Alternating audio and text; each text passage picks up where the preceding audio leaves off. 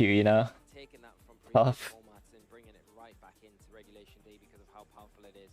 Interestingly enough, going for 2 fighting type Pokemon, and we've seen with the Urshifu, the Rapid Strike Pokemon, and also the Iron Hands as well, more supportive role that plays and can. Wait, the Japan stream layout's different. What? Tricky speed control situations for you. Shen Pao as well, another Pokemon. Maybe it's this behind. Sort of rune ability to Maybe it's this behind. Maybe this is all of the behind. power on these big physical type attackers on Arash's Can I try to check if Japan would reveal the team? very interesting Terra type with the flying there, taking advantage of that aspect of its game. Yeah, a couple of Pokemon here. Tough guy's gonna win. Naoto is gonna win. About the Urshifu. Urshifu, That's 2019 world champion Lunala. A Lunala supporter. It already hits really hard, something like Surging Strike's getting those guaranteed 3 critical hits. But Wait, is he seriously running Swords Dance? Swords Dance is so weird. Is it Drain Punch? So it's going to be interesting to see if that's going to come into play in this. He's gonna TO him. Naoto? Yeah, Naoto is gonna TO him for sure. Even the Iron Hands with that fake out there, where it is going to be able to have the room to potentially get that sword dance up, and then with that Okay, that's funny. that it's got there, increasing its damage even more, really becomes a big. That is very funny. But we can look at Naoto's team as well on the other side of the field, going up against Arash, and he will be running Iron Hands, Fluttermane, Urshifu, the Rapid Strike version, Landorus. I do think the Chempal team probably has a bit of an advantage here, though, actually, from Arash. So you guys were kind of right. Because, like, Chempal hits the Lando, hits the Mungus, it does a bit more value there overall. But since the teams are so similar, it's basically even regardless, though. It is basically even. But it's something worth considering. It does depend a lot on, like, Landorus Terra typing, for example. If they're both Terra Lauder, then you can, like, Terra Lauder, and then Landorus is good into Chempal as well, so it's kind of fine. Yeah. But the problem if you use your Chi-Yu for that, then their Flutter is also going to be stronger too, so it's like, there's a big trade-off there for sure. That doesn't really, like, necessarily work out all the way. Kind of advantage if one outspeeds the other, because then you've got the ability to throw out a lot of damage very early on. And also, they did say Swords Dance Urshifu, and the fact they mentioned Swords Dance Urshifu makes me believe that's on the team sheet, and they're being little snakes. Because like, I don't think Swords Dance Urshifu is very good, but the fact they mentioned that set, you know, makes me believe one of these is Swords Dance. So whoever's the Swords Dance Urshifu is who I have money on losing, you know? They mentioned the set, Olsen. They did say that set. They didn't say they were running it, though, but I don't think there's any other reason they would have brought that bad set up. It's not. It's just not good, really. It's not a Japanese tech either. Though, Naoto might run it. There's a chance. It's kind of weird though, because like, I do think Chi-Yu actually leads pretty well. Yeah, it's still around what? I feel like this is going to be a Mungus Dittos, and then like, from Naoto, I think Naoto leads Chi-Yu, right? Like, a Mungus plus Chi-Yu should be pretty strong into anything that Arash can bring. Because, like, it deals with the Urshifu pretty well. And then I think you would probably have, like, Nasty Plot on it or something, and then it could do a lot of work in that regard. And Threatening Spore is pretty value too. Oh no, it's just Iron Hands.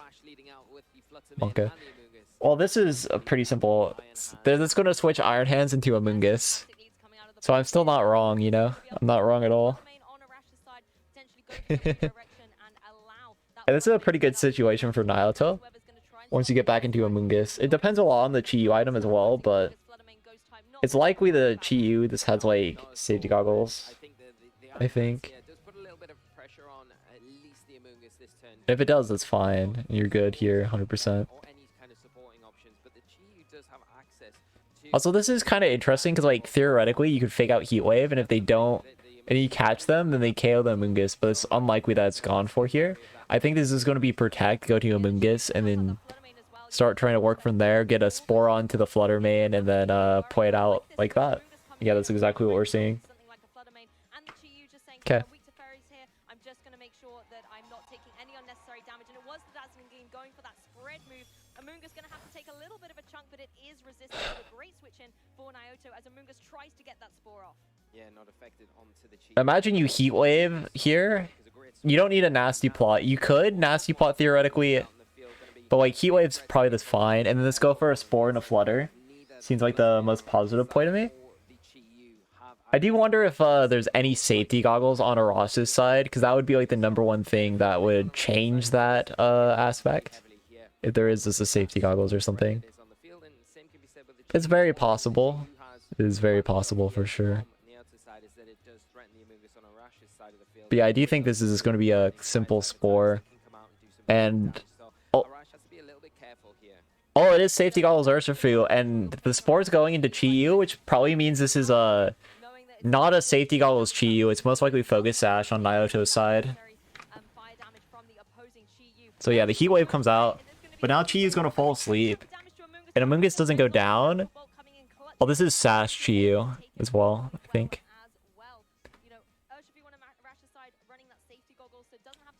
But yeah, this is a pretty good position now, not having the goggles. Well, red and Amoongus switch, okay. Interesting. That is a very crazy read to make. Though I guess it was safety goggles, so like it didn't matter, really, from the Urshifu, what happened there. I do wonder what the Chi-Yu is, because they... If they're like Terra... There, if you're Terra there, right? You probably actually look for the Terra Fire with your focus. Oh, it is Swords Dance. There it is. How about that, Olsen? I knew Naoto wouldn't do it. It was Rosh all along.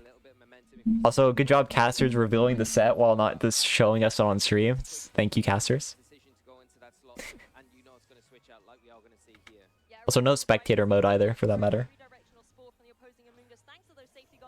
Lando's in. Ooh. That was pretty risky. That was pretty risky. But Iron Hands comes in now. And we saw that Urshifu doesn't have Protect. So this is going to show some of the flaw of this kind of whack set. Because they don't have Protect. You can fake out and you can Terra Flying and you can get a kill that way. Well, Terra... Pollen Puff, okay. Actually, we did have Protect. I don't think it did. If it did, this position's fine, right? You're perfectly fine. This has to be Terra Flying as well, too. Yeah, okay, it does have Detect. I got confused because of the fighting at the bottom. Actually baited me right there. But yeah, this position's fine then. You just Detect, you sack your Amoongus, and then get Chimpao in. And then if it is Terra Flying, which I assume it is based on how this is playing out, then you have a good way to actually just win this game from that position. Chimpao onto Terra Flying Landorus is a very strong position. Yeah, we're seeing the Terra Flying, I believe. I don't think it would be Terra Water with how they played so far. And yeah, there it is.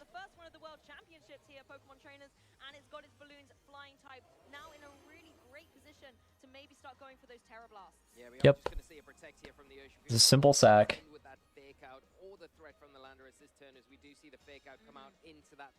Chimpao comes in now too. Yep.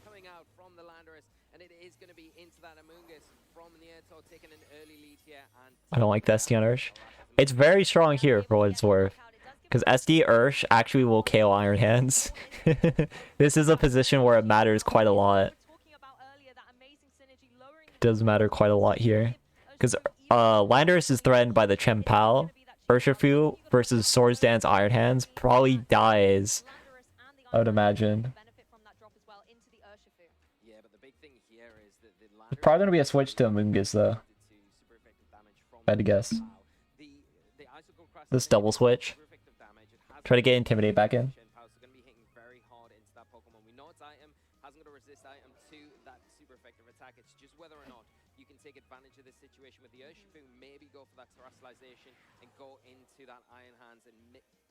Okay, Intimidate actually helps quite a bit onto Urshifu here, which isn't normally how it would work. But this preventing the KO on Iron Hands from the Urshifu potentially is very valuable. Oh, Terra Ghost is not something you want to see either. That means you can't Drain Punch Chimpao for free healing. So yeah, this set's looking very good for Ross right now. Slow pivotines, but that's it, yeah. This is like the set example of where it is good though, for sure. For sure. I am interested to see if Nihil's actually Terrafire Chiyu. Because like if they Chiyu Terrafired earlier and KO'd a Mungus, that could have been a way back in. But of course we didn't end up seeing that. Yeah, now we see the Chien-Pao Terra.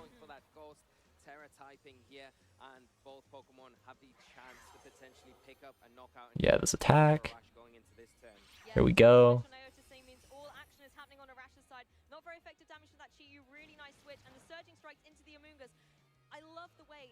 Oh, Rocky helmet.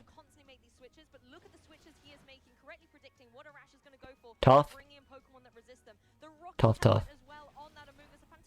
I don't know how Arash can really maneuver around this. Like, Amoonguss will go down to Icicle Crash here. Well, I guess if Icicle Crash misses, right? That's a game changer. Icicle Crash miss is enough to change this game.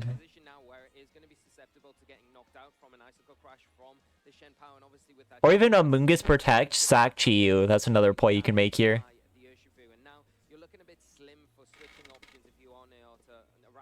It's a hard position though, for sure.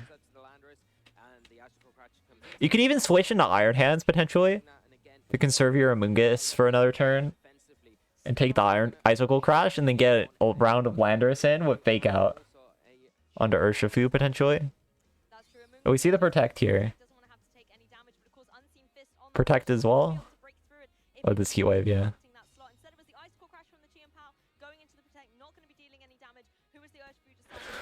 Unlucky.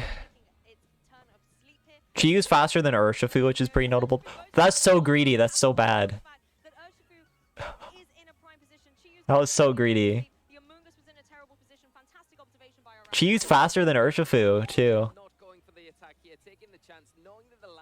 That is so greedy. That is so greedy, man. If Chiyu wakes up, that would have been like over. Maybe Chiyu didn't take a sleep turn. Maybe I'm just being a little wrong here potentially.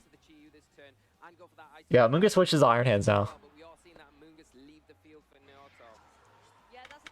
This is still a very hard position for Naoto. Oh, Aqua Jet, yeah. Okay.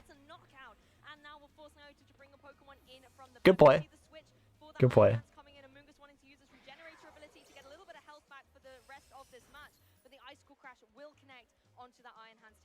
Importantly, safety goggles as well here. Fake Out and Bluff Spore, switch to Lando,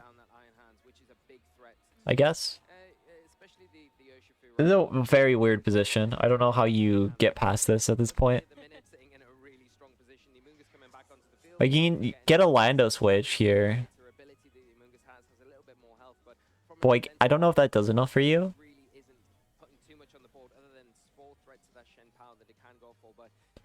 And yeah, they could this Icicle Crash too, and that would be really bad.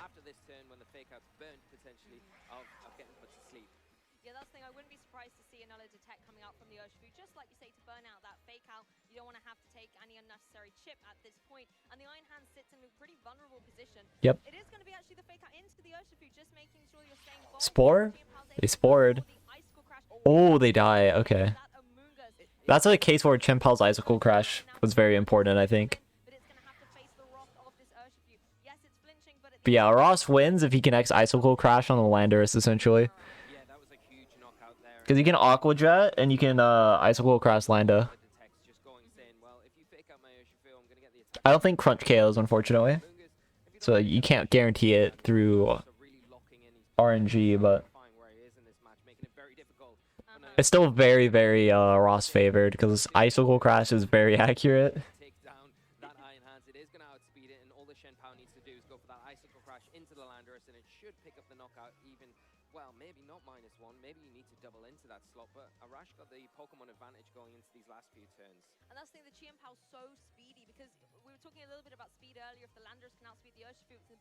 All right, Aqua Jet.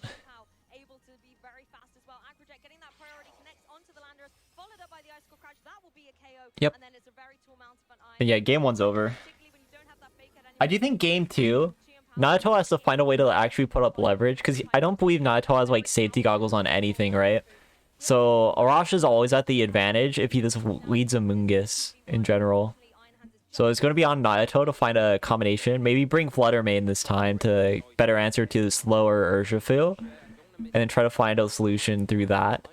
And also important, I do think Naruto should know how fast his Urshifu is now after seeing the Chiyu. Though then again, he could just be timid, so that would be a bit unfortunate. But I think you kind of assume that the Urshifu is a slower set, because Swords Dance has Aqua Jet and has Surging, it has no fighting move.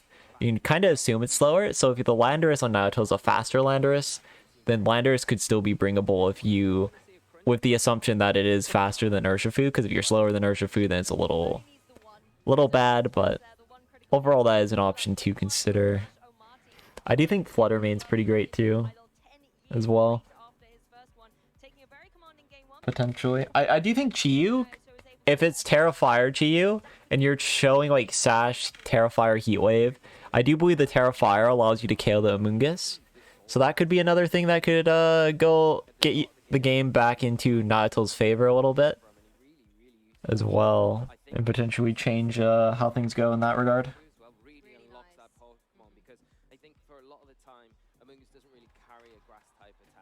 No, too well. We're selling ammo. Oh my god. I believe in Naruto. That's my goat. We did see how effective it was though, switching in on the rapid the surging strikes. Like if they're Terrifier Chiyu, like the sweet Chiyu again. Yeah, the thing is they brought in Amoongus, but they brought in Amoongus to a situation where they could just switch to Safety Goggles Urshifu, and the Safety Goggles Urshifu just beats their whole team. And then they just allowed a Spore on Chiyu, which that should never happen for Naruto. That's unless like the Amoongus on Arasu's side goes for like Terra Water or something. Because like you have Fake Out, you have a Chiyu without goggles. You should know you have the goggles disadvantage there, so leverage your Amoongus or just don't bring it. Like actually. This actually. Yeah. Like play your Chiyu, go in King, you know.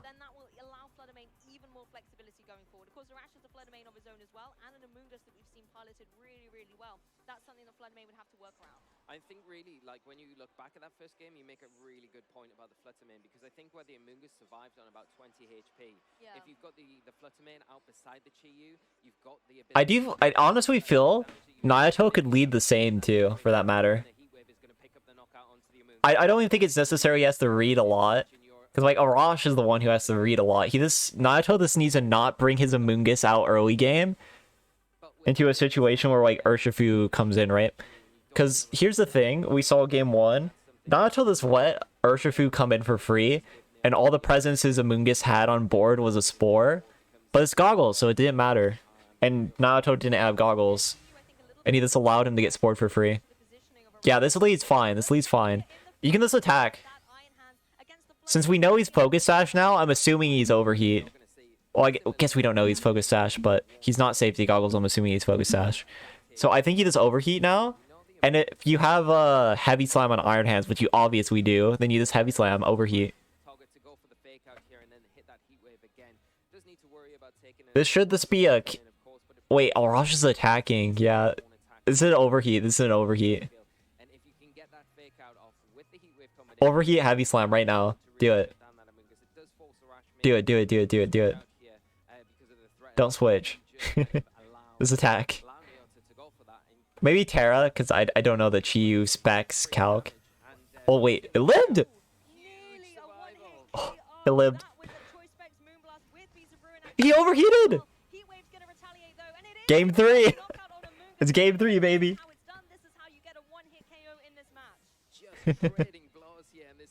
Actually, it may not be game 3. Chempal is scary, dude. Chempal is scary. Chempal Urshback is still scary, for sure.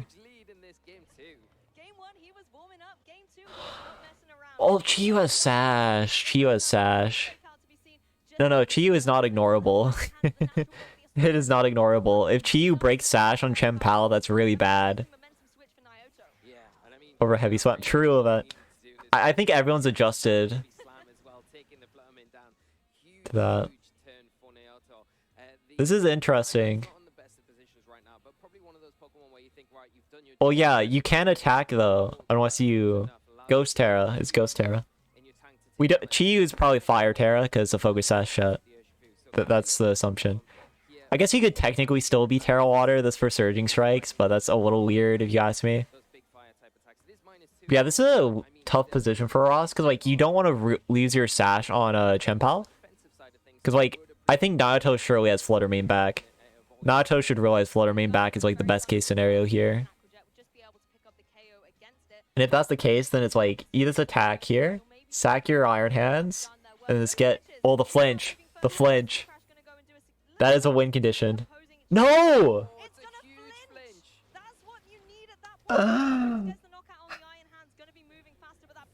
No! No, bro. Okay. Are you kidding me? Are you actually kidding me? Reveal Flutter. Or actually reveal Lando first. Reveal Lando first so you can get Intimidate down. And then reveal Flutter in endgame. And reveal faster Lando too. Why not? Right? And no Icicle Crash flinch for that matter.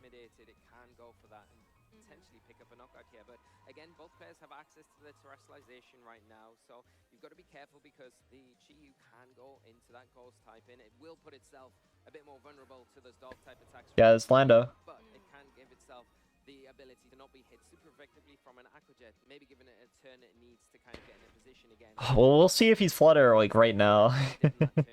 Oh wait, was Urshifu Terra Water? I think that's still Aquajet range. Actually, it doesn't matter. I think Aquajet and base probably KOs. That is so annoying. That is so annoying.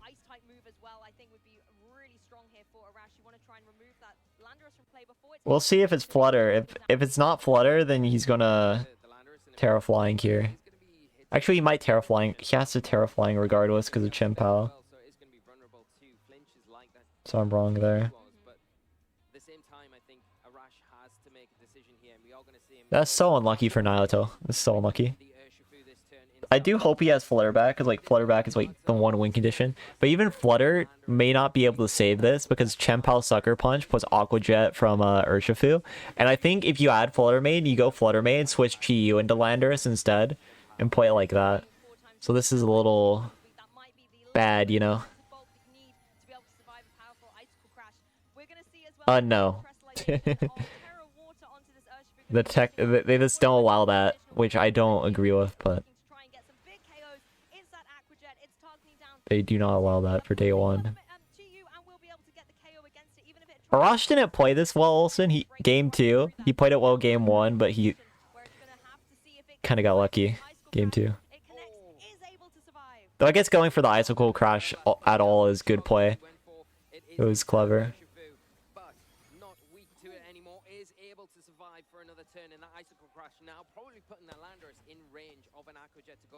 I swear, if this is a Mungus, I'm gonna be so mad at Naoto. There's no way it's a Mungus. It probably is because he didn't bring Flutter earlier, but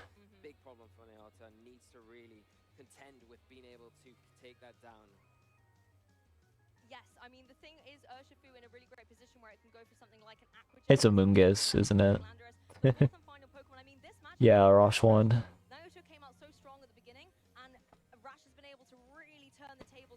Oi, oi, oi. It is. Oh my god, dude.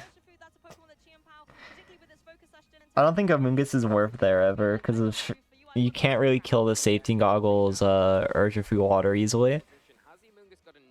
So yeah, it's over. Still very unlucky that Naoto just got Icicle Crash flinched. But yeah, I don't think bringing Amoonguss back was correct ever. Making sure that Arash is in that dominant position. If it can survive a pollen puff, that's the big thing here. Or maybe you even just protect your Urshifu this turn to get around the protect on the potential Landorus here if you're expecting to go on the outer side of the field. Of course, you can't even, direct away that Aquajet because you've got safety goggles on. It is going to be the Aquajet coming out from this Urshifu, finding his mark down onto that opposing Landorus, does get the KO. And now Arash has really turned the tables. Chienpao going for the protect here, just wants to make sure that it is still going to be... Flutter should live Sucker Aquajet after Intimidate from Landorus is my thing. Olsen. Going for that spot into the Chienpao, not going to be effective because of the great protect there from Arash. And now in a position where you can just icicle crash and then go for another attack. Especially with considering it's probably a bulkier Urshifu and it's safety goggles. It's goggles. And he would have Terra. Like my main point is that you could like Terra Fairy and then have like Landorus switch in if he had it. And then win through that. That was my main idea. Yeah, it's literally goggles. And Sword Dance. It's probably bulkier. And then look, it's 2-on-1 HP. Surging miss for comedy. I mean, Icicle Crash miss for comedy. No, okay. Tough. Detrimental position after turn 1 in game 2. Coming back like he has in such fashion, really testament to the choices of Pokemon that he has picked here in the Urshifu and the Chienpao, how strong these two Pokemon together, especially with the item choices and the move choices both Pokemon have on that side of the field. Arash playing this really conservative. That's rude. That's kind of rude. Much that this Amoonguss can do to the opposing Urshifu, so just trying to make sure that it gets another sword stance up, able to get some big damage off. The Chienpao going for a protect once again. Amoonguss. It's not Wiki Berry, it's Rocky Helmet too. That was super unnecessary. And I think that's, I think you've got to try and target that down. No, I guess he's playing for the... I don't even know. There's nothing to play for at that point. You've got to kind of play this a little bit safe in this position. Just going for another sword stance, so it looks like this turn, just to make sure you're maximizing the damage there as the crunch comes out. Not Dude, why are you... Just go faster, dude. Dude! helmet damage onto that side of the field. I think the Rocky Helmet damage What? is really critical here because Chienpao now has its focus slash broken. It's also now asleep. It's in a little bit more of He's a- plus 5. This is where the Urshifu really does have to, have its partner's back and try and get that critical KO. You can't just freely go for surging strikes because, as you mentioned, you're going to take damage after each. Are you kidding me, man? Make sure that you're going to be able to get that solid KO with this Aquajet. Close the game. Yeah, making sure that it Bro, you're plus 5. I know it's Rocky Helmet and you're avoiding a Rocky Helmet KO in quotes. Well, like, it don't matter. Thank you. Jesus. Hurry up. Hurry up, bro. Hurry up. Jesus.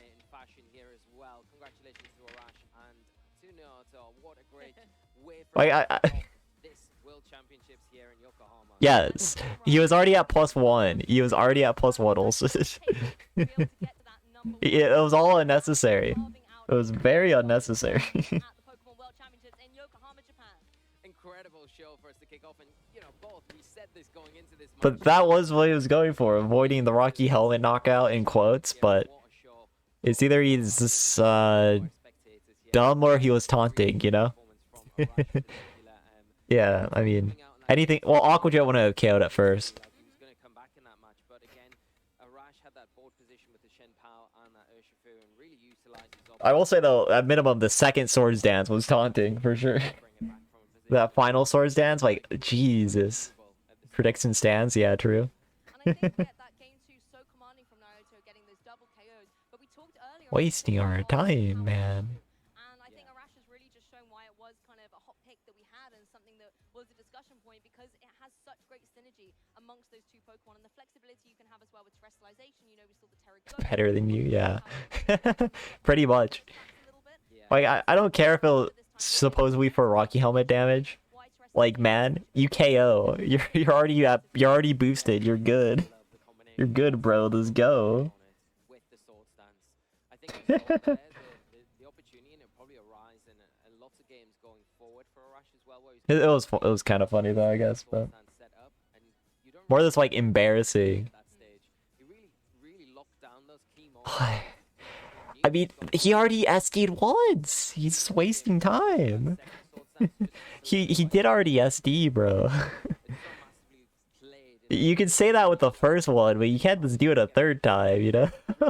just taking a step back almost. Like, man. Game there, not panicking in those situations, not really needing the urgency to get rid of Pokemon, and looking at the overall picture, being able to get that sword stance up at the right time and just overwhelm the auto, and with such convincing fashion as well. Excited to see how far this core can go this weekend. Exactly, and it's a shame. I kind of still really wanted to see the Flutter Mane on Aota's side. I Yeah. think maybe having that in the back. Alright, we can look at pairings. Yeah, it was super overkill. Obviously, we saw the Terra Border kind of making it not as weak, but still. Like, we saw him check it too, man. I think Flutter Mane would have been able to get some really big KOs. I think so as well, and like the Iron Hands in that first game, the second game did do a little bit more of a job than it did in the first game. So I meet them briefly. Haha. Yeah, let's look at some pairings, dude. Let's look at some pairings. Let's get a little look-see here. Oh yeah, Junior's already done, of course. I wish they changed the layout of this to like Masters first. Alright, okay. Oh, we're already on round 2. Alright, sure. Well, the round 2 stream should be coming up soon, so I will unmute them. I will unmute them, actually.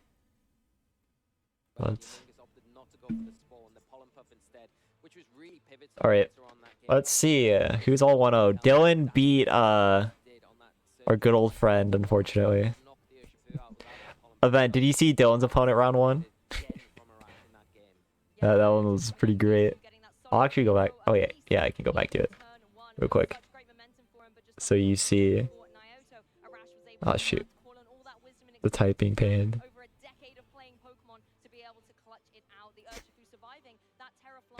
And now I move away and never mention that ever again. Alright. Gary Kwan. Kyosuke. Talk YT. Did Wolf win? I can check. No. Wolf lost. Yeah, fantastic. And let's keep the ball rolling. I believe we have our winners interview with Arasha Marty and Aaron on the stage. Killer Bear lost. Luca Paz lost too. Oh, we'll look at the interview, I guess.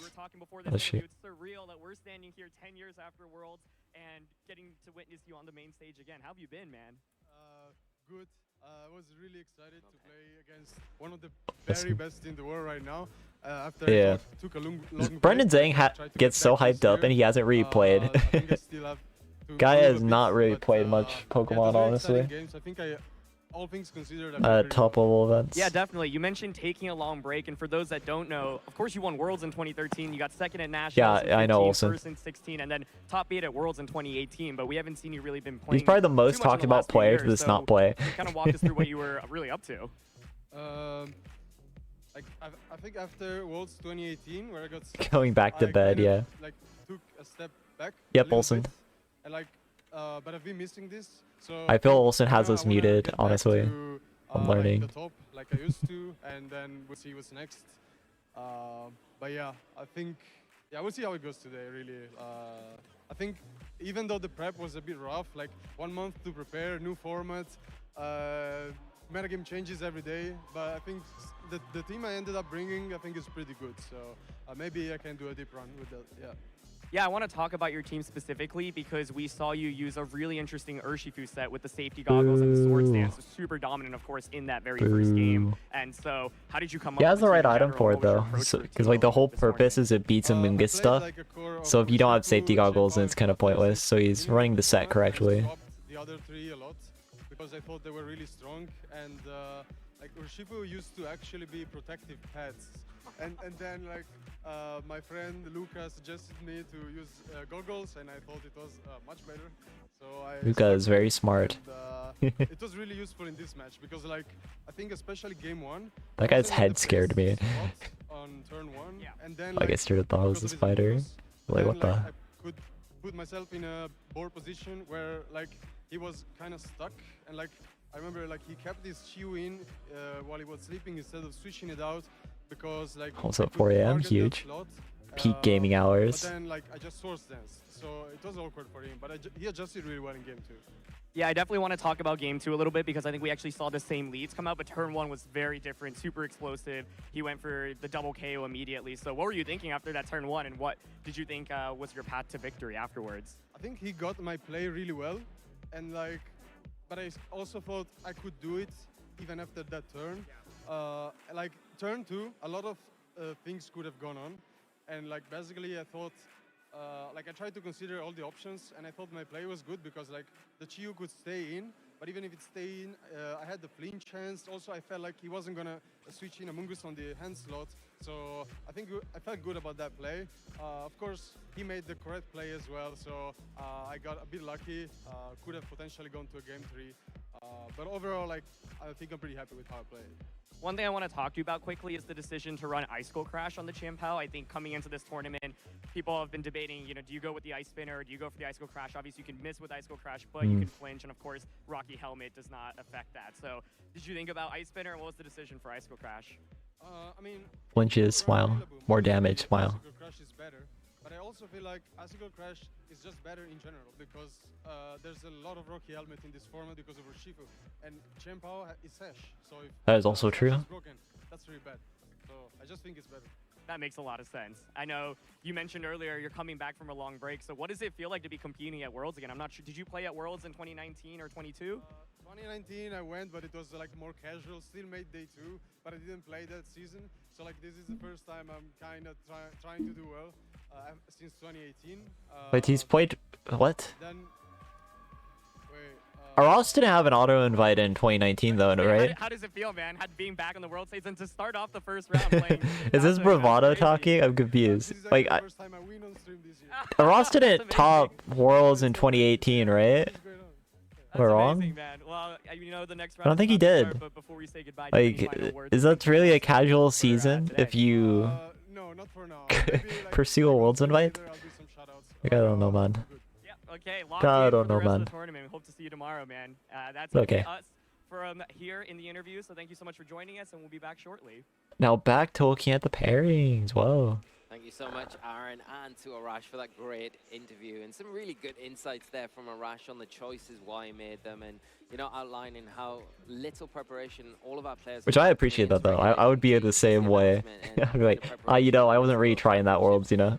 Everyone's been on a really tight schedule, but you can see Oh, the God. choices there that he has made have really paid off, especially in that Oh, game. Nails has a pretty good He just matchup here. mentioned he did get a bit lucky with those Kotash. crash flinches, especially in that Kang game one, versus but I think Kalen Brown you've is gotta pretty have a cool little bit too. of luck if you are gonna Oh, go Riolma all versus in. Toller, kind of an old head matchup in a way. Run it out with Justin focus, Burns so versus you've gotta Marcus have Statter is kind of fun in too. your favor at certain times, but it's kind of crucial. And I Oh yeah, think Chong Jun's that at in Worlds. a Nice. little abundance there in that game one, which is going to help him. Hopefully that carries on for Arash in the rest of this tournament. And Justin sure, Karras he versus feels Alexander like he's DeAndrea. fired up like he was Audi when he versus did Gyro. win the title Gyro. for the first time. So I'm really rooting Oh wow, to see Naoto how actually they got for the paired rest of up this versus weekend. George Yeah, I think Tipperman. it's definitely expected That's a bit kinda- when it comes to team building so far because, like we said, Regulation D is unknown. course Kinda at the tough. moment. And seeing a lot of familiar faces, but Katsuki versus Neil. This is a very good matchup too. throughout Regulation C, but then the new Pokemon of that Urshifu, particularly with its new choice with the Sword Oh, Dance, this one's fun. Michael I think it's D'Angelo really versus nice to see that Yuma. fusion of the old meets the new, and that nice Aaron transition Trailer coming versus forward. Brady So Smith. definitely an interesting matchup Kind of to play funny by considering like Yeah, and I think that the if thing you of watch like the when you Wolf look at the video, teams on Brady paper, got you called look at out the by six Wolf, Pokemon, you say, and Aaron's like Stan part of and that friend Pokemon, group, but right? again, I think it's a Who common usually narrative uses that you Wolf see teams. with successful That's a teams little in funny big of a tournaments. matchup It's the in that little sense. changes and choices that players And also make too, there's really good players too. solid And then standard Utah form versus that really make Cortex all the is kind of difference. nice. And if Yuya safety versus goggles there on Ashen the is what I first imagine would be particular with streamed. that sword stance, a If I had to really guess. interesting choice there, and I think the move choices as well on the Arash, really interesting. Crunch, not really something Yeah. that we Angelo see Hunter too 1-0. often, and the Icicle Kyle Crash as versus well, which Sohive is kind of funny Aaron too. outlined perfectly there on stage. It can Liam miss, so it Gilbert can be versus a bit Roxon. temperamental at times. It can cost you in certain situations, but because it gives you a little bit more power and in those really key Nugget Bridge. situations, I think it's a really good choice. And if you're confident in Oh, that choice, Sableye versus when you're making a Yohai. team, when you're putting it together and think, yeah, well, I'm pretty probably good. gonna miss maybe 1 out of 10 times, maybe. Ooh, this Then is you're not Meluka prepared versus for that, Luca you're Trade willing Jute. to take that Luca just came back to the straight scene, off did bat pretty power, like which in is general very well at important most at certain regionals, times. And then Meluka, of course, won the very first regional of Scarlet and Violet. And I don't think played as much after that, but that's a fun one for that sense. And Luca, this was his comeback season, really. And he started having some like pretty good performances overall. Donald Smith versus Taro is kind of okay. Jai-Hol Lee versus Kai Yazawa. Who's Dylan playing? I checked his name. Alan Martinez. Okay. Dylan probably can win that. Dylan's definitely the favorite in that matchup, I would say. Pretty confidently. Could get proven wrong though, it is Dylan. But Naoyuki versus Luca is a good matchup for 01s. Wolf, of course, 01 as well. Oh, Andrea Banfox lost. They're playing Hong Kong's champ. Real Skate Kosuke is at 01 too. Yuma's 01. Damn. Ding versus Steve and Mia. Giselle actually goes to a lot of NA events. So this is a pretty fun matchup. I do think Giselle's probably the better player in this circuit overall so far. Though Steve and Mia, of course, did really well. Top 8 Worlds 2019. So, like, Steven's the more accomplished player, but I do think Giselle Ding is probably a little favored. Anash versus Bitch Kendrick is pretty okay. Thomas Hayden 01. Nielsen versus C. Ooh, Azuki versus Shulturl. Carson's already 01. So a lot of Wolf's friend group is already down. Febzy versus Brendan Zhang. That's a hard matchup though for Brendan. Like Febzy is a very good player to have at 01. Pardini is 01 too. Who's Park? Pardini is the biggest VGC streamer, really, honestly. The French are too powerful. Actually, is he Italian? I don't remember. Embarrassing, and I just... Yeah, he's Italian. Yeah. Giuseppe Musical versus Takumi. This is a pretty powerful one game as well. Oliver versus Yasuharu is pretty good too. There's a lot of good matchups. It is Worlds after all, though. So it kind of figures. Full sweep again. Work makes this look like we're responding to you guys just having a conversation. Yeah. Pretty much. But yeah, that's enough for pairings. 4 minutes back. Not too bad, considering they took forever to get the stream set up, though. So it kind of... kind of had to not take that long, you know? It had to not take that long. Hopefully the stream set is always the last set each round, so we can keep getting this less like downtime. That's my one hope. I'll even take some Wochia and stall players, man. Get these stream games long. So it's been 3 hours. Hey. But there's only 7 rounds today, so it's not too bad. This is actually a pretty respectable spot for Worlds to have like only 7 rounds, I think. But that's pretty nice of them, to be honest. This experience has just been absolutely amazing. It feels great. Like considering how few people were actually invited to Worlds, having it 7 rounds is like really good. nice. It's a lot. It's really big, as I've never really won. It's not as intensive, though it's still very intensive because it's Worlds and like you got the best players in the world, you know? Winning OCRC has made me want to play this game more. Winning Worlds will just want me to go full on into this. Winning Worlds would be great. Obviously, it's the biggest tournament in the Pokemon TCG. Winning Worlds would be the culmination of everything that I've worked for in the past 12 years of playing VGC.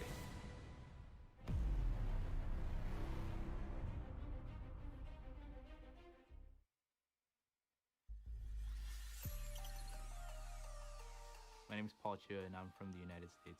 Palafin in a very, very strong position to get another knockout here. It's gonna still have to see if it can wake All up right. here, but I think Gabrielle knows this is it. The battle is over, and Paul Chua becomes your 2023 European International Champion.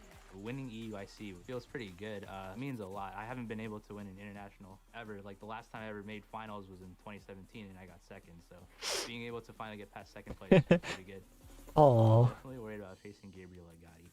That finals match was really close. I definitely think he had a really good chance at winning. I just got a little bit lucky near the end.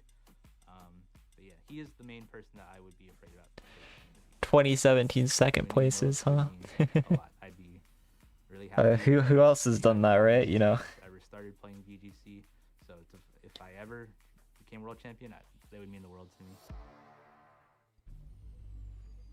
My name is Owen Murphy, and I am from Georgia, in the United States. I am now the senior. Can't imagine how powerful Paul Chua is now that he got banned from League of Legends, though.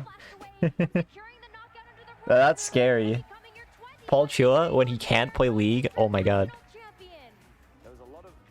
Yo, that would be so funny if he actually wins Worlds after that.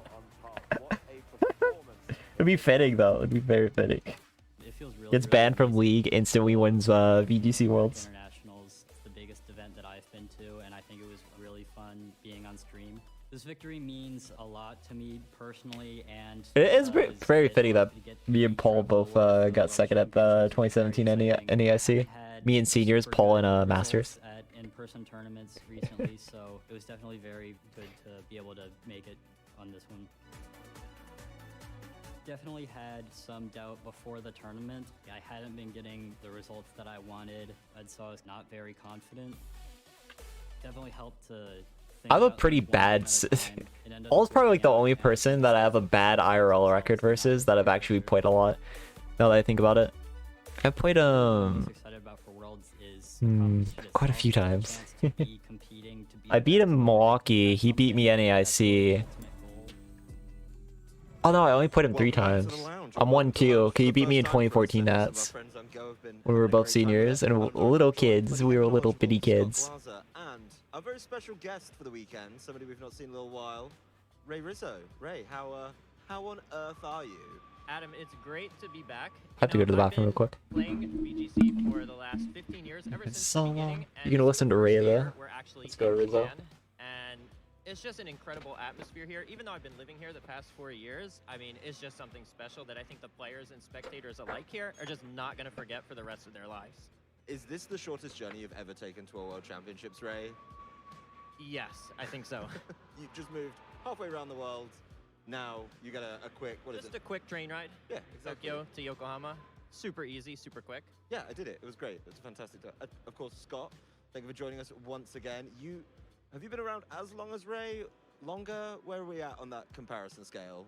He's got me by a few years, right? You know, it's very inspired by Ray's championship victory in 2010. I guess I would have, I think, would have been the U.S. Nationals right before that would have been when I started playing, where I've been doing singles for a while and kind of was eager to check this thing out. And then, you know, I thought it was just going to be a quick experiment. Like, oh, you know, I wonder what this is like. And then here I still am, you know, 13 or 14 years later. Funny how that works. We're all still here 15 years later.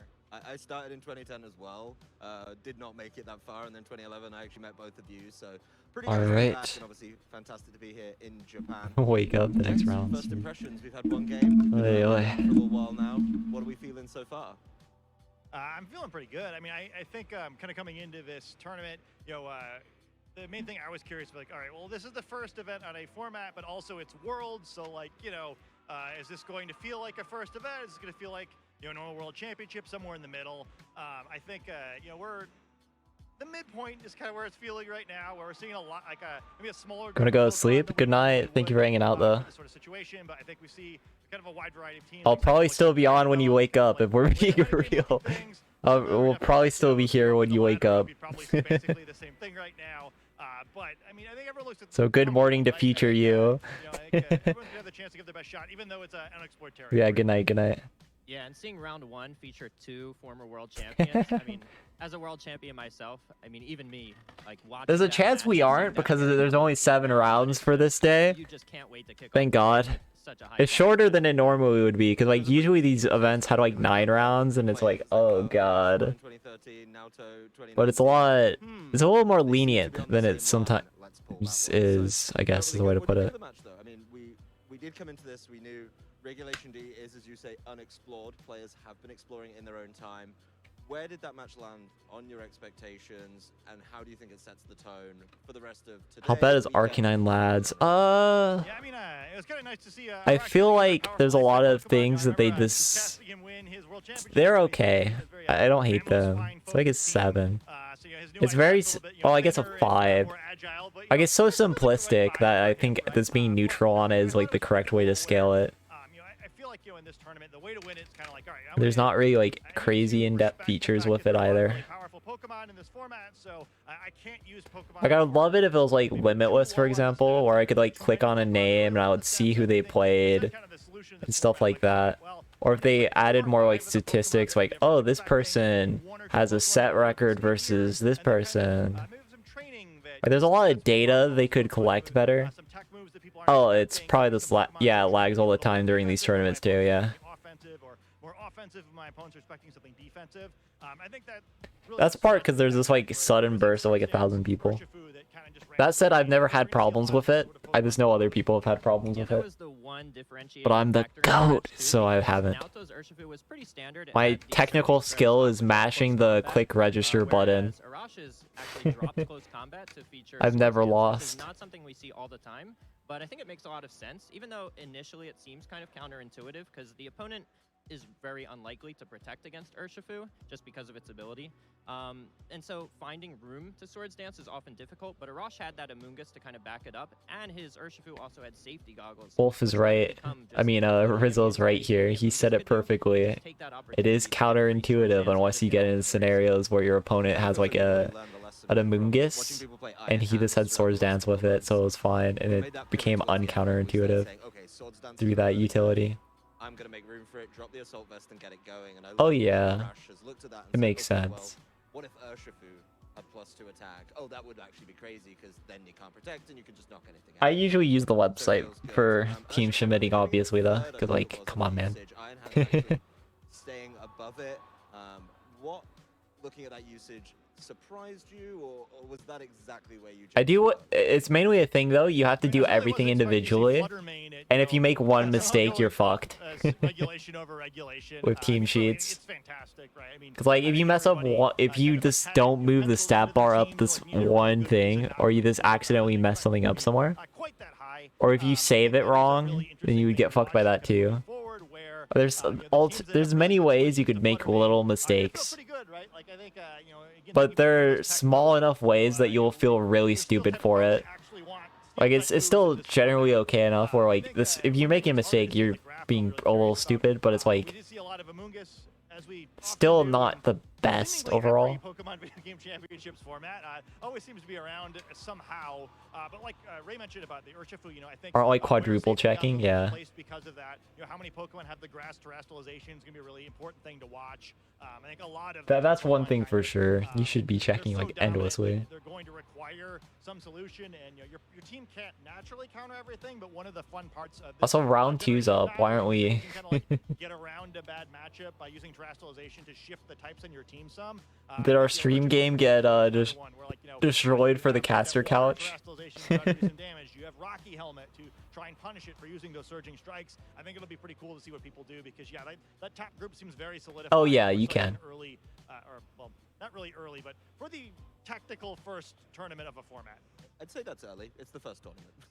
Yeah, and you touched on this a bit earlier, Scott. The sliders on it are very weird too. Like the drag down menus, like there's no easy way to like copy it quickly and get all things like imported in a fluent fashion without any sign of like technical error.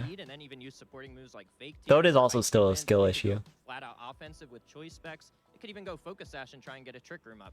I mean, Heatran likewise has so many different sets it could run. I've seen Magma Storm, Iron Defense with Body Press. We've seen Life Orb, Left Magma Storm is based, by the way. That's so funny. In that past match, we just saw how Urshifu with the Swords Dance instead of it's very inaccurate, but it is a very funny move. So a lot of these top Pokemon, even though their usage is so high, there's so many different ways of using them that I think really sets them apart and is going to be so interesting to follow this weekend. Yeah, I'm really excited about that. I mean, I think I'm always the first to kind of make fun of that year, was it 2015, where it seemed like they're the same combination of 5 Pokemon in every team, because that one, it didn't feel like to me the top Pokemon had that much differentiation, right? Like even though usually like especially like that fire type slot was just like a variety of different things. Yeah, the Entei. very samey, right? It was like very tactical chess format where you kind of like really had to grind it out to try to get an advantage. It wasn't a tactical chess format. It was just bad. It was just ass. It was garbage. 2015 was awful. Don't let anyone tell you otherwise. Very imperfect mirrors, you know, and like the differences between the team are really going to change the options. Like chess, tactical game. No, the megas were just broken. They were absurdly overtuned. At least in day one, then you might have expected. I think that it's worth looking at the details because If you want tactical, then it's like 2018, but 2018 was just boring. 2015 was just bad. Oh no, yeah, no, you can. You will feel stupid for it. That's the one thing I'll say. You'll feel really stupid for it. But yeah, you definitely can. That to me is like the big difference maker for it. Is like you've always had these obvious weaknesses, and being able to skirt around them is pretty nice. Yeah, I'm a big fan of Heatran in this format. I got a question for you, gents. What about the new Hisuian Pokemon? How are we feeling about Basket Legion? Whoa! Adaptability. This is like a long-running thing. In your absence, Ray, there seems to be a running, I don't want to say joke because it's not particularly funny, but any Pokemon that's able to slow down a game seems to end up on a game I'm casting. So I am a little bit nervous about Hisuian Gudra. I think it makes a lot of sense on paper with the steel typing, and as you were saying, you have to bring. I don't think we'll see many Gudras. It's okay though. It's not like you just take the steel type and you use it for that, but them being able to. It still has Gudra problems, where it's not very high tempo. Feels interesting to me. I know I'm gonna get sad. Triple saving my Pokemon save file, yeah. And I'm triple saving my Arcanine team list, on God. So different to what we've been seeing for the past few months, with everyone going, you know, Flutter Mane, Iron Hands, and just dealing big damage. I've never messed up a team sheet in my life. I enjoy Gudra a lot. Just I think like that sort of. I like Gudra as a Pokemon though, so I want Gudra to do well. I'll say that much. When you're not just trading On Pokemon that. back and forth, and you're kind of working towards something else. I think it's I still think Gudra has more sets than it's given credit for. I don't think it has to always be the leftovers acid armor set. Like, I think this running coverage on it and then running like feint is very cute too. Like, I don't think the acid armor stuff is crazy. I think gimmick moves like feint or this having like Thunderbolt Ice Beam coverage is a lot stronger, and having like Heavy Slam too. Like, honestly, Gudra's main appealing quality to me is all the coverage it gets, not the fact that it clicks Iron Defense Body Press. At least in my opinion. There's too many ghost types too, for that matter. Like, it can work, because, well, yeah. No, not specs. I like AV. I think AV is a little stronger. Yeah, I'm with you. Like, Adam, I'm with you. overkill bulk on it, and then this going like utility is like pretty good. You get the opportunity to start stacking those. I don't think you want Gudra to hit though. Absolutely unstoppable. I don't think you want it to hit. So I think it's something we could see, but like Scott said, Basket Legion seems to be really popular, especially in some of the more Western metagames. In Japan, What? they definitely do like Ursaluna. I can confirm that. Living out here, there's a lot of Ursaluna. I don't think the West really played Basket Legion at all. Other than the Rain. The West has played Rain way too much. It's not overkill, it's just like underkill. It's not killing enough for a mon that you're running specs on. That's my opinion. It's very underkill. Like, you're still this 100 base, or is it 120? It's 100 or 120. So you're still like super underpowered, even with choice specs. So I'd rather this have AV and like adjustable utility. To support the team, I think is beneficial too. It feels like a pretty solid pick. Gents, I do want to say thank you very much for your insights. There's so But yeah, in Japan, the difference is like they've actually explored the adaptability Basket Legion thing I talked about a bit more. That I was like, my first team in the format, this adaptability Basket Legion, right? Oh, it's 110. Okay. Yeah, that's even worse. I knew it just didn't do much damage, but. And the thing about AV as well, you sit on Flutter so hard that it's actually crazy. And then you can just heavy slam it. Yeah, I think so too. I think it's significantly better. And way more flexible too. Yep, exactly. You get it. You get it. It's a brand new format, and I was like, I just want to. And like, it also has Ghost Stab. in the world are bringing and what they think will give them the best chance to become world champion at the end of the day. And Having like Ghost Stab on a water type is crazy right now. I mean, not Because only we see that, like they talk about the Urshifu and marketing. Palafin What about the fact and that it's Azumarill for that matter. All three of those Pokemon are hard walled by Amoonguss. Basculegion clicks last respects in end games and it's over. across the entire It's so over. country. And the fact that it's for the players that have earned their invites to participate at this World Championships. Such a good Pokemon, man. Such a good Pokemon. I love it. I was watching that opening ceremony when we were kicking. Yeah, Urshifu Water gets hard walled, yeah. I always, it just gets me in the feels, honestly. And players have worked so hard to get here. It's a whole season's worth of work. And it's not an easy tournament, right? Worlds is the premier tournament, and you think about round one, right? Half the player field has lost the first round. After the second round, a quarter of the player field have lost both games. Right? There's a lot of It's funny like, stuff you can do with partners on it too. So many people are gonna try to vie to get into day 2, of course, and then try to get into Top Cut and win Worlds. But at the end of the day, there can't. Like speaking of Gudra sets, that was my first team in the format. It was AV Gudra plus Basculegion with adaptability and Tornadus. I mean, the fact that it is the first World Championships, it is the Which first wasn't too official great, event but like it of was this funny, this clicking Fate plus Basculegion and having that fake Urshifu Sage. Even seeing some of the tech choices Like- that have already come out from some of the more standard Pokemon that we One would have sec. expected to see in Regulation D. I mean, we're talking I have like a about that billion Swords and Basculegion Urshifu, teams. right? Absolutely. Yeah. Honestly, even though I have a Patreon, you could literally ask me to build anything and I will do it. And then just give it to you for free. I don't actually care that much. What's most interesting about a format like this is how do you make those Pokemon stand out relative to your opponents? We know Fluttermane's Or going the to sub smile. And then I will remember to update it on Discord if you just at me there. And then I'll actually do it. I have the Discord subs thing. I don't update it as much as I should. I update the Patreon. That's all I update. Yeah, see, yeah, my teams. Oh. Some of that was from World stuff. Where is it? This one's dumb. Here you go. Take this one. This is yours now. This is your team.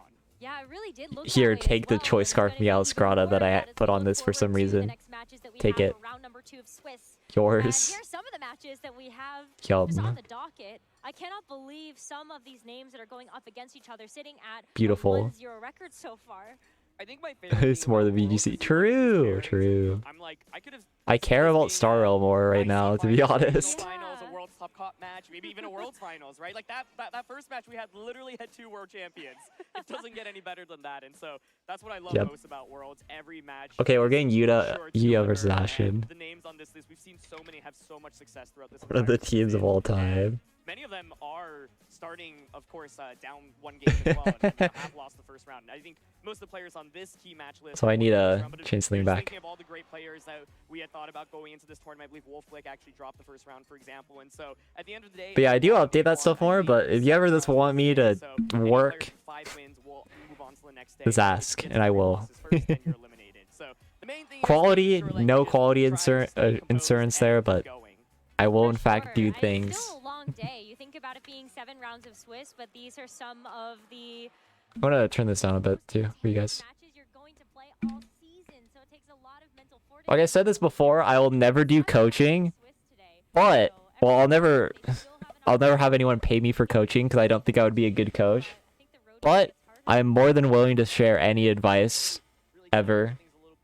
Have you been surprised by anything so far? It's only been 1 round, but I think we've all been taking a little bit of a That's my stick. on the players that we decided to bring. Has there been anything And stupid teams, I'm willing to always share stupid teams too. I'm excited for Lou for this, but all this Gastrodon that we saw in the actual Go, I gotta tell you, there's no way in the world that all of us players should be coaching.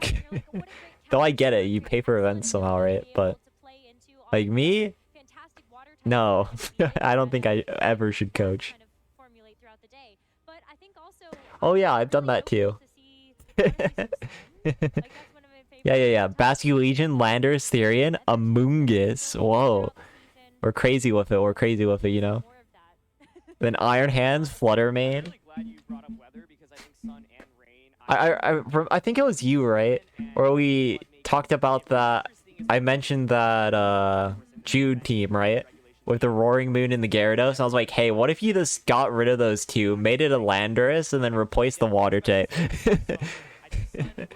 And I was so right for that, by the way.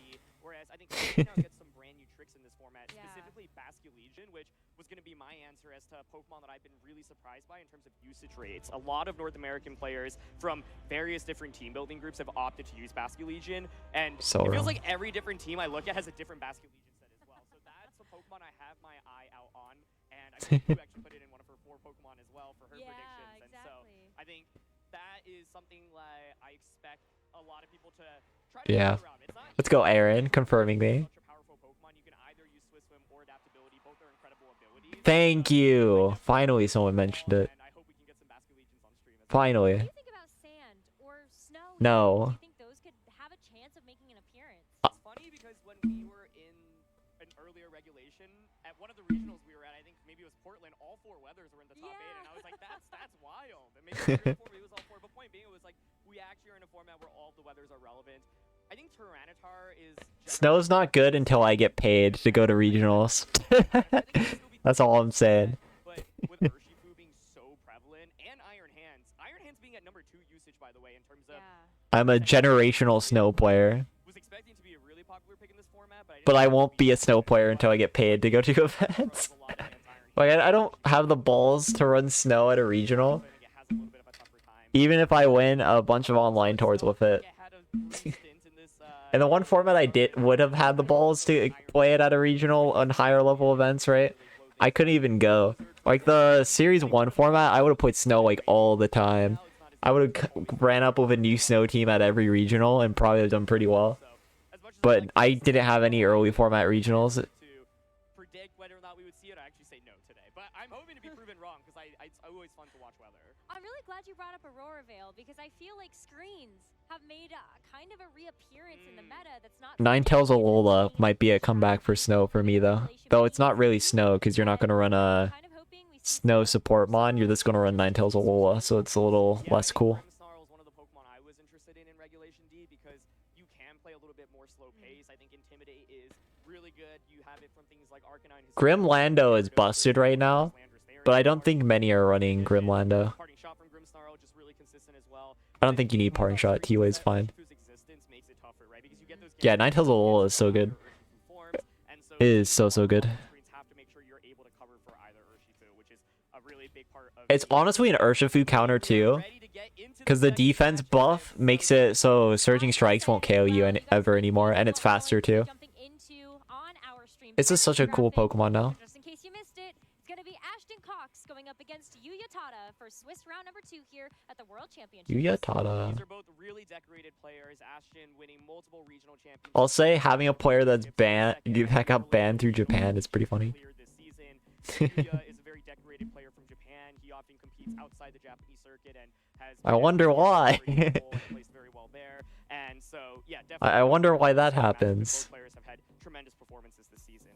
What's interesting about taking a look at the Japan meta is that they are really running some very standard Pokemon, especially when you look at some of the grassroots events that have happened leading up to this event.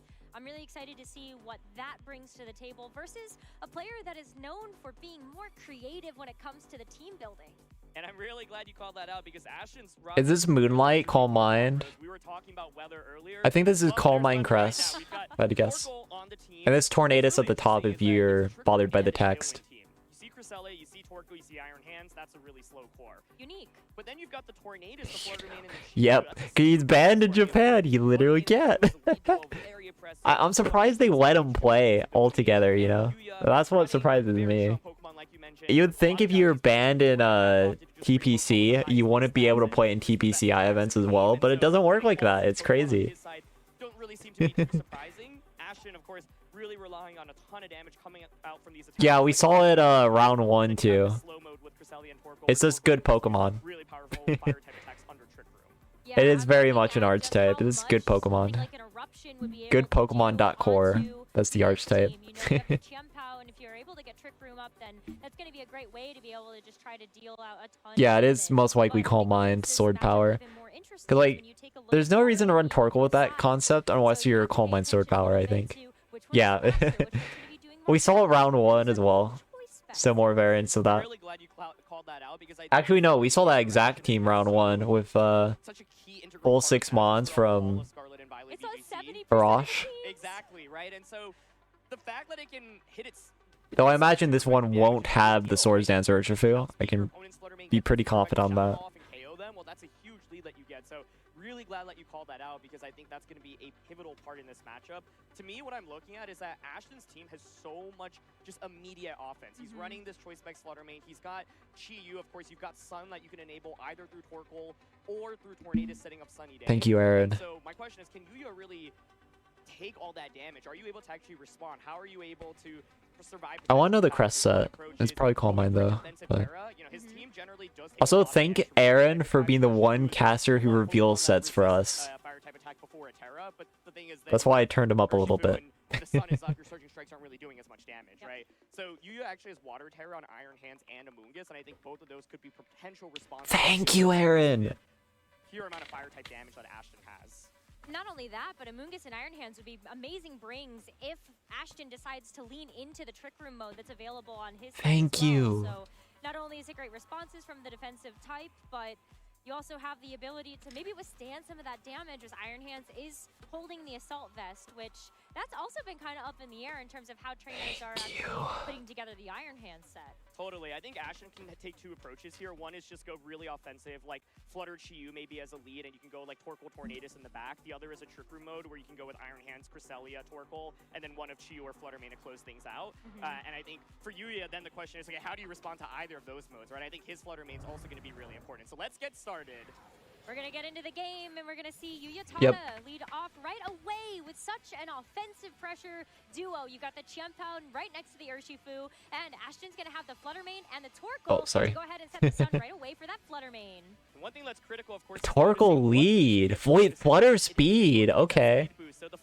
This isn't bad for Yuya. This isn't horrible for Yuya though, but it's kind of awkward. It is very kind of awkward. Like, this is speed Flutter. It's going to outspeed this Qianpao now. And I think this is going to kind of catch Yuya off guard. I think he assumed this would be a special attack boosting Flutter Mane. But since it's not, that's like very scary. That is very scary. I do think this could be a Terra Water from Yuya though. And that would enable a potential KO on like Torkoal. But you do have to KO the Torkoal here in return. And that's not a good exchange for you either. So this is kind of tough. Because Flutter still is going to be faster. Okay, you do this detect, that's fair. Can Qianpao do enough damage though? It is speed boosting. Yeah, I think speed boosting specs is smart. It's just not always the thing on Sun. Oh yeah, Charles. No! No That's the downside of running that attack. It of course can miss, and Torkoal is going to get an eruption to finish off the Qianpao. Oh, that is a devastating turn number one. It's eruption too. It's not supportive Torkoal. I think that's game. I think this might be a game ender. Actually, no, you could maybe go... No. Even if you go like fake out and then like surging strikes, revealing like Iron Hands, right? Then you're just having two mons that get take too much damage from Flutter, and your surging's not going to do too much to Torkoal overall. Like, Torkoal won't do too much back to you, but it's a little hard to deal with. I guess you can fake out here, go surging, and then like terrestrialize your Iron Hands and show like Heavy Slam. And that's like a somewhat of a play. Maybe read yeah, there's not really good options. The ISO Crash was just so bad. Like, even I think ISO Crash has a chance to KO. This Flutter does not seem very bulky, right? But this is really tough now. Will we see the fake out? Is the question. That can get faked out, so it would have been a nice target for that, but Do you see the Terra? Terra Water is a very good defensive Terra for Yuya in this matchup. Oh, it's this Terra Water from Urshifu, okay. That almost KOs Torkoal, so it's a very good button to click, and we do see fake out. We could even see surging into Torn too, for that matter. Because, like, even in Sun, that's going to take so much. But yeah, this isn't a Torkoal to stop eruption, which is also clever. But Torkoal is still this obscenely bulky with that Sun up. Oh, the cool thing here as well is actually that you can threaten a double KO here if you're Yuya. And Flamethrower did 0. So you're able to surging and quick wild charge onto Tornadus and get a double KO potentially. himself to really sweep with, I think, the final two Pokemon, right? We know Fluttermane's in the back. Torkoal and Tornadus both aren't really going to do too much here, but... Though it's still really bad that Ashen was able to get the Icicle Crash Avoid, because now there's just not a good way for Yuya to this confirm endgame. And so I think what Ashen's really looking for is to just continue getting some chip damage. We'll see. Okay, yeah, that's fine. Honestly, a pretty bad button by Ashen, because like you don't get... Like, sure, Bleak Wind has a chance of missing, right? But now because you don't quick Bleak Wind, you're this allowing Urshifu and Hands to have no chip damage on them. Your Flutter Mane is speed boosting, so you're not going to have the most damage output in the world. So this is going to be a little hard to actually win. Like, normally what you would want is Flutter Mane to come in, get special attack boost, and get a double KO here. If you're going for the Tailwind setup, but since you have the Tailwind setup already and you have speed boosting, you're not going to KO Urshifu ever. You're never KOing Urshifu. So I guess the hope is actually Chiyu being I guess Chiyu is faster now, so you can Dark Pulse and Dazzle as your option select here into Urshifu.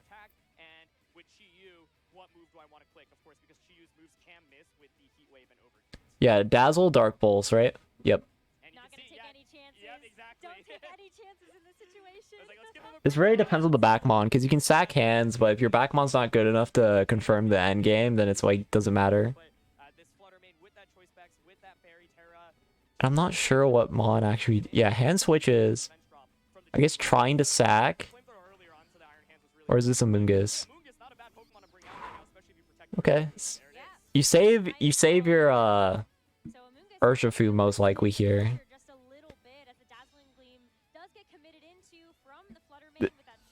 I think Urshifu should be able to live the Heat Wave Dazzle.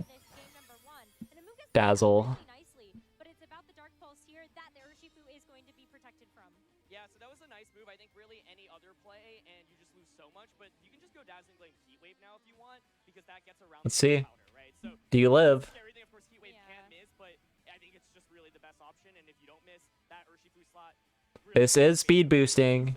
This is speed boosting, not special attack boosting, and that's very important in this position.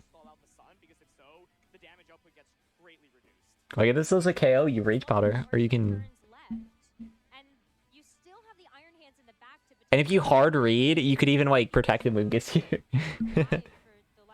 Which is a little troll, but the thing is, Ashen surely quick Heat Wave here. So it's a little less troll. I guess you could Spore as well.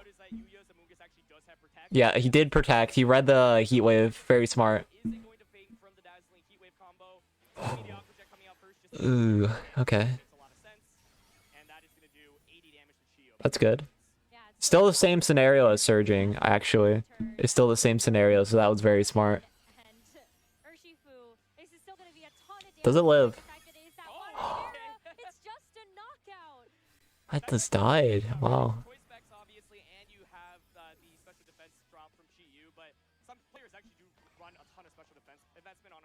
It's not very bulky Ursh. One thing that is big now is that you do get the Iron Hands out, so of course you can bring it out. Sun has faded, so been able to stall things out. Now you have fake out pressure from the Iron Hands. This is weird. Then is who do you decide to fake out? We know that the Flutter Mane here spec it cannot protect, but this is very weird. Flutter Mane, that means Chiyu can just get a super effective. It's all on a Heat Wave miss now. Actually willing to just continue to go with these spread moves even without the Sun. You're still outputting so much damage. So you here first has to get the right fake out off, right? Yeah, it's kind of surprising that he Terra Watered, huh? Urshifu early on. Like, you'd think if you have a Mungus like this, then you would conserve Terra for water. Or conserve Terra for Iron Hands. Do you miss? It does. GG's.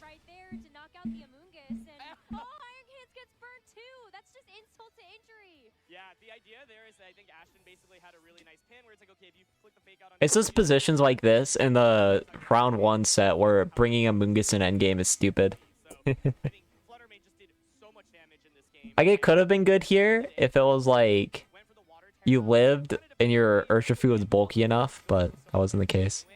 Or if you conserve Terra Water, then I guess it has some merit as well, but also not the case. I do believe this is like 252 special attack Flutter main though, and like timid. It is very offensive and very rather low bulk. I am curious if this why he brought a Mungus was because the Cresselia's trick room. Like I assume it has stored power, and I'm still assuming it has stored power. But does make me like kind of interested in that. I think Amoongus' best thing here is like Terra Water in endgame to like stop Iron Hand, stop Torkoal a little bit. Or stop the Trick Room mode potentially. Like technically Ashen does have a Trick Room mode. I was kind of curious. Yeah, I think in terms of adjustments, if you expect Ashen to go with the same combination, Iron Hand becomes really interesting because Oh man. it's Water Terra, right? So if you're up against Flutter plus Torkoal, you can just go for a Water Terra and it has Heavy Slam, and Ashton's Terra on the Flutter main is Fairy, so then you just get a Heavy Slam into that slot. I think the risk there obviously is that the Iron Hands is slow, right? And so there's a lot like can potentially take advantage of that. But to me, yeah, I think a defensive Terra from Amoongus or Hands is what we were talking about going into this game. And I think if you're able to survive and then retaliate back either with a knockout or Spore, it's a really big deal. That being said, I think Yuya also might feel content to just run it back, saying, okay, if I just hit that Ice Cold Crash on turn one, it's a completely different game as well. I think Chien-Pao is actually a really critical Pokemon in this matchup because it just does so much damage. But of course, that miss was really, really critical. So I'm thinking maybe a different Terra from Yuya's end. I think Flutter Main could also be a very interesting adjustment as well. And you need to figure out how to basically deal more damage. I think it would be nice All right. to have the option for the Urshifu to just get some impact, and that was something that Ashton's pressure made very, very I think this playing more forward with it, like what Aaron said with Iron Hands, is very clever. Yeah, and there it is, Iron Hands. a little bit of an adjustment coming in from Yuya. This is why I love Aaron. He's very knowledgeable. Running it back. Yeah, so this is what I was trying to get at with the Iron Hands, where like Urshifu felt really awkward in the beginning of that previous game. Hands now. You can fake out. Spot, right? It can go for that Water Terra immediately and then just go for that Heavy Slam. This Torkoal moveset we know is Eruption, Flamethrower, Earth Power, and Protect. So you don't really do that much damage with any of those moves to Iron Hands, especially if it goes for that Water Terra. And so I think turn one you could consider protecting the Chien-Pao, for example, and then going. Water Terra is pretty good, yeah. To switch out his Flutter Main. You see he's committed to a slower mode in the back with Iron Hands and Cresselia, and I like this decision a lot because I think Yuya is probably feeling really pressured by Flutter Main. Okay. Flutter Main switches. You don't want to just let This is why I said you can fake out, because like I feel it's very hard for Ashen to stay in when you can just Terra Water Heavy Slam. So like fake out to stop Eruption and stop your Sash from Chien-Pao breaking is pretty good. Though it's kind of tough because like you're in this weird mind game where if they keep their Flutter in, they just dazzle you. You feel so sad. But if you get the fake out, then it's good. Ooh, that's not a good play by Yuya. I understand it because like you're able to Heavy Slam, bait a switch in, but like baiting the switch in is super bad here. This is a very negligible spot. Because like Torkoal's getting a full power Eruption, even with the resist, this is still decent damage. And now Iron Hands kind of is getting threatened to switch by a Wild Charge from this Ashton's Iron Hands. But if you switch into like Landorus, or you switch into like what was the other Pokemon on his team? Shoot. You can't switch into like Amoongus. You can't switch into like Flutter Main. There's nothing that switches into Eruption well here. Wait, do you see the Icicle Crack going for the flinch? Oh my god. And staying in with Iron Hands to sack it too is kind of crazy. That is a crazy sack. That is so weird. Does he get the flinch though? He did. He does. Okay. I don't understand that play, because I feel like if you're going for the flinch, why not just go into Landorus, you know? I feel like that was a little bizarre. Actually, I guess he was going for the double up into Torkoal and assumed he was faster with his Iron Hands and tried to make a trade like that. So I guess it's fair. But now this positioning is like really bad. You lost your Iron Hands is confirmed slower too. And now you're just going to get the opposing Iron Hands just sweeping you, frankly.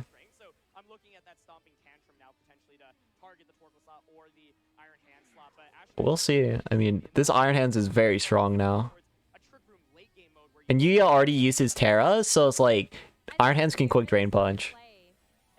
Yeah, Ashton's is playing way better, for sure. I love that choice as well, because you were talking about the Oh, stomping tantrum being wait, imagine Cresselia here. or the Torkoal, and I think Torkoal at this point has done a really Regardless of set, Cresselia could go so crazy. Torkoal, though, so Yeah, it's Torkoal goes really down. Okay, all yeah, of its cool. troubles, but that does open the door for Ashton to bring in some Maybe of it's not the Cresselia, because I think he would have switched in. into the offense that Yuya has on his side. Flinch? Damage. Do we see a flinch? Oh, another critical crit? hit. Okay. But No, okay. it is going to be that Volt Switch. So, yeah, the Volt Switch isn't great. Oh wait, Cress. Is it Cress? It's Cress, right? It's Cress. It's Cress. They are Trick Room. Yeah, it's Cress. It's Cress. It's Cress. And now you have Fake Out Trick Room. Ashen wins. And now this is a scenario where Volt Switch is pretty good. Oh. Well, this still works, because, like, there's a Sun turn. There's still a Sun turn. So fair enough. This works too. But yeah, that's the scenario where Volt Switch is actually pretty good. Yeah, now you have Ice Beam and Dazzle, and you're good. And what's really nice about the Cresselia is it's Oh. an Ice Beam. Charm! Attacks, and that's not really typical on them. So a lot of the Cresselia sets we've seen. That is such a crazy play, but it's actually kind of smart, because if Lando goes down here, or if something tried to switch in that was a physical attacker, that would be like so hilarious. It was kind of unnecessary, if I'm being honest, but you cover Sucker Punch crit specifically. You're covering it specifically. Yeah, that's no bulk flutter. That is no bulk. Though this could be choice band Lando too, but like it's no bulk. Yeah, there's a knockout. Big KO there. Trade for trade, and Sucker Punch was a roll to KO on like no bulk, I think. That's probably why they did it, especially if it's like adamant potentially. So that's why they quick charm there. Such a cool attack. It's not a move that we see very frequently. No. Ended up not really playing out too much there, but okay, right now I feel like Cresselia is in such good shape. Trick Room. Is how do you get to a point where you actually get the knockouts, right? Because the main problem is that the Cresselia can't actually really hit the Chien-Pao. And so you want to beat the Chien-Pao, you're going to have to utilize that Iron Hands. And so, yeah, the Drain Punch here, of course, is the best way to just... Yeah, you fake out still. You could, of course, just go for something like fake out onto the Oh, Chien-Pao. Scarf. Oh, my goodness.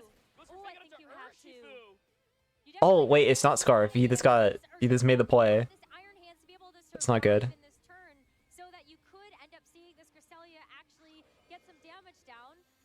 And I don't like that play. The You live too. Enough to get the knockout. Oh my goodness. Okay, so the I didn't. Yeah. there, it still would have been tricky because then the Chien-Pao could just target down the Iron Hands. I think Ashton was just making a really hard read there, basically saying, I think the Chien-Pao here, you do not want to get hit by fake out or Drain Punch. You have to protect there. And Chien-Pao's like, nah, I'm not going to. And so Yuya now actually in a really commanding position because you get this guaranteed crunch. That was a really bad play. Because here's the thing.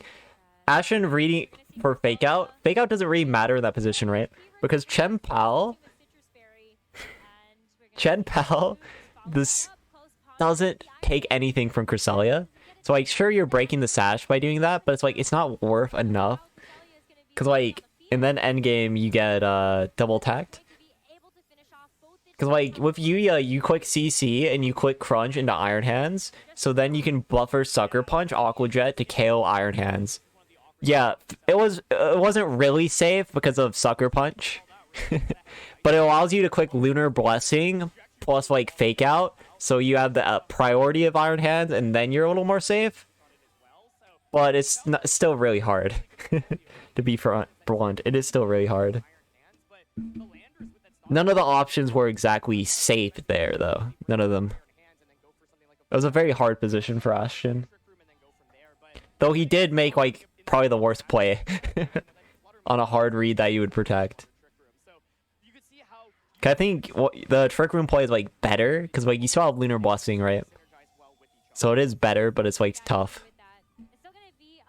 Cause, like, Urshifu would have to... Here's the thing, like, fake outing Chien-Pao, the Urshifu would have to close combat to get you into Sucker Punch range.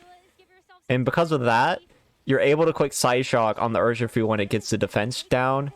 So that becomes, like, a little bit better for you. And Lunar Blessing is, like, decent recovery as well once you're under Trick Room. And then you're, like, threatening Drain Punches and Mind Games like that. I caster cursed him. Yeah.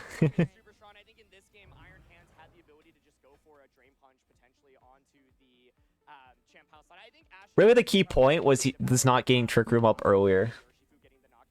Like, I think the Lando turn was the area where you want Trick Room, because then you can fake out Trick Room, you can go Ice Beam and Drain Punch into Chen Pao. But since Ashen went to Flutter earlier, that became like a lot harder. Problem is that Cresselia's just never gonna really win against that Champao, and so Cresselia just ended up actually, I think, really working against Ashen in this game. And also Flutter just having like no bulk. That was also very important in that end game. Wanting to go for it, but never really fully committing to Trick Room mode, and that made things really difficult for him after the beginning of the game. Yeah, it's tough when you're trying to get Trick Room set up in the late game. Yeah. Usually you do see it as a strategy where you bring it right away, you try to go for maybe a Protect, or just go for the Trick Room right off the bat so you can set up some of your slower sweepers to be able to operate under that.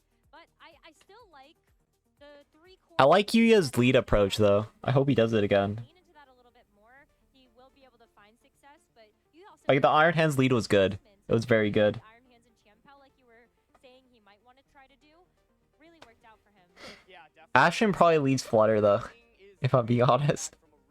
Like Flutter plus Iron Hands. Like the reason, like, if Ashen knowing Terra Water is fast, I mean, knowing the Iron Hands on the opposing side is faster, right? You can just weed your own Iron Hands, and then you can go for like Dazzle plus Wild Charge. And that covers like every option, really, that Iron Hands lead from Yuya can go for. So that might be very bad to weed Iron Hands for Yuya, actually, because like Iron Hands Flutter from Ashen's is so much better. Oh yeah, we do see it from Ashen. Okay, good. So this is hard still. That is still really hard. Like, that is still very hard. But at least, there's a good scenario here. Like, Ashen has to switch out Iron Hands into, like, a Torkoal. Or he risks getting, like, an Icicle Crash KO'd from Chen Pao if it's Jolly, right?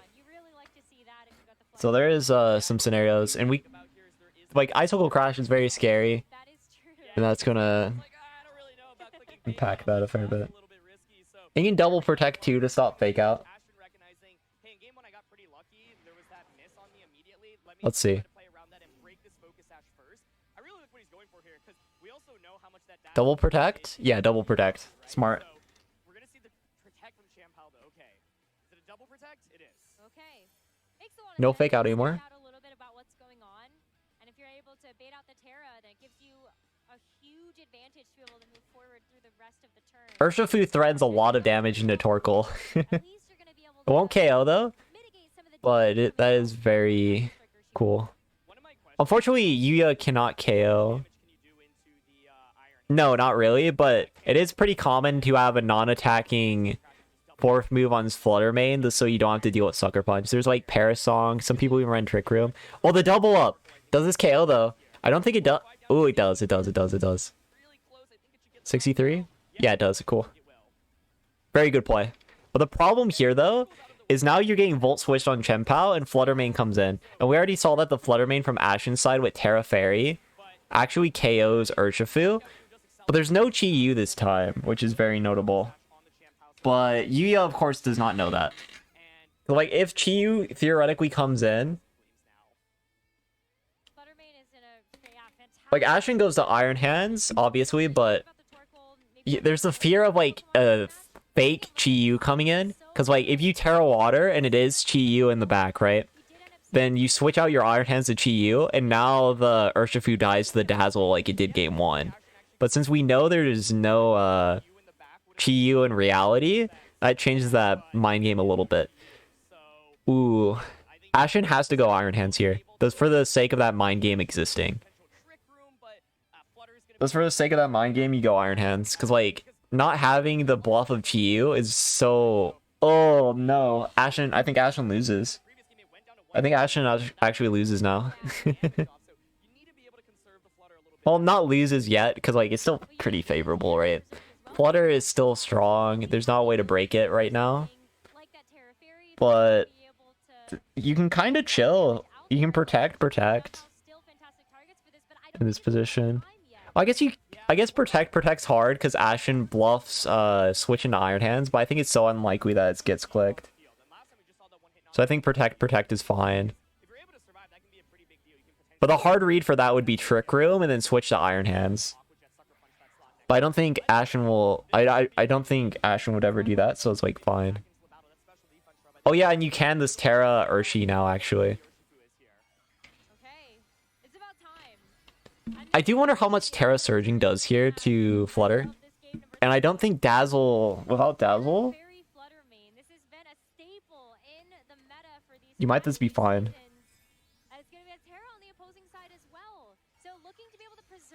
I think Urshi lives. I think Urshi lives this. I think that Urshi lives, so this is fine. Sucker. Ooh. Yeah, Flutter goes down. Because there's going to be a surging into the Flutter main. And I don't think Ashen quick Trick Room here, which is actually very unfortunate for him.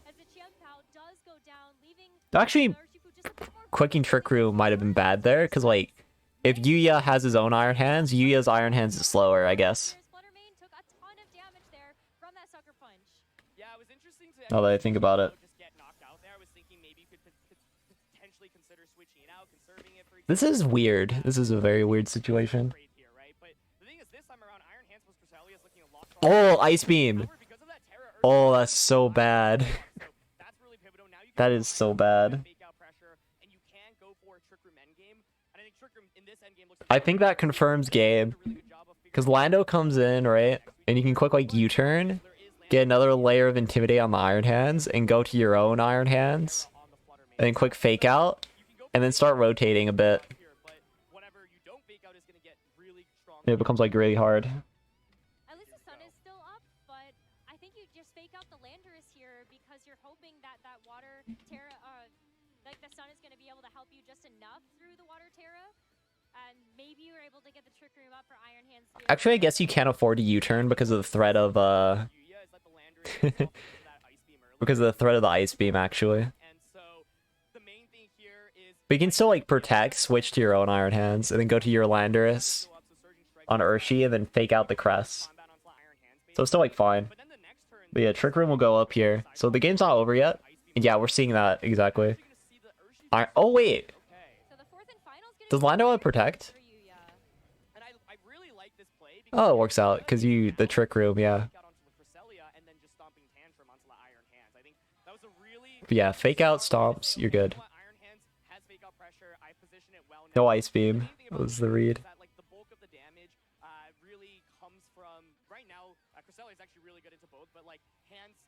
That was an interesting endgame, because, like, Ashen calls that, and then it's over, but it's such a hard play to call, because with the Trick Room up, then it's a bit better. Your second lane better. That felt risky, yeah.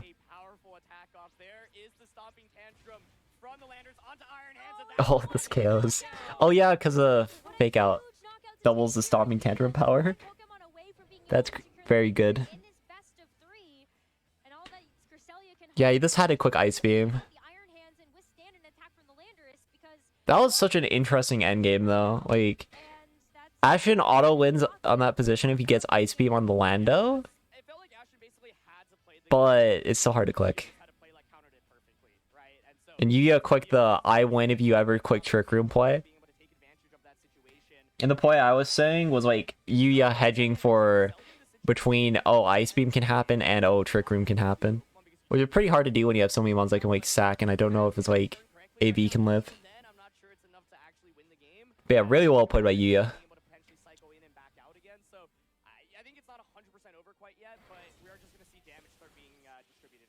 U-turn?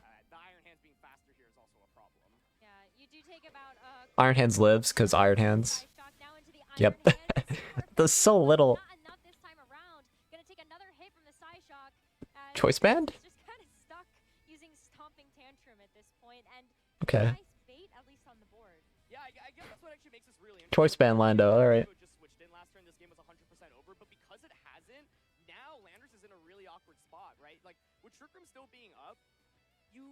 Ashen can get a read here.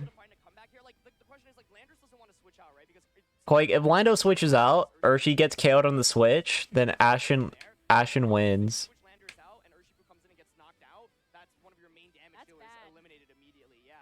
And, like, Ashen can quick Lunar Blessing to live the Wild Charge, too.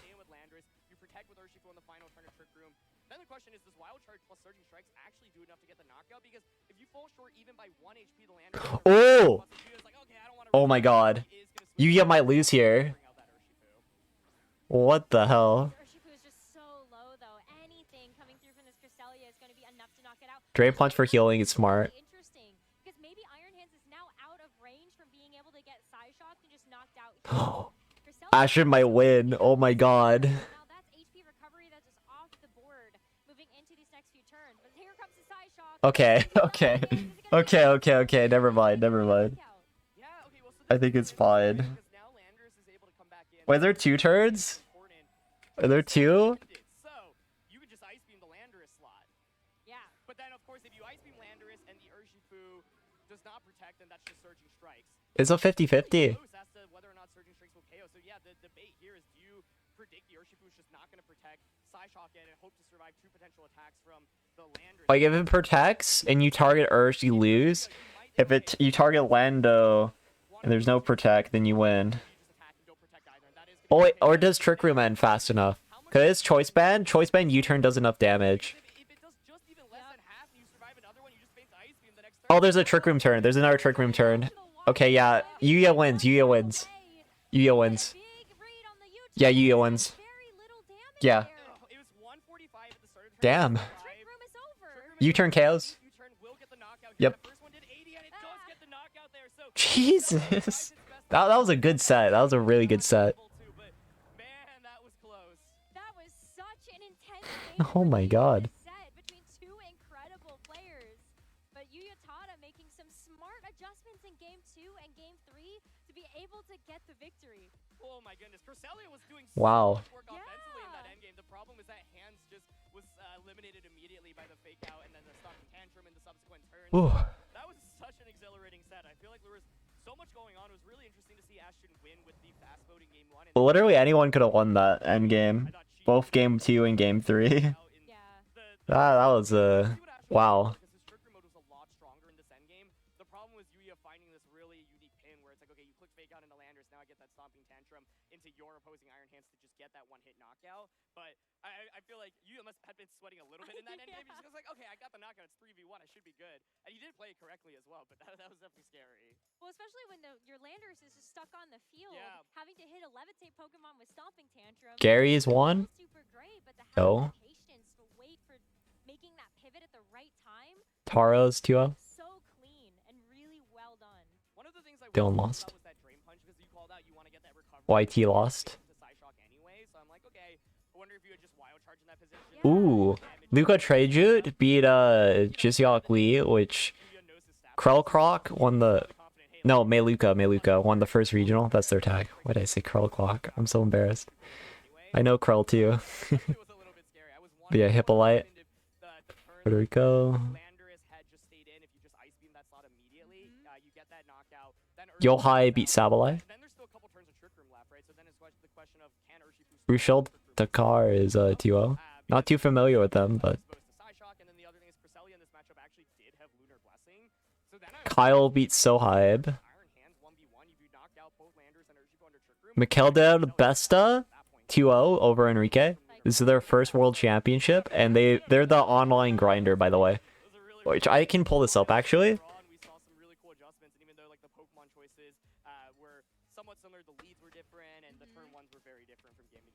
Mikeldar Besta. If you don't know who Mikael Kels is. Look at that. Look at that right there. So I dropped down. Sag. No. But yeah, this 328 wins. No one is close. No one else has that. Especially not at the top. I guess this guy's closest, but way, way, way better in that regard. So I think they are for sure one of the favorites to win and do really well in this day one. And as a new player, it's a tournament. It tracks like Limitless. It's called VGC Tour Ladder, and it tracks the games people play on like online tours essentially. But yeah, they're an insane tournament warrior. I was on the top 10 for that for a long time, but then I like stopped playing tours, so like, you know. And I trolled my last tournament after having like 3 straight tour wins, so I dropped from my top 10 on that thing. Oh, Yuta Takahashi beat Cortex. Yo, hello. I mean, right away, like, what a way to kick off this. Brady Smith over Aaron Trailer. The icicle crash to be able to get Sidar Singhal is 2-0. and I have other, like, Friend of mine. more what ifs could have happened. Ooh, Neil beat Kazuhiko. Nora beat Alex Underhill. It's pretty noble. Kentaro wins over Takumi. That's a two very strong Japan players there. Michael Ron loses a Ryota Kato. Uh-oh. Ian's the guy who was running like T-Tar Lycanroc at every tournament. So I'm a little nervous about that one, but Calvin Foster over John Hu. Calvin's very good. Nails won as well. Billa beat what's their tag again? I feel kind of bad but for forgetting their tag, but they've come up a bit more recently. Olivia has. I just blanked on their tag. Oh, Coltest lost. Tyranitar Lycanroc. That strategy. Like, the last team he had was Tyranitar Lycanroc, Garchomp, Drifbloom, and it was a Series 1 team, but it's so annoying if you don't really know your matchup for it, or if they like 50-50 get the right scenario on you. Actually, it wasn't a Series 1 team anymore. They ran Fluttermane on it, if I remember right. But they ran that at Nationals, they ran that at a bunch of Regionals too. Oh, Spurific actually beats Marcus Statter. That's a very good one too. Spurific is a really good player. I think they haven't had a great season so far, but they're the best. They were the best Calgary Ice Palkia player last year, in my opinion. And they had very dominant performances with that archetype. Shangjun loses. Also hasn't played too much this format, but 2022 they were very dominant. Yuri lost. Justin Karras loses to Alexandra. Aaron Brock 1-1. Maurice Uteg is 2-0. Yo. Oh, and Audie is 1-1 if you're familiar with them. Oh yeah, it's just the Sand Rush Lycanroc. It basically clicks Rock Slide a bunch. That's all. It also has like Endeavor too, like Endeavor Sash. So if your Sash is proc, you'll just bring them to 1 HP and then Sand will kill them.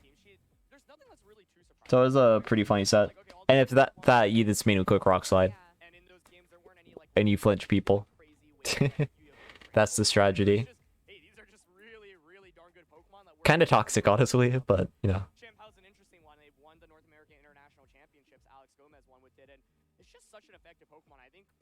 Yeah, that's it for the 2-0s. Wolf 02 loses to Jack Clark. So Wolf is on elimination now. Oh, you usually watch draft leagues? That's fair, that's fair. I haven't watched draft league games in a long time, honestly. Though I did play in a couple. It was just with like friends though. I do kind of wish I could play more draft leagues, but my worry is that I will start the draft league and then by the end of it, then I just won't have enough investment into it. Yeah, thank you for the follow as well, GG. Exactly. And I was even thinking that too. Like, Ice Spinner still does a ton of Okay, Andrea is still alive, 1-1. Let's go. A nose one, nice. Ooh, Thomas Hayden got their first victim.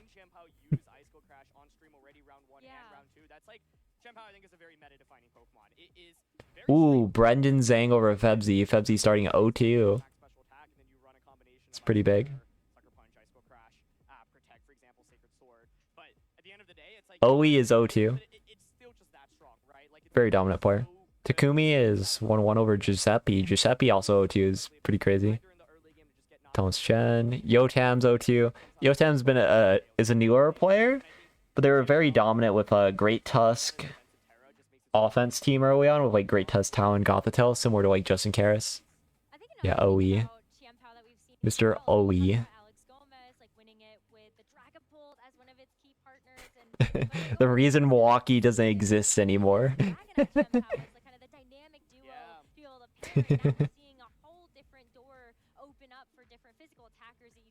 That was so funny. You look at UST, right? You've got the Landers T and the Urshifu. Right, and like how strong Con higher over these are already 12 starting 1-1. deal even more damage. A flying Terra Blast, I think just one of the strongest flying type Or moves C1-1. in this game, and you combine that with Champao dropping defense is so nice. And the Urshifu Articuno's first victim. Articuno's first victim. when we had previously seen this Pokemon, it was in a Oh, Edu is 0-2. That's pretty notable. extra big and get a little bit more I think that kind of brings a point to talk about attack through your protect and how hard it is going from like auto invite worlds to playing the format again. I don't think Edu, I know Edu streamed a bit, but that must be such a hard transition because I don't think he's gone to many events this year. Like we saw in 2022 and most years when you're just going to events all the time, it's a bit easier to adapt to a format where you're just constantly playing events, right? And this is a case where the world champion last year, this didn't really go to much, and now is 0-2 at the day one of the world championships. Yeah, it's very cool. For sure, for sure. It's really cool to be able to see those unique choices, and it's really paying off. Oh, Justin Tang defeats Pengy. Pengy going 0-2. I will say I did hear like rumors that Pengy was running this team of like Mousehold, Enamorous, Therian, and Oranguru. I don't know if this was correct or if he actually did it or not. But if Pengy is running that, then yeah, they should be 0-2. to be blunt.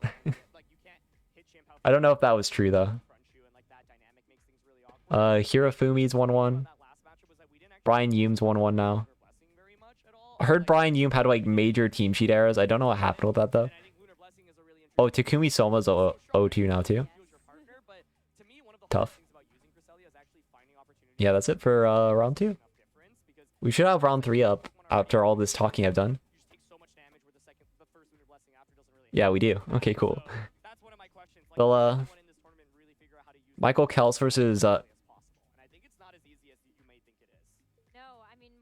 wait, is this who I think it is? Bouchon?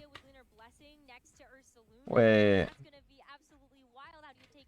I feel like I should know who this is. This Freezeye?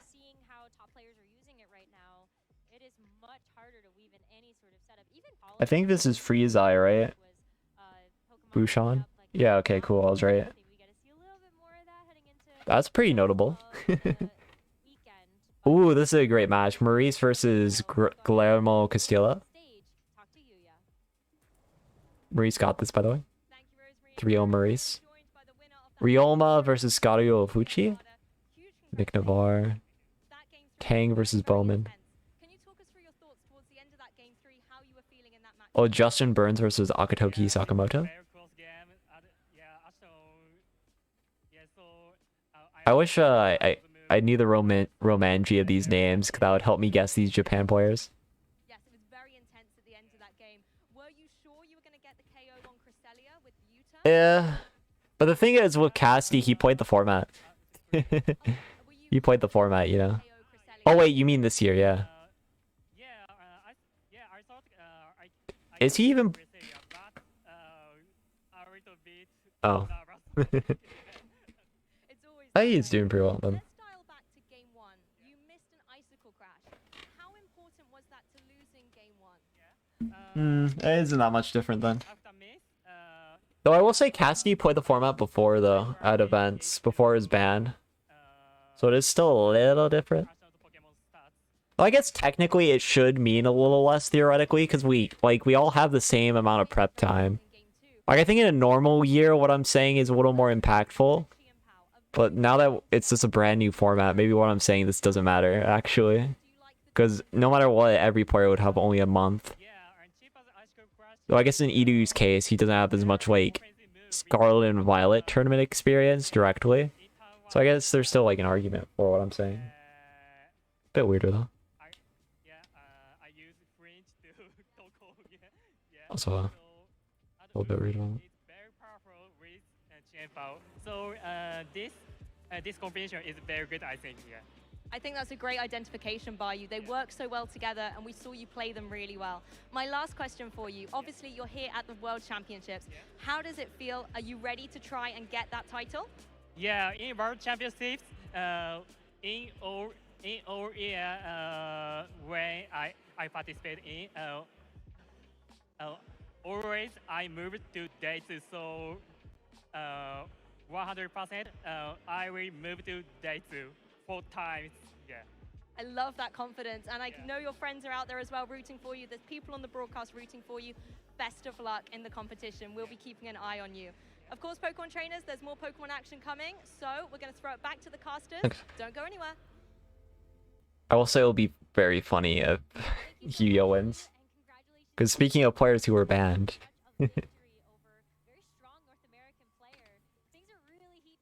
And it's honestly a surprise to see where some of our top players are falling at the moment.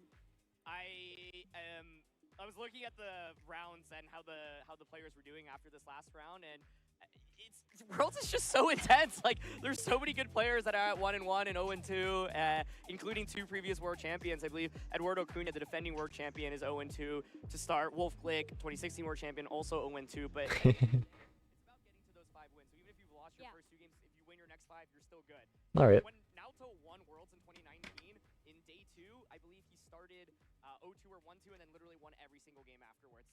From Swiss as well as It was a hero run for sure. It was, right? So at the end of the day, it's like about... I also with the Naoto thing, Lunala was such a matchup check team. Like, it was good into every team except like Yveltal, but there's like so much volatility because like so balanced. Yeah, all X2 makes day 2, and there's only 7 rounds, so it's actually not as hard as you would think. Like, day 1 Worlds this year is the main hard thing about it is the players you're playing, not like it's not like an endurance test that every other event was this season. Unfortunately, I think it will be very bad because Cali Shadow exists. It would be honest, like I think it'll be pretty tough.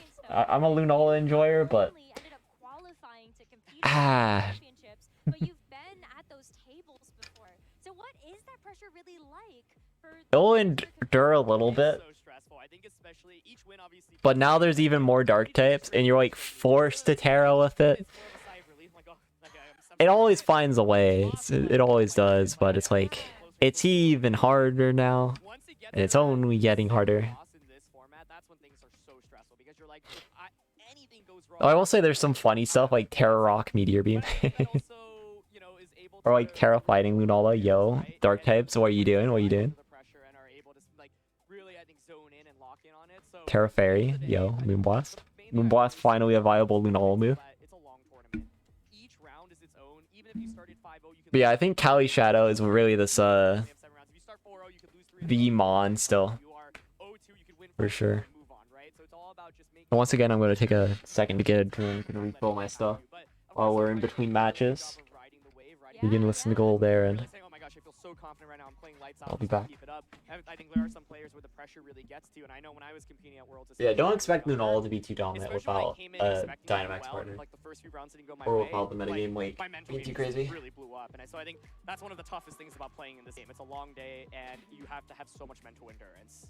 I really love that insight, so thank you so much for sharing Yeah, that. of course. Thank you for asking. Yeah, of course. Well, that's going to do it for Swiss round number 2 here at the Pokemon World Championships. We're going to go ahead and toss it over to the lounge, though, because we've got an exciting game show for you. That's right. Exciting game show indeed. The games that everyone showed up to watch today, I'm sure. We are going to try to identify some Pokemon by looking at their Pokedex entries. Before we do, though, I think we should go down the line, introduce yourself again to the people at home, and tell them what your specialty is when it comes to knowing things about Pokemon in the Pokedex, right? Let's start over here. Well, for anybody who doesn't know, I'm a 3-time world champion, so I am going to win this game because I have the world champ difference. That's all that needs to be said. Okay, world champ. How do I follow that? I don't have a world champ difference. But I'm Lou. I am Team Gastrodon. So if Gastrodon appears, I hope to get that one right. And yeah, I think definitely Gastrodon. That's my Pokedex skill. I feel like usually when I see your name, I see Gastrodon like very soon. We are one in the same, Anna. One in the same. I'm Lee. I don't also have the world champ difference, so that's at a disadvantage. Pokedex speciality. I was a student of Professor Orc, so I'm gonna have that. So Kanto Dex, I should be fine. You're showing your age, Lee. Outside of that, yeah, All right. very old. Awesome. All right. Will you be rooting for Gastrodon, the world champ. The or water has Professor been Oak acquired. champ? Let's find out now. All right, let's get our first prompt. Let's find out. Who do we identify? Yeah. It's one of the kinds. It's just the thing is, it's only getting worse. Is really my point. Like, you get more dark types that are really good. It doesn't have to just be Yveltal. Like the main thing in 2022, right? The dark types, or like Incineroar, Yveltal. Incineroar was on every team, but not all Incineroar ran dark type moves. Okay, okay.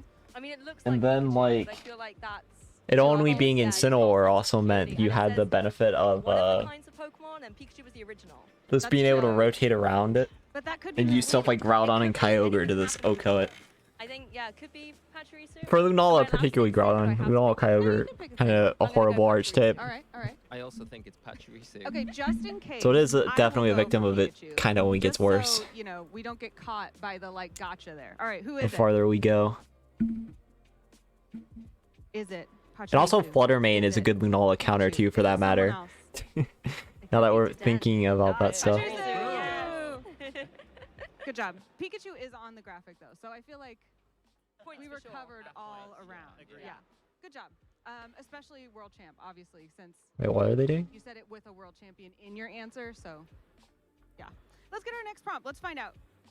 Who are we looking for next? It can fly in spite of its big and bulky physique. Dragonite? It circles the globe in just 16 hours. Let's wait the Dragonite question. Let's start with Lee on this one. Yeah. I think it's Dragonite. Well, it's not even a speed control thing, because like it's getting destroyed with speed control. It's either that Because like, oh, I guess you have to be timid, max speed, and tailwind to outspeed Fluttermane. Yeah. Oh no no no no! I don't. I'm telling you, I'm a Lunala apologist, but I don't like it.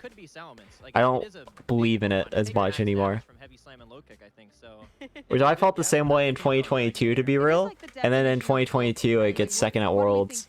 So like, you know. Yeah, Dragonite shows bulk. All right, let's Dude, find out. Lunala was my Mon in 2019. I was the Lunala guy. Yes, you guys are good. Without me, You guys are Lunala, really not the killing it. same, honestly. Unanimously right answers so far. All right, let's keep moving on. Will we keep our perfect record? Will we become the world Damn, champions of damn. who's that Pokedex? It stops eating only to sleep. It doesn't Snorlax. get full unless it And eats they're nearly having really 900 boring pounds Pokedex a questions, day. huh? I'm glad it's this one when we're starting with me, but I'm pretty sure it's Snorlax. Yeah? Gotta be Snorlax. Seems Yeah, Lunala is so cool. anyone Yeah, any this dissenters? is my favorite Pokemon, so I'm also going Aw, Snorlax. you kind of have like a Snorlax color scheme going today too. You have the blue and the white. That's true. Like a light Damn. tummy, you know? Yeah. I hope I don't have the tummy of No. Snorlax, No, you're saying. no. Okay, good. No, but just, you know, it's all about the Pokebound, right? The aesthetic. Yeah. Any dissent here? No. No? Snorlax all the All way. right. Yeah. Snorlax, our big You sleepy has boy. today, come on. Is that the answer? True. Oh yeah. Aw. I don't even think Slack Off gets Slack Off though. He's eating his 900 Now that we're talking about it, That's great. I don't think Slack Off gets Slack Off then. He's so cute. We're on a roll. This is easy peasy. What appears to be an iron helmet is actually hardened hair. This Pokemon lives for the thrill of battle. I saw this Iron one helmet. on the Go stream earlier, so they already really? answered this one. Oh, so you already know the answer. Yeah. I think I'm gonna go with King Gambit here. Yeah. King He's got a Gambit. helmet. He's got some hair. I think it's even a chair. He does carry his own chair. Yeah. It's Mhm. Berserker I'm going though, with King right? Gambit here. All right.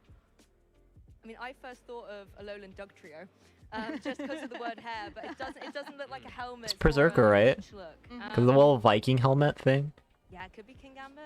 That one was a hard one though, I think. I'm not. Okay. I'm gonna be That one was shameless actually kinda now. hard. I'm stealing King Gambit. That's fine. Shamelessly stealing. Okay. King Gambit. So far, your guys' Uh, have been really good. So let's find out. Is it King Gambit? It's hard to say because like we haven't had a real. Oh, that's right. Let's go. But it's hard to say because we haven't had a real event, right? You're over there selling, So like saying you're the world everything champ. is technically an innovation because we don't really have much to I go feel like off this is of. on you, is what I'm saying. I'll take the fall. But Okay. It's the most terrifying cat Pokemon. It's terrifying. Also, it's like the hat. Is Okay, that's kind of actually over really the hard. eye, the hair hat. It's really trying to think. interesting. Like I already said adaptability Basculesian I think is significantly I think better we than need Swift more. Swim. Let's see if we can get some redemption after that. So I guess that counts. I think Indeedee would know Side Spam is good. On sunny But I don't days, think it's going to it do too well. flies freely through the sky and blends into the clouds. It Sings in a beautiful soprano. What? Sings in a beautiful I mean, blending soprano. into the clouds feels like. I think I know. I'm gonna take Yeah. a guess. Okay, go for it. Altaria. Yeah.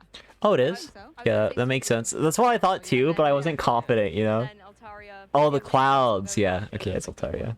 Now that you say it, I think that's probably right. Yeah. And it's a Pokemon Go mon too. Oh, that is a good one. that's good. Yeah. Blending into the clouds, you think?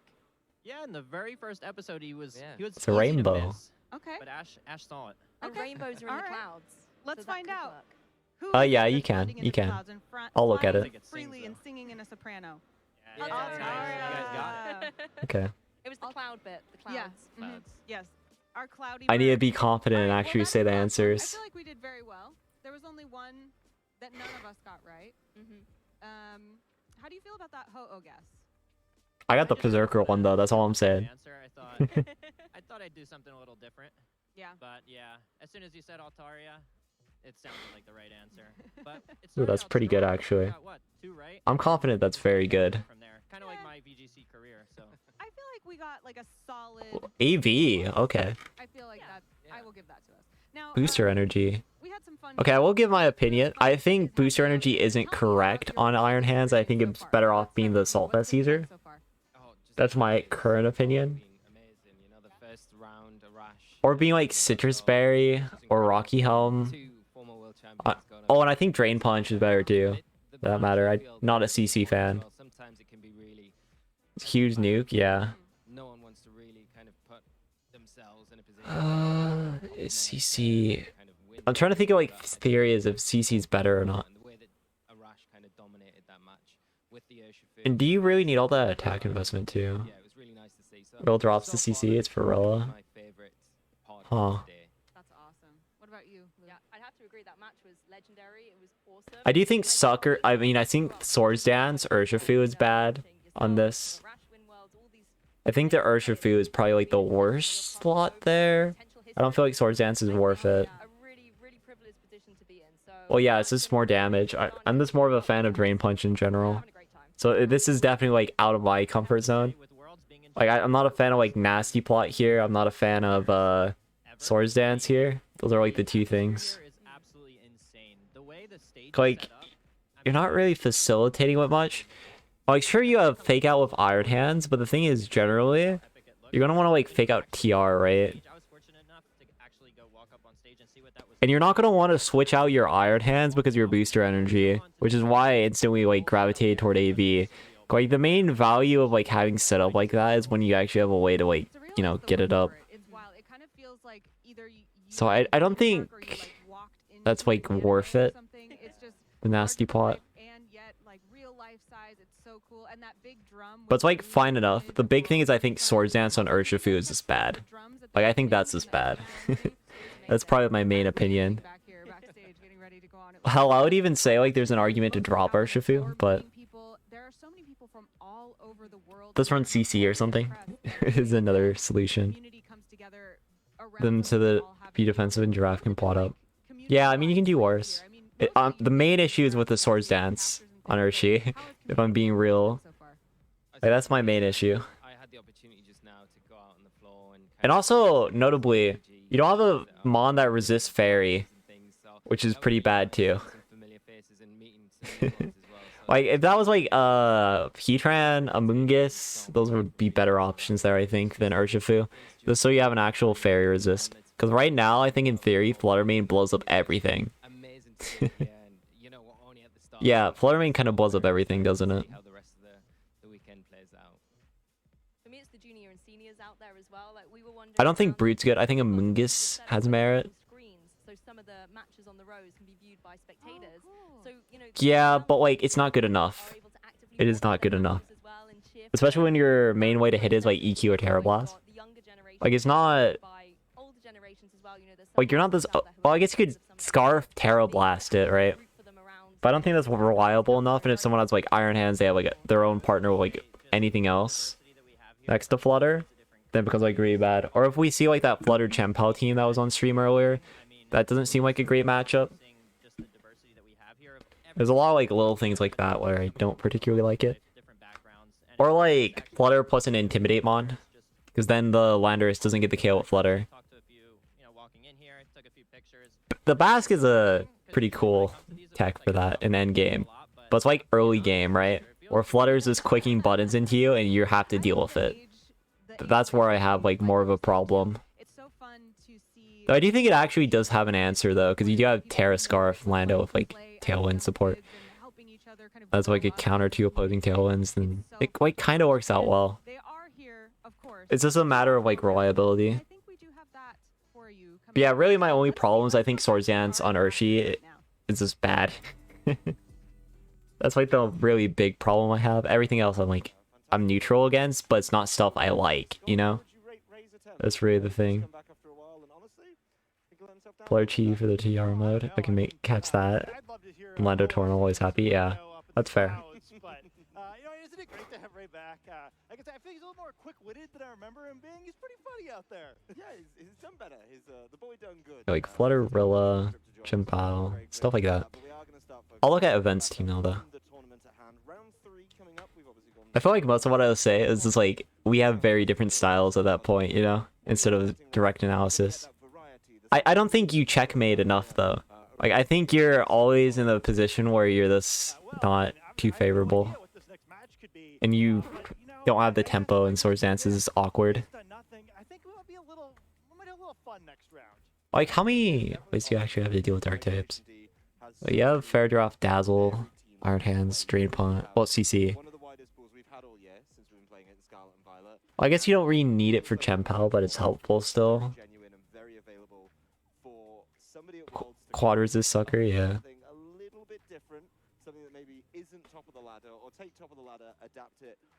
I still feel like it should be like a CC. Well, I mean on Urshi, I don't feel like it does enough actually. Even Substitute, I think is fair too. Because the thing is like, what's thinking? I'm trying to like find a scenario in my head where Swords Dance is better to me. I guess if you force an Iron Hand switch and then you get Swords Dance up, but then you still don't like KO. I've been kind of surprised looking at the players who have done well in the standings, where it does kind of seem like the trainers are a little bit wonkier. Have fighting move, yeah. That are rising up early rather than rising up late. So which I always love to see, right? Where Got taunt already, right? Yeah. I don't know. This is not my style. This is so not my style. Yeah, I'll look at events team now though. Meow, Scrata, Ursh, Flutters, Prison Trick Room, Terra. A event. Fairdraft has Dazzling Gleam. Smile. Use Dazzle, please. Please. That's my only thought so far. Is Zapdos right here? I feel like Zapdos is pretty meh. Like, here's the thing. Terrible. Yeah, it's funny because, like, normal stab. Yeah, for sure. That is, like, the last time people will really play this format, too.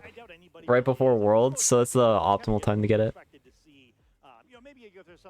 I feel like maybe turning Zapdos into, like, Thunderous, so it's more direct speed control might be a little stronger.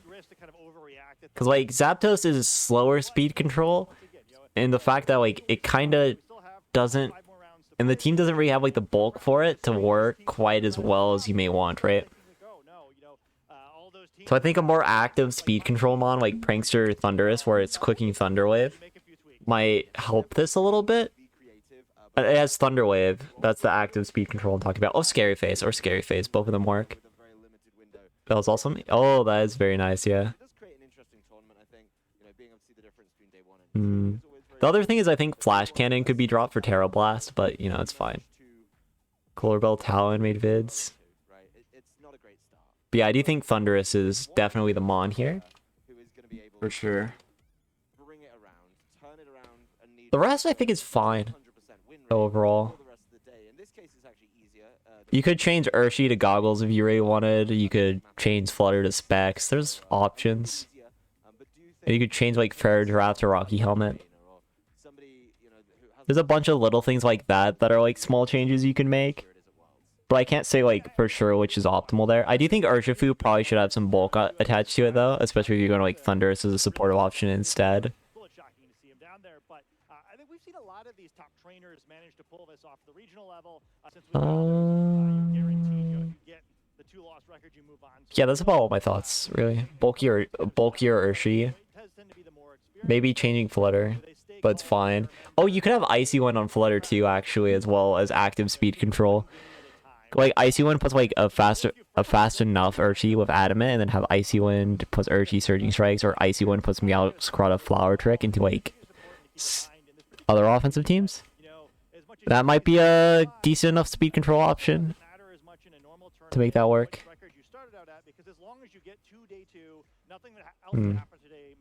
There's no advantage if you went 5-0 or 5-2. Oh, and in theory, Fair Giraffe could also be an Ndidi, technically. Because Ndidi's redirection. So it does have some comparative value as well.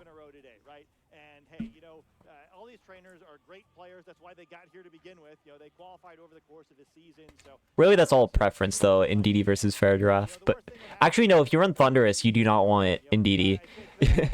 You want Fair Giraffe. You want Fair Giraffe. Yeah. Wait, Double Sucker? Where?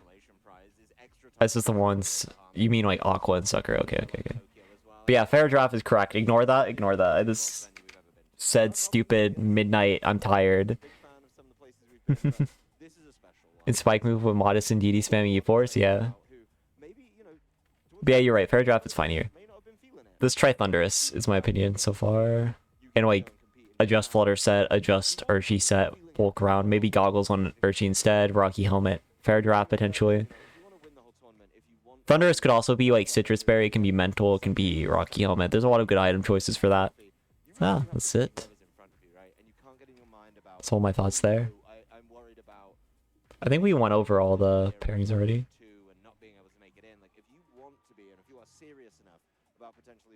Who's Wolf playing? I kind of want to look at the OTs. Oh, that's a hard OT to play too.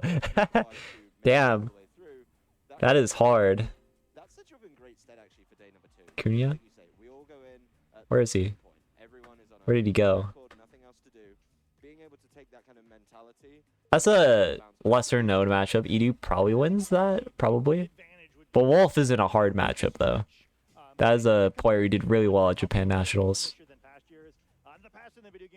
In the Masters division, only one player has ever won from day one, which was Wolf in 2016. But I do think it helps. Booster and Threnzo Koz on. Because this is the first tournament we're having in this format, right? You need 5-2. There's only 7 rounds. It's basically Swish -2. If this was like a normal tournament, it would be 9 rounds. But it's a lot more condensed. So it's technically a bit easier to make it. It's a bit easier. You only need 5, but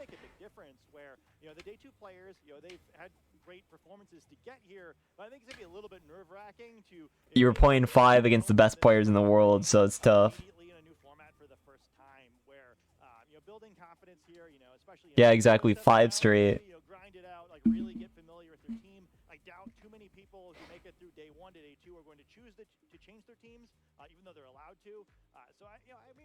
Like, there's certainly levels to Worlds competitors. But like that's tough. That is tough. So how do you feel about Regulation D being the Worlds format, right? Because being able to change it up just before Worlds, we've seen it in the Trading Card game. They've done it. This is not new. This is not some crazy idea that we had just to make this Worlds more fun. It's just time for that rotation, and it just so landed between, for us, obviously North America International Championships and Worlds. Now, being able to drop that big change is something that a lot of players are going to adapt to. But do you think there are going to be maybe some newer faces? You know, we've been in Regulation C back in the North America and Europe for, I'd say, a fair while. Do you think that the change of Regulation C... Up the team? No worries, no worries. That ticket, they were able to get the Worlds invite. Do you think that there's maybe somebody who is going to be able to say, okay, well, I got my invite in A or B. Honestly, that's what I would want you to do during this downtime anyways. More enjoyable, on God. Yeah, I think it could be. think what's really exciting to me about it is it sort of rewards a little different skill set that we normally see in the video game championships.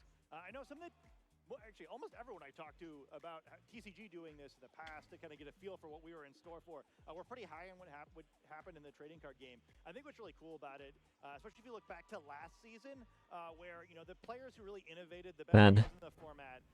They were taking a while though. Last Respect Mons and Nasty Pop Farah. They're playing against their own team so much, right? Where Well, Last Respect Mon. Well, I guess Houndstone's the one we won, right? Rest in peace, Doggo. You are now irrelevant completely.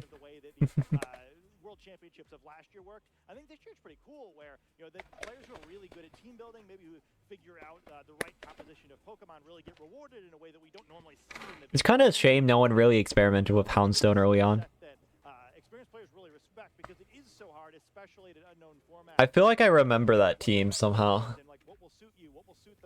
Like it sounds familiar. Or 2000 ELO. Nice. Love to see it. I do remember it, kinda. It sounds familiar. Experience in how to build teams, how to understand your own play style. I think that's a huge factor in team building. Don't or probably should. I've never lost to it though. It really can be a problem. And talking to some of the guys backstage, we've kind of all had our own theories on it. But I think players from previous years and previous eras sort of have the Yeah, it did. I mean, still not much though. I don't think it's a massive advantage. But I think back to some of our previous formats, maybe formats you and I would remember, where it feels a little bit similar, right? You've got this huge pool of Pokemon to be able to pull from. It's not insignificant. I didn't really do anything in online tours, for that matter. Oh, it's the bigger ones that I played in. And being able to dive into that and assess every single Pokemon where it fits. So we never really got to see a Houndstone team. Really. Like in Charlotte, it wasn't ever on stream, for that matter. That is a great starting point. Personally, I think Amoonguss fits nearly every team. But what do you fill those remaining 4 gaps with, for example? Yeah. Oh yeah, Samunga's broken, crazy. So much creativity and being able to understand how that can impact your team and your tournament run is absolutely massive. So I think maybe a player from a slightly older era could do it. Honestly, our first game of the day kind of supports my theory, right? Maybe this is really bad science. They're both older players. Ran 2 tests, and now I'm feeling The round 1 set was 2 old players who played for like a decade now. Format where we had a huge amount of Pokemon. That's obviously where Arash won his World Championships. And now To play things a little bit differently in 2019, where because of the rules, I think the meta game was a little more focused in. He played it for decades. They both played it for decades. What's that point? What? Huh? I do think that one of the challenges of this format is that Okay. this format doesn't play quite like the Heatrans of the past years. Cresselia with that the lunar. No, they do. Very different Pokemon than it was before. Well, maybe not very different Pokemon, but it's a very. It is basically the same. Before, the genies, as players often call them, using a lot of different moves we haven't seen in the past, and I think that The genies are different though, I'll say that much. Like the weather setup. And like the Landos doing like Terra Blast now and the Thunderous quicking taunt, Thunderwave, Eerie Impulse. There's 6 Pokemon. That's what. There is 6 Pokemon in Doubles OU. So playing slower tempo is a lot easier in a Doubles OU metagame than it is in a VGC metagame. You can't tempo check Annihilate in DOU. So it's very strong. Also, you always have it, and you can always rely on your 5 other Pokemon too. Like, Annihilate wasn't ever used with screens in VGC, really. But in DOU, because of how like slow the format is, Screens Annihilate was actually pretty good, because you can just always slow tempo down, and you can always play like so considerably slow. Yeah, that too. That was more Dozo was just a fundamentally broken Pokemon. It was very, very broken. Oh yeah, what? Yeah, I do remember it, yeah. This is a Titan team. Hell, Chrome bugs like that when I try to do that. Yeah, I remember this. So we're going to be able to take a little look at what we have coming up in this one. We're going to reveal our stream match along with what will be. I do remember. Our stream match, of course, is the one at the top. Barish Akos versus Yuto Mizoi. Pretty excited to see that one. I don't remember if I played it. I know I beat that people playing that team, but I don't know if I played it or not. I might have tried to play it. I usually try to play quirkier teams that are more interesting. And I did play a lot of Sitide in that format, though I was like playing Sitide in Snow. Barris, that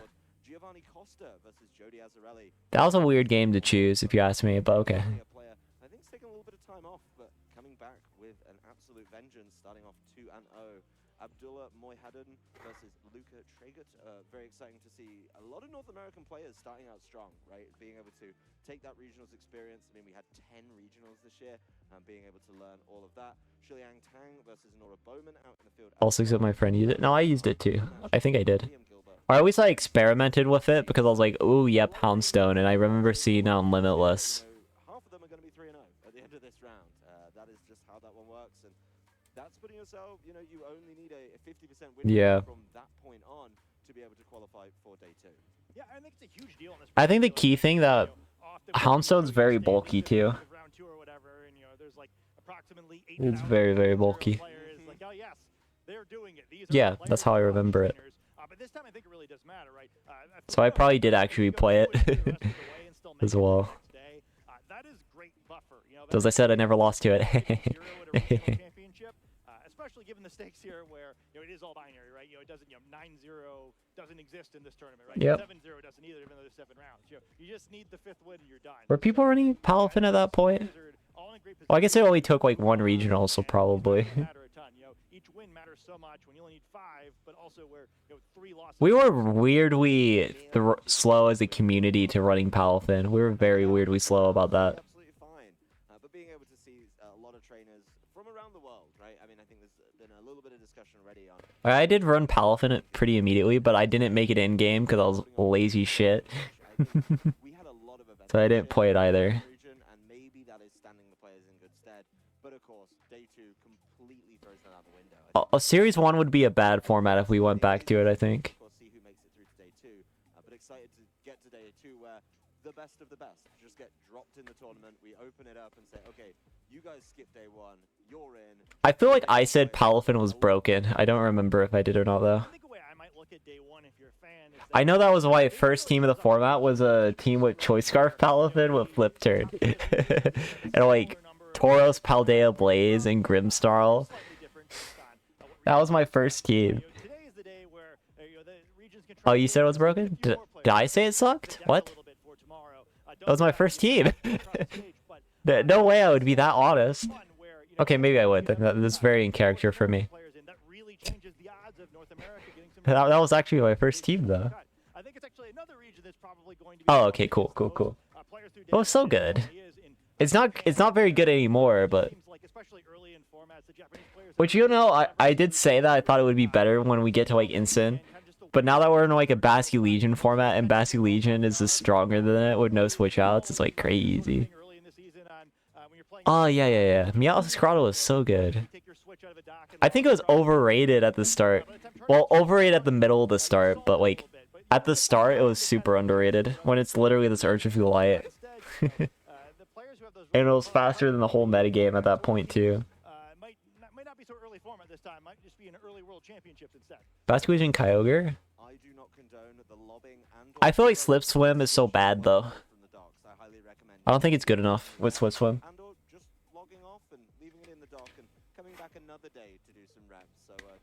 Well, it's only a 120 base power, 120 power on.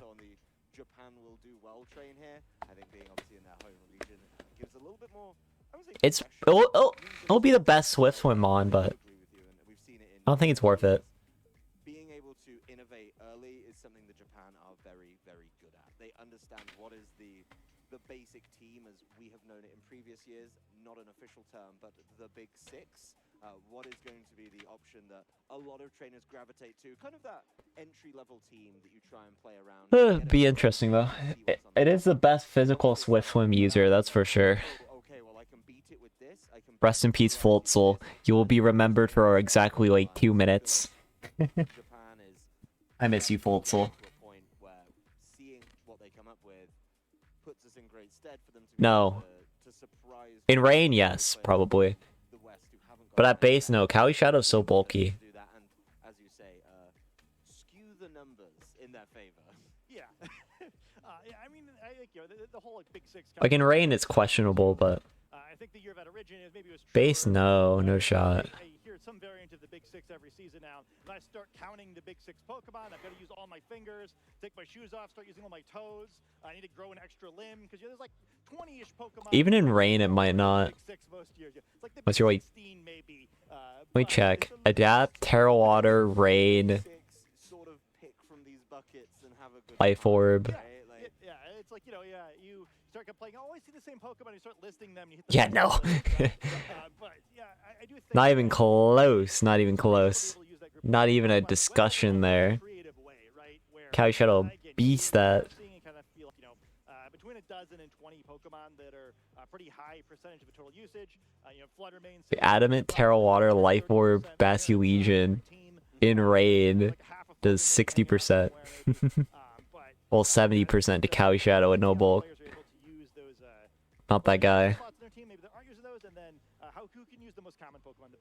Well, we've been talking about I will say the adaptability sec is like or show off what they do here in round number 3. So we're gonna head on down to the stage and get ready. Let's introduce our players. sorry, that's really funny.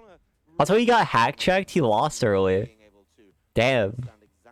Oh yeah, you outspeed with Swift Swim. The Swift Swim set's viable. I was just talking like that. Adaptability set isn't as good because this is slower and it gets blown up. I do think Swift Swim gets a bit worse too, because like you have speed control, they also have speed control, and they also have like oh, how do you put it? Ways to reset weather. So it can be tough still. And being a physical water type means you also may not even KO Groudon.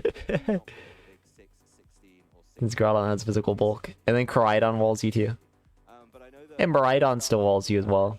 So it becomes a bit of a slotting problem than exactly it being a bad Pokemon, if that makes sense. Oh, Basculegion. Oh, this is Tail and Jolly booster energy. And Glacier too. Wow. Yeah, I think Barish's team, I believe I heard it was one of the Jamie Boyd specials. Identified here by a bunch of Pokemon that I guess, I wouldn't say I wasn't expecting to see most of them. The Breloom definitely stands out the shot. Yuto can always guarantee Trick Room, so this is very interesting. I do think Yuto has the Trick Room guaranteed.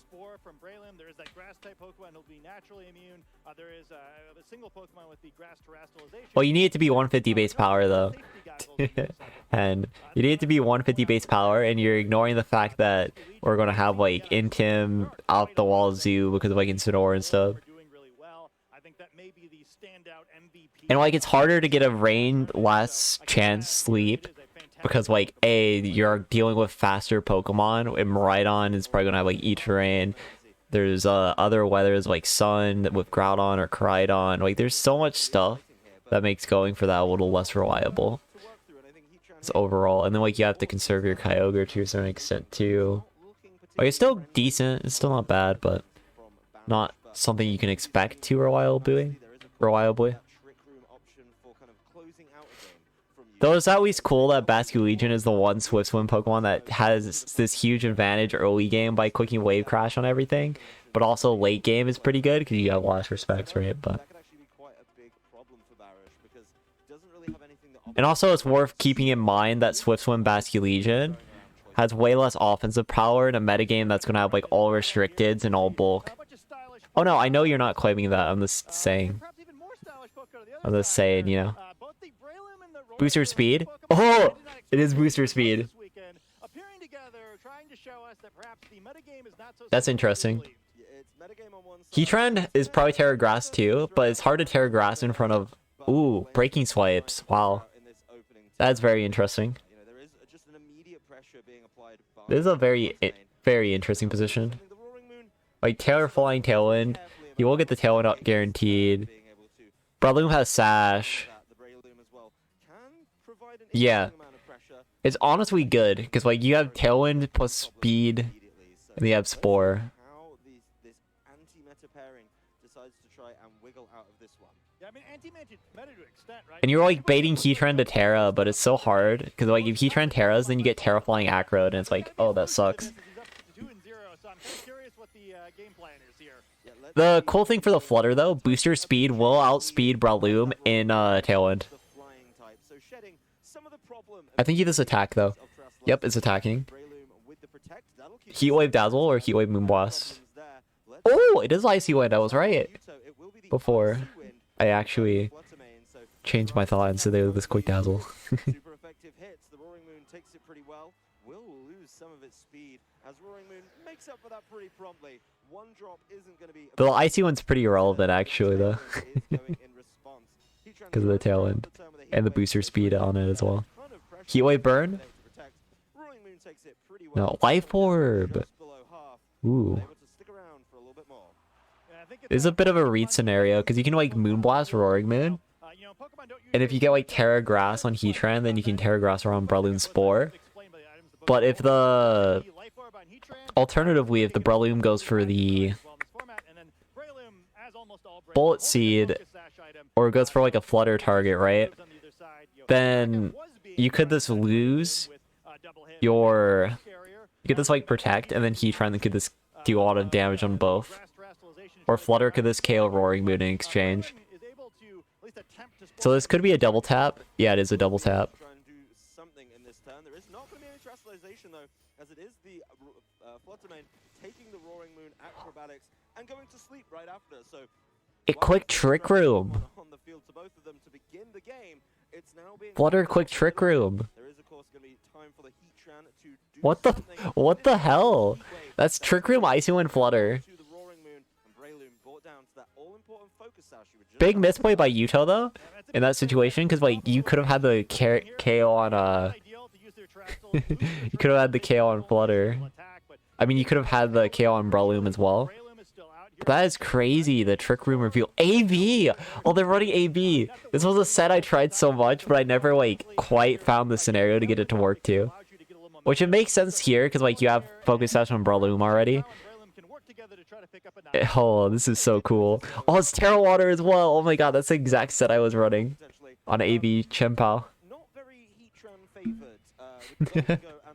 This is funny too, because like Terra can like just disrupt everything here. Yeah, I think it's sort of a cool spot here, right? Where you know, there's some Oh my god. go for the grass terastallization. So I'm so happy just seeing this team doing well. Yeah, Protect. Ooh! Good play by Yuto. Good play. Unfortunate that they're just getting hard red though. Maybe that grass terastallization could be a little bit too much. It is of course going to be a cover of both sides of the Heatran. So And now Barris can't, I mean, Billa can't cover anymore. Not able to land either of those thanks to a fantastic protect from the side of Yuto.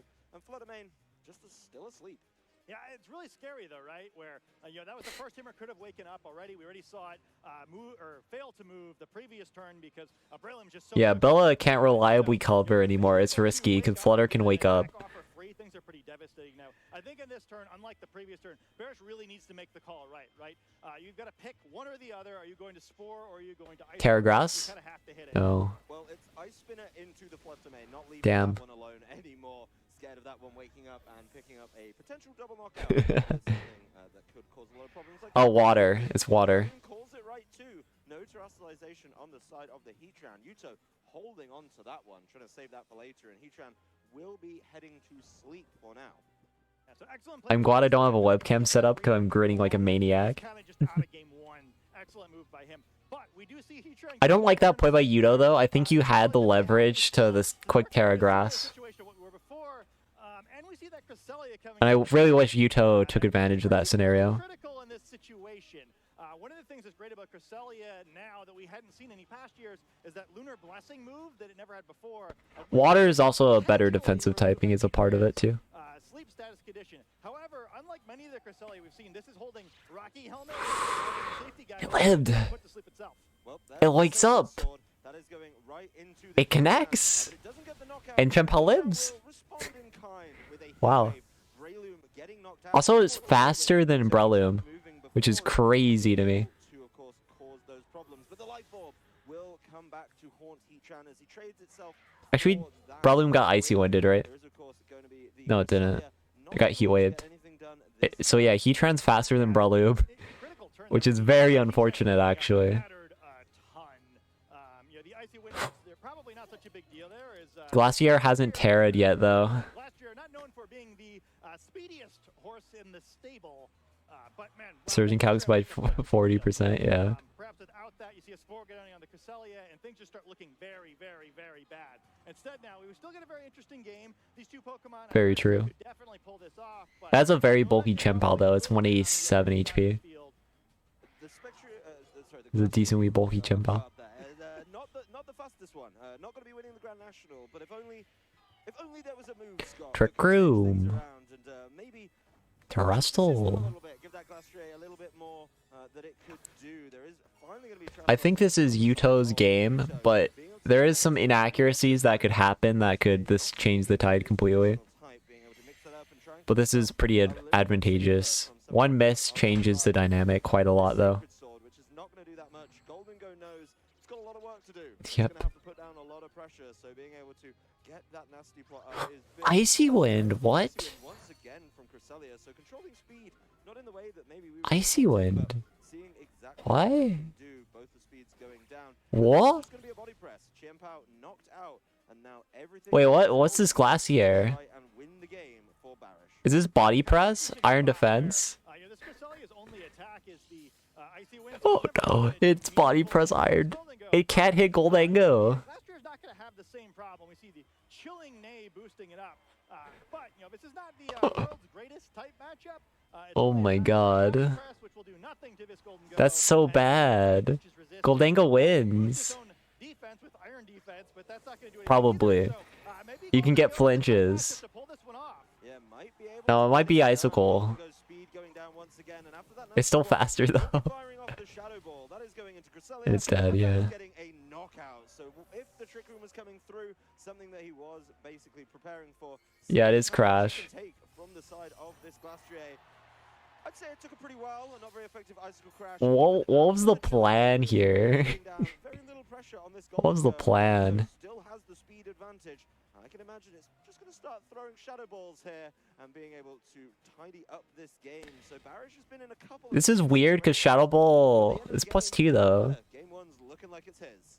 Yeah, we saw that Terastallization getting held to try to set up the end game, but it's actually. Why didn't it crest TR?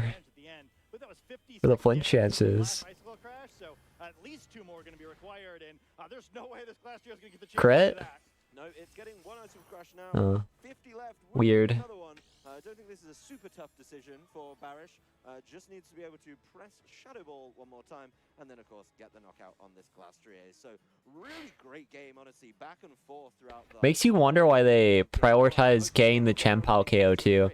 Because like how they win, this don't KO Chempal because you get extra bonus damage on Goldango with Icicle Crash, and you're doing this enough to win. Because it would have been a 2-hit KO based on. Well, it wouldn't have been because he wouldn't have got the attack boost. But you would have been fine. Or you could bait for flinches with TR too. You would need a flinch for the TR scenario to work.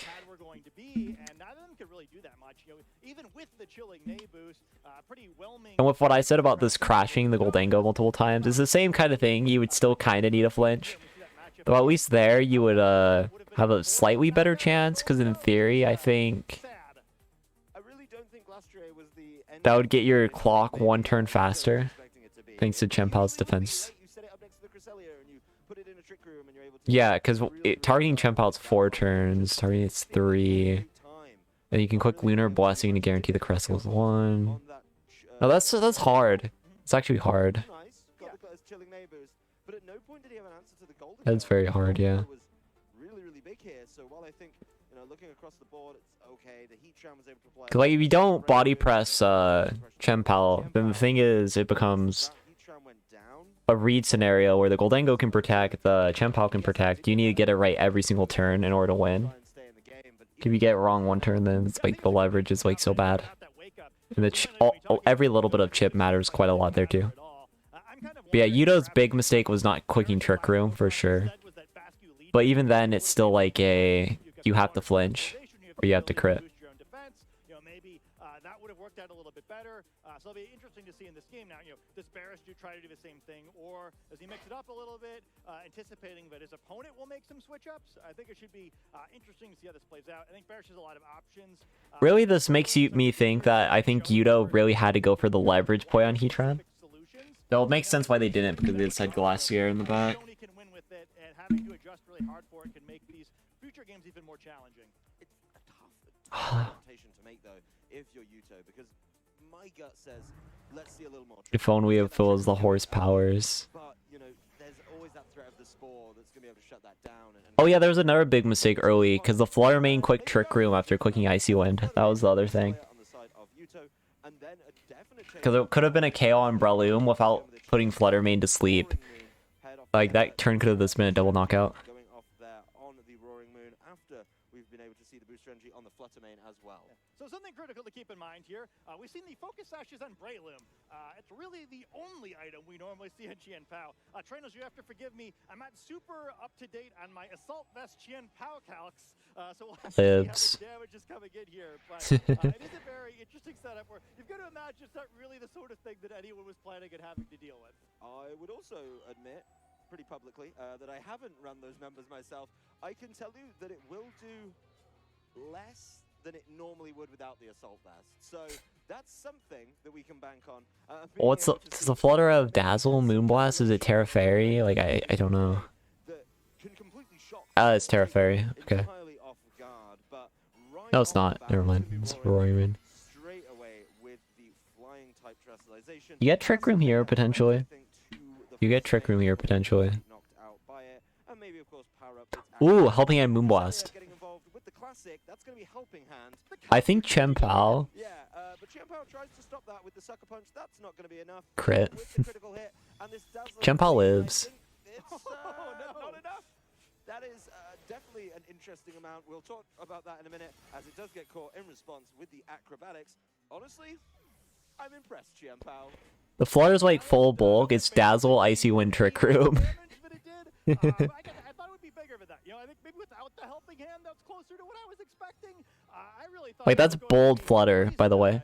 I'm pretty sure. But hey, apparently defensive Chien-Pao's not so bad. Yeah, I mean the bar was moving real quick and it stopped pretty suddenly, and I thought, okay. Heatran tanks this. Oh, a Scarf Basket Legion. That's pretty cool. Heatran tanks this pretty well though. It was what I was saying. Has been removed pretty quickly. Obviously, we've now got the Cresselia next to the Heatran. This could be where Yuto has. There's a bit of a read scenario though. If TR goes up, it's tough. Damage very, very quickly, and you need to potentially get out of that, get the Trick Room set up, and try and play the game that way. Yeah, I mean, this is a dangerous spot to be in too, right? I mean, But you can just protect TR. One of those classic Icy Wind Yep. only for attack moves Cresselia, so you really don't want to get caught with that. You want to see Barris team? Yeah. That would be a funny team to see this do incredibly well. Terra Water, I'm pretty sure. It's just using water for defensive utility. Second game in a row where Barish has tried to cover for a grass terrestrialization over on the Heatran, but in this case, he's been punished a little bit more, as it is a Trick Room. This is really good for Yuto now. Yeah, we kind of talked about it earlier. You know, we're seeing some classic Pokemon in the field. Barish handling this the way you often do against support Cresselia, just ignoring it. But a Trick Room could matter a lot here. Barish just selected a very quick group of Pokemon. Is this Lunar Blessing on Crest? Like, it's Helping Hand, Icy Wind, Trick Room. It didn't show that it could quick Shy Shock into Goldango. Oh yeah, quick Helping Hand here. Didn't tell in this game, so it could be worse. It could be worse. Let's see how it's going to turn out, though, as it is going to be Helping Hand onto that Heatran. You have Kinetics, perfect. Some of the problems, No KO. Able to save the Chien-Pao this time. That is going to go down. Roaring Moon, though, is holding on. Is going to be losing a little bit of HP, so even with the Life Orb, not enough. As Roaring Moon fires back with the acrobatics, that is going to be into the Heatran, but no Terastallization means it's not very effective, and it's got to be feeling pretty good about that one. Yeah, I mean, this is a tough spot, right? Where you see Barrison and Golden go out against the Heatran. Not ideal. Does that have Lunar Blessing? I was hoping there'd be something positive I could add there. No, this is really just isn't ideal. No, it's not. That is not going to be able to Terastallize and get away with it, even if it did Terastallize. And is Heatran slower than Goldango? I think Goldango is probably going to be slower Pokemon, most likely. If I had to guess. Heatwave should KO Goldango too, though, which is tough. Against Cresselia, Heatran, and potentially whatever's in the back. Yeah. I mean, I guess nothing else. Heatwave can miss. There's no way to. If there's Lunar Blessing, you can also protect Lunar Blessing too. Well, that's a little risky. Yeah, it is protect. Is it Lunar Blessing? Fire off the protect, so maybe trying to see what's in the back, trying to get that little bit of information by knocking out the Roaring Moon with an extra move. He's not going to get that information this turn, though, as it is going to be a protect. Is it actually? I don't think it would be. The Shadow Ball goes into the protecting Heatran, so that is, of course, Oh, the reversal. Okay. again from Yuta Interesting. being able to return those dimensions to normal. So that's a pretty cool play there, right? Perhaps. Depends. Do you have Tailwind? If so, I would say enough speed to outspeed Dragapult at best. Perhaps a hint toward how these Pokemon are trained, since we haven't seen them attack one another yet. And Like 113, 114 is a good number. 114 is the number. Thought about it for a sec. You can also go even bulkier if you want, but 114 is a pretty good number. 104 is fine too. But yeah, 114 is a decent one. Going like 115, 116 is decent too. The speed creep, other things that are trying to be faster than you with that. And you can also just be full speed if you wanted, but... And now you Trick Room again. Change up on the speeds entirely. We got the Trick Room in the last turn. Then it was, of course, reversed. So now the Tailwind just comfortably puts Barish as I will be moving first. That's exactly what he wanted to do with that Golden Go, being able to tidy it up. The speeds are going to be slowed down. No, it's not, because it's Roaring Moon getting knocked out. And then, of course, Golden Go just... Basculegion time. A little bit. Just not too worried. See what it can do. Low-key, Yudo, if Yudo quick Trick Room there, that would have been a generational play. But now Basculegion is like here. Oh, it's Terra Fairy. Just ecstatic not to be out under Trick Room against these Pokemon. Do we think Basculegion is fast enough at this point? I think that's...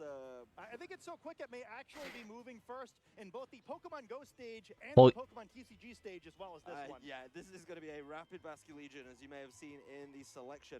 Is, of course, carrying that Choice Scarf and should be able to start causing a lot of problems for the side of Yuto. Let's see if he's able to... I'm really curious why Glacier keeps getting brought, though.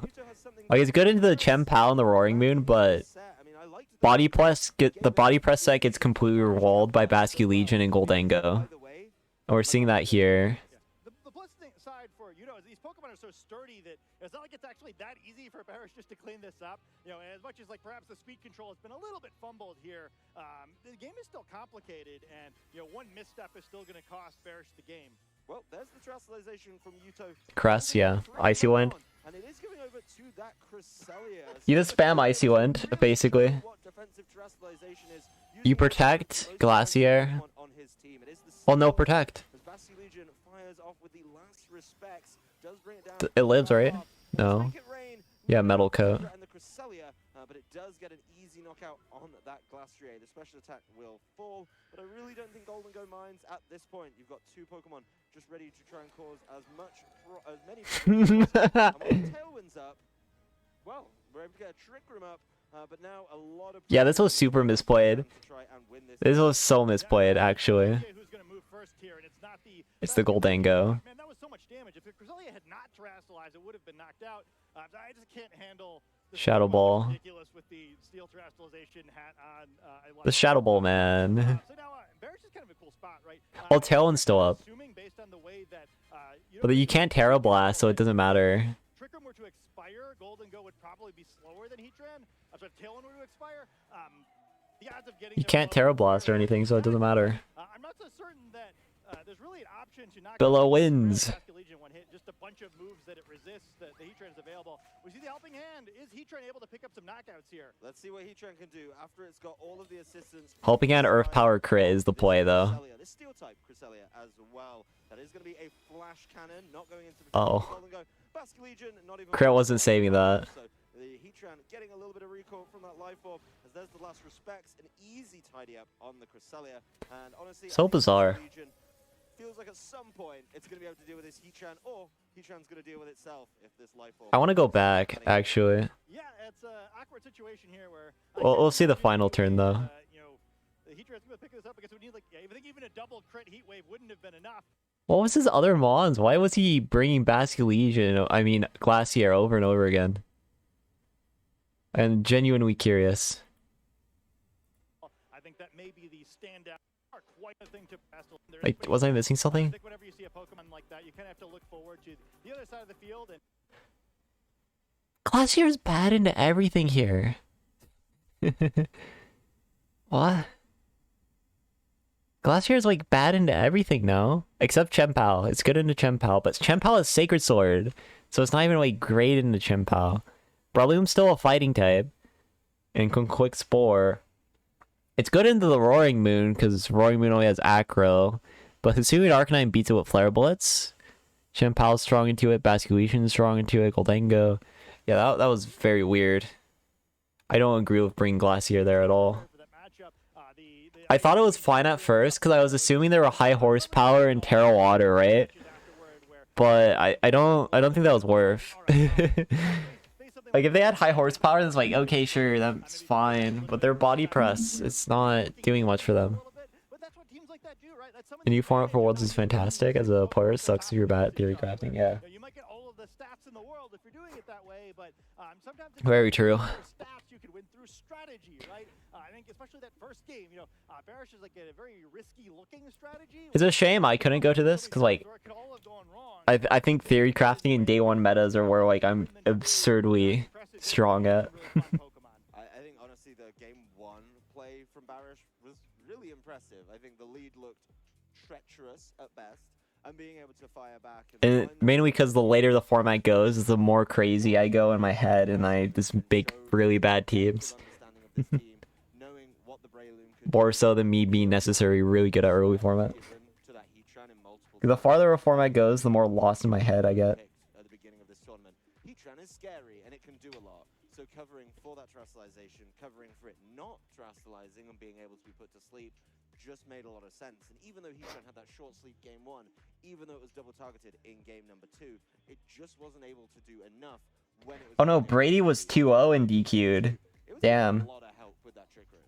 Yeah, I think it was like, you know, very clearly the critical Pokemon in this matchup, right? And you know, hey, you know, you're in a matchup where you've got the best Pokemon perhaps in the format out there. We can go ahead and check that out. No. There's events post.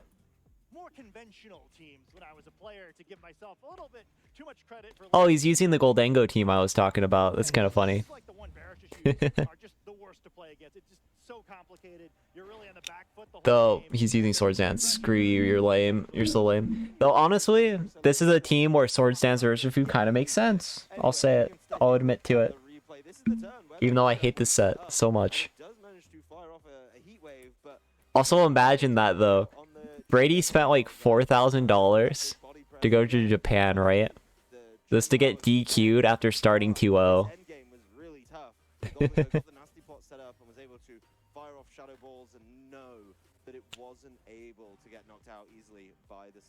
And the thing is here,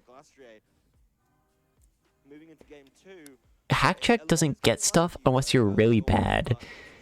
So like, I think there are stuff that were like straight up illegal. They got caught by hack check apparently, because their Lando T was jetted.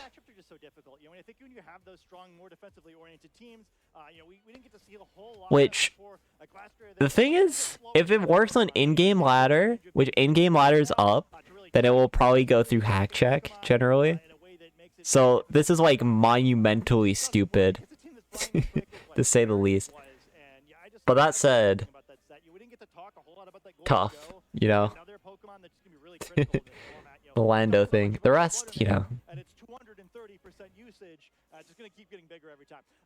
But I think Golden Go has a real chance of being Wait, wrong. I had to go back. That was discovered in the Paldea region, right? Where good as gold is just such an incredible ability.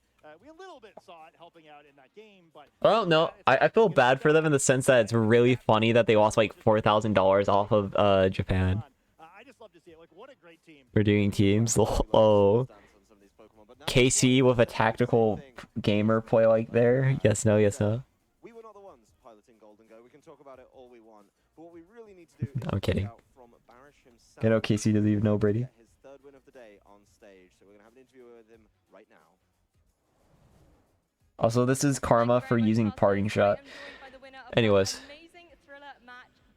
You gotta hear Billa. It has been 6 years since we've seen you competing at the Pokemon World Championships. How's it feel to be back? Oh my god, and what a game to Yeah. on stage. My previous record on stream, especially this season, was like... Imagine what the Wolf fans are gonna say to him now. Jeez. I was never lucky to actually make it through to the interview, and then to be interviewed by you. It's a very special honor. Oh, thank you very much. It was definitely an honor for us to watch that. Yes, and he won. With a very interesting team as well. We've talked a lot about Firewater Grass Course, but you've got a really interesting choice of Pokemon for that core. Can you talk to us about it a bit? Yeah, I mean, I had a similar quote on Worlds before where I was like, guys, credit for the team goes somewhere else. I'm just responsible for all the plays. So at this point, Jamie Boyd, if you're watching this, you're an absolute legend. Thank you so much. Without your help, I wouldn't be here right now. I'm currently 3-0. 2 more wins to make it to tomorrow. Yeah, we'll figure out after the end of the day today on teams. I feel people justify it by saying, "Oh, people could scout," but it's open team cheat. Everyone, people can scout regardless. It doesn't make sense. Oh, it was Terra Electric, and I'm stupid. Okay, that makes sense. I thought I saw the water icon, but I'm dumb. No, we will know the teams by like day. Oh, they won't show the day 2 teams either. Actually, because it's going to be a new tournament. They'll show the teams once we get to top cut, but they won't show them at the start of day 2. This doesn't work like that, which is very stupid. Yeah, it's a very cool set. I'm happy to see it do well. Even if I'm a little upset that that set we actually saw on stream was pretty poor play, if you ask me. Pretty poor play. Billo played really well, though. Billo understood his outs perfectly. The Glacier player, this makes me disappointed. Which, back to Sword and Shield with Glacier and Calyrex I players disappointing me, right? Yeah, it kinda is. Though, to be frank, how much are you wanting to protect in front of, like, Urshifu format in the first place? So it's a valid trade-off.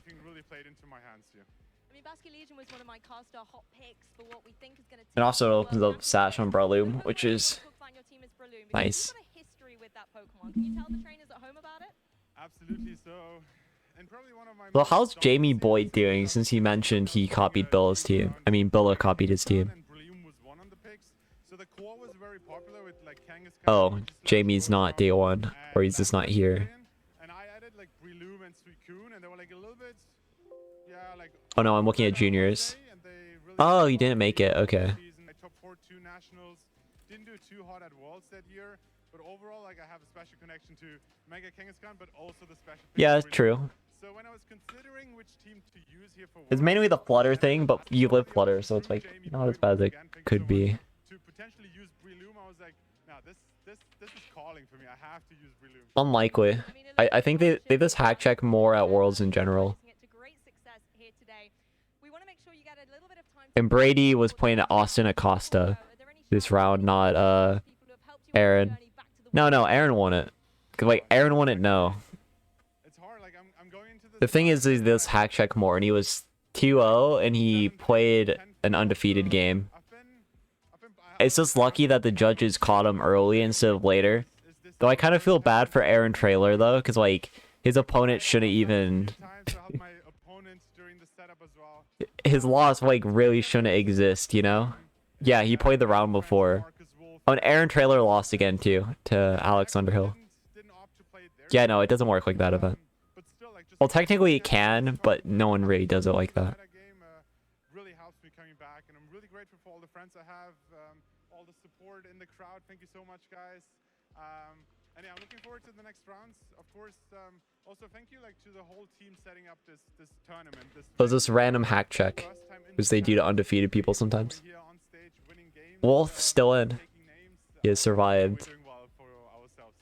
Don't forget to thank Gastrodon. Okay? Gastrodon, Yuri 2-1. like, I don't think I could have done it without you. You joined me last minute on stage, and I knew that you were watching me. And Suzalding 03, Rajon Ball 03. I already did. Andre Fumos is 03 as well. Pengi 03. Pokemon action will continue, so please do not go anywhere.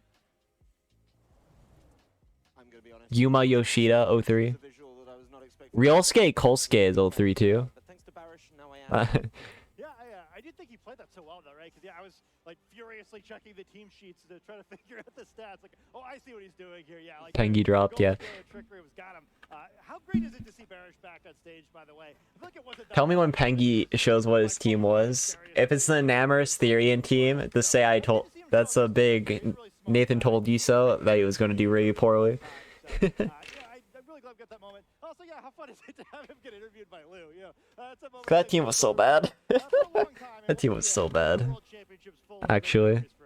Yeah, I'm not a scientist, but Aw, Ben Fox lost. to my hypothesis earlier that players who played in older formats are very, very good this year. So thank you, Barish, for proving me right on that one. Honestly, it's been a fantastic day so far, and I think being able to see the Basque Legion team and of course the Basque Oh, Dylan beats Chongjun. has been really, really cool. Also, I love how the commentator keeps saying this whole players playing past formats doing well. And then Yuya Tada has played for years too, man. It's all players that have played for years playing against each other, and he's like, oh, they're old format players. It's like, dude, you found like the few groups that you could actually say that against, and you would be 100% wrong. Yuya's been around. Yuya wasn't like that great, but like Yuya was around. Oh, Yuta Takahashi's 3-0. Let's go. Calvin 3-0. Nuka. Emilio. Aw. Once again. But you know, it's one of those things you see but don't touch. You know, it's great to see from a distance. Yeah, I'm more of a, you know, if I can win about 4 times as many turns as he wants to, that would be great for me. I'm more of a school of the P-Killer Bear has bounced back. Brian Hume has bounced back from 01. Sato 2-1. Polar Web 2-1. Kotes 1-2. Senorita Naoto 1-2 loses to Justin Tang. But I think that team has the option to do that, but it also has the option to play your game. Yeah, Alex Underhill over trailer. It's not often that we find a team that lands that perfect balance. That's something that we've been talking about a lot. Oh, and Michael Kels beats Rizai. Oh, Maurice lost to Casti. God damn it. And then it's going to cause problems with its technician abilities.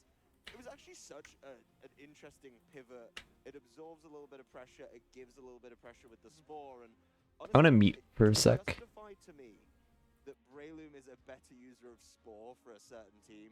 You got a lot of work. This is true. Breloom is actually underrated. It's still a fast spore user. And the format was slowing. When a format slows down, Breloom always becomes a little bit better. Breloom was underrated for a lot of the past formats, if I'm being honest. Which in part was because the main archetype you would run it on was Breloom Chien-Pao. And Chien-Pao players were uncomfortable bringing non-Sash Chien-Pao. So they wouldn't run Breloom because Breloom's only good set is Focus Sash. Scarf Breloom sucks. Yeah, it's pretty good in the solo dozo for sure. Hits Ting Lu as well, hits his Terra. It's overall decent. so much smaller. But when it works like that, as it does, seemingly every time we see Jamie Boyd play the game, Alright. Barish using it there, it's just so impressive and it's so difficult to handle. It's been an interesting year. We got to the open team sheet format. That was something very, very new. And I think it's really helped out a lot of trainers make some of those decisions a little bit easier, right? Okay, you know your opponent's going to see the move. You're not going to get the surprise factor. So you actually have to justify that choice way, way harder. You really have to say, is this a worthwhile move? Or is this something that I thought was cheeky, was fun, and I might be able to steal a win or two off of it? That's where I sort of think, okay, well, we're in a good spot now. We've been able to pivot things around. And I think the first World Championships in open team sheet already delivering. I think everything this year, the ICs, even the regionals that we've been seeing, has shown that that was a great decision for the game and has put us in such good stead. Yeah, I think this is a good match kind of too, just to kind of show off what can be good about that too, because I know a lot of people were kind of concerned like, oh, it's going to stifle creativity a little bit if your opponent sees you what it is, but at some point of a tournament, your opponent's eventually going to know what you have before you use it, right? Like stuff still has to work while it's face up. I think if anything, it just kind of challenged players to make, more complete teams, right? Where like, all right, well, my opponent has to be able to handle this, so I can't just have one threat. I have to have multiple options to keep them off guard. And even though you can't bring every Pokemon every game, in a way, even the Pokemon that aren't selected contribute more in this format because the threat of them, as long as you have a Pokemon unrevealed, is a big deal. And I think that's another thing to kind of keep in mind as you watch games, right? It might not seem like it's a big deal when there's still that Pokeball icon on the team tracker, right? But the opponent doesn't know what that is, right? Even if you do, because we've hovered the switch on the camera, it's something that you have to keep in mind. Like, Hedon's hit sheer cold. Let's go.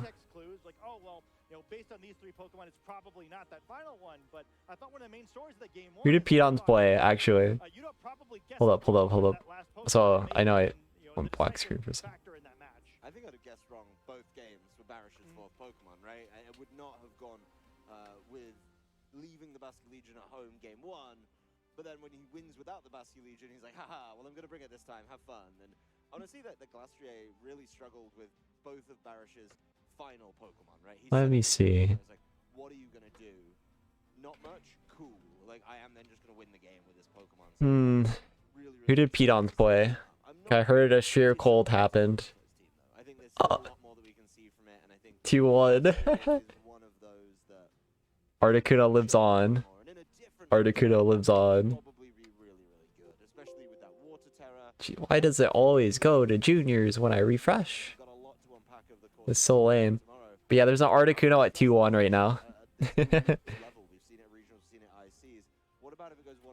Which is very funny.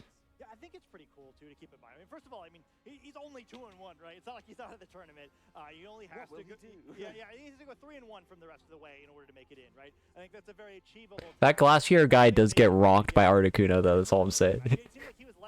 That's all I'm saying. That's all I'm saying. Barrish is radically changing his strategy. The Pokemon he brought, the way he played the games in both games. It seemed like there was a core Pokemon that you don't want to use. It was kind of just more a matter of how he was supporting them and what order he sent them out in. I think he looked a little lost in the one game, right, where Trick Room coming up the wrong time, Icy Wind not really doing anything.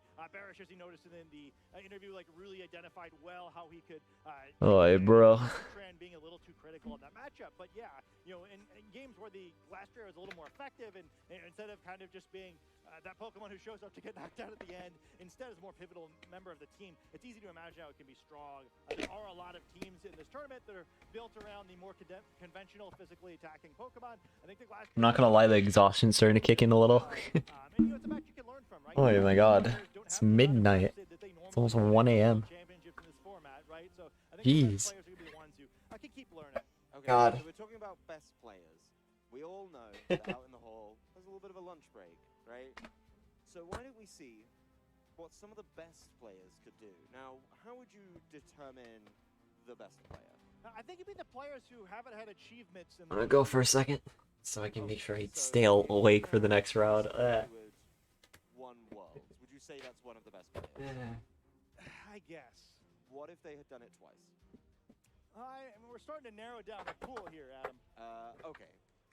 What if I just said we're going to have Ray and Aaron sit down and do a little lunch break caster match. Would that be acceptable? I think it'd be a lot of fun. I think it'd be a lot of fun. I think we should probably do that. Yeah, that sounds like a great idea. So let's head on down to the stage and introduce the players, I guess. You may know a little bit about them, but we'll be able to dive in and see what these guys come up with. I usually propose to other casters, what would you do if given the chance?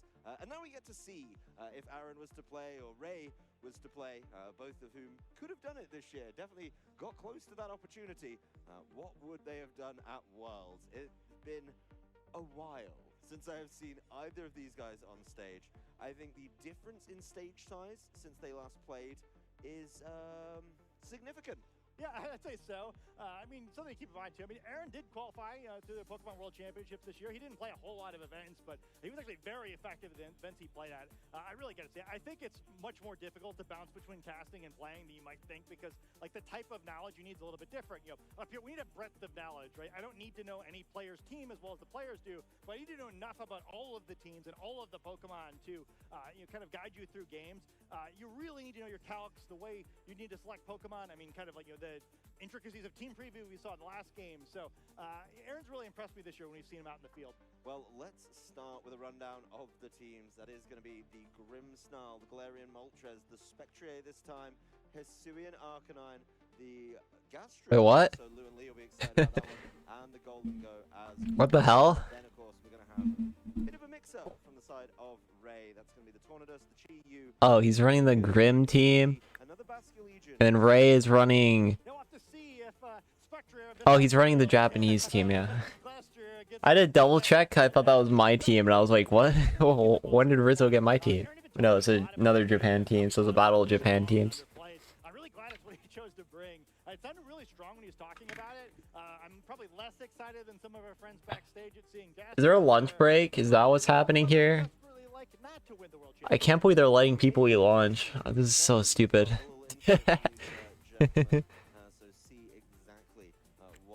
Can't believe they would do such a thing. Have we actually ever played against each other? I don't know. I don't think we... Have we? Probably... No, I don't think we have. Not in an official tournament. I don't think we have. But, hey. Alright, I'm about to be 1-0 against you then. I'm ready. Are you ready? I'm ready. Okay. Waiting for you. Alright, let's go. Hey, cool team. Wow. Hey, you too. That's, I've seen that one before. I think I've seen this one on YouTube before. Yeah. Yeah. That is adaptability, yeah. Do you know what the bottom two Pokemon do, by the way? Have you seen them before? On my team? Yeah. Just check in. Oh my. Does Ray know what 4 of those Pokemon do? Like, Okay, I'm thinking of leading Grimmsnarl. does he know what a Chi-Yu is? Like, actually? Okay, yep. That's my lead. That's a better question. Because I want to. That's a mistake. Why? Why is that? I'm not bringing Basculegion. Really? Yep. I think it's a mistake to not bring Basculegion. I'm not bringing it. I'm bringing Chi-Yu instead. Yep. Okay. Yep. Calling it. I'm telling you exactly what I'm bringing, right? I'm going Grimmsnarl, Arcanine, Gastrodon. Okay, hold on. Let me change up my lead real quick to counter that. Wait, what do you think my fourth's gonna be? Galarian, Ultra, Spectre, or Golden Go? What should I bring as my fourth? It's up to you. I can do all of them. All 3? Okay. I'll be real, Aaron saying he's just gonna lead Grimmsnarl is the most true Grimmsnarl player statement of all time. Like, actually. Like, oh, I'm just leading Grimmsnarl. That's all Grimmsnarl players do, man. That's all they do. Nothing else. You didn't need to tell Ray that at all. That's all Grim players do. Just Grimmsnarl and click their screens. Matchup doesn't matter. It's Grim. No way. I told you, Grimmsnarl and Hisuian Arcanine. I wouldn't lie to you, right? I know, I believed it. That's why I double-checked, make sure I have close combat on Sneasler. Do you have it? But I got something else. Uh-oh. Yeah. Oh, I know what you got. You know what I got. Rock slide. Let's get into the game. I think that's plenty from Ray and Aaron. Some fighting talk, maybe the folly of youth from Aaron in that one, and pretty much Sneasel. Sneasel. Hisuian Arcanine and the Grimmsnarl, the Sneasler and the Indeedee as well. Yeah, I mean, the music here kind of making me think. There's a time where Rizzo basically had his own theme song, and yeah, I might be a little bit more intimidated by Aaron. But I'm excited for to like and subscribe to this battle as the two of them show off what they've learned through all the battles that they've had. You know what would be so funny is if Ray Dire Claws the Hisuian Arcanine going for the sleep or the para, and then accidentally getting a on the Spectre switch when Aaron tries to lead CC. Notably, Sneasler doesn't need Unburden, so you can switch out Sneasler for late game too, pretty effectively. I do think you quick Dire Claw though. Oh no, he's quicking CC. Damn. This should be a Dire Claw and Grim, but or a Dire Claw in general. Yes, he did. He did it. I was right. He did Dire Claw into the Arcanine. Good play. Really well done. The thing about going Helping Hand CC is you're not really guaranteed the KO because the Arcanine can Terra, and the Arcanine could also just like, switch. So going for the Dire Claw is super cool there. And you got the sleep too, because the other thing about Dire Claw, even if the Arcanine stays in and this attacks, you just get the para or you get the sleep, and then you're in a good scenario. A poison would be slightly bad, but then you get chip damage, so it still works. You Dire Claw again, and you switch out Ndidi. Ndidi needs to leave the field now. Yeah, I wish we could get the Rizzo taunting on that Dire Claw switch in. I wish we could get that. But yeah, this should be a Dire Claw, and it should be an Ndidi switching out into something else. Yep. Sleep. Poison. He got sleep again! Psychic? Yeah, Psychic. Ooh. Ooh, okay.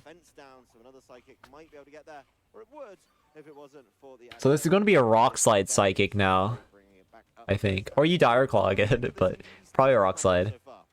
Once again, perhaps Ray being a little deceptive there, said he didn't need luck to beat Aaron, and then put the Pokemon to sleep and lowered its special defense. On a totally serious note, everyone, I actually think this Ndidi Sneasler thing is pretty cool. It's not something it seems like we're going to see a lot of in the World Championships, but like, is it genuinely really strong and really fun thing to play in this format? So, consider trying this one out. Oh wait, no, Gastrodon's not asleep. What happened? Take a look at maybe for the future events. I thought the Gastro fell asleep. I guess I was wrong. Still a lot of gameplay to go though. What? These trainers are trying to suss it out. They did say it was their first time playing together on stream. One fun thing to note, that's probably because they were in different age divisions. When Ray was winning World Championships, Aaron was just migrating into Masters. A little child. Something that he had to overcome in that one. There's another Dire Claw that's going into the Gastrodon. Oh, I guess he got the para roll, that's what happened. And he got the para roll again. The biggest threat. But then there's the Psychic. I understand now. Do anything against the side of that Grimmsnarl. Takes a good chunk of damage there, being hit by the Earth power of the Gastrodon. This is not great play by Ray. I feel like the Ndidi should have switched out earlier, but...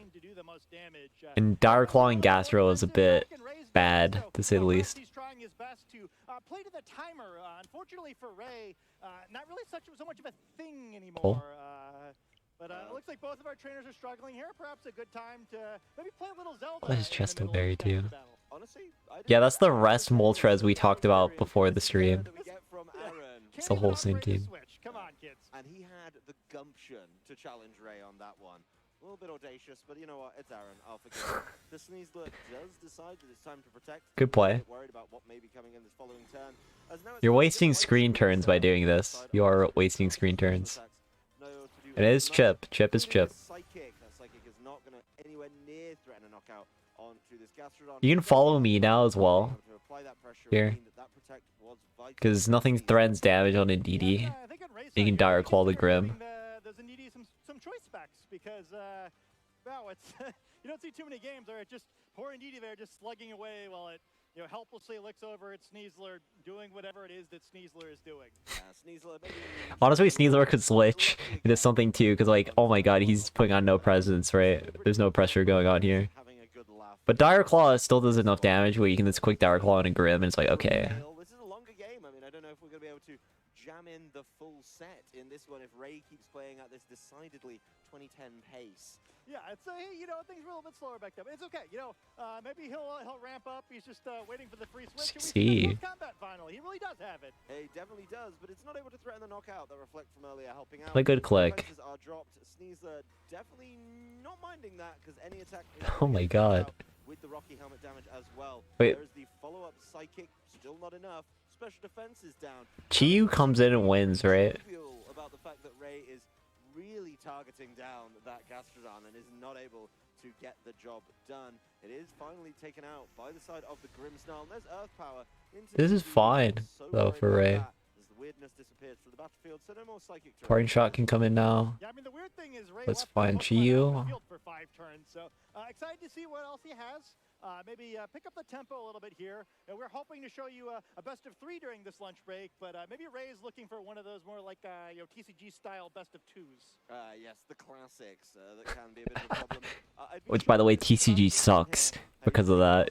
How many sets this go to time is just... It's not very fun. It's why I'll never play TCG in tournament. Needs to go, which may give me a clue as to what is stuck in the back. There is confirmation. You know, I'm beginning to think he may have brought it after all. Yeah. He lied. It's something he selected. I think Aaron knew that based on the fact that he double targeted the Gastrodon every single time. Yeah, it's you're not the most subtle approach I've ever seen, but it is in a situation now where it can I can't believe that. He lied. use some water type attacks. And you know, hey, you know, I love In TCG if burn decks existed. So scared to play a Fortress, so scared. Except it's not burn, you're just killing your own Pokemon for no reason. With this game, as I try and forget that you brought back one of those eras. Horrible terms. He did play a little more respectively than some, just not swaggering for fun. The Indeedee leaves the field, so Ray does know where the menu option is to switch in and out on Pokemon Scarlet and Violet. And he switches it in for the Tornadus, a Pokemon definitely from Ray's era. Gastrodon decides to keep safe, wants to redirect one of those big water type attacks later as Arcanine comes to the fore. Is it last respects in a Grim? Or is he just targeting Gastro? The Intimidate drop. That's going to help out a little bit, as it's going to be the old switcheroo right off the bat, parting shot into the Basculegion. So that's attack way down on the side of Basculegion. Yeah, a lot of things that Ray may not recognize here. Parting shot. Arcanine looks a little different than it used to, and perhaps that Gastrodon going to wind up right back on the field. I keep threatening that Storm Drain. Seems likely that Ray was looking at it, then try to switch out, but you know, there is the option of that incredibly valuable sleeping horse. You could maybe send that out, hopefully get it knocked out to get another free switch. I don't know.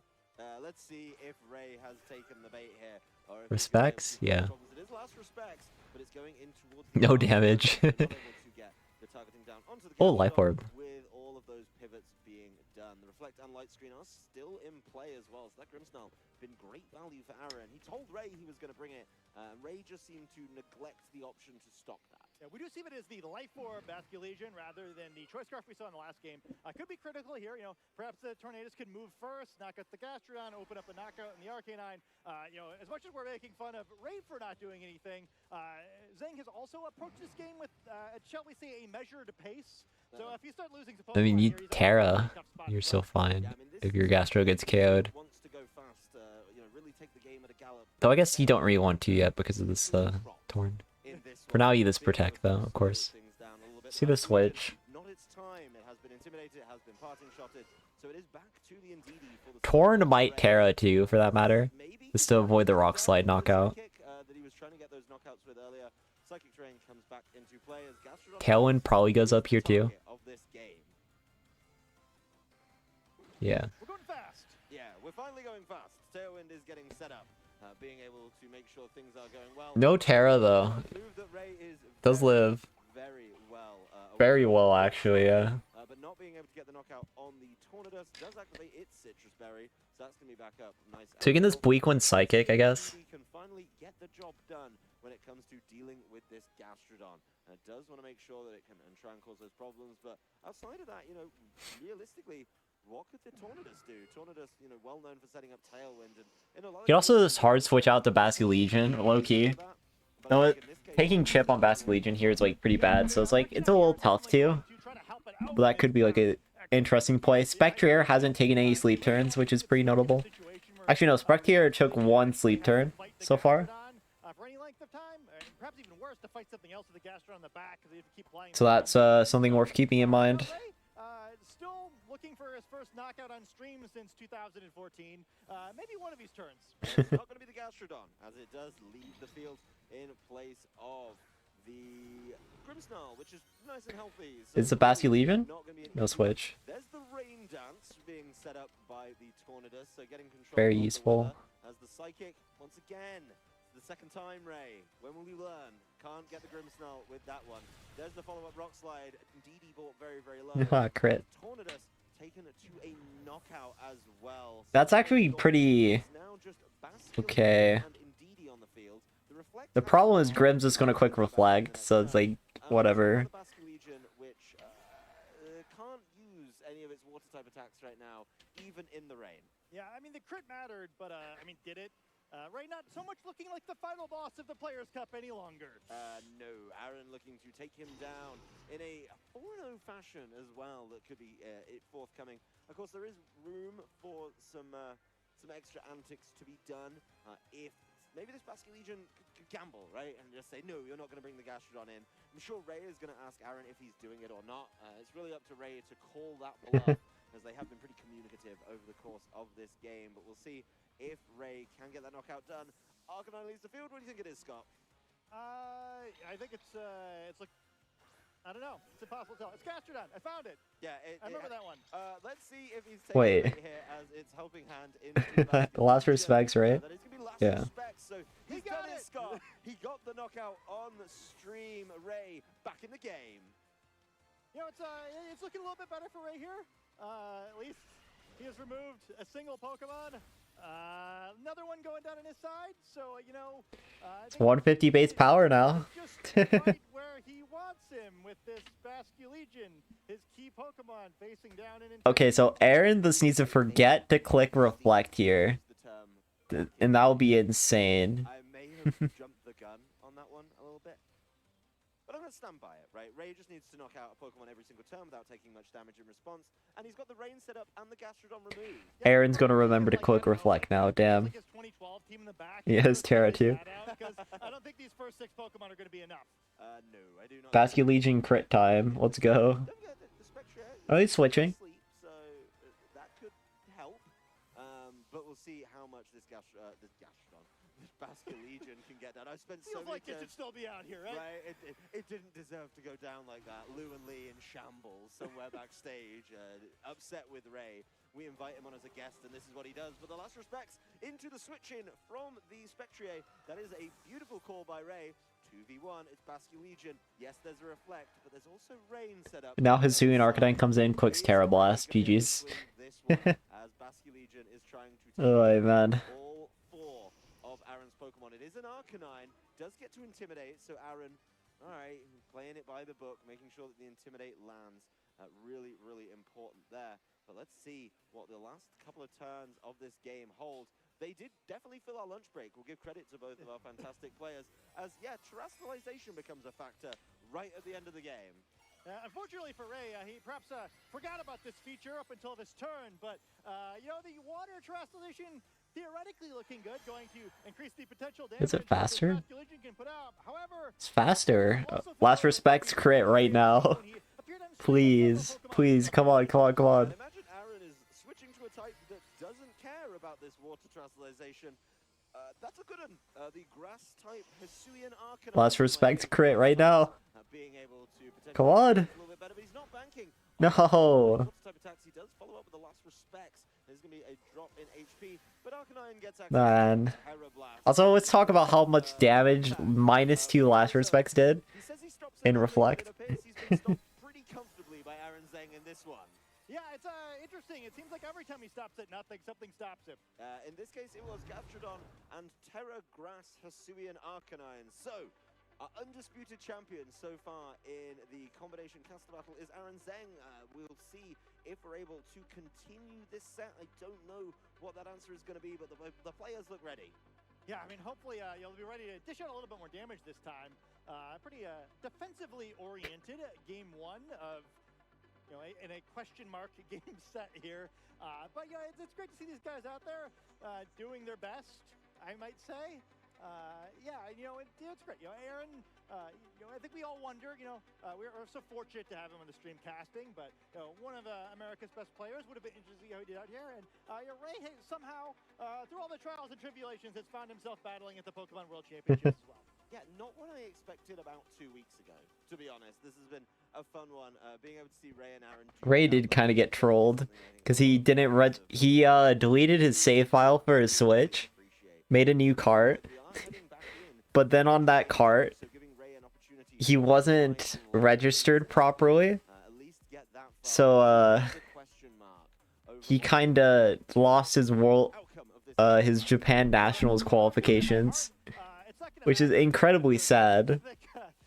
This is insanely sad, but he would have had a chance at qualifying for Worlds this year, but he trolled it.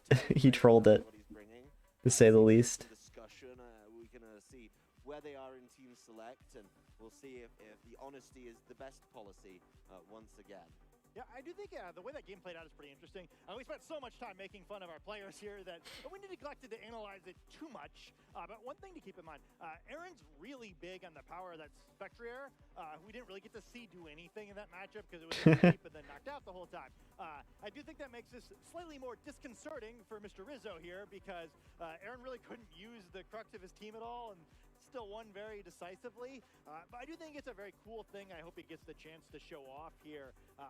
It's kind of, as far as those strategies, we're maybe hoping players would come up with something a little bit clever. He was so high on this. Honestly, the thing is, I think Ray can just ignore the Gastrodon. Like, I know he got rid of it for the whole I want a quick Life Orb wave crash, but the cool thing about Basque Legion is you have Last Respects in endgame, so you don't need to get rid of the Gastrodon as heavily as Ray was going for it, because Basque Legion still breaks Gastro in endgame anyways, so it's fine to keep it around. Yeah, we see Snealer and DD again. I don't really like this, because Spectre is just gonna go to town unless you get the sleep turn again. Great lead by Aaron, though, for sure.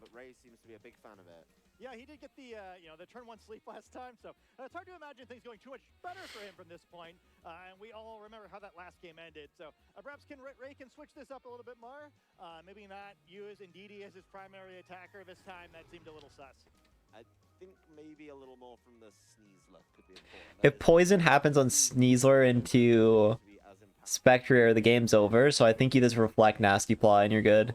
Have a little bit of an update. Round 4 is upon us, so game 2 is going to be the last game in our set. It's either going to be, as you mentioned, the TCG best of 2, or it's going to be a comprehensive win for Aaron Zhang. It's helping hand off the Ndidi. Helping hand Dire Claw into Grim, please. See how this one goes. As Aaron is going to slow it down. He is going to throw up the Reflect once again. There we go. Dire Claw heads into that. Poison? Grimsnarl. Sorry, it threw me off by surprise. How much to do with a helping hand? Unlucky. And it was able to get a good amount of damage done, but being able to keep itself safe.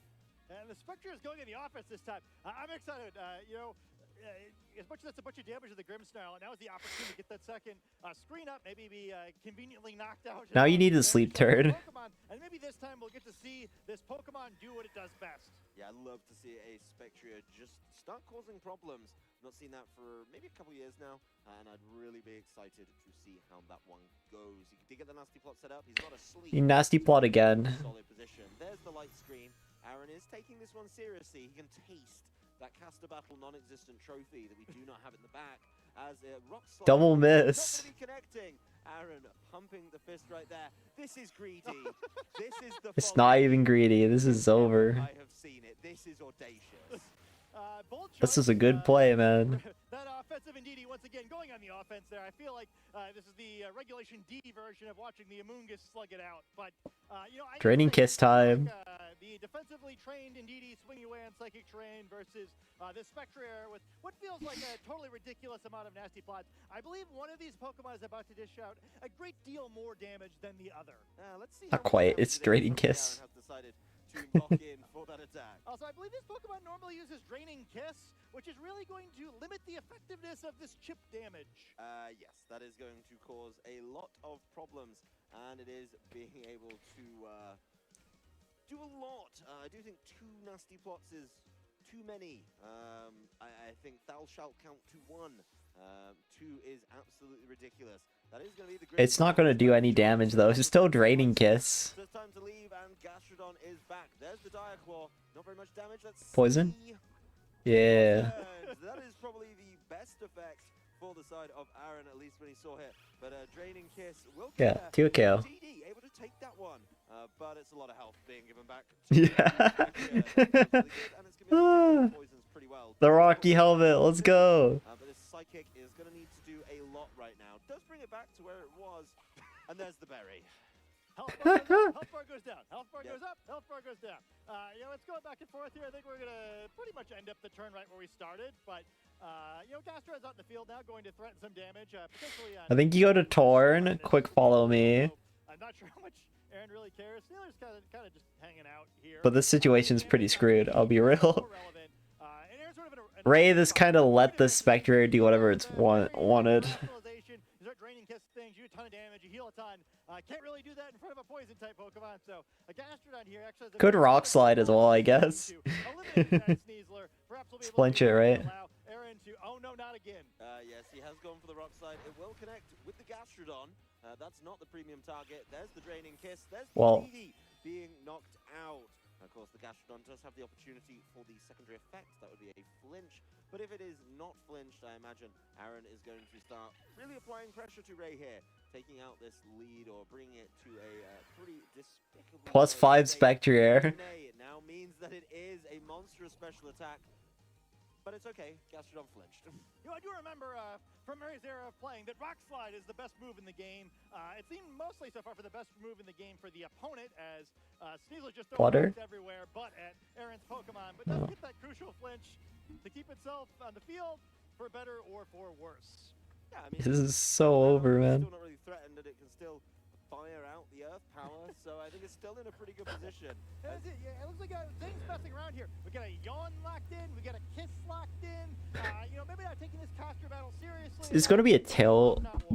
It's gonna be a tailwind, but this is over. Who are quite clearly goofing around. Rain Dance. Oh my god. There is the Rain Dance being set up, so for a little bit of analysis, he's probably setting up the Basket Legion in the back, and then of course, Draining Kiss brings the Spectre back to full health. It is going to get caught with the poison damage, but that's just a lot of damage. That is absolutely ridiculous. Yeah, hopefully Ray remembers from his day as a player that things have changed a little bit. You know, no longer see that Scald from Gastrodon, so a little bit safer to set up that Rain Dance than before, but man, that's a lot of damage going the other way. The poison on Spectre are going to at least cause it to not finish this turn at full health, but yeah, I mean, while both players may be goofing around, Aaron is certainly horsing around, and the Spectre is once again looking healthy with its 5 levels of boosted special attack. Not getting those knockouts though. I want to see some knockouts. I want to see a little bit more. Not again. I don't want to see this, as it's Rock Slide once again, missing one of its targets. This time it does get the Spectre. No. And Damn. Polish off the Tornadus. So And he didn't even tailwind. He did not even tailwind. Full health, no shock there. And let's see what this Gastrodon is able to do. It was, I think, targeting down the Tornadus. By the way, +6. on the Spectre. That is a little bit preposterous. As there's the Yawn onto the Sneasler, being able to buy time to put it to sleep and Earth Power it safely. Yeah, I have bad news for the Sneasler. I'm not sure how it's going to get off the field to shut this Yawn. The answer is it's not. That is a big problem. Yeah, this game's been over for like 10 turns. And 10 turns ago was game 1, so you know, Yeah, this all seems bad. Certainly a Protect here would put Spectre in a good case. Though perhaps Zhang will confidently just work through this one anyway. I can't believe they're giving players lunch breaks. This is unforgivable.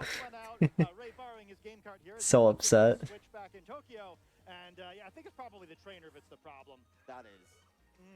He did not need to take that stray. That is absolutely unacceptable. We'll see if Aaron is going to play this one by the book or show off a little bit more of his skill set, that deep wealth of knowledge that he's kept clearly much more up to date than Ray Rizzo in this one. 3 World Championships, and he's been resting on his laurels. Once again, we've gone through the bulk of this game, and we're just waiting to get down to the end. The end, of course, being when we decide to terrestrialize and realize that, yes, you're boosting your water type attacks, but you can't use them right now. because Gastrodon is sat on the field. It's going to be the protect from the Spectre, maybe waiting for some sleep to come through, making sure he keeps himself safe from the Sneasler. Rock slide. Rock slide. We know what Aaron's like when it comes to secondary effects on moves, and he's not getting hit. This has been audacious. The last respects into the protecting side of the Spectre, and yeah, it's going to be a yawn. They say Aaron Zhang's unlucky on stream, and now Ray Rizzo's taking all of Aaron's good luck away for the future. With all these rock slide misses, like, oh my god. Absolutely obliterate this poor Basculegion, and yeah, it might not just be Gastrodon that's yawning. I'd say this game has been a bit of a yawn, not looking so good for Ray here. Perhaps, just taking it easy on Aaron, knowing that, not being able to compete in the World Championships, this is a big moment for Aaron. Perhaps being cursed by Roshan's game card, unwilling to knock out the Gastrodon. And yeah, you mentioned before, you didn't want to see all these misses, but it seems like the Sneasler hasn't been able to see much at all. Well, that is going to be the last respects. It is swim. Okay. Those boosts given up onto the side of the Spectre as it's easily knocked out by this Basculegion. That said, it is going to be a Earth Power into the Sneasler, not enough to threaten that knockout, only doing about half of its health. But it is going to be Basculegion falling asleep. Reflect is gone, so that could be big. But let's see what this Arcanine can get done. We saw what it did in the last game, so maybe Aaron realizing that, you know what, Spectre is not the focus. We've seen that Pokemon before. It was relevant in previous formats. It's time to show off Hisui and Arcanine, and I can imagine that he's just checking that Ray knows what it does. Yeah. I mean, you see Arcanine get that Intimidate down here on these two physical Pokemon. Pretty whelming Earth Power, though, if I say. We'll have to ask Lou what she sees in this Pokemon. You'd almost think that there's a Light Screen up on both sides of the field with the pitiful damage that this Gastrodon just did. It was a Psychic Seed. For the caster pairings, they put Lee and Lou together, known Gastrodon lovers, and then you and I together, the known Gastrodon doubters. Certainly a discussion we can have backstage a little bit later. There's going to be a switch. There's multiple caster matches. Maybe trying to get one of those the heck? knockouts for itself and wrap this one up. Of course, there is still going to be plenty of sleep. The Earth Power comes through. Not enough for the knockout. The rain stops. Aaron trying to get this one. The crazy thing is Ray can still technically win. A Last Respects crit will KO Gastrodon. Yeah, I think we all have different definitions of the general concept of fair. Yeah, I mean, to me, it seems a little mean. His poor Pokemon just trying to take a snooze, checking out Pokemon Sleep, perhaps. Nice. Well, Sneasler's done. It's trying to explore it. It does get the Rock Slide done. Not even enough. Last Respects. Damn. Flinch. Looking a little bit distraught at that one. So we're waiting to see if the Sneasler will go. Damn it. Ah. As many as 3 needed. There's no fun. The game denied the funny scenario. The only option for Ray, and once again he's being asked, can you sweep the game with Basculegion? Now, against a couple of these options, I'd like to see how it can do. It is locked into the Last Respects for now. He got it! He got it! Okay. Only one more crit needed. There may be a world where this happens all of a sudden. Now, we've been making fun of poor Ray, but maybe he's about to show us that he still got a little bit in the tank. One more crit. You crit Arcanine, you win. This suddenly got interesting. Yep, there's the Intimidate to try and shore it up, but Ray feels like come on. In this one. Please. But of course, crit again. When you just start firing off critical hits, Ray fishing for another one of those. I think asking for one at this point, getting Aaron's permission to see if he can get it. But Aaron's an E-speed, but oh damn it, he's E-speeding. Trophy home with him. He has got a little bit further to take it. Hopefully he's got room in the luggage for it. As Arcanine fires off the extreme speed, it's not enough. He's giving it over to Grimmsnarl to do the work. Aqua Jet in. He read him. This is Hisui and Arcanine not for the knockout. Needed to go a little bit more, but the Basculegion starting to hurt itself. No crit though. Is it Grimmsnarl to close this one up? It most certainly is.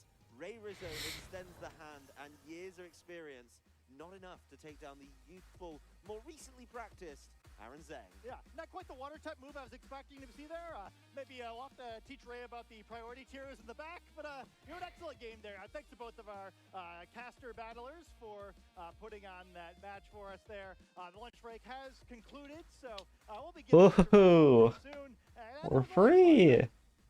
feel bad for some of the Oh my god. decisions that were made. I think Ray maybe expecting a little bit more out of Aaron, and Aaron just giving him exactly what he needed. Maybe Aaron expecting a little bit more out of Ray, right? I think maybe he was expecting Aaron to bluff, but Aaron just followed the game plan, and Ray fell for it both times. So certainly Dope game, man. Nah. Nah. they're still both fantastic guys. Excited to talk to them more. Maybe we'll get a little opportunity to Bro, we watched the game? What do you mean? the replay as they lock eyes before this one. There's the Oh. great start for Ray, right? Being able to land that sleep onto the Spectre. Was he able to capitalize on it? Aaron enjoyed that one, surprisingly. Eric's just happy to be here, you know. He's a man who loves the spotlight. He's got his moment on the stage, and he's going to make the most of it. Oh, man. Good time. Aaron feeling confident, just laughing along with Ray, a player who he's played with for over a decade now. There was that monstrous Terror Blast to seal up game. The worst thing is Ray took so long at this to play like that. That's dumb. That's so tough. This was the story of game number 2, though. Maybe things would have gone differently if Ray was actually able to hit rock slides. Yeah. So true. Yeah, no, it wasn't a good game, man. It wasn't a good game. Pretty disappointing game by that. It was fun for one turn when I was like, oh my god, Ray could double crit to maybe bring it back. And then after that, it was back to being dog. Because he didn't get the double crit. Because it was hit by one of the rocks. Just really tragic to see that. So wayward from that side of things for Ray. But honestly, a very exciting game. I was really excited to see both of them up there. And of course, thank you to both Ray and Aaron for helping us. Oh, Jesus. Which can be a tricky time at some of these tournaments. Yeah, and it was a lot of fun, right? You know, certainly, I'm sure you all would have preferred to watch us. Yo, thanks for the raid, Roost Band. Thank you, thank you. But, you know, we thought the match might be a little bit When did I notice our show? And that's crazy. Yeah, to maybe bring it back. It doesn't actually bring it back, though, because Aaron this quick E-speed. Yo, welcome, welcome. Really quick break, man. Oh my god. Oh my god, really quick break. We can at least check the pairings right now. For round 4.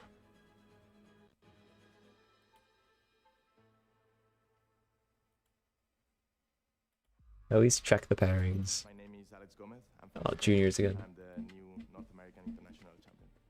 Cassie versus Hikaru. That's a pretty good matchup. Dae-Young Yang versus Yuri. Justin Burns versus Yang Wai-Ho. Calvin versus Yuya. Bill versus Mao. All these matches are really good at the top. Ryota versus Kentaro. Nicholas Legouk versus Alan Marinez. The American matchup right here. Nails versus Emilio Forbes. A DOU legend matchup. Taro, Tang, Yuta, Juan Manuel Surazo, Costa. Mikel de Besta is still 3-0. That's nice. Ryoma too. Yeah, all these 3-0s are really good matchups. They could stream basically any game and I wouldn't be mad. The ones down here would probably know though. But I guess Yuma versus Parsons would be pretty cool. I don't know where it would be with this game.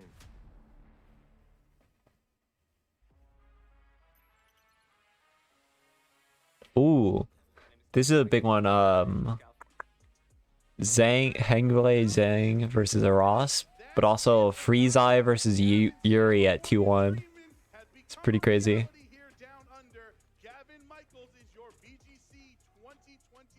Kenji versus Yuma. Maurice versus Brian Hume. Maurice won a world, regional 2022. Brian kind of stopped playing for a while, but came back and won a regional 2023.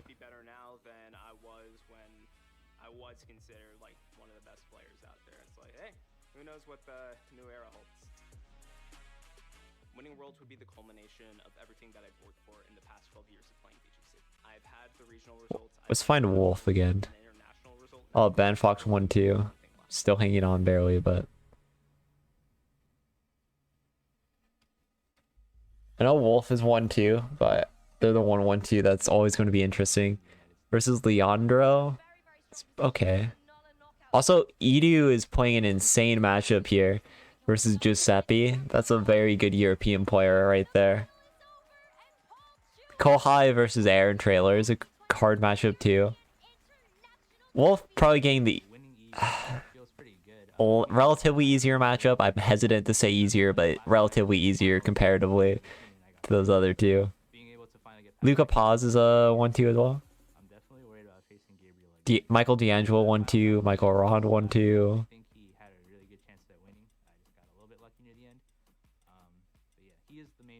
Yeah, that's it for round 4. What happened to the timer? That was, we'll be back in like 3 minutes and it's just gone again. What the heck, man?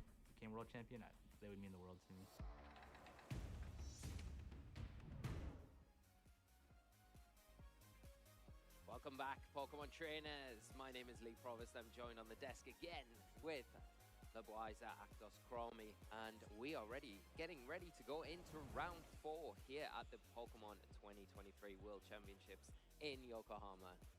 Yeah, everybody's a little bit rested after that lunch break. I think very well needed for us and the players out there as well. It's a big, intense day of Pokemon action, but things are only really starting to warm up. Like you said, we're heading into round 4. We'll be crossing over that halfway point for day 1. Yeah, it's good. It's really getting into the kind of the crunch point of the tournament now for a lot of players. You know, we're getting into that. A lot of players 3-0 now. Only need a couple more wins to guarantee their place in day 2. So everything on the line, and those players that aren't quite out of the tournament yet still got it all to play for.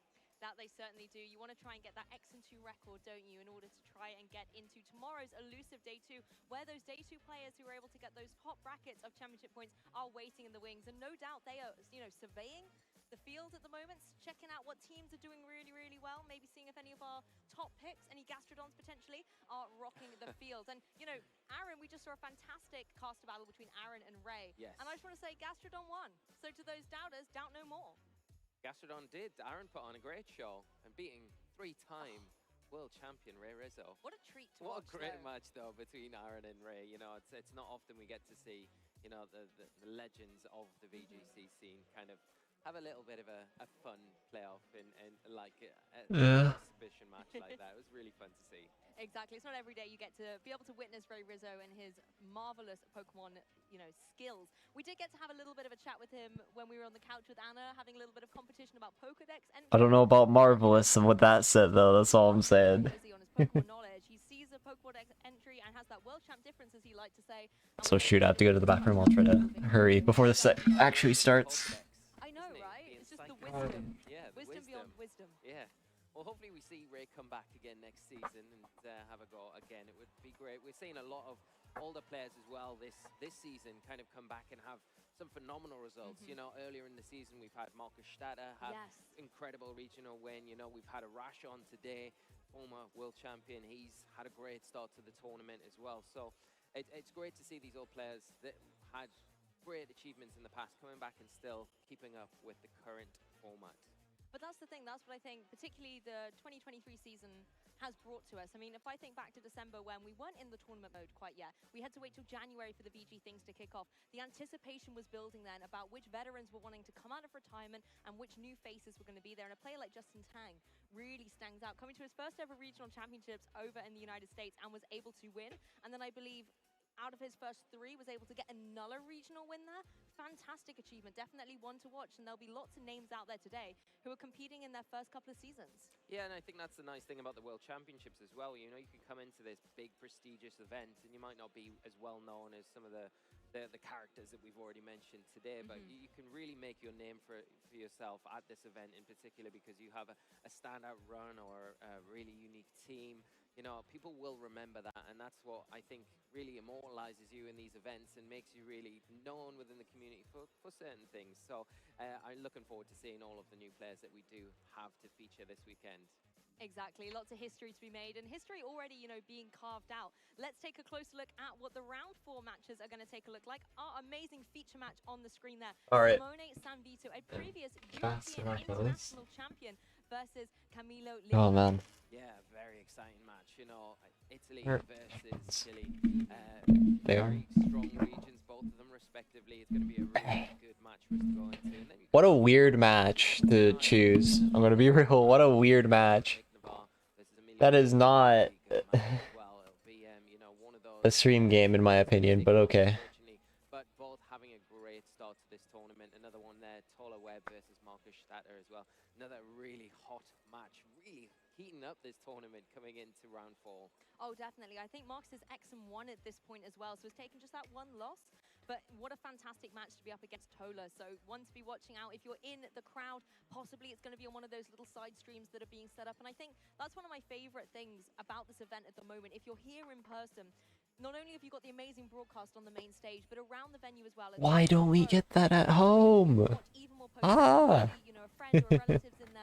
Jesus. Why is there no side TV stream? Ah. The main screens that we've got here with our feature matches, you can go and see some of the other matches that are ongoing each and every round, which is very exciting. No, we can't. Can see them, and you mentioned before that We can't do that, guys. kind of shown as well in their respected areas. So Hey, jeez. really nice mixture of all ages being showcased at the event this weekend.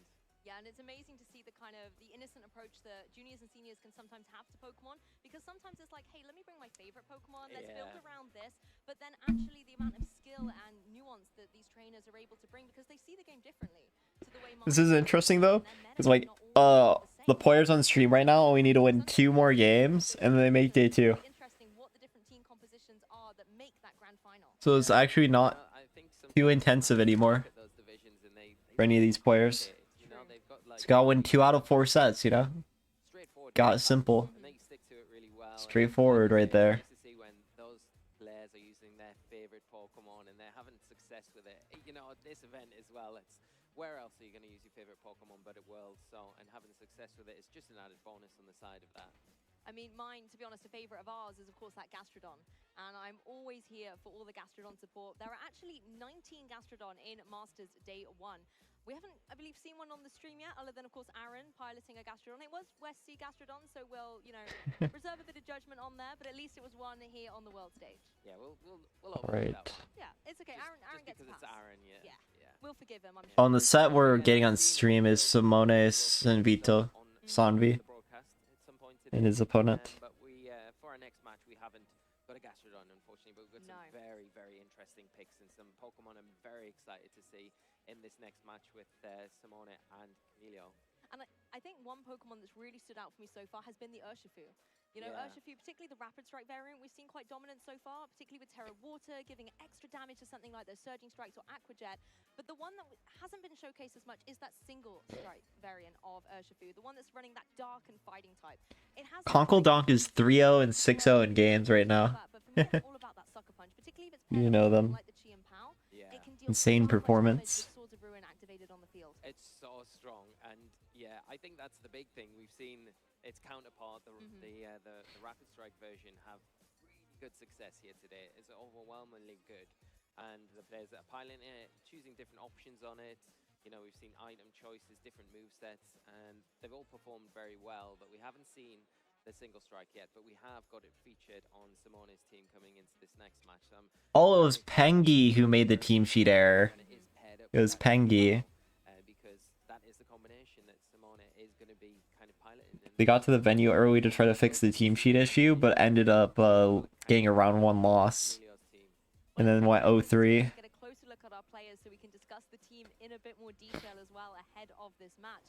I mean, one of the things I'm so looking forward to, you can see Simone on your left-hand side there, and Camilo on your right-hand side. I'm looking forward to seeing some of the unique Pokemon here. Let's focus on Simone's team first of all. There's some really interesting choices here. The Tornadus, a Pokemon we saw very high up in the usage stats, being able to provide that prankster ability Tailwind, immediate speed boost on the field. But it also has access to a brand new move that is brought with us from the Hisui region in that Bleak Windstorm. Yeah, it's a very strong attack. It does have a bit of an issue with accuracy. It's not the most accurate of moves, so it can miss, but it is... Well, apparently the Unite winning team, one of the teammates actually had their Joy-Con disconnect during the whole second set in an elimination game for Unite. And it can do a lot of work when it does connect, of course. The other options on Simone's side of the field there really. Along with their set getting bumped, which is kind of funny. Touched on it at the start of the show today, but he is piling it. It has got access to that choice band item, so it is going to be hitting extremely hard if it's put in the right position, which it can be with that support from the Tornadoes, like you say, with the tailwind. It's going to make it, you know, a big threat for Camilo to kind of have to recognize and deal with if it is in that position, also supported by that Shen Pao as well. Exactly, and it's going to be Battle of the Urshifu as well. Rapid Strike variant on Simone's side, but Camilo opting for the single strike variant, having that sucker punch, wicked blow. The wicked blow, you know, take on a little bit of a... Oh, man. Not dealing as much damage, but it's still very powerful with that critical hit. Particularly if you do have that Terra type Dark, which Camilo does have, that can give you that extra power behind. And the main thing about Urshifu's single strike, it's unresistible stab coverage. With Dark Fighting, you're able to hit everything in the format. Nothing can stop you. The nice thing about the Urshifu single strike is it doesn't have the weaknesses like the Rapid Strike, and that's probably the one that a lot What? of players have been. Has more weaknesses that are worse, aren't, honestly. Why it's always choice band or sash? Because weaknesses are worse. So Urshifu has to be careful around that. Although equipped with the focus sash, it does give you a little bit of Yeah. That's why it's sash, because his weaknesses suck. And Flutter's broken. Yeah, the main thing is just his offensive utility. You cannot resist Urshifu's single strike stab moves. You just can't. Between CC and Wicked Blow. Perfect offensive coverage. Oh my god. Arcanine the 16th. Jesus. Going into this first turn to stop the Arcanine getting any attacks off the pretty free here to fire off a potential Shadow Ball into the Cresselia. You got to worry about the Cresselia maybe going for a Terastallization to guarantee Agent Pal. the Trick Room that it probably wants to set up. We didn't really touch upon it too much before the game, but Camilo... Ooh, taunt Urshifu. I like that. I like that actually. Well done. Not going Swords Dance.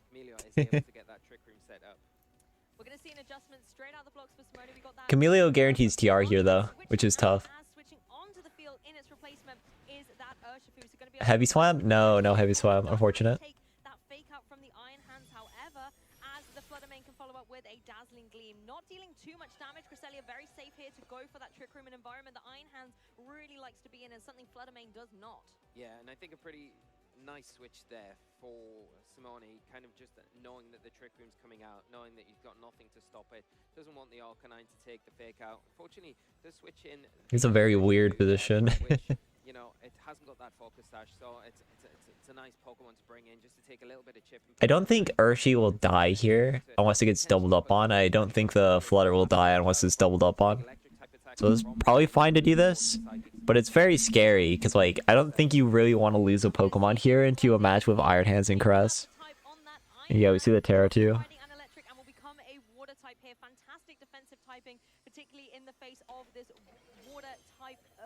Good to see the Terra early, but yeah, you live. Is the double up though? No double up. Good. That's good.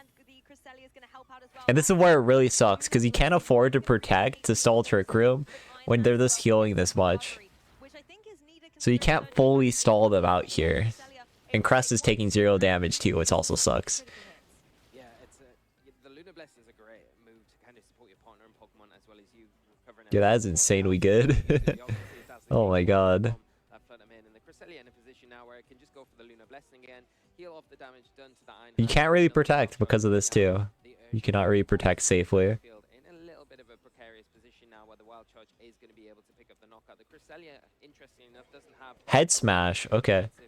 way to hit the Urshifu, only having access to Ice Beam here. So the Urshifu not in the Yeah, rough play by Simone so far. Cresselia, but against that Iron Hands as well. Because this is another Lunar Blessing for free. The Intimidate coming through, going to apply some pressure to that opposing Iron Hands. I mean, both Iron Hands. Let's see if Drain Punch comes out. No Heavy Slam. Good play by someone to gain the read at least. But this healing presence is being a little bit annoying. So a lot of bulk happening across both our trainers here. Obviously, Cresselia very, very bulky. It's had its defenses dropped a little bit coming into Regulation D, but it still has a sizable amount of weight behind it. Do you say healing? You can see from the damage that it took from that Surgeon Strikes, it's only doing just about 50%. So the Fluttermane not choice specs on the Heavy Slam won't KO Flutter anymore at -2, so this is fairly safe. Kind of depends on what the move on Crest is. If a double up can KO, I don't think Heavy Slam Moonblast can KO Flutter. But that's pretty important for the state of this game, for sure. Because you want to take a KO, but you're not taking a KO yet, which is kind of tough. Iron Hand switch is a little rough, I think. I don't know what you can switch in here. Oh, Ursaluna is a good switch in, yeah. That makes me wonder, like, if you had a better switch in, if there's a better time to switch later.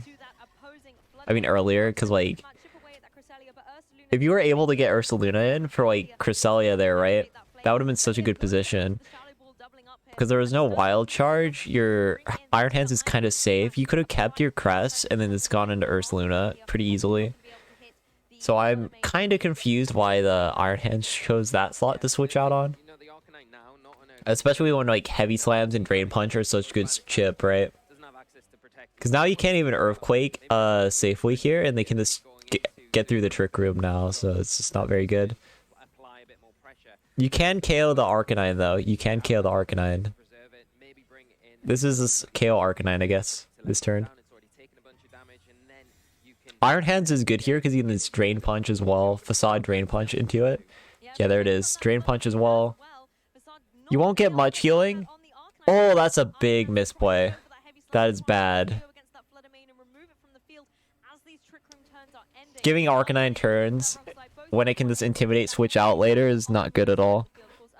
And this is part of where, like, this not having Crest anymore is really bad, because he could have EQ'd and thrown a KO on both, potentially. This is really bad. I like the play there where he kept in the Arcanine really, quite brave really, because if the double up had come into that slot, predicting maybe to protect on the Fluttermane, it could have worked out a little bit differently, but it does get through the turn with the Arcanine and now has access to that choice banded Rock Slide, which also has that flinch chance to it. So something to worry about if you are Chameleon, and this Fluttermane in a great Yeah, this game. damage with that Moonblast. Well, almost we get a double miss. No misses. Will be able to get the KO. Iron Hand suffering as well from the onslaught of all of these attacks adding up against it. And It had the flinch, yeah. you spoke into existence there, Lee. Somebody this managed this very well. But yeah, unfortunate there. This is the thing about Trick Room. If you're not getting enough tempo off of it, it just doesn't matter. And this wasn't. And now you can Terra Fairy. Or not, or just don't. That's fine.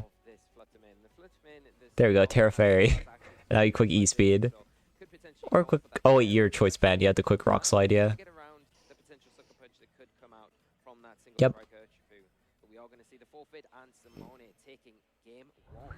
Yeah, taking game 1 in commanding fashion. They're really nice to see him pivoting around that Trick Room as well, because when you I'll say again, they chose the wrong stream game. Oh, Simone is just running this team. This is the exact 6 that won the final Japan tour that we went over a bit ago. Or like Kitsune, Arcanine, Rillaboom, Ursh, Torn, Chien-Pao, and Fluttermane. And it managed to take that Japan tour and win it. Yeah, I think you make a great point there with Ursaluna needs to get in a lot. Camilo's team's a little more interesting, but doesn't really have a good matchup into this at all. The best scenario is you always can guarantee Trick Room going up, but with how Camilo played the tempo there, I don't think Trick Room saves you if you're playing the tempo like that, if I'm being honest. So I think there's a lot of work that can be done with this set. Certainly a lot of work that could be done.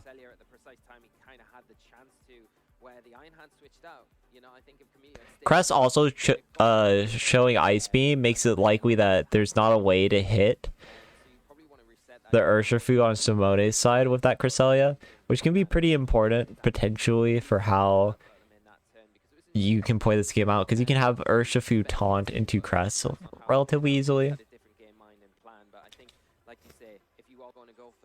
So that's something to think about as well.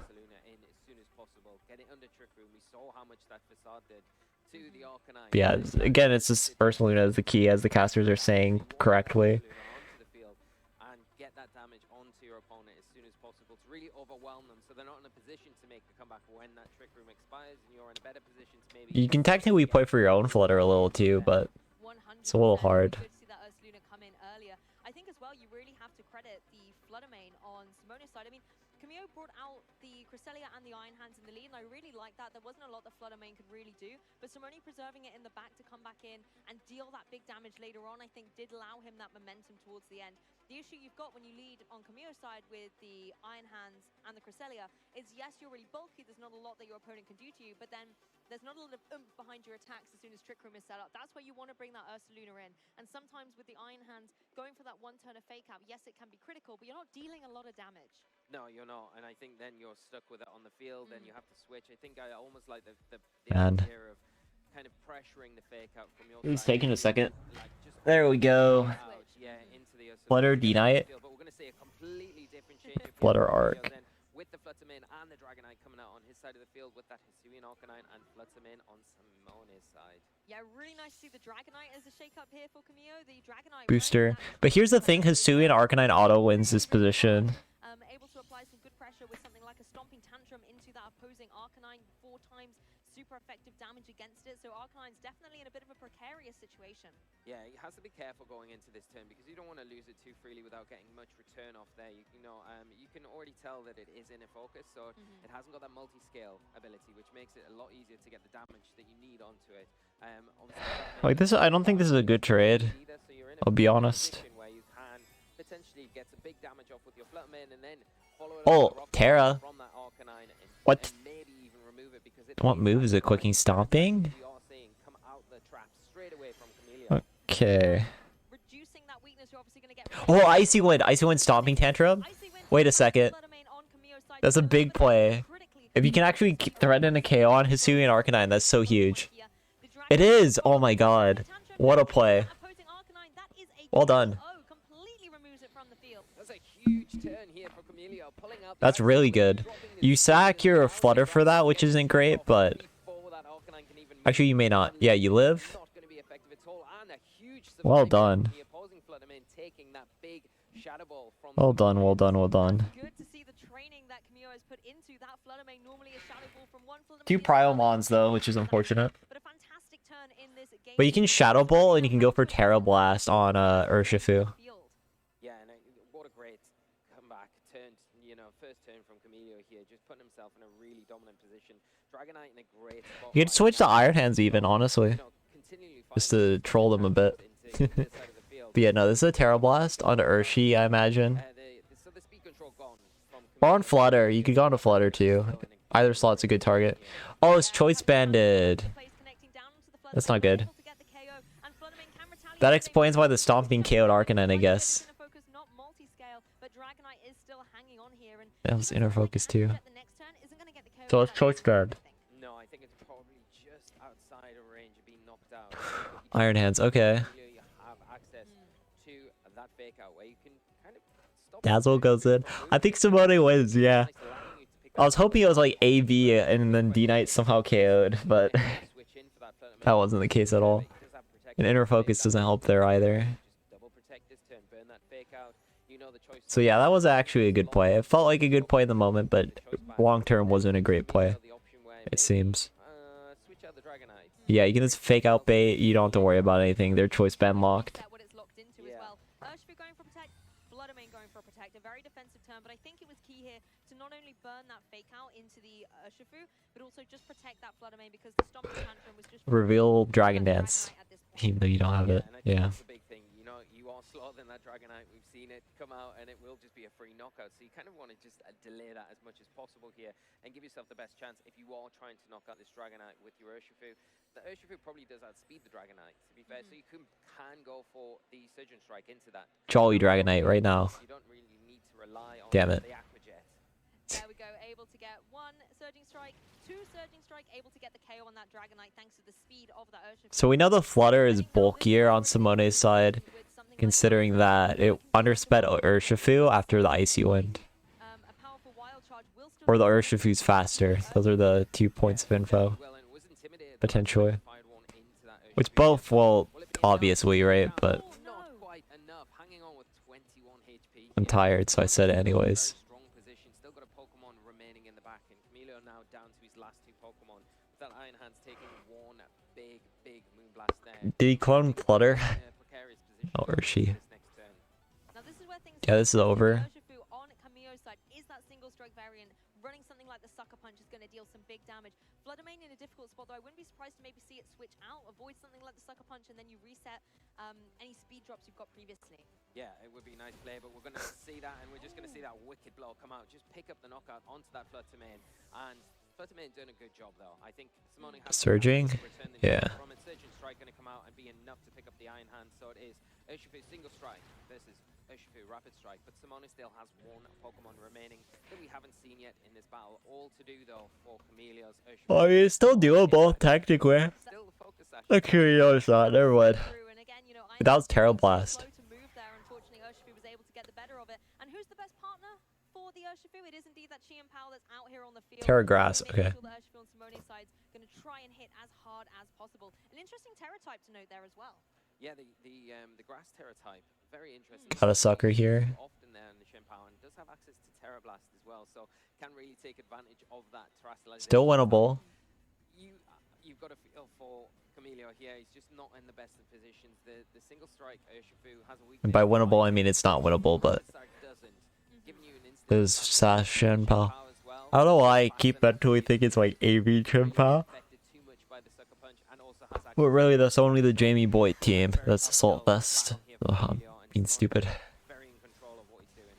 there's the Aquajet chipping away at the opposing Urshifu. Chi and Pal able to follow up with that Terra Blast. Ooh, there we go. Now it dropped its ghost typing. Powerful Terra Blast into Urshifu. Will get the KO with a cheeky critical hit, closing up game 2 and the set for Simone Sanvito. Incredible game there from Simone. You know, very well played. Didn't take too many risks when he didn't need to. Very patient with his gameplay. Very well played with Simone. Notice about Simone is very patient with how he plays the match. Very concise with his plays. And doesn't take too many risks either, and I think that's what we saw in that game. An amazing show from Simone, and he is going to be going on, moving on. Rough game to put on stream, though. Very rough game to put on stream. Like, that wasn't even a contest.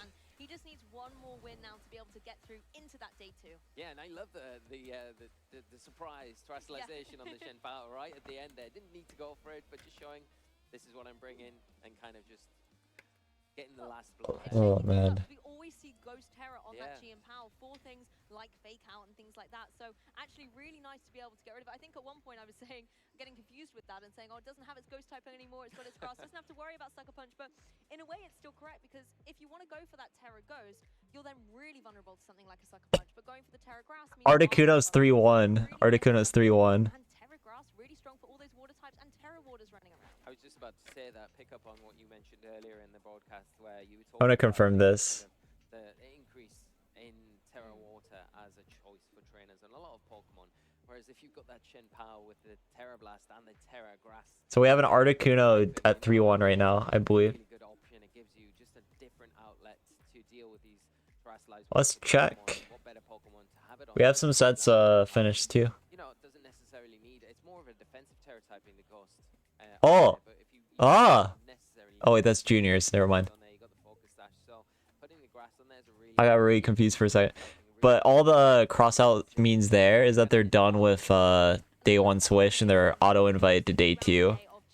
So these guys are, this cross means differently from DQing. This means they're out of day 1 now and they're on to day 2. So it's not all the juniors getting DQ'd, just to specify that. Hikaru won, nice. Justin Burns won, nice. Calvin won. Barris, the Scarf Basque Legion team we saw earlier, this lost.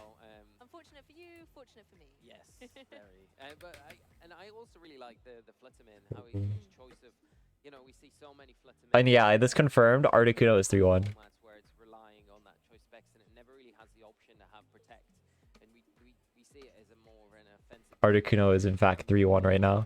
Comes out at the start of games and just kind of does its little job, picks up knockouts where it can, or gets damage. Emilio beats Nails in the NA showdown. Alan Martinez 4-0, Yuta Takahashi 4-0 over Juan Manuel. As long as he needed to, and Kai Yazala, Frederick Nielsen, Riolma versus Michael Kels is still going on. Luka Trejut moves on to 4-0. Neil Patel moves to 4-0 too. Neil is dominating this tournament. Then Jeremy Parsons goes to 4-0 over Yuma. In the end overall, but it just made it a little bit easier for Simone to kind of close the matchup. But like you say, the Hisuian Arcanine put in a lot of work in that game. Audi 3-1, John Hu 3-1. You know, the Ursaluna resisted that. Marcus Statter 3-1. That choice bind item on there was still doing a lot of damage. Yuri 3-1. Ooh, yeah, Yuri beat Freezeye. Arash loses to Ken. I mean, Engwe is what's his tag? Oh, I know. I should know. I'm so forgetful, and I feel so guilty. But yeah, they were really good. They won Milwaukee last year, and they're the one who beat me in finals. Kyle 3-1, Alexandria. Maurice is 3-1, beat Brian Yu. Maurice is really good. I hope Maurice gets on stream. Ashton now 3-1. Ian 3-1, which scares the hell out of me, and beat Alex Underhill. Justin Tang lost to Jazdil Dao. Justin Karras lost to Raphael. Chef, Mr. Chef, beat Shidarf, Mr. Ink. Dylan lost. Oliver 3-1. Kotes 2-2, Yotam's out. Henry's out, the best Australian player this season is gone. Also got country killed by another Australia player, which is kind of funny. Andrea Lalea hanging on at 2-2. Thomas De Rosa's out. Shintaro's out. Laurie is out. Javier Senorita's gone. Carson Confer gone. Olivia gone. Daiki Sudo is gone now too. So is now Yuki Masuhasi. Naoto is out officially. Edu is now eliminated from the tournament. So the world champion is gone already. Francesco Pardini is eliminated against Sabalai. Michael D'Angelo is out. Good. I mean, I don't see it having to win one more match. Takumi Somo and Takumi Matsuhara. One more match, I see it at having 3 more chances to fail. That's an interesting perspective to look at it. Wait, is Wolf out? Second place at the Turin special event. Were you feeling confident? No, Wolf won. Okay. Not really. I didn't see it at first, but yeah, Aaron Traylor still in 2-2. Wolf still in, barely. Wolf on the bounce back, 0-2 to 2-2, I think. I think this team is good. On that hand, I feel confident. I don't feel as confident in my skills, which may come a bit hypocritical, seeing as I'm up for now. So. Well, you are 1 win away, so hopefully the next time will be the last time you'll get that 5th win, right? Yeah, hopefully. So let's talk about that match a little bit versus Camilo. You had to play against the Trick Room mode of his team in game number 1. How did you get through the Trick Room and stop that Ursaluna? My team has a good matchup into Ursaluna because we are between Rillaboom, which didn't come to the game, but it's an option. Urshifu, Flutter Main, and Arcanine for the Intimidate, which also this regional variant of Arcanine resists Facade, which comes in handy.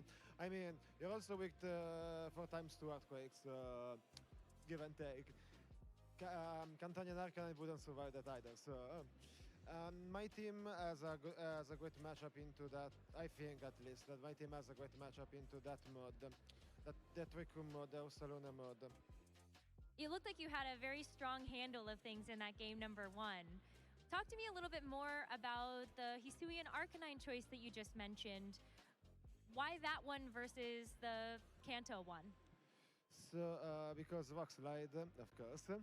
Also because I think Arcanine Izu is a weird man because it's worse than regular Arcanine if you think about it as a defensive Pokemon, given like how Arcanine was treated during all the years, like Cantonian Arcanine. It's the Asian Arcanine also has some neat defensive applications. For example, can resist flying, comes in handy against tornadoes. It's a 4 times resistant to fire. Well, before Worlds, we did like this Worlds draft thing in a server I'm in, and like all the players I drafted are doing like really well, except the ones who just didn't show up, which is kind of funny. Oh, I have one. I only have 2 players that aren't in right now. Oh, it definitely is. We've seen great rock slides all across the competition this season. But what about Qianpao? Yours is very unique, and you had Terragrass Terrablast. So what was behind that shoot. choice? Yeah, and the choice was basically Like, look at that list. Mine's so goated right now. I think like the ones I do lose Taka though, because Taka's just not there. Yuta's 4-0, Michael Kels is 4-0, I believe. I'll double check. Yeah, there's still 3-0. Justin Burns is doing well too. Yeah, they're 4-0. Luca 4-0. Like, actually, that is so insane. Kyle 3-1. And of course, like, Taka is just not at the tournament, so I got destroyed. And then Daiki's the only one actually not undefeated. Like, that's actually this insane. That is the craziest Worlds draft ever. Until the one guy who's just not at the tournament in the Daiki Pseudo. So glad you didn't fall for that one. But what about the Urshifu? Just kind of last question here. You were playing against the dark type Urshifu with your own water type Urshifu. Were you nervous about having to play against that? Somewhat, yeah, because dark type Urshifu can snowball really easily. For example, my opponent had Icy Wind Fluttermane, and Urshifu plus that is a very deadly combination because one drawback of that Urshifu is somewhat the speed, and with Icy Wind you make up for it. So yeah, I was a bit nervous. I was bringing my Urshifu only because I wanted to have something to switch into Wicked Blow. My Urshifu not having cross combat made things pretty easy. Not easy, the opposite. Pretty difficult, yeah. But luckily it didn't come into play because when his Urshifu came into the field, I was so much ahead that it didn't really matter. Like, Surging Strikes was good enough. Oh, it definitely was.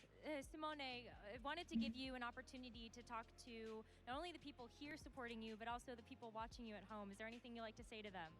Yeah, thank you for all the support I've gotten throughout my whole preparation, really. It has been amazing. I play for the people. Oh, and today that most people are bad at new formats? Yeah, pretty much. Well, Simone, congratulations once again. Hope you're able to get that final win in your next Simone's team was very good though. Best of luck with the rest of the tournament. Which he just took the Japan team that won the biggest Japan tour, so you know. But he didn't even mention that either, I don't think, in the interview. At least I didn't hear him. Which is whack. Oh, always brilliant. He's great at But you know. getting some really good insights there on his decisions as well and why he chose them, and it's really good to kind of get the perspective of how he's put that team together and how he's feeling coming into this tournament and how it's been going so far, and so far so good, so hopefully it continues on for him.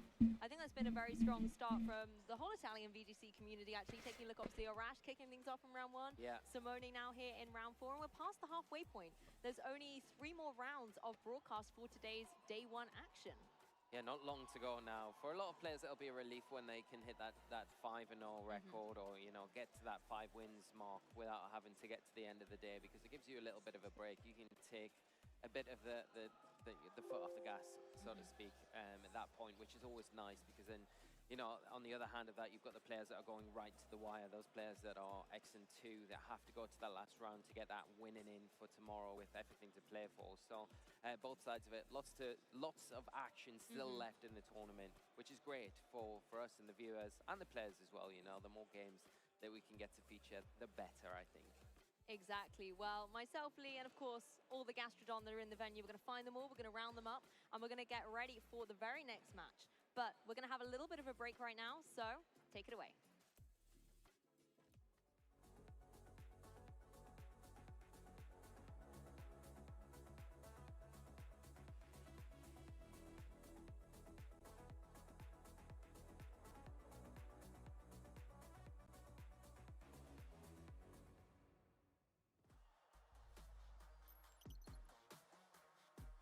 I'm Jisung Lee, and I'm originally from Korea, and I'm currently living in Canada. A nice start here would do it. Coming out for the Bax Caliber, so that priority move going into the Tatsugiri. And that final knockdown crowns Jisung Lee your 2023 San Diego Regional Champion. Honestly, I feel like just dreaming, because like I've been saying to my friends that like if I go half and half, like All right. 5 losses on the Swiss rounds, I would be like fine, but I kind of overdid my goal, so yeah, it just feels amazing. Yeah, it was really good because I got to see a lot of people whom I only talked via online, and I got to meet them in person and like talk and play games, so yeah, that's amazing. Winning Worlds would be some of my like final stage as a player, because I started playing this game watching Sejun Park, another Korean world champion, winning it, so getting on this stage might mean some kind of ending for, you know, like animations or movies where it's like the change of generation.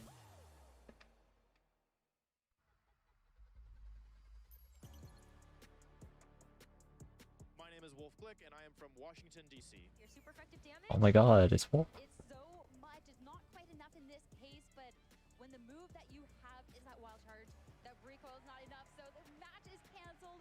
Wolf Glick taking the series, your Orlando Pokemon Regional Champion. Look at that.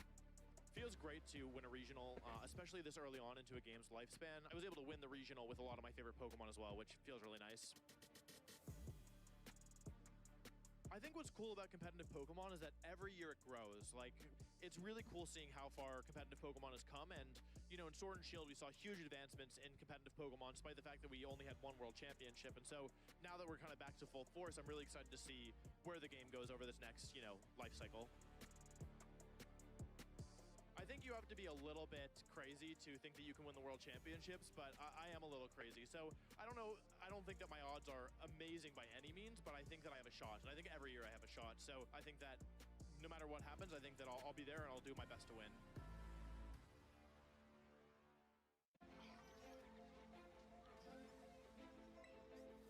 Wolf is on the line right now, 2-2. I wonder if they would rush to stream Wolf. I hope not. Like, I hope they'll stream Wolf final round if he gets there, obviously. But I hope they just don't prematurely stream him at this point. That would be insane of them. But yeah, we're at the point where we can get people who guarantee day 2, which is very cool to see. We'll start figure out who actually makes it on the day 2.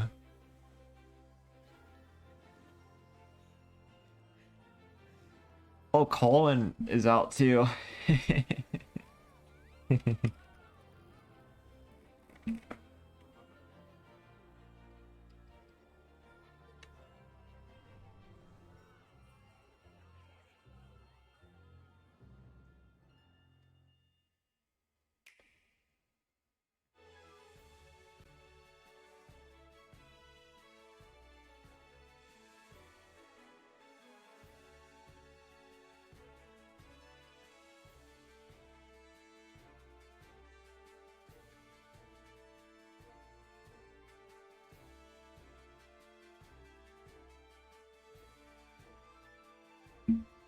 Bro.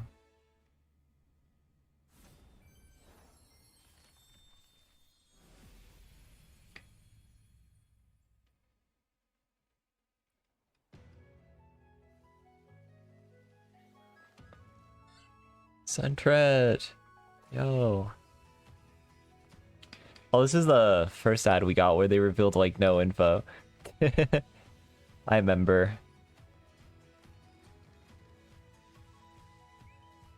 Sensuor choreo, yeah. This ad was so sad. They gave us not. Oh wait, no, this is the right ad. Actually, never mind.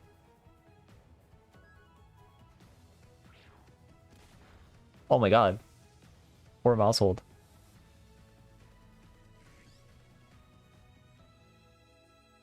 Okay, I was right, by the way. I was right. It was the earlier ad.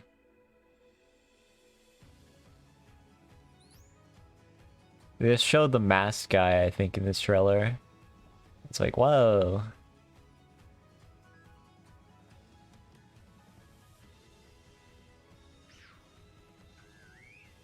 Burp. I think, I'm gonna just say right now, I think the big guy is gonna be bad. The bird is gonna be good, and then the small monkey guy will be okay. That's my opinion. Am I going off of anything? Not really. Just vibes. But the big man is gonna be bad.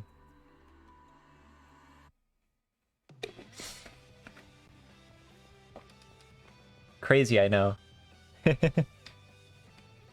That guy does kind of have the Incineroar build, so maybe I'm going crazy. But I think that Pokemon will be bad.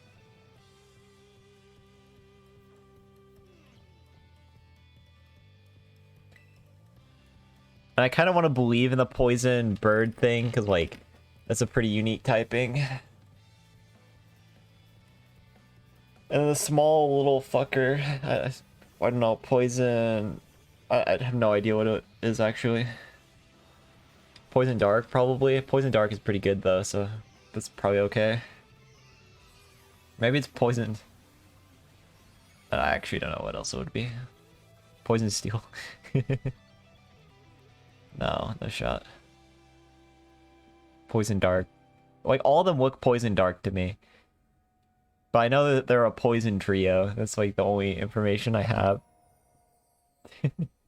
So I just assume bird good, fat fuck bad, small fuck probably okay. That's my opinion. Also, I will say the layout of Worlds this year looks so sick. I'm so jealous. This has to be the coolest World Championship to win, or coolest World Championship to do well at of all time. This because it's the first one in Japan.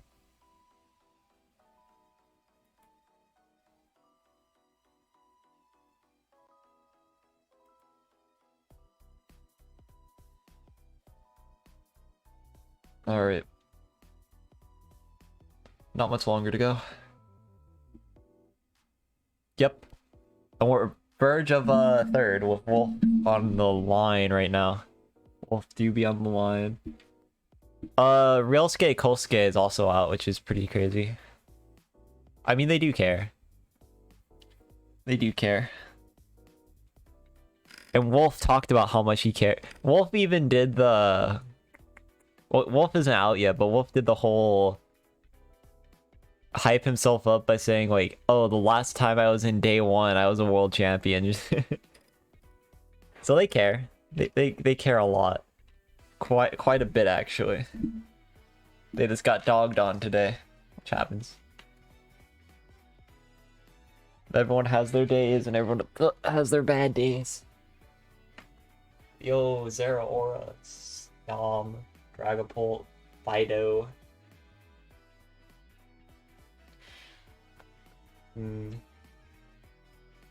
I wonder if Fido could have actually been good in Regulation 1 if we went back to it. Probably not, but I just thought about that. So what's the little box thing? I don't know what that is, and it's confusing me. Yeah, exactly. Well, I guess you can visit people and, like, see friends and stuff, but, like, they're not paid to go, you know?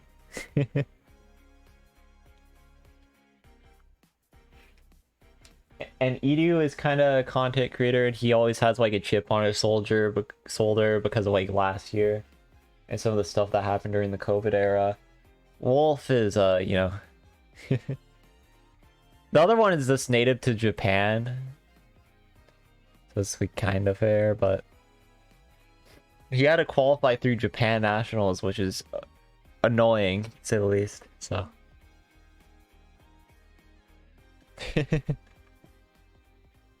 you have to care quite a bit to qualify through Japan Nationals. You have to do this online qualifier thing, and then you have to go through like Japan Nationals, of course. Which I'll say, right? They care as much? I think so.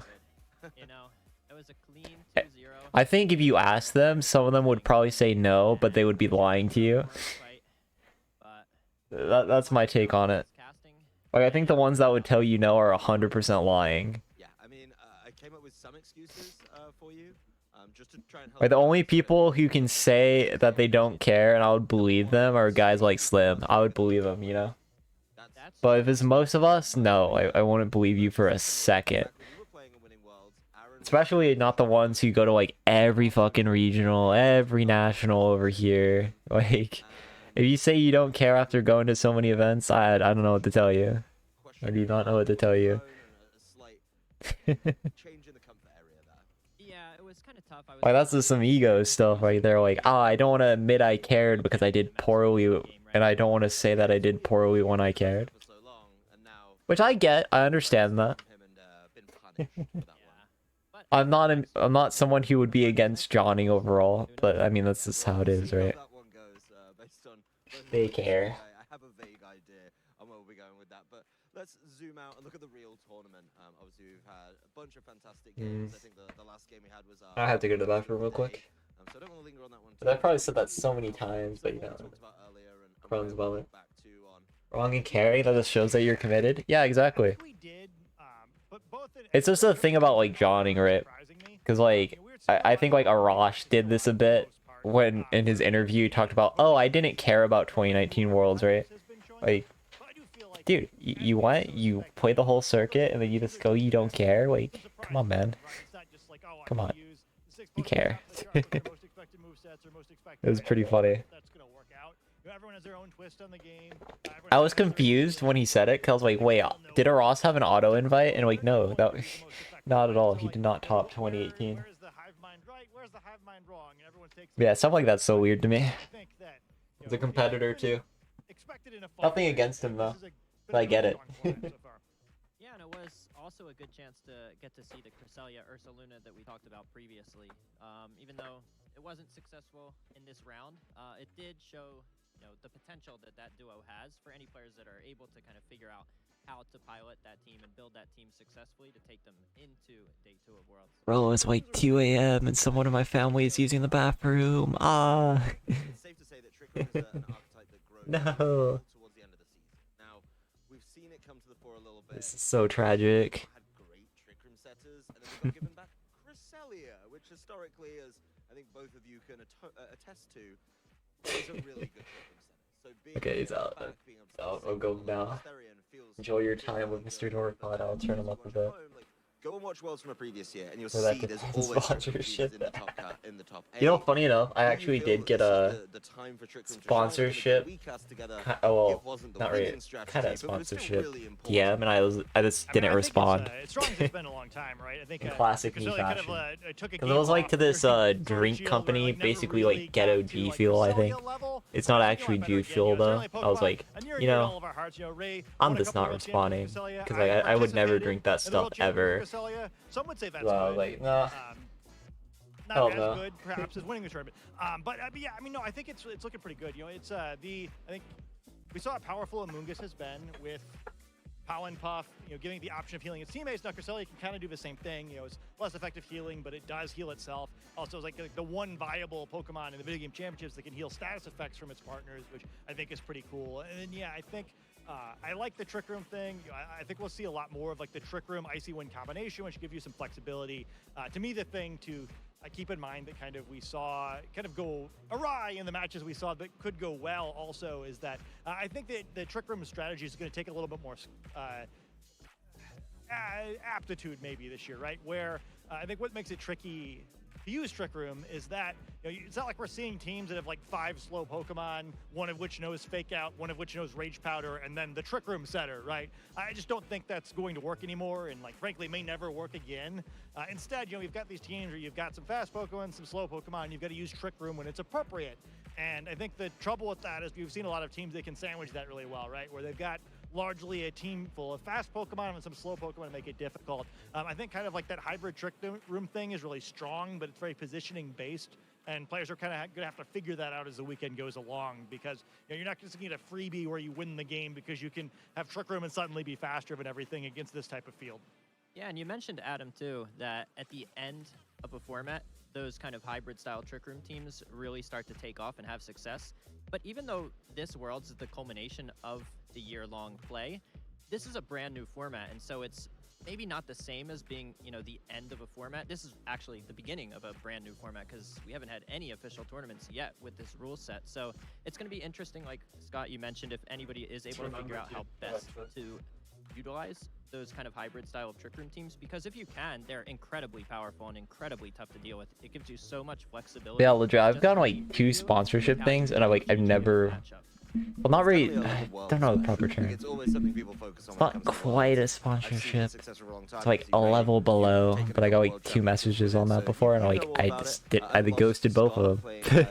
Late in the game, so you also know a lot about it, but that's probably the team I'd argue is the newest. So I probably won't get me sponsorships in the future for considering I just ghost them, but right, we can't just do the classic Cresselia and 5 we are slow small Pokemon, boys and one we of stay which could be small.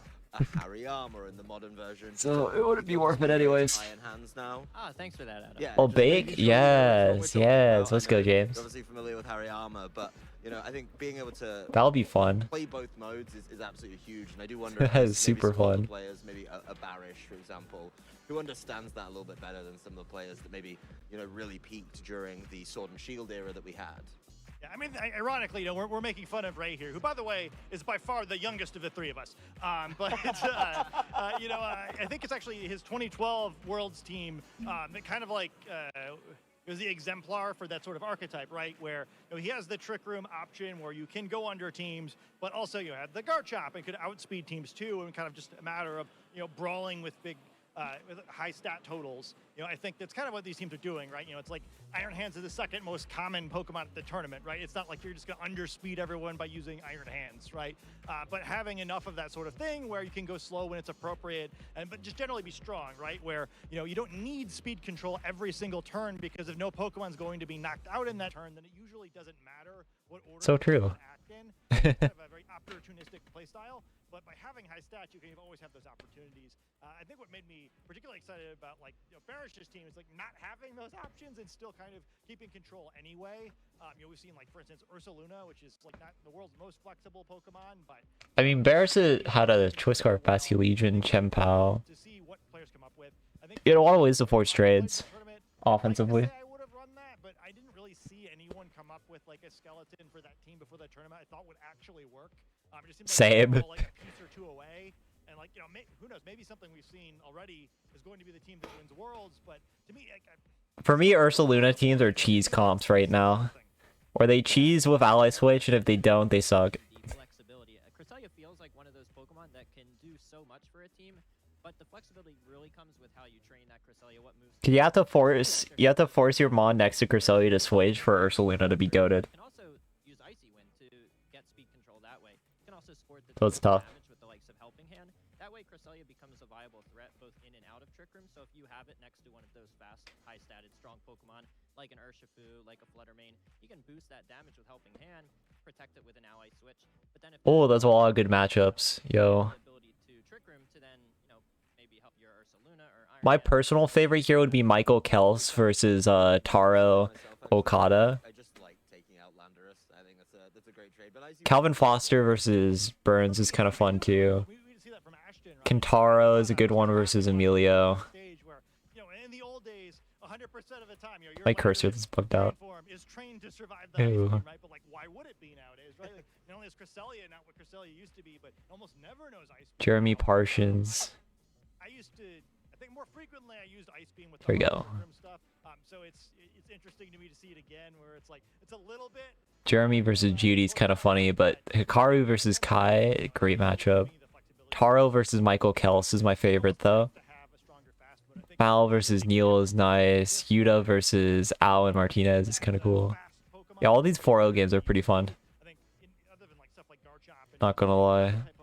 Feel like, you know, in the old days in Generation 5 and 4 and 6, kind of the fast stuff is like the bad stuffs, right? Like we often did refer to it as bad stuffs. Sorry, everyone. Well, Giovanni Costa is actually 3-1. That's crazy. That is kind of crazy. Marcus Statter versus dude, why do I always bring on names? Meluka. Jesus. Yeah, it's also kind of wild to me at the very beginning of Scarlet and Violet when we saw that Crystalia's base stats had been nerfed. I was thinking, man, this might be 10 years too late, and now here we are, and Crystalia seems like a really good pick here at Worlds. So it's really cool to see that, you know, that foresight to nerf Crystalia was actually deserved. Articuno, this is the Articuno player, by the way, Patrick Donegan. They're 3-1 with Articuno right now. And likely 4-1, if I'm being honest. Maurice got the pair down versus Austin. Kyle. International champion Orangru's name. Yeah, I am. That's why I'm putting it above Crystalia as premium trick room setter. Of course, you do have to terastallize it every game, but you managed to get the result that you want. Zooming out, right? We've got a number of players. Riolta versus Tang is pretty good. Earlier, Scott. Yuya versus George Tifferman. Yeah, those are some pretty good matchups there. Wait, who's the Nathan? I missed that. Nails versus Yosuke, YT. John Hu versus Marco. I missed it. Let's go scroll down. Standings right now where like North America is doing really well, but it's not the names probably that most of us were expecting, right? You know, This matchup's hilarious. Toller versus Giuseppe. Anosh is 2-2. Aaron Trailer 2-2. Before informs how the players are likely to perform now, but it's like, you know, who did their homework on this format, who figured out the puzzle, who managed to figure out what their comfort. Thomas Hayden's out. Not really shocking, but good on them for points so far. I think it's cool. Yeah, I thought, like, you know, this is as strong as North America has looked, like, probably True. ever, but Because we have a million events. North America could be a real threat. Yeah, totally agreed on that. Coming into it, I actually really hyped up NA. I know I'm biased as a North American, but I did look at that Day 2 championship point race and saw just how crazy that was. I mean, the players who didn't quite make it into Day 2, but were maybe like 9th, 10th, 11th in championship points, and even, you know, going down that list, there were some really strong teams with these incredible championship point totals, and so they would have to then work their way through Day 1 to Casey told me that VGC is basically done because of the new hack check. the names we're seeing so far at the top of the standings from Day 1 aren't really what we would Did Casey explain it? I'm curious. results. But still, we've seen some players like Ashton, you know, make it on stream and show off really good matches. Like, is it actually more in depth? Here today. Like, actually? It's going to be exciting to see, obviously, the players that, you know, we've been... Which, of course, they would introduce a better hack check, the event that they... Oh. Okay, ask him to explain when he gets the chance. I'm very curious. I'm very curious. But I will say, on the hack check stuff, like, them forcing us to play Legends of Arceus legendaries that's completely randomly at the end of the season, and then adding a new hack check because during the format where those legendaries are ridiculously hard to obtain, that's kind of fucked up if you ask me, but that is kind of fucked up. I don't want to beat Legends of Arceus multiple times, are you kidding me? And having to beat Sword and Shield multiple times too, like, Jesus Christ, guys. God forbid I be hunting in Sword and Shield, like, that sucks. That is very true. Yeah, but to me, if I were still competing, I mean... Legendaries are just such a lame concept. I hate having to beat Pokemon games multiple times. It's so goddamn stupid. And it pisses me off, honestly. I mean, it's Pokemon. Anything can happen. There are so many really strong players here in Day 1. I just would rather avoid that and qualify immediately straight to Day 2. If I was able to, of course. It's why you haven't seen me play much Regulation D ladder. It's because I wanted to this only build all my teams legitimately, right? But it's so annoying going through that process and getting these mons again that I'm just like, oh my god, just fuck off. And I just haven't played. It pisses me off so much. Like, I'm trying to do the shit right, man. I'm trying to play by the game. And it's tough.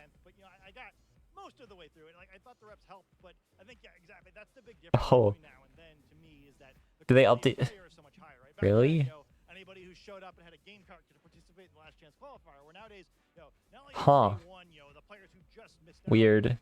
Because the day two race, and not just North America, but every region was so closely contested. These players are really good. If that's the case, though, then it would be like way more people DQ'd, though, right?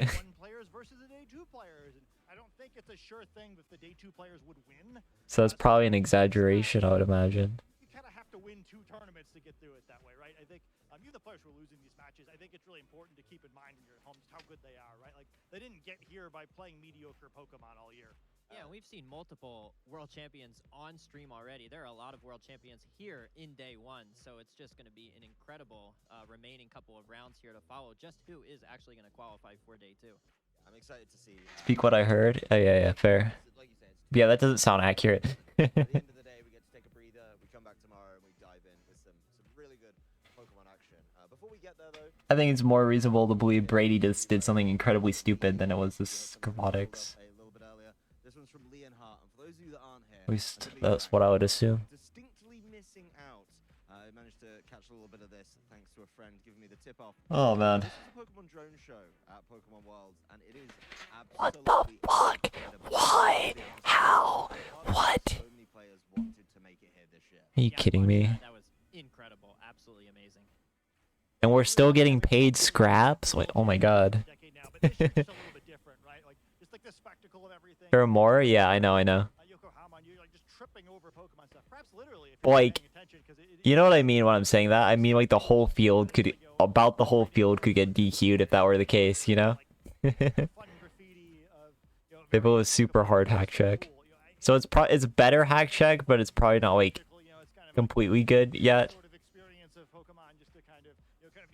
Everything, it feels like you're in a different world for a few days, but this year more than ever, it's just never been like this, right? Worlds in Japan, I think, has really lived up to the hype. Yeah, literally the birthplace of Pokemon. I mean, the atmosphere here is just incredible. The amount of things they have set up, the events they have going on, like that drone show, just absolutely phenomenal and really. Also, Japan Worlds, man. God. Being here for 15 years. Easily the best world championship. It's not close. Worlds has actually been in Japan.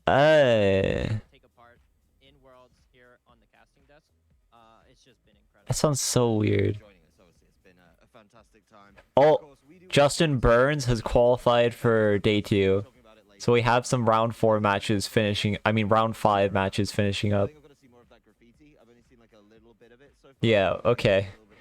They're so slow with the stream that we keep getting actual games as finish.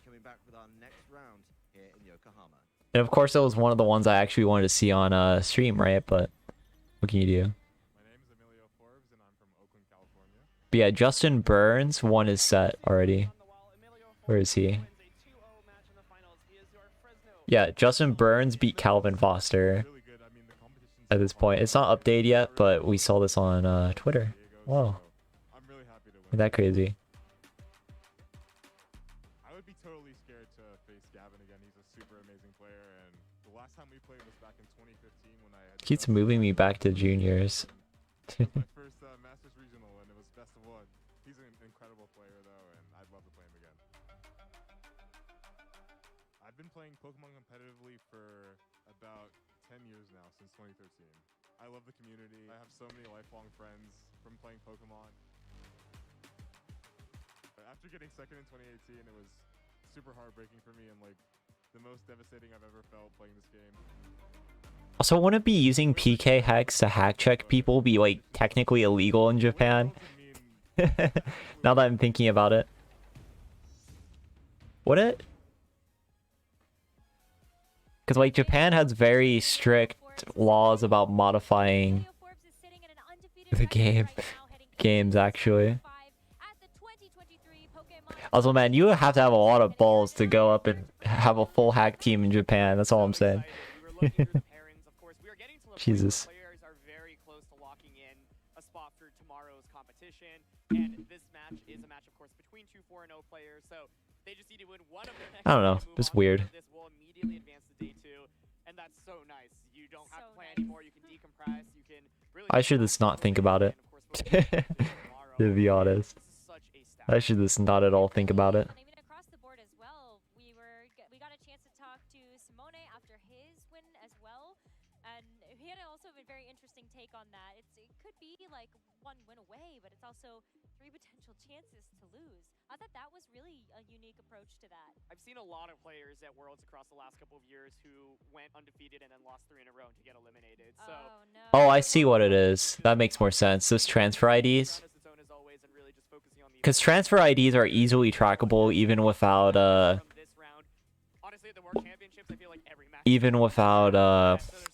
PKX. Because you can just look at the Pokemon and it'll tell you whether it has like a good transfer thing. Because there's a whole home tag that tracks Pokemon. So that actually makes more sense what was said in like Slim server by the tweet they posted there. That seems more accurate to me than what was said about otherwise, because like, you know. But yeah, Justin Burns already beat Calvin Foster. We know this already. From what I'm seeing on the Twitters.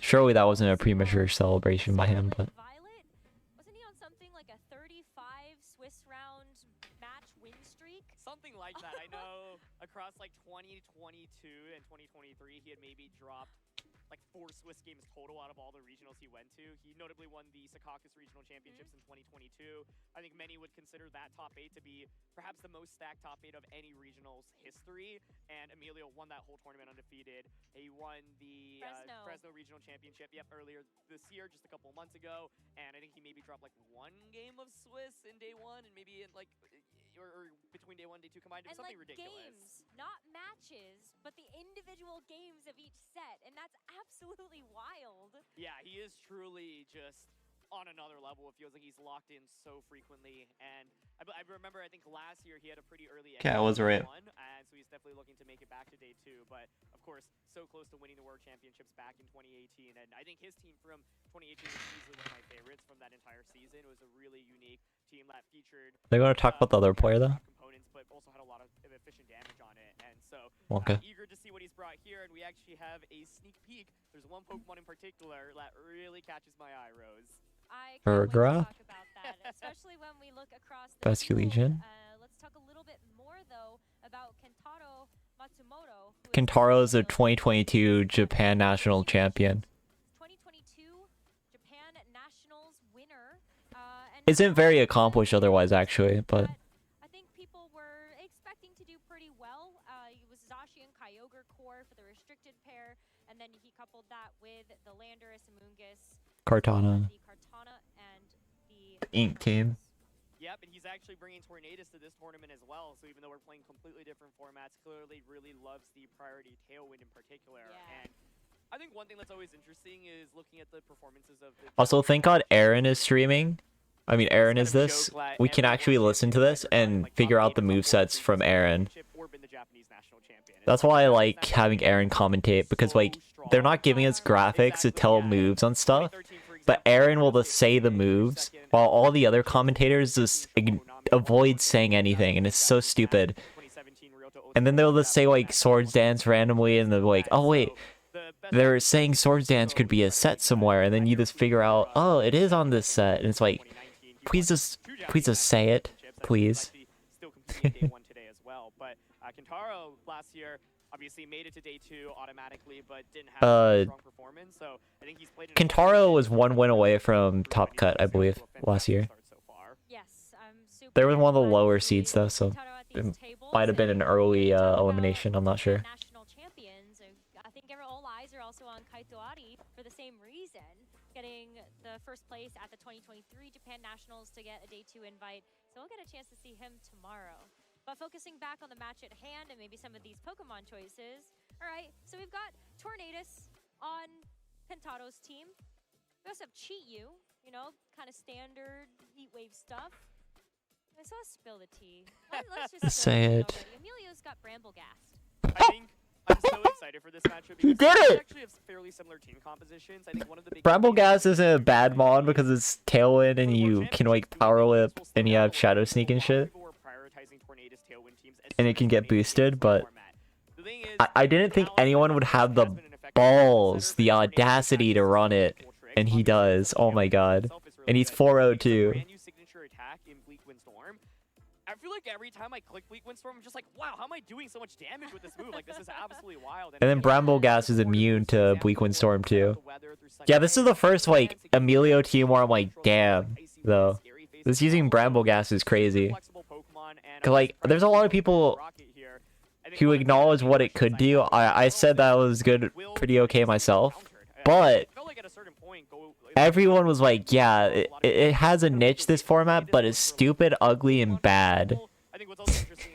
I think Wolf even did a video before this tournament where he called Bramble Gas ass. For reference. Which, by the way, very cool, very cool. What better matchup to bring Bramble Gas than when you're up against an opposing Tornadus team? You're up against a Tornadus. But yeah, it's completely immune to Torn. Icy Wind is also used on Torn, which is also immune to. But it makes Tailwind trading very hard. Yeah. And when you think about Bramblegast as one of the Pokemon entering into Regulation D, everyone was like, huh, that's memeable.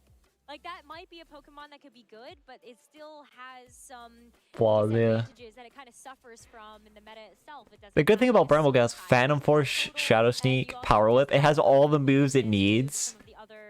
Its stats are ass, but it has all the moves it needs. It has a great ability, great offensive typing.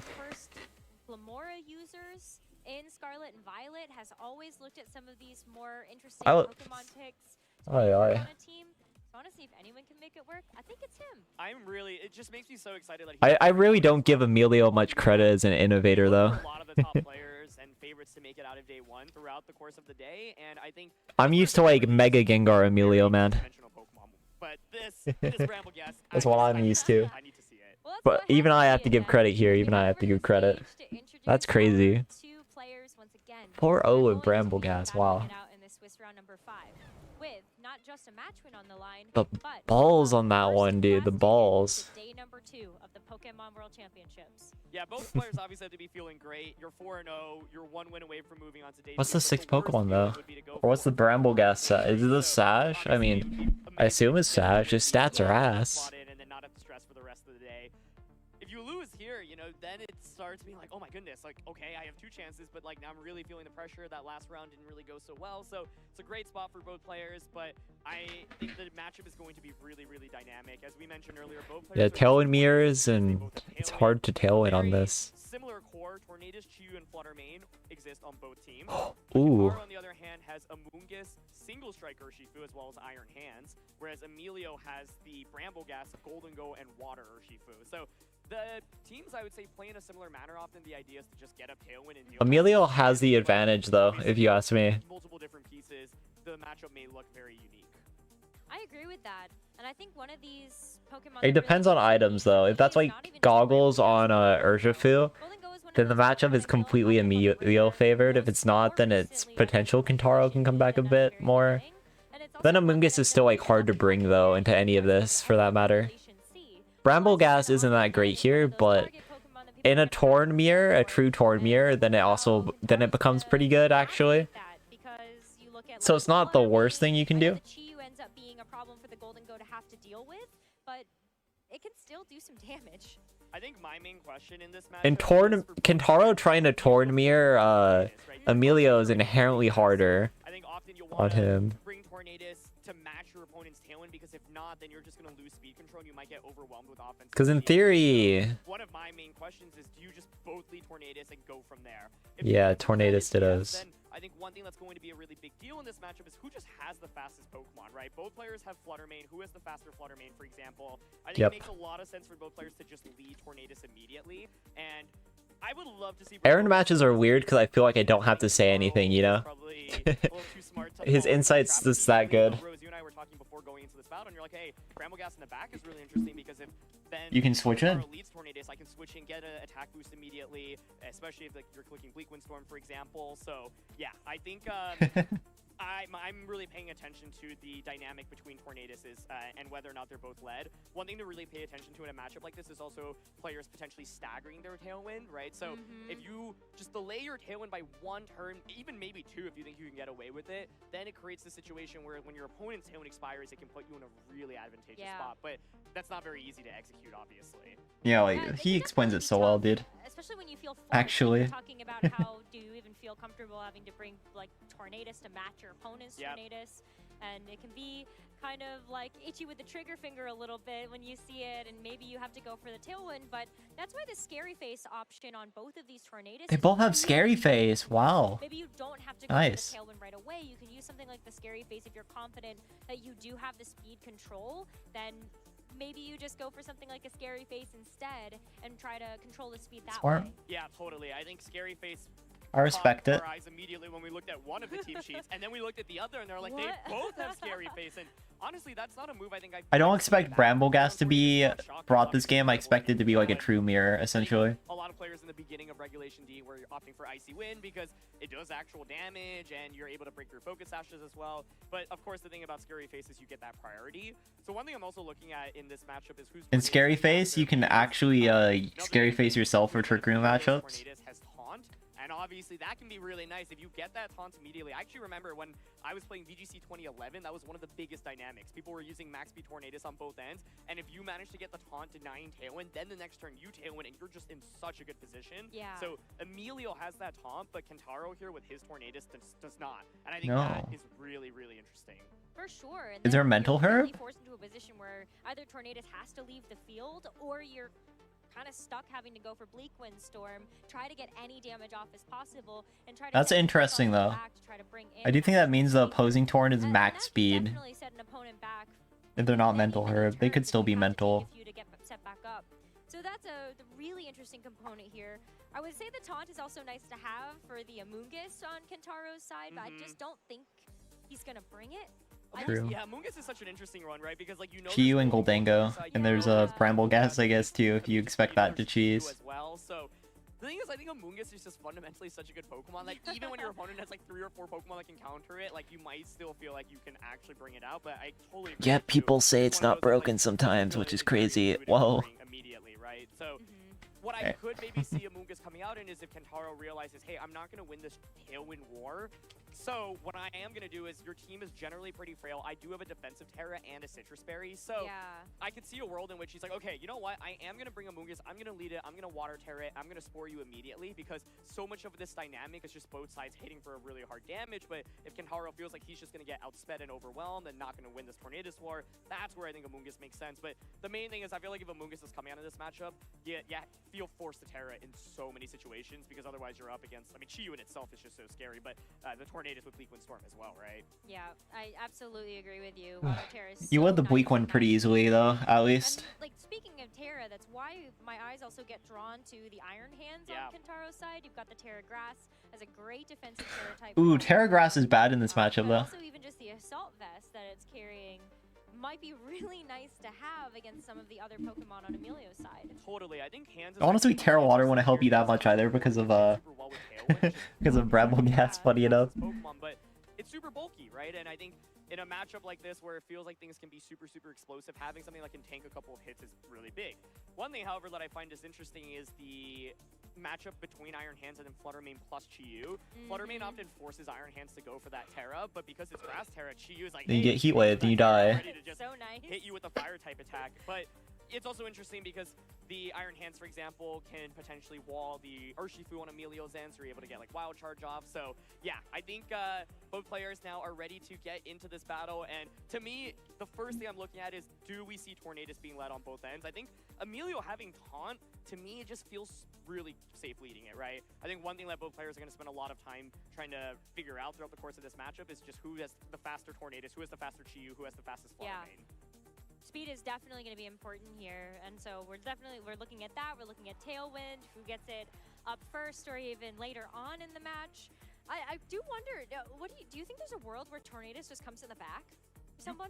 You could, yeah, but it's Risky. really risky, yeah, exactly, because like Only if you're Emilio in the can back do and that. Your opponent just leads it. You're basically just saying I'm gonna get outsped, right? Now, Yeah. I think there's a world in which maybe you just allow that to happen, but the question is you really have to feel comfortable with that. So I think it's a really good question because I think Kentaro might feel hesitant leading Tornadus saying, oh, I know you have Taunt on the opposing side, and I know you have Brambleghast, and I'm just completely walled by Brambleghast. One thing to note here is that the Brambleghast has Focus Sash, so if Okay, it Kentaro is Focus leads Sash, Tornadus, yeah. Brambleghast is more or less Cool. guaranteed to get an attack off because the Tornadus just can't hit it at all. So I think, yeah, it's a really good question. And so that's one of my questions as well. Does Emilio feel comfortable leading Brambleghast? Because like we were talking about earlier, I think there are a lot of ways Kentaro can get around that. Potentially maybe leave Tornadus in the back and try to deal with Brambleghast in the early game. So that would answer your question. But yeah, I'm really curious. I think it's a lot of pressure on Kentaro to respond to Emilio because of this taunt specifically, and Brambleghast. I agree. So let's find out the answers to our questions as we get into this best-of-3 match between Emilio Forbes and Kentaro. We're going to end up seeing the Flutter Oh, he went Torn. coming out from Kentaro's side, and it's going to be a Tornadus to match. Oh. With a disconnect. There we go. About time. Question answered, Rose, and that's were the Tornadus both gonna get led, and the answer is About yes. time. About So time. Let's while we get reconnected into this game, let's dissect things a little bit. Okay, Okay, let's talk about this. Kentaro leads with his Emilio's resetting to lead Brambleghast now. Let's go. a lot of pressure with damage immediately. It's Fairy Terra, so you could just immediately go for Fairy Terra and start clicking Dazzling Blast. Wait. And We have another that might be a DQ. leading We have flutter another because DQ, I it think. does put on a lot of offensive pressure into Hold Brambleghast. up. One thing that I was curious about was like, hey, if Brambleghast gets a Tailwind boost, gets an attack boost from Tailwind, and goes for Shadow Sneak on a Flutter main, is that enough to actually get a one-hit knockout? So that was just something I was thinking about going into this matchup, but obviously we saw Emilio go with that Chi-Yu. So in those scenarios, it's awkward, right? Because you just expect... Calvin Foster seems to be DQ'd at 4-1. So one thing you could do if you are... We seem to have another DQ. For example, go for a taunt onto the opposing Tornadus and like protect Chi-Yu. No, Calvin. His name is crossed through. He's 4-1 event. And even if not, like if the Flutter main then knocks out the Justin's 5-0 and he's through. But Calvin's not. So it's either a mistake or he's just straight up DQ'd, which is not great. One of the things I'm curious about is how is the Chi-Yu trained, and do you feel like you can survive? See if there's anyone else while we look through. Doesn't seem to be anyone else. Yeah, I know. It's already out in the field. Flutter main is very happy about seeing Oh, Jeremy Parsons moves on at 5-0. Justin Burns moves on at 5-0. They didn't cross out Jeremy Parsons' name yet, though, but I imagine they'll do it later. Oh, and I just heard that they're checking your whole boxes, not just the Pokemon that are in your... on your team, which is very bizarre, but that's what I'm hearing. Totally, yeah. I think like just even seeing the leads, I'm immediately like, oh my gosh, this turn 1 is going to be crazy. This is all your boxes, One of dude. the things to note is that Tornadus Them checking my side legendaries that I use this on ladder. Like, oh my god. try to get fancy and like go for something that's not killing on turn 1, and your opponent just knocks out the Tornadus. That's what that is. It's multi-legend checking you. And that can put you in a really awkward position. So I'm really excited to see this turn 1, right? Like Chi-Yu here has overheat, so you can just overheat either slot. And the Flutter main has Moonblast and Fairy Yeah, Terra, so you we'll just go for Fairy go ahead Terra, and Moonblast into things and get a clear this knockout, now. right? So there's gonna be so much going on just on turn 1, and the question is like, who gets the better end of the trade? I think one other thing I'm thinking about is, let's say Kentaro just goes for Tailwind and then Fairy Terra, like Moonblast Chi-Yu on turn 1. What do you do if you're Emilio then, right? How do you respond to that? It could be going, if you go for Taunt, for example, well, Flutter main's still faster than your Chi-Yu anyway, so that's really awkward. I think one of the other things that makes Emilio's team actually quite difficult to pilot is the lack of ability to switch out very easily, because things are just generally pretty frail. So it's like, well, what can Chi-Yu switch out into that can take a Fairy Terra Moonblast? The only answer really is Golden Go, but do we think Golden Go's Oh, we have another thing here too. It's risky either way. It's the I feel like it's a really nice player won a set, but was retroactively given a game loss for an incorrect Ursaluna, and then proceeded to lose the game.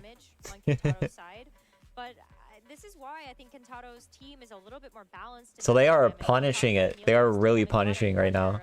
Offensively, but Kentaro has the ways to slow it down with the Iron Hands and the Amoonguss you were talking about before. Yeah, I think just seeing the leads immediately, I can see why Kentaro Let's feels go to really good with this Flutter main.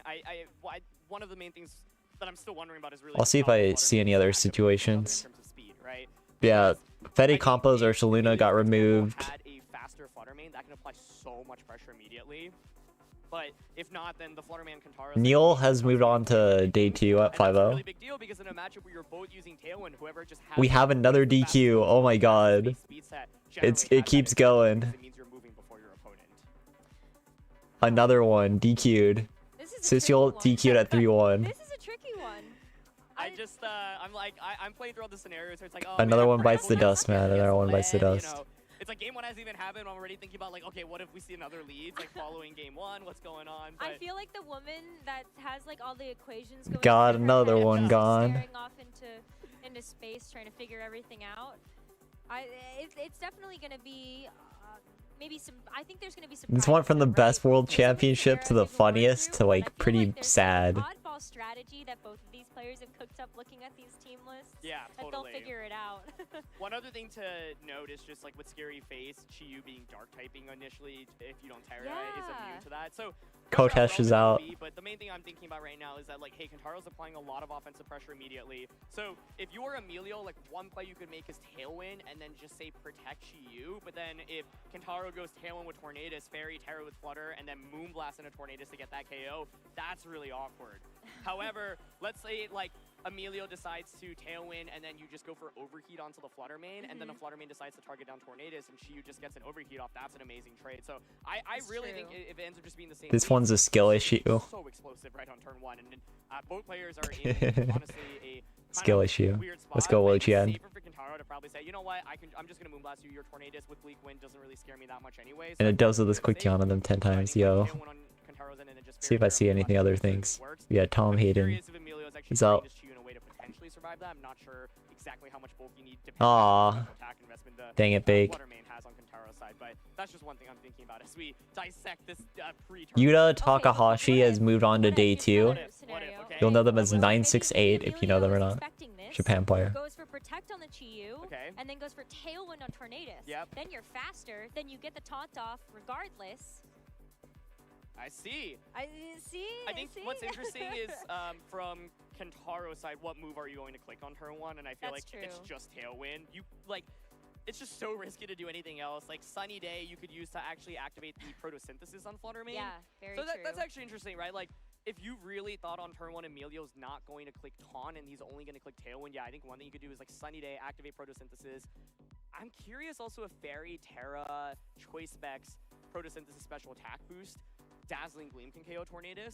Because if that gets the knockout, that becomes really interesting, where it's like you don't necessarily have to commit to Moonblast, right? So I think one of the big questions I have really is how is this Flutter main training special attack, and then how much bulk do the Tornadus and the Chiyu on Emilio's side have? Yeah, where would that Proto Boost go? Yeah, for exactly. Sure. Yeah. So that's what makes Pokemon so interesting, right? It's like we can see the same Pokemon over and over again, but just based on how you allocate your training, it can play out in very different ways. Very dynamic. Yes. That's for sure. But I'm just thinking about like this turn 1, right? And I think immediately I realized, hey, for Emilio, like Tornadus Flutter main is an incredibly oppressive lead duel that you have to respond to. So Luca is 5-0 with King Gambit. I think in competitive VGC, it's really Has made day 2. Brian Hume 3-2 still surviving. Correctly, right? But because it's a best of 3 event, I think one thing I immediately think when I see my opponent's lead in any game is, okay, is my lead the best answer to their 2, or did I have a better potential 2 in the back like I could have brought out? Yep. And honestly, yeah, it's like the Tornadus Bramblegas is really intriguing to me. I think Emilio might have wanted to go with Chiyu to cover for some of the other potential answers that Kentaro has. I feel like Bramblegas had to be in the back, though. Do you think? Yeah, I really think so. Like, just looking at the matchup again and revisiting the idea of Wind Rider as an ability, that's one of the reasons why Bramblegas was getting looked at the beginning of the format. Because of the fact there were so many Tornadus. Thunderous was also running around. And with Wind Rider, that's Bramblegas, one of Bramblegas' main abilities. It's immune to all of those wind-type moves, as well as Tailwind. Whenever that gets activated, you also get a nice attack boost. So that feels good. Yeah, I think what's really interesting is the Brambleghast is Terrablast Ghost with Focus Sash. So basically, I was That is interesting. kind of theorying it. I was like, okay, let's say you go Tornadus Brambleghast, right? Mhm. Well, against Tornadus Fluttermane, because of the Focus Sash, you'll survive at a hit, and the Tornadus on the opposing side can't hit you. Okay. You have a really safe Ghost Terrablast into the Fluttermane slot. You could also just go for the Tailwind Shadow Sneak play that I was talking about earlier, get that attack boost. Then my question once again is, do you get that Man, this is taking a while. immediately onto the opposing Fluttermane? I think what's interesting is from Kentaro, you've probably worried about that Brambleghast, right? So I would consider actually bringing the Dark Urshifu in the back. I think that's probably one of the best answers. Brambleghast here does have Power Whip, but of course Shadow Sneak isn't really going to do that much into the Urshifu. So Oh, Colin Hires out. very surprised if that This happened last round. I was just Yeah, slow to it. I definitely agree with you. I probably already pointed out and just forgot. now are locked into the game, so we are finally going Finally, to get okay. underway with this very first Jeez. game. Oh boy. Okay.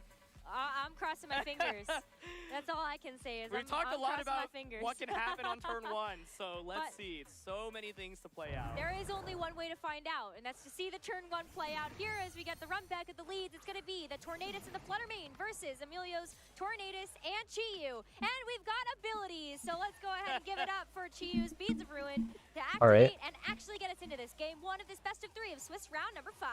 All right. Here we go. Really scary. I just think Emilio might be faster, but I think you just Tailwind Heat Wave. You don't need to do anything crazy. you could go for Taunt, but something like Taunt plus Protect, for example, can put you into a This seems to be Terra Ghost, I think, not Terra Fire. just gonna get this Tailwind up and then go from there. And here it is. I think this is Ooh, we see the probably Terra. that Fairy Terra coming out. If Torn lives, you can Scary Face Overheat now, which is pretty cute. But then the opposing Torn can't Scary Face you in return, so it's like pretty good. I think Emilio generally has an advantage here. See a lot of big damage coming out of this Fluttermane, you would hope. But that's the Protect I was talking about. Maybe we see the Protect from Chiyu, and then you also get a chance to see the Tailwind just get set up. Taunt next turn, maybe. Maybe just maybe. This is my favorite caster duo, easily. By the way, just saying that now. Yeah, I'm really curious if it's Moonblast or Dazzling Gleam here. Let's see. Okay, it is going to be Gleam, so kind of covering Yep. for a generally safe option. Can Tornadus now survive this is my question. It is Choice Specs boosted, and the Beats of Ruin is It probably dies, or it's close. Yeah, it's close. Okay. Scary Face now, and now you get the big Overheat if you want it. Amelia would have wanted the Tornadus to go down, depending on if there was something in the back to get a free switch. But you also have the ability now Scary just to be Face able to Overheat meet it. Here we go. We charge. your Chiyu cannot get hit by the Scary Face from the We charge. yeah, he's locking that in immediately. What is Kentaro's response here? What can you switch into a Overheat? You've got the Chiyu. Here we go. Okay, so let's see. Is it Chiyu coming out? Could be AV Iron Hands as well. That's going to be Iron Hands. Okay, that's fine though. You take that if you're Emilio. This is going to be enough because you still have the special defense drop from the Iron Hands lives this easily, of course, but special defense from the Assault Vest, but the Bleak Windstorm speed drop. is going to be able to hit the Tornadus and the Chiyu to be able to knock out No speed drop, cool. Tornadus. But it's time to see what this Chiyu can do, and it's going to be the Yep. Overheat. It connects into the Iron Hands, and it's able to do about 2/3. Not bad. Definitely not bad, but I think Kentaro definitely doing a really good job of not just letting his Yeah, there is Flutter. Gas in the back, but it's not hitting the field right now. Really good job. Brambleghast is an insane switch in right now, by the way, because you can Dazzle, switch Brambleghast in, Brambleghast threatens a KO on a Flutter when it comes back in, and you have the special attack boost. Really block the damage from Dazzling, but as you were about to point out, special attack booster on Oh, his Strength Sap! Oh my god. So you still have to That's worry such a good about tech. the Fluttermane in the back from Kentaro's side, how those speeds actually do interact. That's such a crazy tech. Special attack boost, that's really nice to be able to hit just a bit harder, especially when the Iron Hands is in front of you. You're probably guaranteed a knockout here as long as you can. Kentaro's probably considering it as being switching from Brambleghast here. looks so good into this position right now. It's completely immune to the Tornadus, so Chiyu And it doesn't care about the Iron Hands either, for that matter. Storm coming out from the other end. Brambleghast is going to get an attack boost from it. So Brambleghast has hit the field. Windrider is going to give it an attack boost immediately. No, Scary Face! He did it. Nice. Onto the Fluttermane. Oh, Iron Hand speed stat. Is it Turbo? No, not Turbo. Okay. first and it KOs the Iron Hands. Oh, we are just trading damage for damage right now. Alright. Okay. Big knockout there. Good play by Kentaro, though. That was very well. Because Flutter comes in. This isn't bad. One thing to notice that the Tornadus cannot hit it. So if you bring out the Fluttermane, well, yeah, Fluttermane can target the Brambleghast, but you can protect your Fluttermane or switch out, and then Brambleghast can. This is surprisingly awkward, though. Yeah. Is Urshifu the last one now? That's my main question. I think if not, this can get really scary. Yeah, that's going to be very scary for sure. But it's going to be the fourth and final reveal potentially if Kentaro decides to bring out that one. Could be the Flutter. Chiyu. If you have Chiyu, you bring Chiyu in, and that's probably fine. And I think one other thing to think about is if it is Dark Urshifu, which it is. Oh. How do you get to the point where you can win the battle, right? So Dark Urshifu, absolutely the right Pokemon to bring out in this position. It is. You can Wicked Blow. So it can take a big hit. And so But you can't hit Bramble. Of course, go for Wicked Blow onto Bramble Gas right now. But it's a little bit scary. This is where things become really awkward when you use Tornadus, because like the Tornadus on the other side doesn't have Protect. So do you just give it up, or do you just switch out into, for example, the Flutter Mane? Well, the Flutter Mane is in a rough position, right? Because it did. Do you hard switch and Flutter? Yeah, Bake lost. Do you hard switch and Flutter and it's Wicked Blow? But yeah, Terra Fairy Dazzle would be bad for that. Oh. Emilio wins, I think. It's too hard. Definitely, and I like what Emilio's going for here. Oh, he has Terra Blast too on Bramble. Interesting. You now no longer are taking neutral damage from Wicked Blow. I think one of my main questions is, does Wicked Blow plus Oblique Windstorm still knock out Flutter Mane? I would not expect it to, and if It needs to. Emilio's in amazing shape right now. Time to find out. Detect? Okay. It's gonna be a detect. Yep. Good play. Can't really go for the Bleak Hey, Bramble, You need it. attack boost from that. Thank You need it. Thank you. Speed drop? Tumbleweed, I guess that's what I'm gonna say here. As Flutter Mane now has a chance to Power Whip into the Urshifu. So Detect are gonna be very, very important here.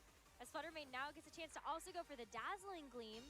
And because it doesn't take any extra damage, I feel like Emilio is still in a fantastic position right now. As you do get the knockout on the Tornadus, and it's just going to be the Flutter Mane in the back. Yeah, it's a great detect. Bramble Gas at +1 won't KO Flutter Mane. It's going to knock out Bramble Gas because of Focus Sash. I'm not sure it knocks out the Flutter. So right now, this Flutter Mane is at -2 speed. The opposing Flutter gets to come out. So Kentaro has Choice Specs Dazzle. If Choice Specs Dazzle KOs Emilio's Flutter Mane, this is game. 100%. There's no way to outplay that. But if Dazzle doesn't KO, then it's a little questionable. I don't think it might not. And it has to be faster too, because like Shadow Sneak Dazzle, and if Emilio gets that off, that's also really bad for Kentaro. Definitely, or he's going to start to get really behind really fast. Exactly, yeah, and I think one thing is kind of just the speed interaction here. That's one thing that I'm certainly paying attention to as well. So Shadow Sneak? Really No Power Whip. Ooh. Oh, he's faster. Oh, that's over. That's so over. Oh, he lived. It just gets brought down to his Focus Sash here as Emilio's Flutter Mane is going to hang on. He's faster. Ooh. But Flutter's gonna go down. Wait. If Chiyu's faster. Chiyu's probably faster.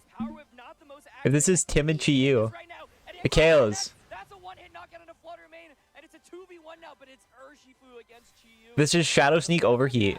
Oh my goodness, it doesn't get any closer than this for our very first game of this best-of-3 set. Oh, Sucker Punch. After Life Orb chip, Sucker Punch can get into range maybe. Actually, probably not.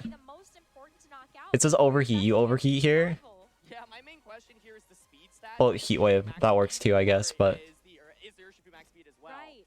So, the main thing here is, does Chiyu survive a Sucker Punch, right? If you think the Chiyu is faster, then I think, yeah, going for Heat Wave and Power Whip here is fine. The strength type is so interesting, but it's like, does it really matter if you heal because you're not doing damage anyway? So, yeah, opting to potentially consider the Shadow Sneak option here. Okay, so probably saying, I am just going to... Come on, is it faster? Yep, break Sash and just KO, yep. But if Urshifu goes for Sucker Punch on a Chiyu, or if it's just faster than Chiyu, but if it goes for Sucker Punch on a Chiyu and gets a critical hit and gets that knockout, that could also be a disaster, but it's going to be the... Detect. Okay.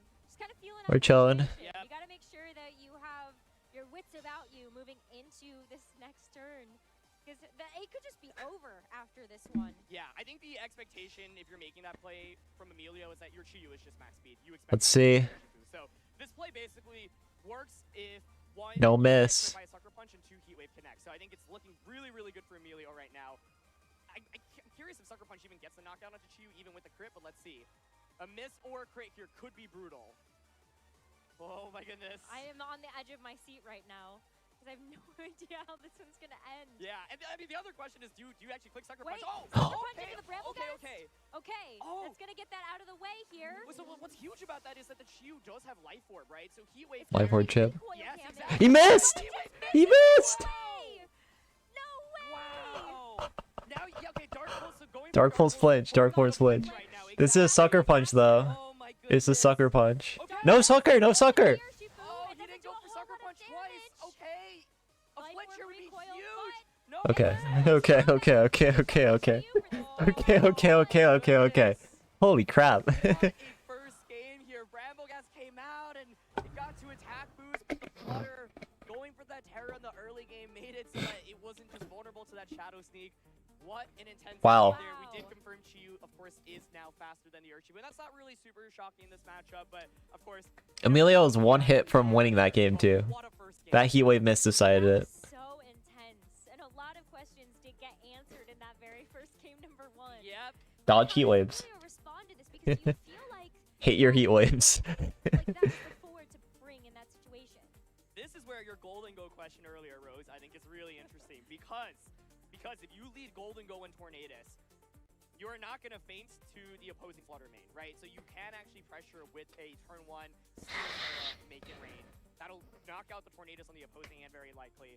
The main thing is we saw Kentaro's Torn Chiyu. makes a ton of sense. So what you can do then, of course, Kentaro brought Torn Chiyu though, which is kind of scary. Tornadus Flutter main, you just switch Flutter main into Iron Hands turn 1. Say, okay, you know what? Go for make it rain. That's fine. Now you're at -1 going into the next turn. But Or more importantly, Chiyu. as a response to the Torn Flutter lead. Same, and I think Bramblegas in the back still makes a really nice choice because it could still be a defensive pivot. Like, let's say the Golden Go isn't in a fantastic position. If the Iron Hands does switch in, it's already taken a drop from making Wow. rain. You have the ability to switch in and out there if the Bramblegas is in front of the right Pokemon on the team. They can't get faked out by the Iron Hand, so that's kind of nice, but you also might be able to get in a cheeky boost if you see like the Tailwind up or even Chiyu on the other side. Yeah, absolutely. I think what's really interesting though is a lot of times with these Tornadus teams, you actually want your Tornadus to go down on turn 1 because if it does, then you get a free switch in. I was wondering about that for game 1 for Emilio. Yeah, it was really true. I think it could have gone either way. The reality is he actually didn't have a super good response into the opposing Flutter main in general. So what I'm thinking is, okay, if you knock out Tornadus, Iron Hand switches in on turn 1, then what switches in for Tornadus? Because like Bramblegas. I mean, I don't think Iron Hands covers well enough there. That scenario. There's Golden Go. It has hit the field. Oh, there it is. And it's perfect to see the Flutter main on the other side, but does Emilio suspect? Here's the thing, like, you get the Make It Rain kill, Chiyu comes in, what happens after? Well, I guess Bleak, you start going for Bleak when spam, I suppose. Maybe that's fine. Because you're like, there's no way let the Flutter main is just going to stay in here. Okay, the Terra is the safest option, right? So just go for this is it. a play we were talking about. Okay, Flutter Iron Hands, or is it Chiyu? like that's what we expect here. Could be Chiyu, but it indeed is Iron Hands. Okay, it's Iron Hands, okay. Yeah, and what a safe switch there for Kentaro to make. And so just go for the damage now though, because even Alright. though the Golden Go is now in front of the Iron Tornadus dies here, most likely. regardless. And so it still comes down to also whether or not the Tornadus is going to also be in a good position. That's huge. To get off the attack it wants. Exactly. So there's the Terra now pressuring so much damage. Tailwinds up. Again, just trading tailwinds here. I was wondering if you ever consider taunt. We talked a lot about taunt going into this match, but just happy to trade the tailwinds. And a Make It Rain here is obviously going to do a lot of damage. I would expect to knock out Tornadus. This should KO, yeah. 100%. Surely. Yep. Iron Hands actually takes that quite well there, but it is going to be a full knockout onto the Tornadus. The more things get interesting though, because like Iron Hands threatens Drain Punch, and Iron Hands could also like read the Goldango switch into Flutter main, quick heavy slam, which would be pretty funny. And also Iron Hands threatens a KO on Torn, so this, a lot of stuff happens here. Chiyu comes in really well here too, for that matter. Chiyu is very strong here. Pressure close combat, as you called Rose. There's Urshifu coming out. Oh, Urshi actually, okay. Go for Bagon onto Tornadus. You can just close combat Golden Ghost, and now of course you could switch out into Bramblegas. Okay. All right, Emilio right knows now. exactly what's happening right now. So yeah, I think this is where things become really interesting, right? Gotta read so this. obvious to close combat, you ever just Wicked Blow, because a Wicked Blow here would be so huge right now. That'd be so big brain. Gotta click. Such a good read if that happens, but the Bramblegas switch We need the read. Does the read happen? Oh, he missed! Oh no! That's the worst miss possible. And the fake out didn't come out. This is going to be a KO. Oh my god. Oh my goodness, Kentaro Wow. playing lights out right now, but Wow. Oh my god. Yeah, it's gone. No fake out. just ridiculous. And Tornado's face, we're just trading Pokemon for Pokemon right now. Yeah, we're throwing some hands right now between both of these Pokemon on Kentaro's side. Well, Tornadus is down.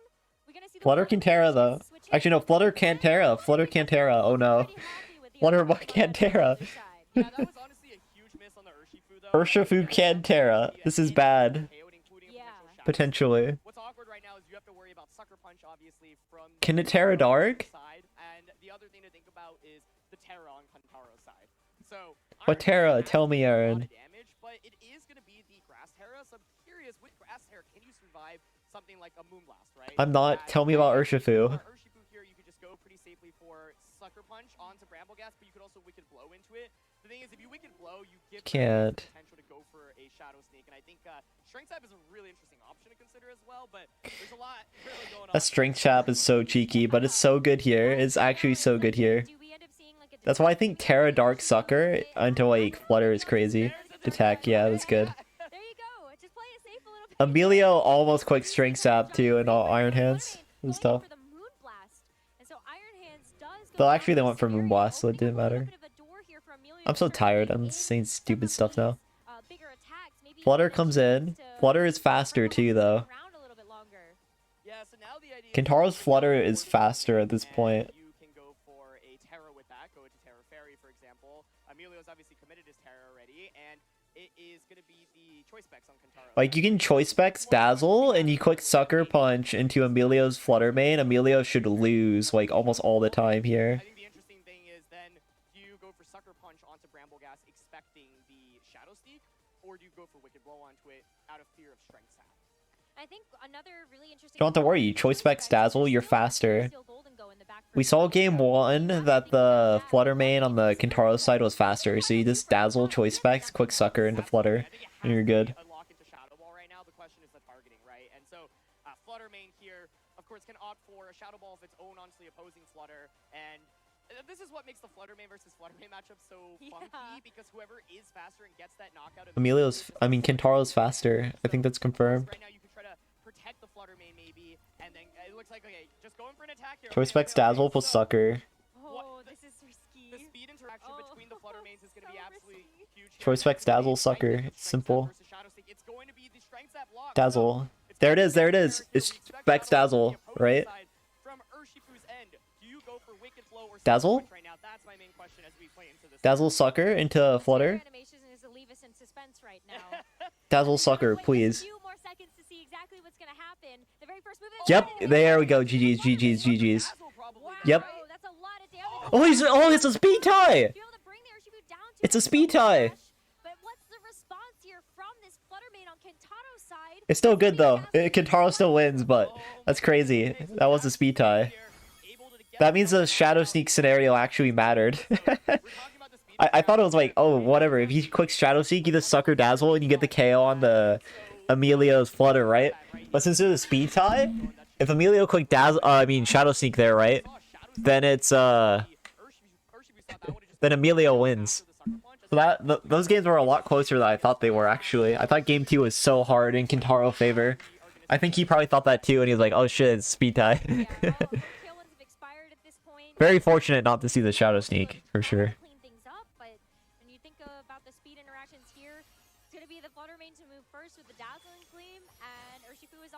And CC, it's over. Wow.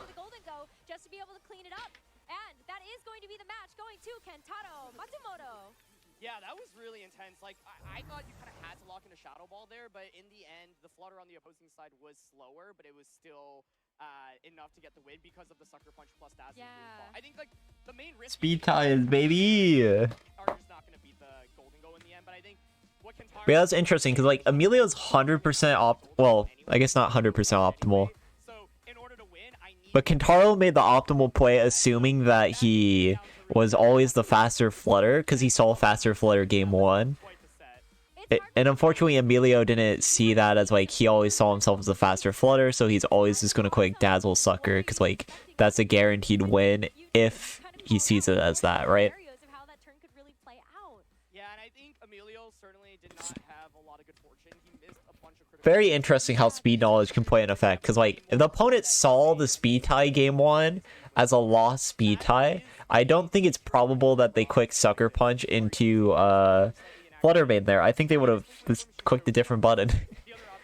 But in that case, like they saw the speed tie already, so they're like, okay. I mean, they saw that they won the speed tie in the game one, so they can then go for a sucker punch dazzle and guarantee the win no matter what Emilio does. But then Emilio shows that it was a speed tie, and it's like, oh well, it wasn't 100% win anymore. That's one of the cute, like, hard things about Pokemon, because like it really was just a done game depending on how that read scenario went. And like it wasn't a read scenario for Kentaro. Kentaro did not view that as a read scenario, but Emilio viewed it as a read scenario, and that's what really cost that game. That's how I can explain it. Very fascinating. I do wonder how differently this game would have played out if that Bleak Wind Storm from Tornadus connected onto it immediately, because it would have brought it down to 1 HP, and that would have just put the Tornadus in a much tougher position, and I think Emilio would have been really well positioned to sweep it. Very, very fascinating. I really think, like, Emilio had a very good chance to win both of those games, and he just had some pretty unfortunate misses, and if either of those moves connect, I think it's actually very likely we see Emilio end up winning those games, but that's the dynamic of a matchup like this. It's just so fast-paced and intense, and, like, there's very little room for error. If one turn just doesn't go your way, You know how I was talking about that Worlds draft earlier? I drafted 4 people who are 5-0. I have Mckelder, Besta, Justin Burns, Luca, and Yuta. I am the most powerful. So my guys are like collectively 5, 10, 15, 20. I only draft winners. Truly the goat of pointless draft leagues. Let's go. Let me see, is Kyle 4-1? I'm bored. Kyle's 4-1 too. Oh my god. Let me check. Daiki Pseudo is the one person who failed me. Yeah, he's out now. Unfortunate. So that's 4, 5, 5, 5. They're gonna stream up to round 7. So like all of them. So there's 3 more rounds. Actually, wait. I'm stupid. 2 more rounds. And Articuno is 4-1 right now, by the way. Articuno is 4-1. Articuno is 4-1. Patrick Donegan's running Articuno. Yep, exactly, expecting to make it rain. And so, yeah, both players clearly having a strong understanding of really how to play things out. Yeah, and congratulations once again to Kentaro. That win gives him 5 wins total, an undefeated record, and a ticket to day 2. And Emilio, of course, is now 4-1, but he still has 2 chances to move on to tomorrow. And for Kentaro, this is a big deal. The Japanese national champion from last year looking to improve on his performance after probably doing a little below his expectations, I would imagine, after such a strong, dominant nationals performance last year. And I'm sure he's going to be ecstatic to be playing in his home country here in Japan for of course. So many fans in the arena right now to be able to cheer him on. And that makes it even more exciting as well. Like, once again, kind of taking a look at a very, I would say, stock standard 6 on this team. But, like, the scary face tech there onto the Tornadus. Even seeing, like, Sunny Day, that was not a move that we ended up seeing come out of that Tornadus. But that's also been picking up in popularity. And just to see all of the different choices here, even Dark Urshifu. Okay, I guess that one might be a little bit more off the cuff, but still Pokemon that we expected to see. It is funny because I feel like I spent so much time talking about Yo, thanks for the follow, Choppa. Wait, Choppa? You Choppa? I get it, right? I was thinking about how things played out if you go for that taunt on turn 1. For example, in that second game, Yeah, thank you. you get the taunt up, but then Hands just comes out and it has fake out pressure, right? And it can deny. That was such a crazy set. Tang, Esteban, Nick, Nails. Oh, I really want this set. Riolma versus Maurice. I really want that set.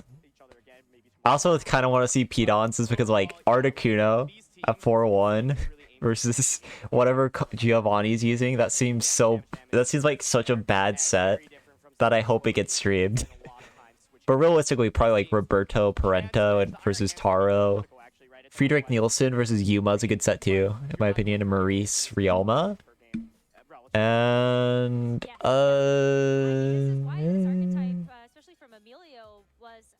Joe is in day 2. Joe's already advanced because he has too many CPs. He is good.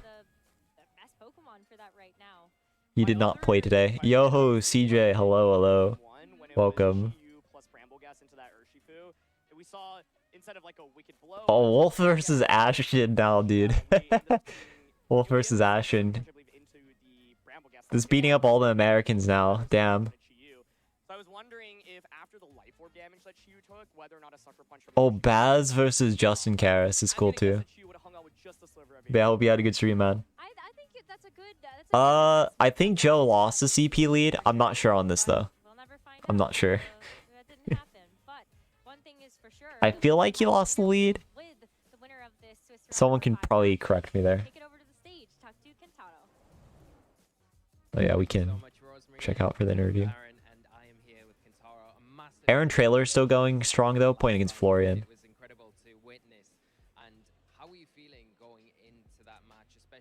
Yuri versus Hippolyte. Too tired to continue? Yeah. You know what's the crazy thing is I was much more tired when I started doing this than I am right now. Now I'm like fully awake.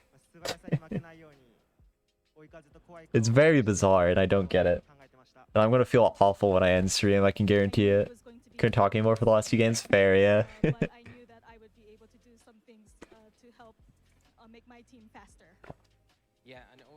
I feel like I just have like a mode when I'm like super tired and I just start talking a lot more randomly.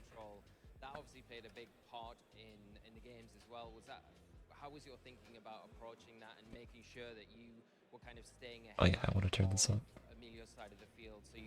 The second wind hit, yeah. The obstacles on his end.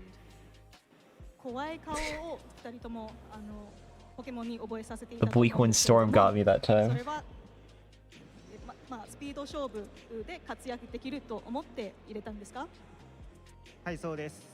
I'm the Wind Rider here. Yeah. The one thing I'd like to ask you about from your team was the Urshifu. You're running the single strike variant. A lot of players here are running the rapid strike variant. What was your thinking behind using this Pokemon over the more commonly used Urshifu? There's no resistances. 一撃の方のウーラオス、通常なら他の方たちは、もう一つのウーラオスを使っていると思うんですけれども、それはなぜ選んだんでしょうか。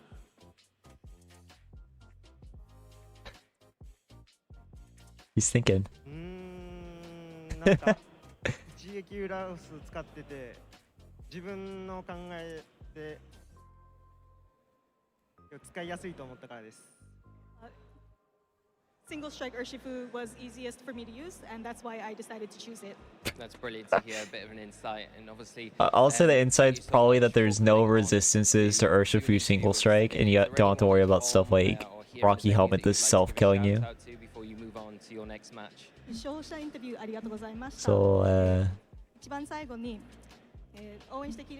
think it's just a damage output thing. That's how I'd interpret it.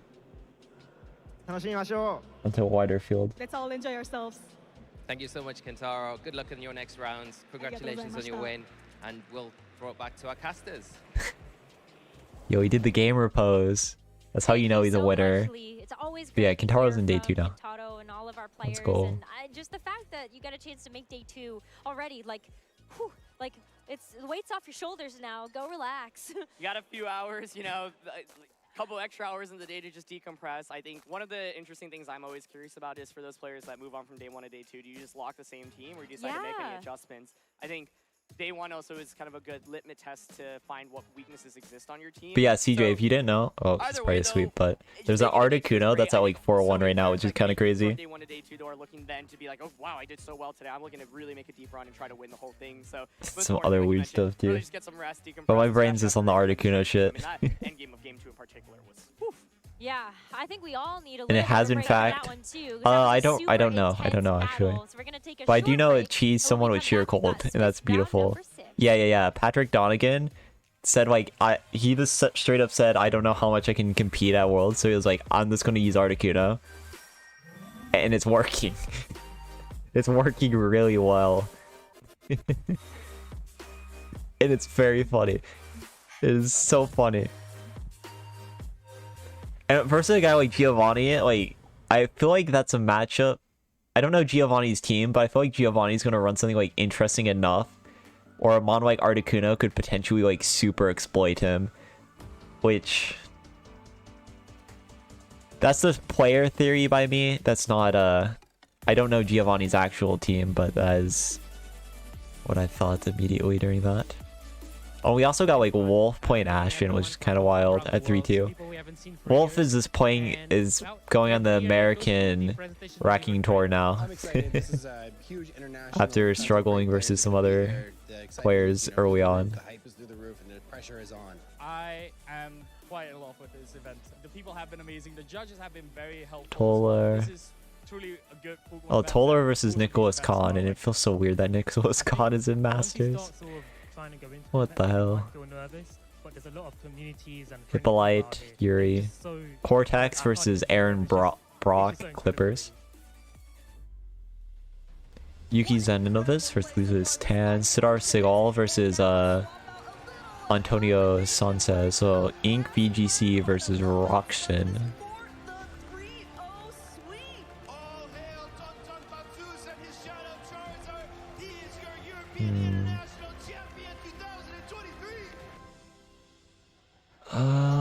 Hirafumi versus Henge Zhang. That's a great matchup.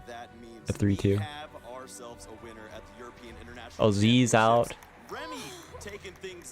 Zomog is out. Enrique Grimaldo is out. Solheib's gone. This is going to be a pretty fun one. Use these Ryota Hosoi is gone too, and so is Shintaro Memia. James Castrol's gone. Len Doyle is gone. Henry Rich is out. Yosuke Kolsuke, he was already out, but so is Kotesh. Kotesh went down this round too. Damn. This toy's brutal, man. This toy's brutal. I already know what Edu dropped. Crazy matchups for sure. As it does get caught with 204. the freeze drum, and it does wrap up this set. A brisk 2-0 from a very offensive team. A fantastic performance. Move perfect across the set. Pietro is Let's gonna see, be your let's junior see. division international champion. Now, Stomping Tantrum in response doesn't need much. Takes down the Fluttermane and Fluttermane. just his Amoonguss against a multitude of Pokemon available for Mattia. And Mattia is our 2023 European International Champion. Glad they're showing younger divisions too. Wow.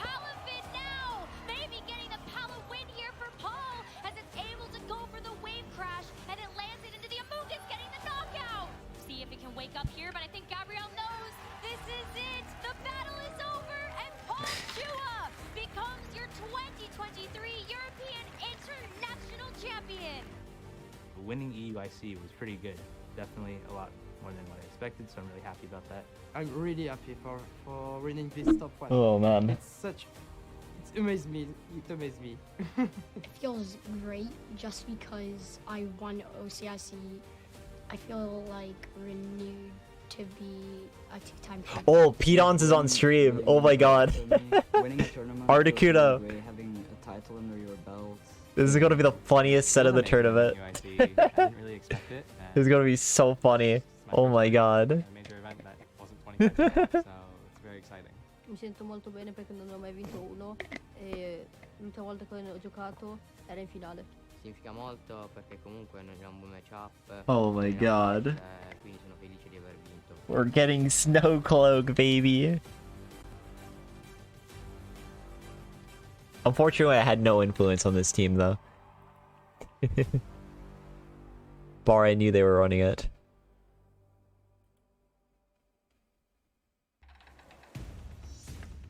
Yeah. Like I said earlier, that I think Snow's still good, but I wouldn't run Snow in a tournament, and they're doing it at like the biggest stage, and they're 4-1. And especially Articuno Snow. I wouldn't be caught dead running Snow Cloak Articuno unless you pay me money to do it. But I'd have to get a whole sponsorship to a regional in order to do that shit, you know? So that is very exciting. Speaking of not disappointing, he wasn't satisfied by joining us in the lounge. He wasn't satisfied by getting his opportunity on the stage to play against Aaron. Ray Rizzo is joining me on the desk. Ray, it's been 5 years since we worked together, and it is an absolute privilege to have you back with me. Yeah, I'm super excited. I mean, Worlds in Come on, Ray. Say all their movesets, please. You said it, 5 years just about. Come on, so Ray. I'm super hyped. We've got phenomenal players here in day 1 of the World Championships. I'm excited to see who's just going to qualify for day 2. Yeah, we are going to start looking down. Every single round is going to be a player punching that ticket to day number 2. So 4-1 or potentially 4-2 in the last round of the day as well. Like just being able to get there. Yeah, we're at that point where one more win secures that day 2 invite for tomorrow. So these players are going to be feeling the pressure. I know as a player myself, when you're at that point where a loss could knock you out or a win could bring you into the next stage of the tournament, I mean, all the pressure is on. It can actually kind of get to you. So you have to remain cool, remain calm, collected, and just play your best. So that's going to be up to the players in these upcoming 2 final rounds. And I'm excited to be here, a part of it. Yeah, I mean, we've got you here. Let's just ask the question. How do you stay cool? Do you look back at the wins and kind of celebrate those? Or do you just go into each game completely blank slate? Whatever happened before is completely irrelevant. Yeah, that's key. You really can't focus too hard on any of your previous rounds. They're over and done with. You can't do anything about the losses and even the wins. You know, you can feel good about those wins, know that you played your best or whatever, but if you Meanwhile, me pacing around the whole venue after each win, going like, thinking, oh man, I only won because I got lucky. You want to stay positive. You want to think about this upcoming game, this upcoming match, and that's it. You don't want to think too far. I should get one of those like fitness trackers when I go to events, just to see how many. I walk around the whole venue so many times after every game. Freebie from a 3-time world champion. We'll try and get some more out of you during the game to match up to that. But I think, honestly, I've been really, really excited to see the players making it through. And honestly, some of the players, as I think Scott mentioned, you know, from North America in particular, were not names that we were expecting. And I think being those players with a little less pressure on, right? It's always tougher to be the big name. And some people are able to shake that pressure off really easily. But it is cool, it is exciting to see a brand new name making day 2. You know, I think there's way more pressure when you haven't done anything yet, you know? That's my opinion. Like, expectations suck. But when you expect better for yourself for so long and you never get that result, every little thing you do means so much more. So I think there's like different levels to that. Like sometimes no expectations is the highest expectation. You know, in future World Championships or even in future events. So this is a real big starting point for some of these players who are already qualified for day 2, with this being possibly their first. Oh, apparently the 4-1 person we saw get DQ'd on the pairings event, Kelvin. Apparently what was said on the reason they were DQ'd is they have reason to believe these Pokemon are hacked, and then they didn't like elaborate on it, which was kind of funny. At least that's why I'm hearing from like friend of the friend stuff. So they were taking it very seriously. Really up to the players to go back to stage 1 and say, okay, can I be able to, like, am I able to make the adaptations and learn the game better than everybody else? Because technically, we were all on that same level playing field when we go into that game. Yeah, and even though it's, right, it's always Pokemon, right, between generations. As the lights out now. The game is played play, the strategies that go into building teams and actually playing in the battles themselves can differ drastically between generations. Like the way you would play a Dynamax game back in the Sword and Shield era would be completely different than how you would play a terrestrialization mechanic or build a team with the terrestrialization mechanic in mind. Because they're like Japan sucks confirmed. Yeah. Terrestrialization, you have every type at your fingertips, and then within the battle you can just. Like, it would all be okay if we could just like soft reset legendaries easily, but we can't. It's so stupid. Or we have the IV resetter, or lower. Or if we didn't have to play Legends of Arceus. Or if I don't have to play Sword and Shield for that matter. I don't like replaying old Pokemon games. And I'm sure as hell not opening my 3DS ever again. Thank you very much. And I hate Dynamax Adventure. So there better be a better goddamn alternative. Those are my opinions. Let's stop looking backwards and talking about the old mechanics. Let's start looking forwards and kind of start looking current as well, as we can take a look at some of the pairings that we have here in round number 6. Let's go! Reveal where we do get to know who is going to be our stream game. And speaking of players who... Oh, Kyle versus George Tipperman. It's very funny. They are friends. Guillermo versus Alexander. I want Alexander. Meluka versus Adam. I actually don't know who that person is. Adam Cherf. Oh, I have no clue. Tang versus Federico. And Nails versus Taisuk.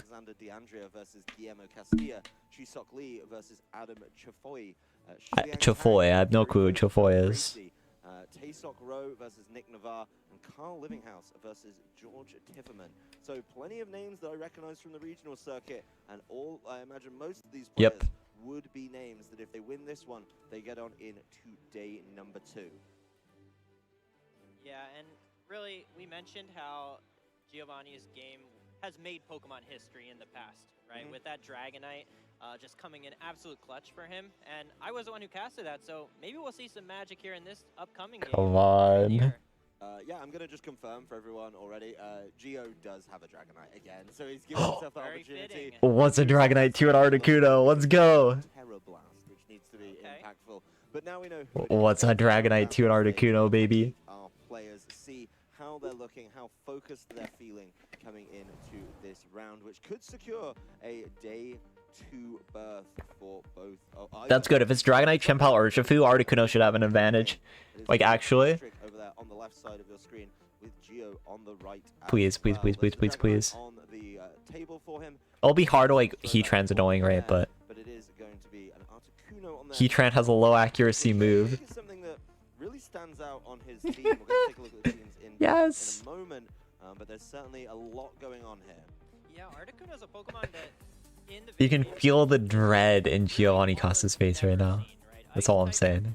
Not really been that strong historically in the video game championship, but with the boost that it gets from Snow to its physical defense, Oh, yeah, this is a good matchup. This is a good matchup.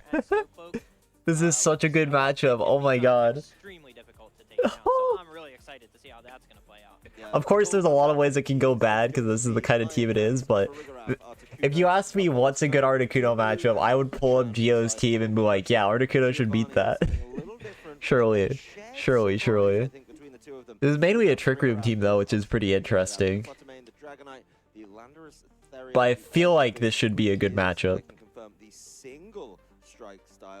Single strike though, okay. And an Iron Hands of his own. Farigiraf is a Pokemon I've been hyping up all season, and to be honest, the fact that single strike's not too bad. Double appearance at Worlds does make me very happy. I didn't predict it, so I thought come maybe on. we got over it.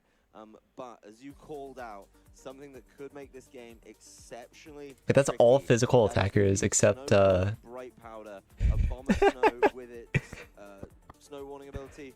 Articuno could be an absolute nightmare. There's no weather setters either. On Giovanni's side is Patrick doesn't really have too much priority. Water Main's annoying, I guess, but other than that, there's not a good Articuno check. And then there's Ting Lu. Patrick has Ting Lu too. Yes, he is. He so is. I would be frankly really surprised if Geo manages this. Terra Flying Terra Blast is kind of scary, but it's not doing 50% to an Articuno. Oh, it is Choice Band. But still not killing Articuno. So it's like still fine.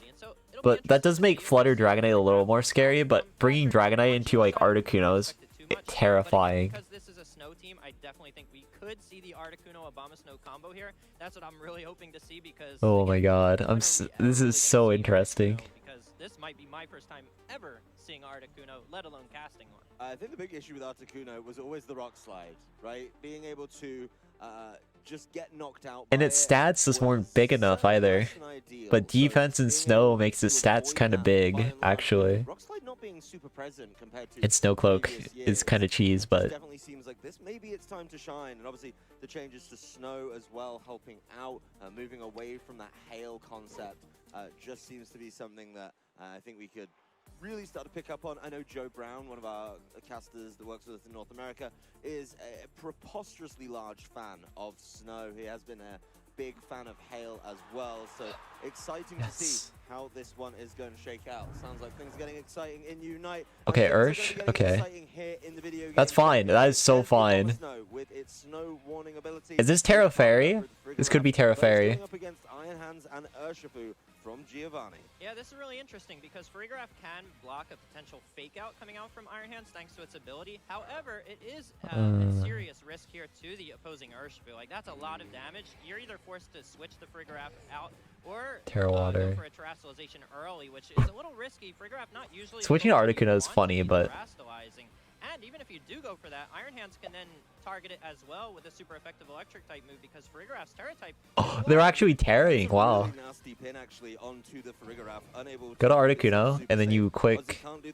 Oh, going Iron Hands. Okay. No Avel. No Avel is interesting. From the side of Patrick, which is exactly what he does. He is scared of this situation and switches out the Farigiraf in exchange for an Iron Hands of his own. I do think that's fine. Iron Hands is always interesting as it takes the Wicked Blow pretty nicely. A critical hit not really mattering when it comes freeze. to damage. Abomasnow will fire back with the Freeze. Damn it. Onto the Urshifu, and then a good chunk Iron Hands is very scary, by the way. Iron Hands will make up that difference pretty promptly with a drain punch. Iron Hands is a very scary matchup for snow in general. Yeah, that's a really good. It's hard to break, that but was a pretty nasty pin you had there with the Urshifu targeting it with the super effective Wicked Blow onto that. You can pick out Blizzard, sack Abomasnow, but that's not very good. Also, that Abomasnow took a lot from Drain Punch there, which is pretty interesting. Ooh, Leaf Storm. That's a clean 2-hit KO on Urshifu here. And needs to maybe I like that. this turn, avoid another Blizzard and cause that problem. But the Urshifu not going to be able to do anything this turn as it's caught by Articuno. Giovanni is making sure that it's going to stick around because the Leaf Storm coming out onto the Iron Hands, maybe expecting a switch as Abomasnow will be switched out by the eject pack. So being given another chance to pivot around. And It has some bulk, I think, but it's more Spadef bulk. Articuno, how much can this Pokemon do?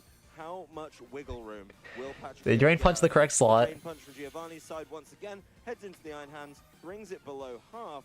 But honestly, one thing I think interesting there, that Urshifu wasn't punished, it got faked out, but it's still on the field. Yeah, but the thing is, it was nice going for that Leaf Storm. Drain Punch, yeah, you're safe. Switch in, so that Blizzard, nice. But you're leaving its Urshifu out. That's fine, that's fine. That is super fine. From the Urshifu, making sure that it's not getting caught too short. Articuno will be firing back with the Blizzard. It's not going to catch the Urshifu because of the detect. Freeze? Will do once again a Damn it. decent chunk to Iron Oh, Hands. they're slower. Okay. Giovanni's side, firing a Drain Punch 43, 113. You want this to get to a double up KO. The Iron Hands on Patrick's side. So let's see. 70? You need 70 HP. Yeah, you get to 77. That's perfect. Giovanni knows all about that Bright Powder. He knows about the Slow Cloak. Maybe looking to play a game without the snow in play, where he'd be able to. This could be a heavy slam into Urshi. Yeah, I think so, and I think that's why Patrick preemptively switched the Abomasnow out. But you could so also he just Drain Punch again, and it's fine. When you're playing these kind of Articuno type teams, it does tend to be a long drawn out battle. But there Yeah, it's a Wicked Blow. It's not going to do too much. Yeah, Wicked Blow. Snow crits do not ignore Snow Boost. Freeze? I don't know. This is so hacks. Urshi, Iron Hands, Dragonite. Dude, this is so hacks. What the hell? Drain Punch kills Iron Hands though. But yeah, Urshi, Iron Hands, Flutter, D-Knight, Farigiraf, and I'm not sure. on the Bright Powder held item, that's a very viable opportunity. And there's only 2 Pokemon remaining. This is a great turn for Patrick. Yeah, Patrick putting himself in a great position there, getting a Dragonite, okay. Interesting. The Articuno wasn't able to You need I mean, you need the Articuno to heal here. getting the, of course, the boost to its defense from the snow, which Need Articuno to heal here. in the face of these 2 physical attack as well. Mainly, of course, the I think you Terra, Iron Hands, quick Heavy Swam, and quick Roost. Let's see if Actually, no, that's hard. That's hard. Because you would need a dodge on the next turn, too. We saw the speed boost come out from the Flutter Mane. That means it's going to be lacking a little damage. The Dragonite, on the other hand, with Choice Band, does exert a lot of pressure. So Giovanni is threatening some big KOs here. The thing is, slows up. Like, those moves could miss Articuno, and that could be over, because we already know Dragonite. I mean, it's super vulnerable here. But if there's somebody who can make Dragonite work, it's Giovanni. Yeah, Patrick needs some luck here. Put that one to the peak. No dodges yet. Farigiraf will come in, though, making sure that it is protecting itself against that extreme speed, right? Needs to be careful about this one. There is going to be There's the D-Knight Terra normal. I mean, Terra flying. That is the scariest Terra that could happen.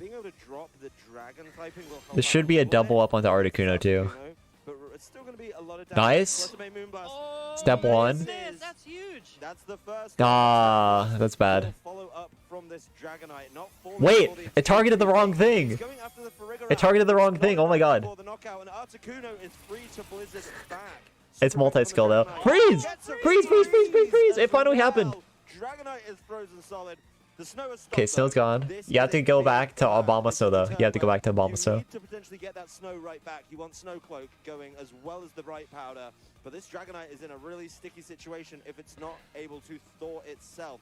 If it can thaw, maybe catch the Obama Snow on the switch in. If the Flutter Mane can catch this Articuno, this is greedy. Swing, but this I don't like this. putting in work. Yeah, but this Flutter Mane is free to fire off Dazzling Gleams. And Oh, it missed. Icy Wind comes out. That misses too. Icy Wind, not even And it lives. It lives here. Yeah, it's over. It's over. It's over. It's over. This is so over. Dragonite is still frozen solid, and here goes Articuno. That was this normal Bright Powder. No Store Cloak either. With a huge roost on that turn, back up over half. And sets up the trick room. Wasn't able to get knocked out there. Oh god. Articuno is about to cause so many problems. Now Obama Snow's in. Obama Snow's in. Click the blizzard. Heal back up. This Flutter Mane again speed boosting, so it doesn't have the kind of damage it needs to take out this Articuno in time. But let's keep the Articuno safe. It's the whole strategy on this team from Patrick Donegan. Gets the snow back with snow warning. Does have everything going for it now as Dragonite is easily felled by this blizzard. The critical hit just really rubbing it in. It needed the crit too, I think. Token Pokemon on his team being able Dodge. to cause those problems. And it's just up to the Flutter Mane. Yes. It will Moonblast, and it will miss again. That's the third. Clean 4-0, baby. Can do at this point. It's got to go to game 2. Yeah, and we see right there, Geo forfeits game 1. But that's the thing, right? This is a best of 3.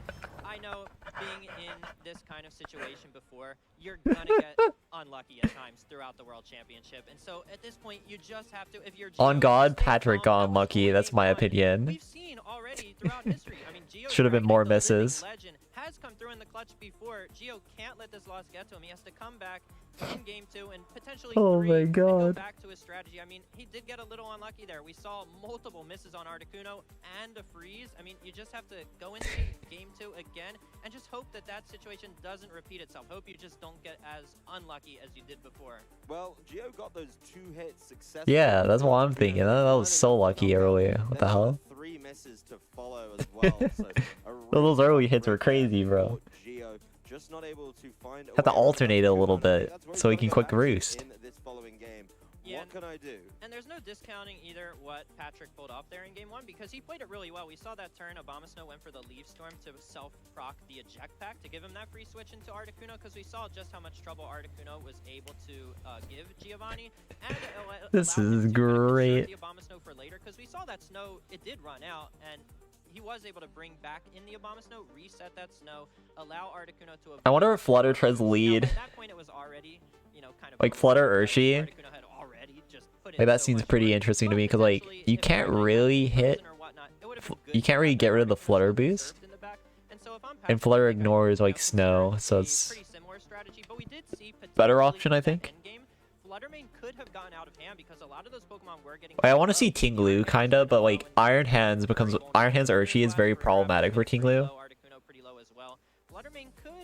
So that's like the advantage Geo has, where you can like use double fighting types with Iron Hands and Urshifu, and then layer that with a Fluttermane to cause a lot of problems for Snow. So that's potentially the route you would go, I think. But I might look for maybe something over the Farigiraf to have a better matchup in that scenario, like that endgame we saw with Fluttermane Dragonite. Have something a little bit more for that endgame. Alternatively, this getting full into Trick Room isn't bad for Patrick though. If he has to commit Terra early for that, right? You can't really just switch out Pharaoh Giraffe if you decide to lead it. You kind of do have to commit Terra, in my opinion. And yeah, there's Fluttermane Urshifu as I thought against Pharaoh Giraffe Iron Hands, and there it is. That's a very good lead. There's going to be a change up from Patrick as well, being able to move on over to the Farigiraf and the Iron Hands. That was the Iron Hands Speed boosting as well, so that's also very helpful. Maybe not being given that safe switch for the Farigiraf that he had the last time. Yeah, but You can Terra as well here. There is a potential Farigiraf switch in for the Fluttermane. I don't think it's super likely because again, Patrick doesn't really have too much Yes. on his team. But this is exactly Do the it. situation where Iron Hands threatens to fake out on Do it. to guarantee Farigiraf a free Heavy turn. Slam. Get him. But if you have that Farigiraf in the back, Oh, Heavy Slam. Heavy Slam. Heavy Slam. Heavy Slam. Heavy Slam. Do it. at least going through your mind. I believe in your Farigiraf. This is going to be the classic, really. From Heavy Slam, Patrick, please. Being able to just, try to apply that No. pressure with something like a fake out. No. Trick Room. There is going to be the No. of the types though, as it is an immediate terrestrialization onto the Farigiraf. Actually, wait, it's not Fairy. I keep forgetting it's Fairy. It might die here. I keep forgetting it's not Fairy, actually. Yeah, okay, you're good, you're good. Not Heavy Slamming was Troll, though, in my opinion. You live here. You will have died to the double up, though. But not Heavy Slamming was not good. There's a huge amount of damage, not enough for a knockout, as the Trick Room goes up, and this game could start swinging really quickly in. But that's still just such a good Trick Room setup, regardless. He was able to get a lot of damage done, which is nice. He has quick voice, hyper voice. 5 turns of Trick Room, which are big because Farigiraf Iron Hands both going to be able to underspeed the Fluttermane and Urshifu. It's not like Urshifu can Psychic's not bad too, I guess, but I would this hyper voice. And so you don't really want to switch in because Iron Hands can do a ton of damage. It's Yeah. not like Giovanni has a ton of super bulky Pokemon. Bit of a big misplay by Pedon's not this quicking Heavy Slam though in that position. Like you can just quick it, you don't have to worry. This kind of snow team. So I don't know if he's really going to have a super safe switch in here. I really want Patrick this to attack though. Like honestly, I think Patrick should this attack here. For most trainers, not something they're willing to take the gamble on, and leaving that Farigiraf. Though keeping Farigiraf alive isn't bad, so I can't really complain too hard, but Did certainly cause problems, but Farigiraf's done its job. It's time to get out of there. Get the Abomasnow. Abomasnow's in. Snow warning set up. Ooh, he got the read though. He got the read. That's pretty perfect. Because now you have Blizzard in and you can quick Drain Punch into Urshifu. So I take it back, I'm the idiot. This attacking was stupid. Patrick had the perfect play. Because now Blizzard Drain Punch is so good. It is so good here. Get him. And you're still threatening. We saw how much damage Blizzard did, about 60% of Urshifu's HP. Iron Hands could easily finish that off before Urshifu. Giovanni can switch one to Iron Hands, but he's going to take like so much damage for it. Just protected last turn. Let's see what he pulls off this turn to see if he can keep any Iron Hands is switching in on one of these, but you will have to take a lot of damage for it. Yeah. It's 3:46 a.m. man. It's going to get the Iron Hands in. That is going to be potentially Flutters down, perfect. A little bit better with the use of that assault there. Perfect. Appreciate the damage racking up though. Patrick's going to start to heal his up with the Drain Punch into the opposing Iron Hands. Snow Blizzard gets the Fluttermane. Nice. Iron Hands to just below half. So yeah, the Assault Vest is helping out, but that damage is going to start racking up. He does have the super effective Drain Punch to try and fire back, but yeah, you're a couple turns into the Trick Room and you've already lost one of your Pokemon. Yeah, I think Dragonite's here. Is really good here. We've seen Farigiraf already terrestrialize into a water type. It's super bulky. The Assault Vest helps. But we just saw how much the double up did there, and Dragonite coming in, I mean, it's obviously a risk. This wild charge. Here, and then Blizzard plus the combination of Drain Punch did I don't think you need a switch. I think you need this Blizzard Wild Charge here. still waiting in the wings, which it is here. You're just trying to chip everything down low enough. You got rid of Fluttermane, which Unfortunate, but it's still fine because like Iron Hands can't KO you. Unless it crits. A couple of tough turns, I think, for Giovanni to get through to the end of the Trick Room. The Frigoraph takes the field once Ooh, again. never mind. Extreme What am I speed. saying? Undertale says no thank you to that one. What am I saying, man? Don't trust me. He clicked E-speed there with his choice banded Dragonite. Wow. Dragonite does have access to its it is Dad, don't trust me at all. Don't trust me at all. but it's definitely not taking another one. No, but the fact that Iron Hands was able to fire off that Drain Punch there, get Abomasnow low, I mean, this is still, you know, Giovanni's doing his best to stall out these turns of Trick Room. Eventually, Urshifu's going to I think you Blizzard Hyper Voice there, though. Because Urshi has to switch in. But if you get the hard read on the switch in, that's fine, too. Because this is conserving snow for Articuno, so like I can't exactly argue with this too hard. But Dragonite likely switches here.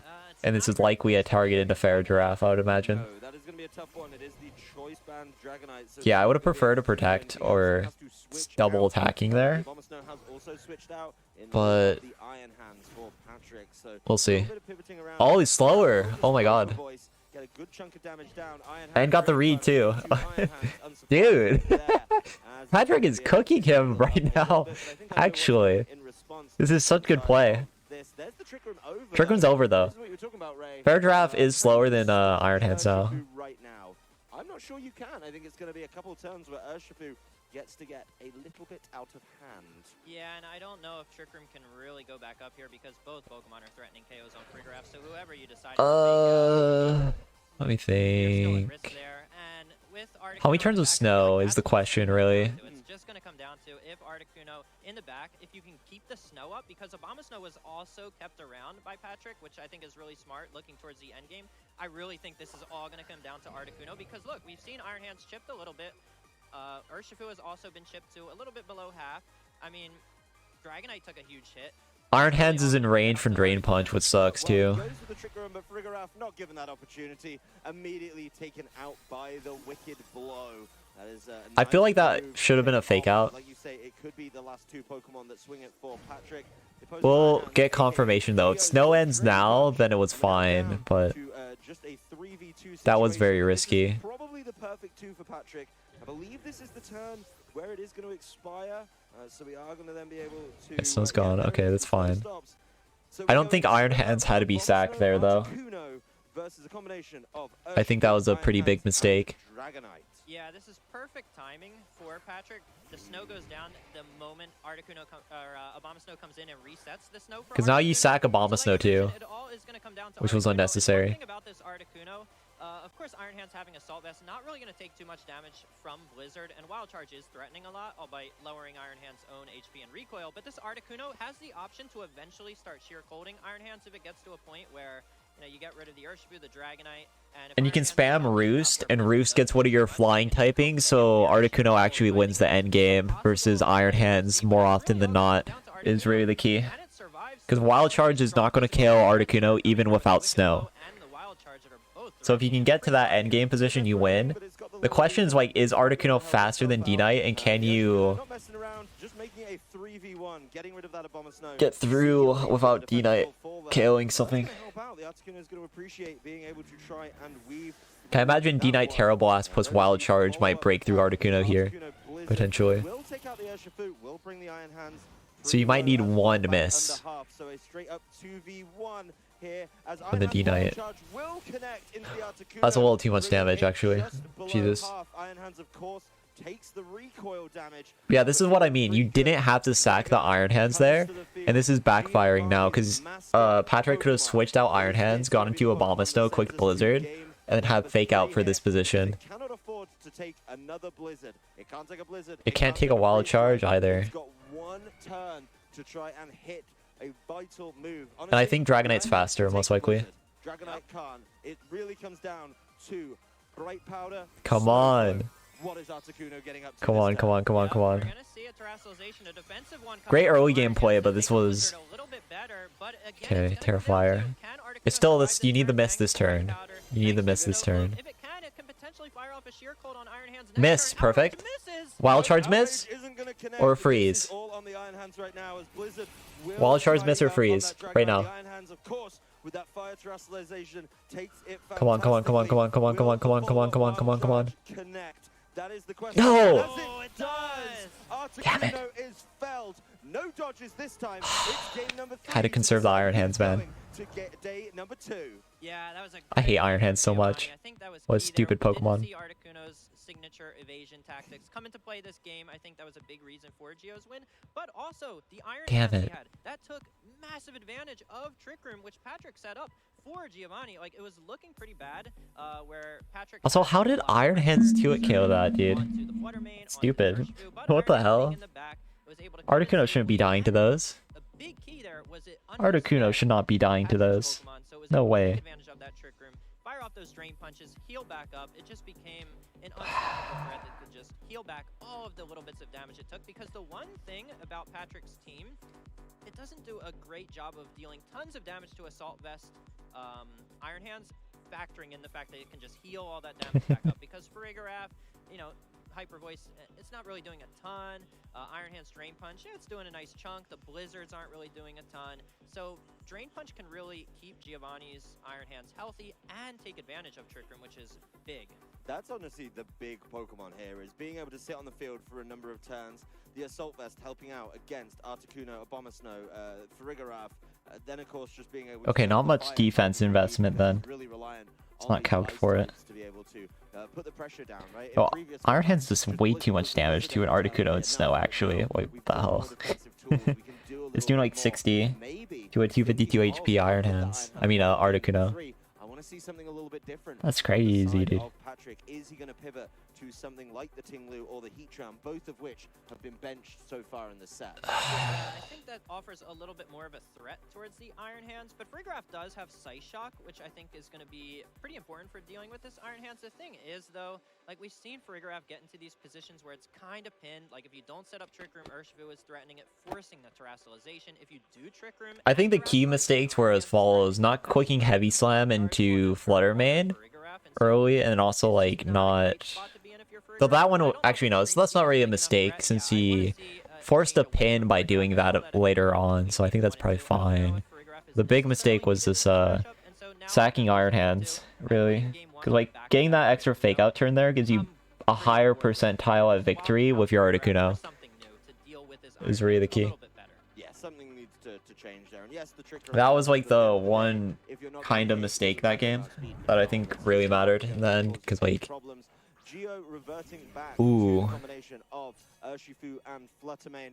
Patrick going all in with the pair that is the focal point. This is scary. That is going to be a Abomasnow and the Articuno trying to cause those problems. It's really a case of how long can Articuno sit on the Like field? Abomasnow might be getting sacked here for Flutter double up. Abomasnow right now.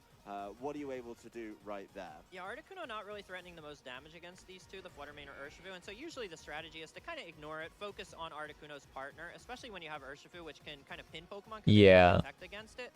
The thing is, though, Blizzard... This isn't really great by Patrick. If he wants to go for that. I don't expect it. I fully expect to see a Blizzard here. Because this should be a double up into Abomasnow 100% of the time. Low key, I think a Protect from Articuno would have been really good there. I mean, Abomasnow. Even in spite of the threat of Moonblast. You're fine still, though. Not fine. Immediately punished by Giovanni. The defenses are dropping. That's going to make life a little bit easier for the What's Ting lose Terra? But yeah, that wasn't great. Low-key a position where you want to protect in front of Urshifu too, funny enough. Poison.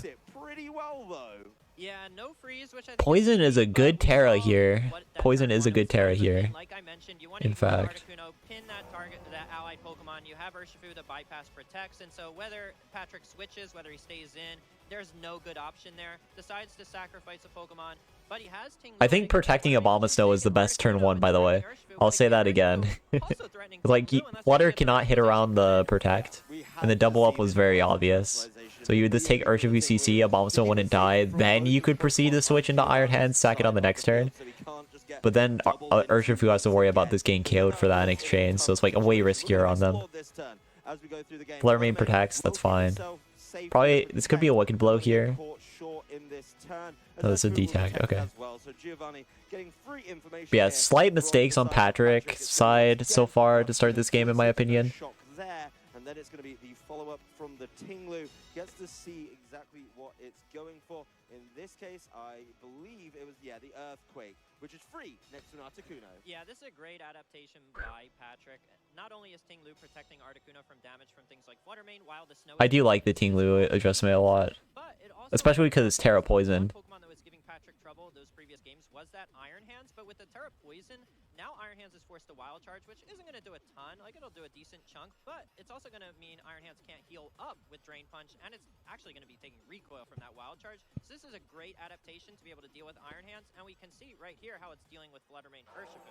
Fluttermane being speed boosting Booster Energy means with Tinglu on the field, it's just not threatening any damage here. Urshifu also, now that... Yeah, let's keep EQing, keep blizzarding. Threatening a ton of damage, Articuno could just roost it back off of it once later down the line, because we saw how much damage Wicked Blow does to it in game 1. It does, you know, a little bit under half, so right now this is a great position for Patrick. It's going to be big to see what Giovanni has. The ball is fine.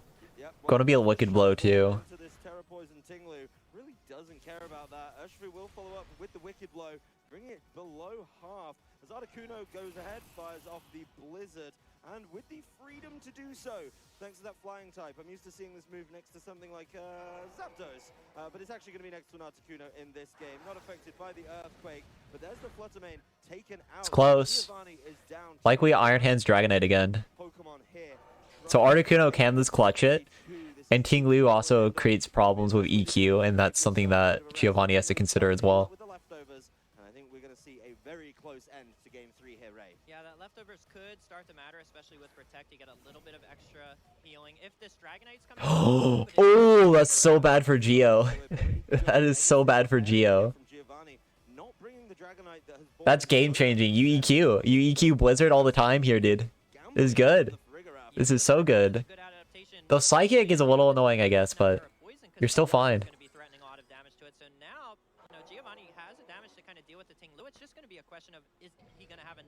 I guess you could protect this turn, I guess, but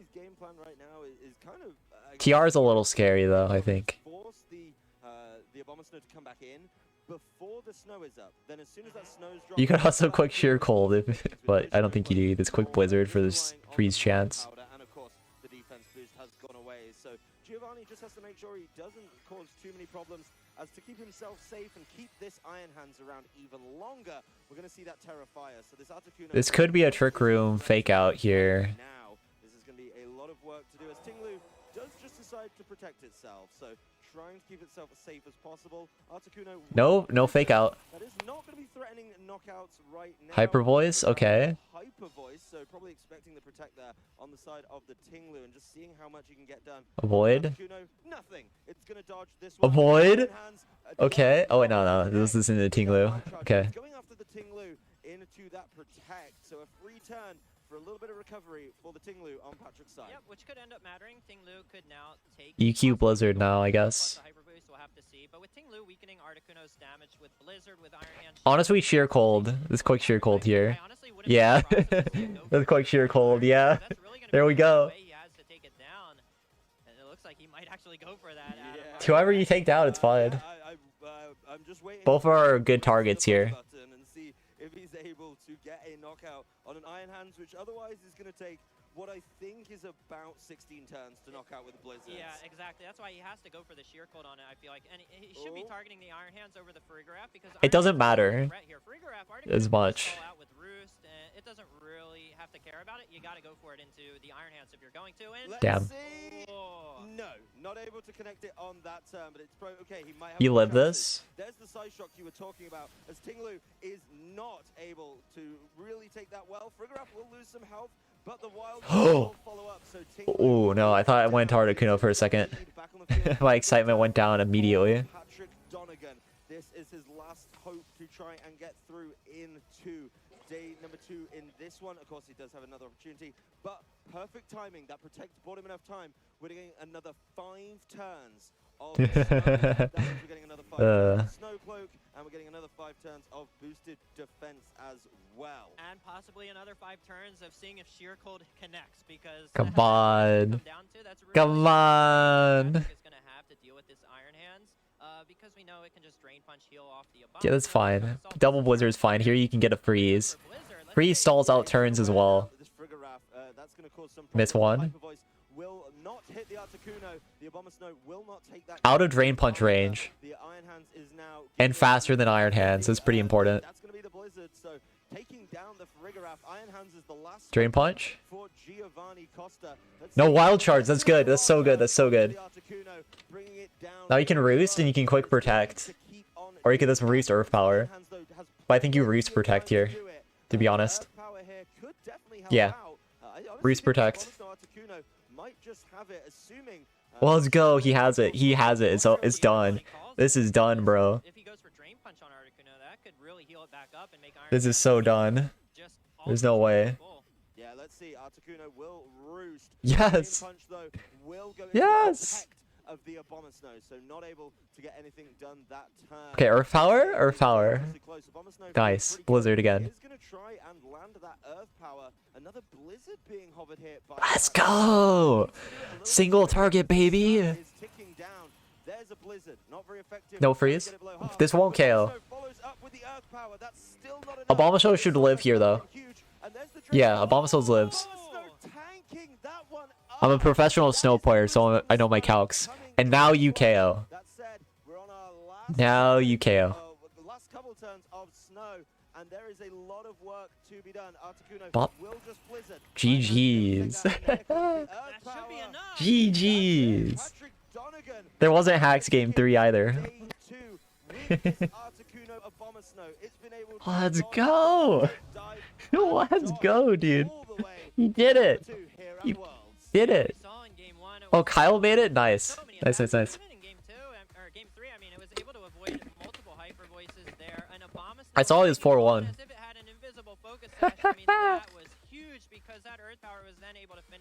Oh, okay. I can check. His match should be done by now. I mean, that Abomasnow set took a while. That his match should be done. We'll figure it out right now. That is how good snow can be right now. Yeah, so we saw the defense boost. Yuma made it. Nikolaz, Taro. Kyle's in. Yeah, Kyle's in. We saw Wild Charge do a pretty sizable chunk, but even Wicked Blow doing less than half. But more importantly, on that final turn, that Abomasnow just hanging on. Emilio's in. Francesco's in. Yuma's in. Guillermo's in. Nikolaj, Taro, Federico, Emilio Forbes, got Fucci. I don't remember what this name is, unfortunately. Yohai's in. Sebastian's in.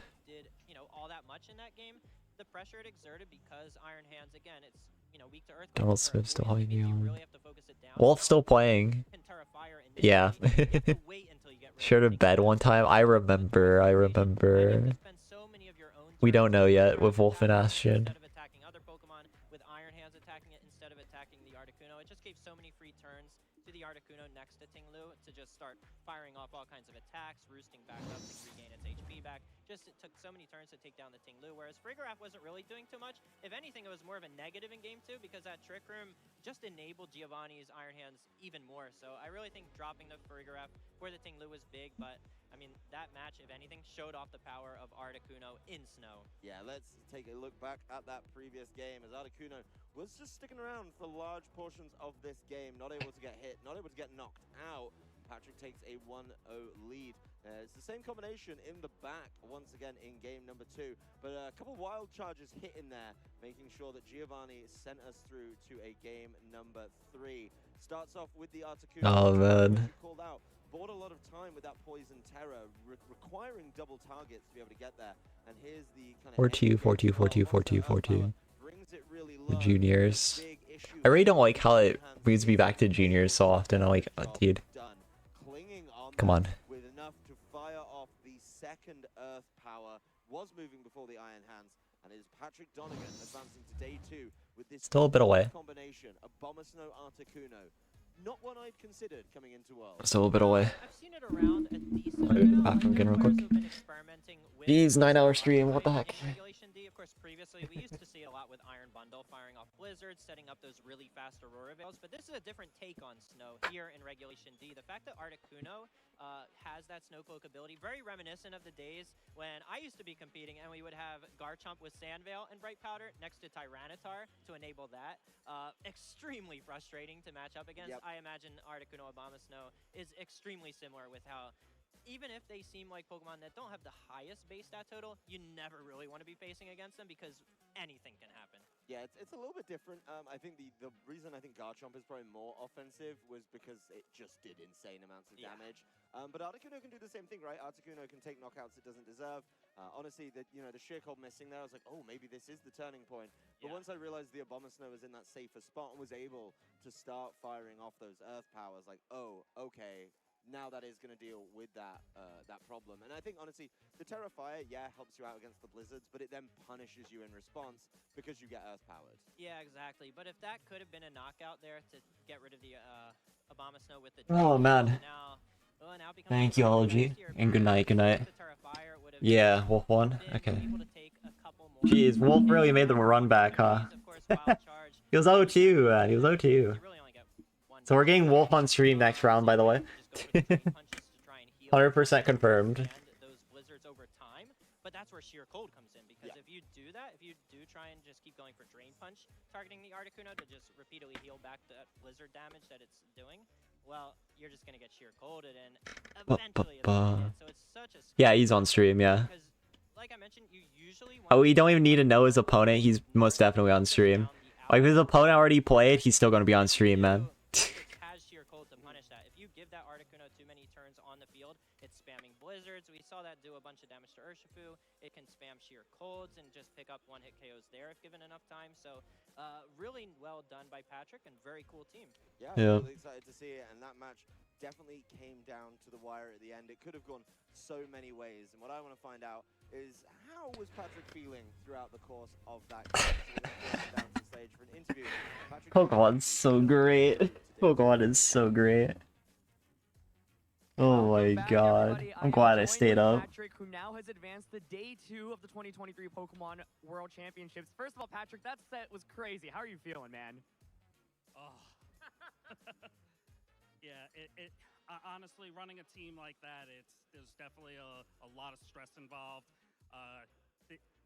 Basically, the team inherently has some RNG stuff that you... Oh, inherently, huh? RNG, really? So basically, being able to position and see the win con, it's definitely stressful to do it, but it looks like I pulled it off.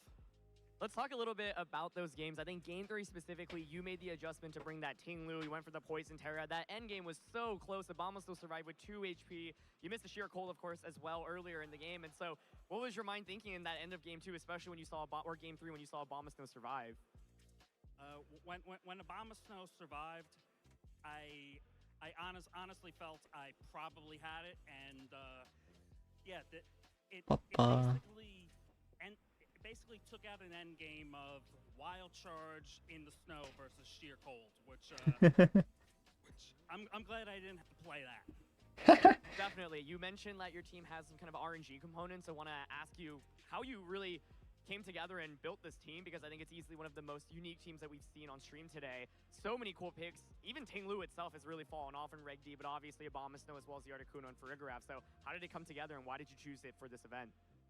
Well, basically anyone who knows me in the community probably knows Articuno has been my favorite Pokemon for the past for my entire time in Pokemon, and So true. am probably going I'm aware of this too. playing the circuit after this year. So essentially, I wanted to go out with one last ride with my favorite Pokemon, and from there it was just a matter of assembling the right components, which I've been working on all throughout July. I also need to give a shout out to the Irish national team. They really helped me refine it, and yeah, even Ting Lu, that slot was a Lando until like a few days before the tournament. I found I needed something to reduce gold. He's right on that too. Spadaf Flutter, this destroys this team otherwise without Tinglu. Side spam and Torkoal, And side spam Torkoal, yeah. So Ting Lu actually helps with that as well, and yeah, even though it's fallen off a bit, it is still an incredibly bulky Pokemon. Like you put that thing in front of a team, and it can sit there, and it definitely helped against Geo in that game 3, and yeah, it got the job done. Definitely got the job done. Patrick, I want to ask you something. You know, you mentioned that this might be your last event ever. You and I played against each other at a regional championship over a decade ago. You've been playing this game for a long time. You just made day 2 in what might be your final tournament ever. What does that mean to you, man? Honestly, Aaron, it means the world. Like, This makes me kind of happy, not gonna lie. May not be that familiar, but my first top cut was way back in 2012 in the black and white era, and you actually knocked me out of it. so yeah, we definitely go way back. I've obviously watched you grown as a content creator. I've carved out my own niche in this community, and yeah, to bring it like full circle to get into day 2, as I said, it means the world. Absolutely. One final question for you. Obviously, you'll be competing tomorrow, but had tremendous success today. Any final thank yous and shout outs you want to give out? I mentioned the Irish national team. Honestly, I definitely want to thank the New York crew, and I definitely want to thank all my Snowbell Blizzards. Oh, me. That's me. Amazing. I count. Congratulations. What a way to make it a day 2 tomorrow. So excited to see how you perform. And Still disappointed no one got the notepad with the names. Unfortunate. We need to work on this. Thank you, Patrick. Good insight, actually. Knowing that he's been able to take his favorite Pokemon to day number 2, that's undeniably cool. I mean, I've known Patrick for a while. He mentioned in that interview that he's been around a long time, over a decade. And so to see him finally make it to day 2 of Worlds, which I know he's been striving for so long, it must be a really emotional moment for him. And like he mentioned, the fact that Articuno is his favorite Pokemon, not only was it freshly introduced in Regulation D, but he made it work so well with that Snow team. And so to qualify for day 2 with your favorite in your potentially last tournament ever, qualifying for Worlds Day 2 in the process, I mean, that is such an incredible moment, and that must be so emotional for him. I can only imagine. Yeah, he's got to be over the moon being able to get that one done. You know, how far do you think the Articuno can go? How far, like, how much room do you think this has to show off over the course of the next day, I guess? Yeah, I think there's definitely some room there. I mean, like Patrick mentioned, with Articuno, there's a way, right? If the RNG goes in your favor, I mean, anything can happen. But it was a very solidly built team. We saw there, he mentioned the reasoning behind adding Ting Lu to the team in the first place. I think is really smart because those Pokemon that he mentioned that could give his team problems, you know, things like Torkoal being a fire-type, Armarouge and Didi, not only dealing massive special damage, but that's a fire-type on its own. Golden Go as well, being a steel type, resisting Blizzard, but also firing off super effective damage there. I think Ting Lu is a fantastic answer to all of those threats, and so I think that's a great adaptation that he realized just a few days before the event. So very well built. Was very smart, yeah. To see how it's going to perform tomorrow. Enjoyed his insight actually on how the team came to be. I think that's something that we talked about earlier. You, myself, and Scott just being able to say, okay, can you turn years of experience into a fantastic team? This kind of shows, yeah, right? Like being able to get to that point and use that wealth of experience. Like Landorus sounds like a great answer. Like it's a ground type, but there's now another ground type that you do have to seriously consider in Ting Lu. So making that small adaptation, the justification makes a whole lot of sense to me. I'll say the weakest flaw on the team is probably the Fair Giraffe, unfortunately. Of course, the other side of the coin. But it did have mad value in that game, so maybe I can't actually argue with it. This is a player who's come back after a little bit of a break. I know he sort of came back towards the end of last season, but before that, particularly over a couple of years where he was a little bit quieter, he just wasn't able to put up some of those same kind of numbers. And I'm excited to see him back. really excited to see how he does in the last round, because that'd be another player I would like to see in day number 2. Yeah, and speaking of comebacks, I mean, if anybody's known for a comeback, it's Giovanni. So let's see if he can come back after the loss this round to qualify for day 2 at the World Championships. Oh yeah, it is for sure. You'll see more of them as we go. Like I think once you see the results and how many like people actually are running fair draft, you'll be kind of surprised. Maybe a little bit actually, or not at all, because there's so many fair drafts running around. But unfortunately, I think the Articuno team in particular, I think like a absurdly bulky Flutter main would be better than fair draft there, for example. That's my opinion at least. Yeah.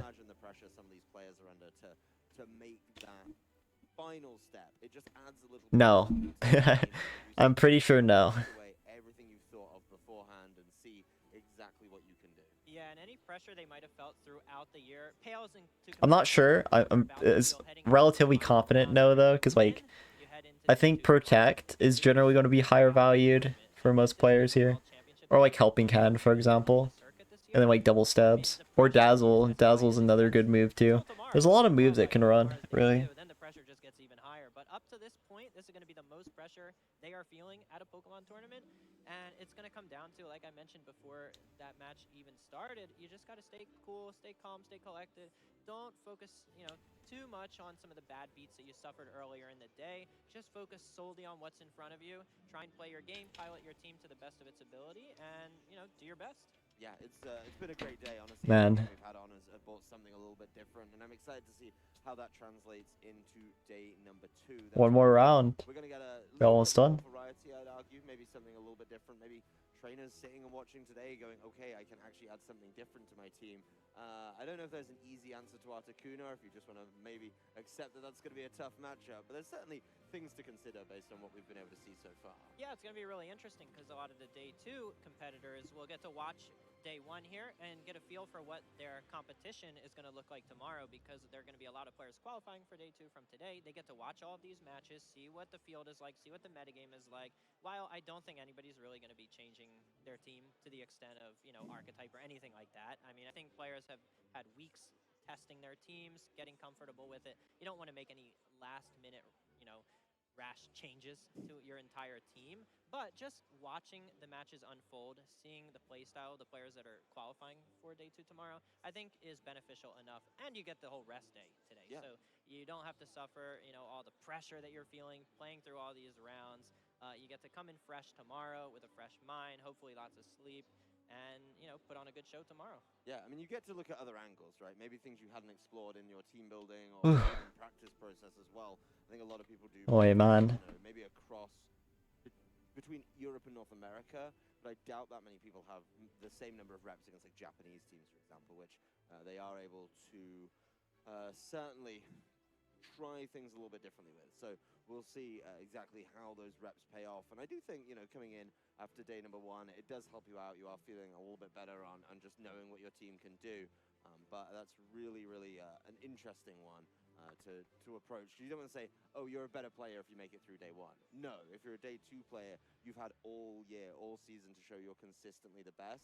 I do think it's an interesting wrinkle that we've gone from Regulation A to B to C and now D at the final of the season. It's been a crazy year, and honestly, ending that year, Indeed. turning up at the World Championships has been a highlight. Ray, I want to say thank you so much for joining me on the deck. It's a pleasure. Tailwind with Torncrest, Fast Ursaluna, Urshifu, Champel, and Spectacle. Yeah. Those are the good Pokemon. I don't. I think Tail Room in general is a pretty underrated concept. I know there was one that had Scar of Cresselia, which was pretty stupid, but I think a normal Cresselia with that is like better. Or like bulkier Crest. Hope is that the rest of us can guess what that Pokemon is quickly. How confident are you all in your Pokemon drawing skills? I was watching everyone play this at NAIC. Yeah, I like Tailworm a lot too. He was like, I don't know, like the Iron Hands of guessing. I like to think of myself as I technically won like 2 straight tours with that. Whoa. Okay, all right, good to know. I think we're both feeling a bit more confident Yeah. in the Pokemon mispronunciation section that we did at the European International Championships. It can't get any worse than that, so we'll see how it goes. Good. You said that, Lou. You said it can't get any worse than that. You put me into this confidence thing. I don't really have. I'll go I even did like really bad things to run this to make sure I can run Tail Room. Like in I think 2016, I ran Tailwind Rayquaza. So I have very little confidence. Let me check. I don't remember if I did or not. I feel like I did. We all looked that direction. I'll go first. Okay. Okay. Yeah. Should we pass the board? I'm gonna pop this down. I didn't. I did run Swords Dance. Never mind. I'm a fake. I'm a fraud. Is that good there? There we go. learning, Okay. Perfect. Okay, I got it. All right. It was overheat. Let's see if we Such can a get fraud. before it's even obvious. Like, where does someone start with a Pokemon, you know? Okay, we have an oval. It is so fun. It's a long- It's so fun. Rayquaza. Nope. It's Tatsugiri. Oh no, there's Formies. Like, you remember the old side spam team I played at the start of the format with like Indeedee Armoroak, Hydreigon with Tailwind, or in later Roaring Moon with Tailwind? It always felt so great, like the flexibility of options I had there. And the snow mode on there too. I think that was like one of my favorite teams to play this year. Perfect. Easily. All right. Which shouldn't be surprising considering how much I played that. It's a shame to erase that, though. Very well done.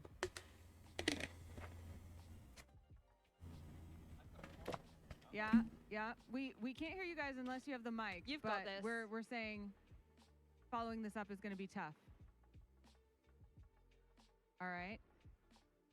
Snorlax. Also, crazy how I'm no longer able to say I'm a great snow player anymore after seeing Patrick play. It's tough. What? Iron Bundle? It's Psyduck. Yeah. You're stoned. I had such like power on my side during those two. We see some Toad's cruel? I don't know. happy face. There is a nose. There's whiskers. I can't see anything. I'm completely lost. Is it some sort of marine Oh, mammal? it's the water type starter. Oshawott. With the little shell in its back. Oshawott. Yes, Oshawott. Oh, nice. I totally see it now. He blocked too much of it, but when I saw it, I was like, oh, Oshawott.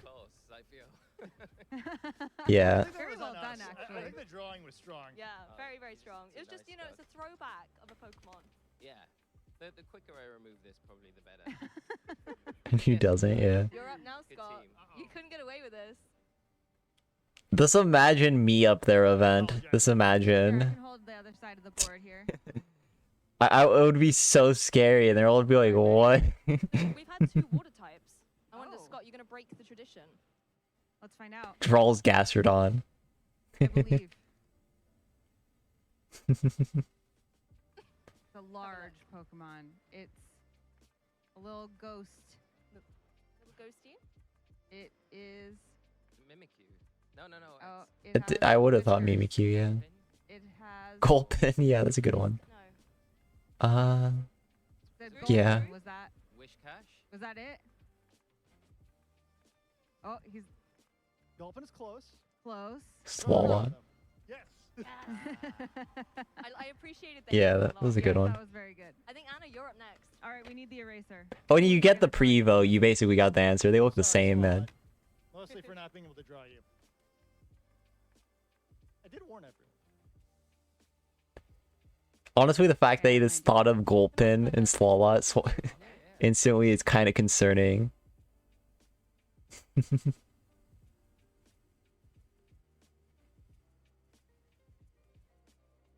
Oh, Oh, what's the pig? mine in? Oh, it's a pig. Never mind. That's the The chonk, yeah. Okay. You did the second ear. You already saw it. It's so cute. Thank you. Thank you. Don't worry about it. I just saw the ears. I thought there were ears and then there were eyes, and I was like, oh. All right, back over to that side. This is a pig. Okay, Bleh. come up with another one.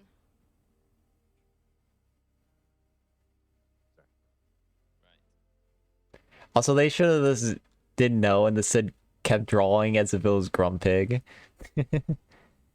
Like, even though they guessed it, this like say, nah, it's Grumpig, bro. It's simply and continue drawing. That's 100% what I would do. It's got your Eevee. Leafeon, Oh. Flareon, Flareon. a Glaceon. What's that hair? Something on. Oh no, it's deer. No, Vulpix. Yeah. Okay. I thought it was like Deerling because Deerling has like the patch on its head. The smiley face is At a certain point. That's exactly what it looks like. Vulpix with only 3 tails. I wasn't planning. But yeah, that looked like Deerling to me until the tails came because of the little hair thing. Because Deerling's hair is like patched out differently. But yeah, Vulpix makes sense. With the tails. Give us a hard one. And Vulpix has that hair thing too, now that I think about it. And its head. Oh. Darkrai. I don't know. Oh, Lemora? Tapu Koko. That's a pretty drawing already. Zorua? I feel kind of betrayed. I can't see it. Actually draw. Yeah. I know, right? What the heck? This is rude. I can't see it. Ninetales? Hisui Zora? Yeah, that seems right. Hisui and Zorua? There you go. Oh, wow. That was a hard one. That's good. Yeah, that's really, really, also really an cool. excellent drawing. You're really putting us to shame here. Just remember, trainers out in the field, only you can rescue us by battling faster. That is So true. I'm blinking into the camera. Yeah. I'm supposed to be rescued. I just couldn't really see it, so I was like, is it the Tapu Koko hair? You know? If I saw the body a bit more, I probably would have guessed Zora.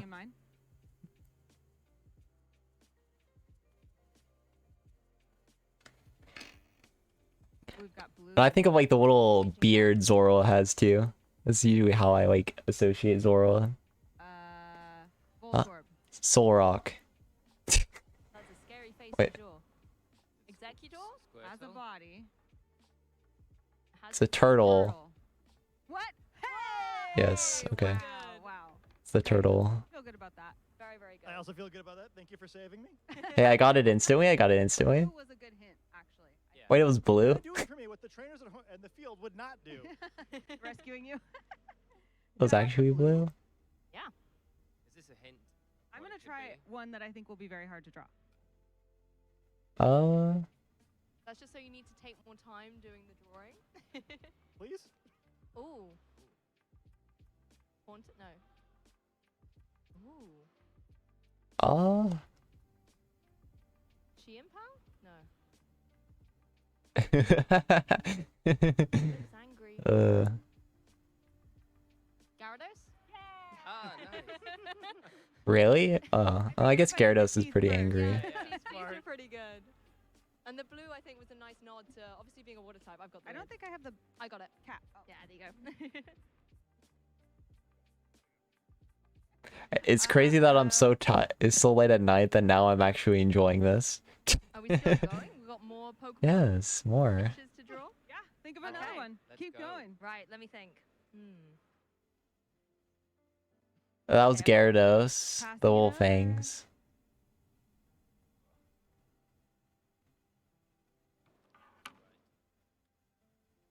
Trying really hard not to be the first caster to accidentally assault another caster with the board, you know? I know, those edges look sharp. Right, I'm going to make this very simplified. Okay. Thank you, Scott. Listen.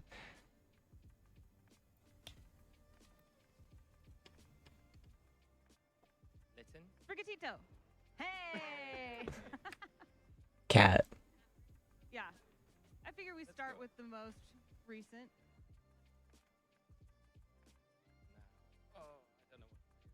We all know Sprigatito is the best choice of... Can we get more Swallots, honestly? I wish I could rep my favorite choice, but I can't draw it. Which one did you choose? Oh, yes. You chose wrong. Our sloppy little fire boy reigns supreme. I'm outnumbered, right? Yeah, sorry. Okay, cool. Really? It's Interesting. No love for Quaxley. Yeah. Sorry to all poor the Quaxley. Quaxley fans out Yeah, there. very Mostly sorry. for, you know, having to live as Quaxley You're fans. gonna draw Quaxley now. Some sort of bird. Cyndaquil. Whoa. That's amazing. That was good enough. We should just make you do all the drawing. We should keep the board this side. Yeah, We'll all just you keep... should just keep drawing. You're good guessing. You're good at guessing. Sorry, Scott. I haven't felt this outclassed since the last time I played in the Go Battle League. Yes, it is Cyndaquil. Range of Pokemon as well. A bunch of different types, different generations. Yeah. I'm really struggling to think of things now, though. I'm trying to think of a really obscure Pokemon that would really test our name knowledge. Draws Coco. Oh. Snorlax.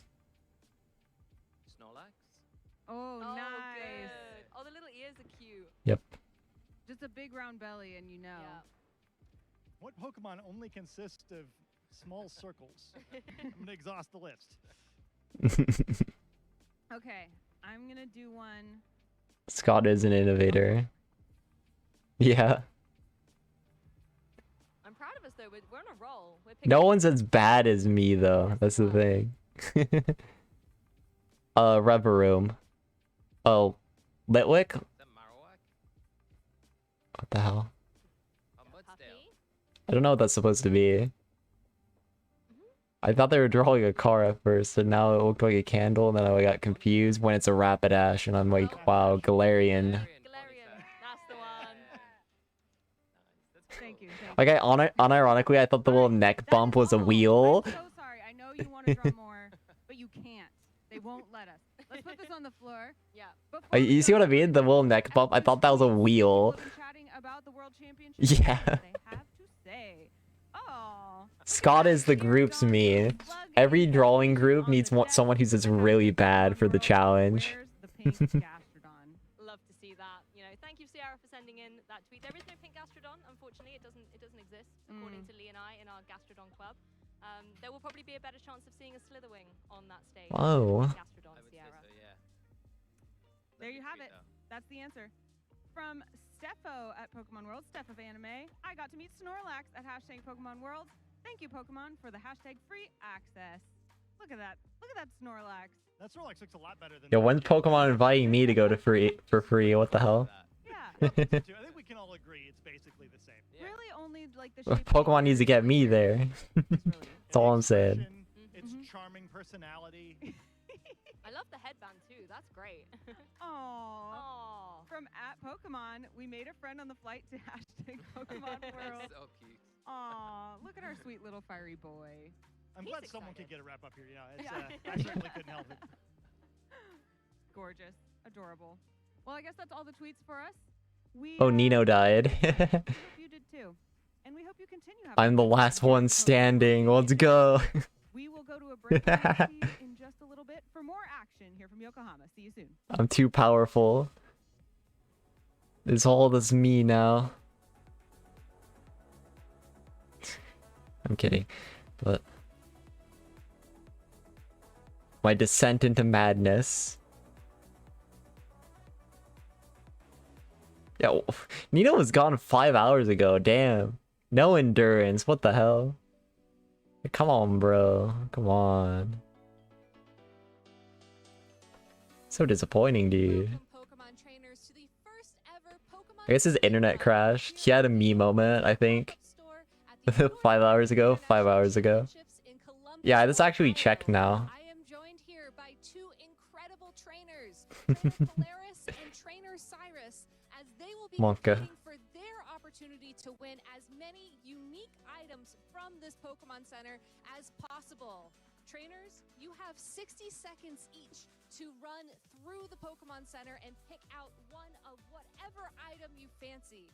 It has to fit in the bags that are provided, but feel free to get a little bit creative as what fit actually is.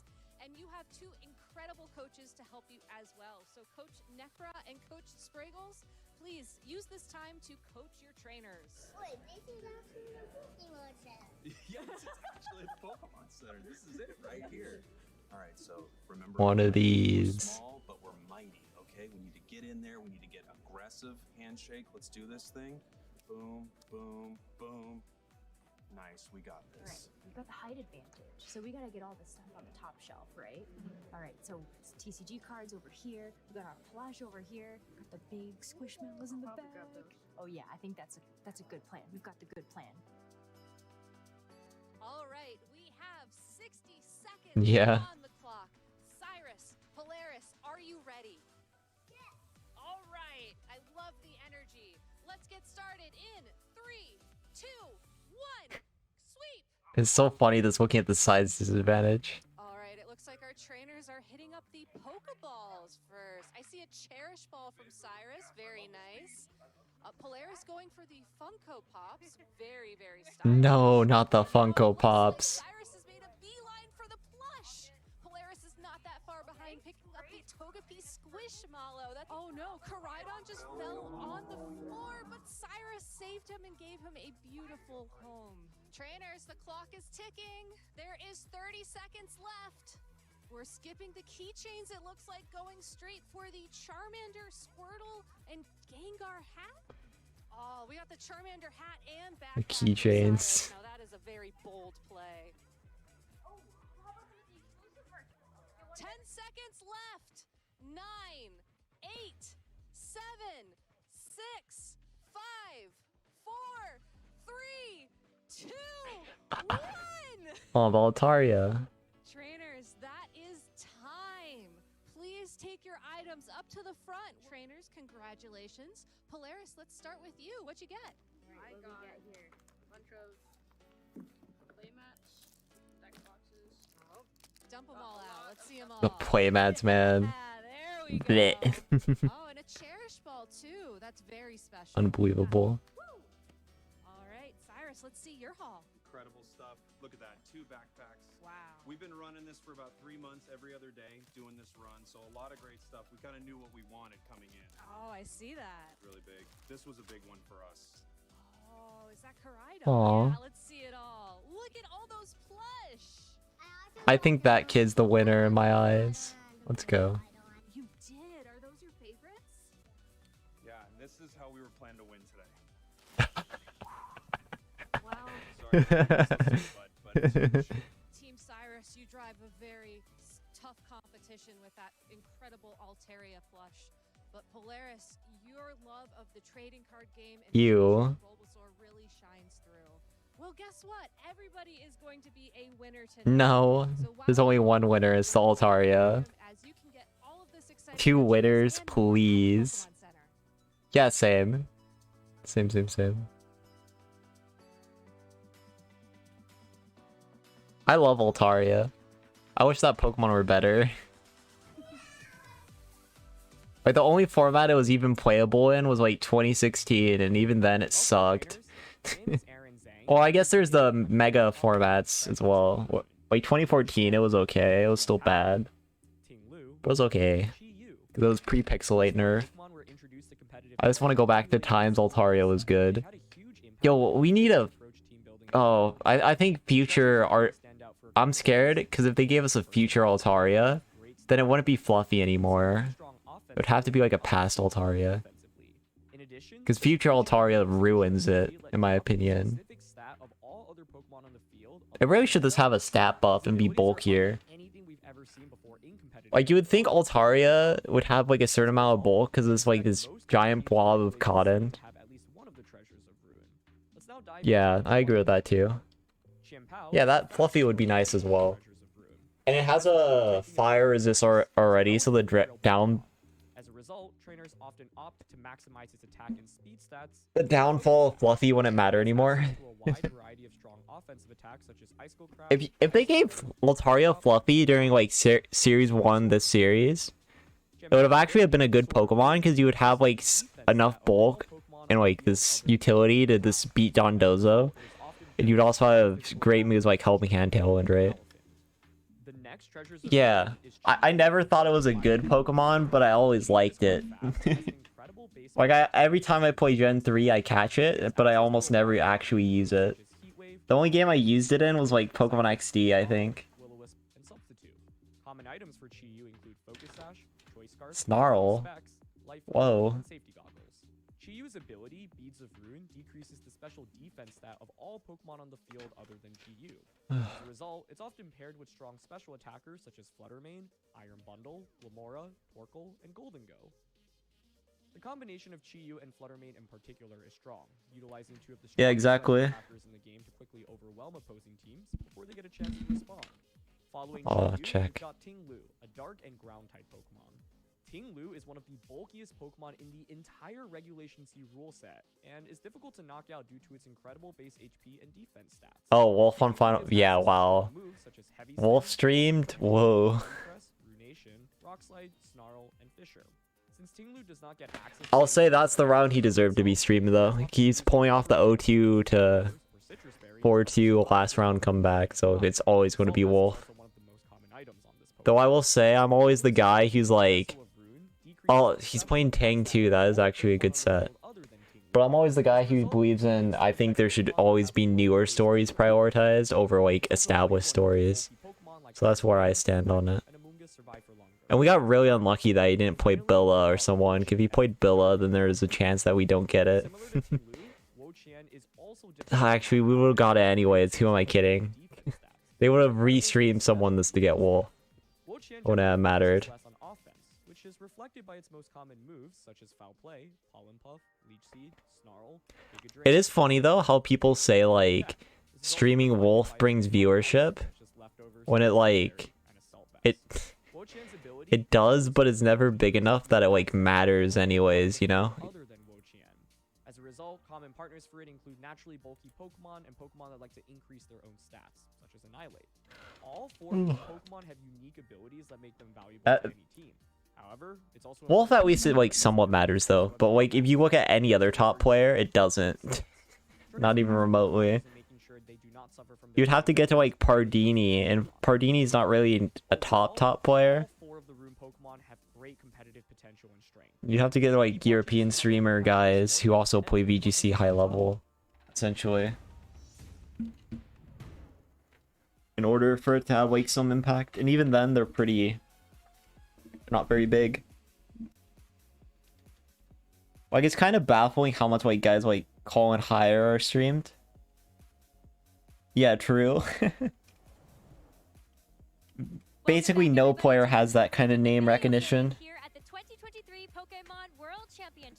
Dude, I'm not gonna lie. Even right now, I'm still a bit interested in Unite because their crowds are so much cooler.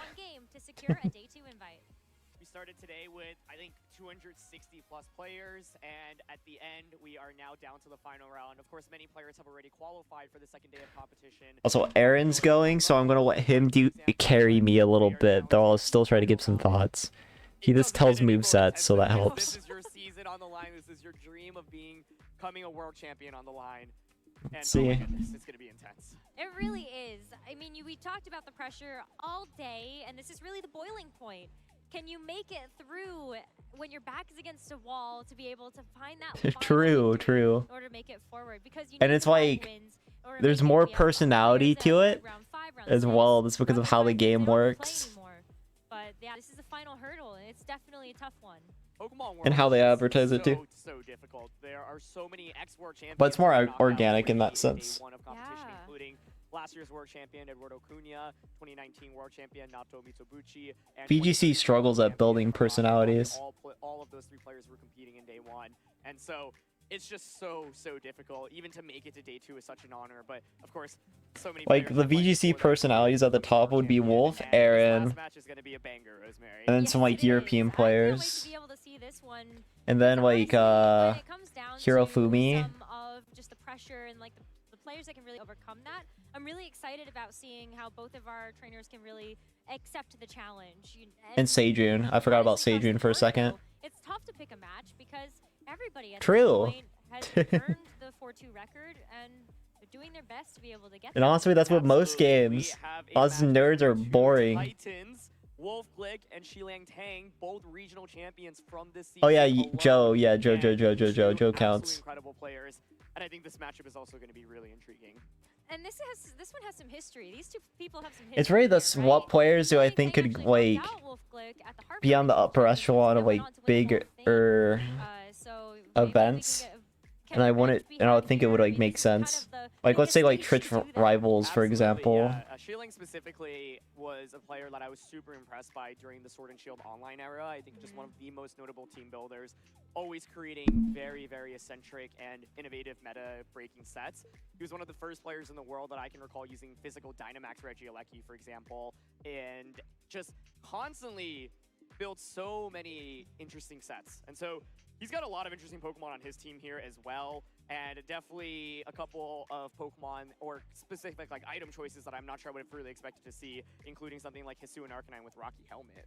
Yeah, that's a really interesting choice there. Because when you think about the Rocky Helmet item, it's usually going to be going on to something like the Amoonguss, right? And to see it on like Hisuian Arcanine, and even Hisuian Arcanine having so much usage, I think that's really cool. Yeah, absolutely. And I think one thing that a lot of people have been talking about is Wolf using Farigiraf, but it's actually not the normal Farigiraf. This is Sap Sipper Farigiraf. So the idea is to really counter all of the Amoongusses that are out there. No one plays Amoonguss. Amoonguss. Does not have an Amoonguss, so not as relevant of an ability, but a really interesting meta call for this tournament, especially because so many Japanese players have shown a tendency to really prefer using Amoonguss on their team composition. So kind of a way to counter the local Japanese meta here. What about Rillaboom too? Rillaboom as well. Yep, that's also a big one. Although I will say, surprisingly, I feel like we have not seen that many Rillabooms on stream today. That's true. I expected to have a huge funny. performance, like maybe it's just waiting in day 2, but Rillaboom, of course, yes, also one of the most relevant Pokemon in the format, despite us not seeing it as much Or today. Bramblegast. Yep, that one maybe not as relevant, but you know, we'll sneak it up there alongside Rillaboom and Amoonguss. Listen, it's seen more play on stream today than Rillaboom has, so you gotta give it a little bit of credit there for sure. But yeah, Where's our Rillaboomers? It's a really interesting Pokemon because originally it had a target on its back because Sap Sipper. And that ability has been so strong, seeing all of the different priority moves that exist in the meta, just to be able to shut that off. Is he actually running the team that everyone said he was? Just any of those like, priority attacks kind of can't do their thing. Absolutely, yeah. That would be very As we get ready funny. For this next match, let's quickly take a look at the pairings. Of course, this is the final round, so it is a win and in for all of these different players. If you win, your season continues, and you will be Hero Fumi is a fun one too. your season is over, and the dream of becoming world champion is over. A lot of notable names here. Yeah, there's no one. Amoonguss hasn't been as common because like there's general more competition. Though it's still broken. By the way, I'm not saying it's not broken.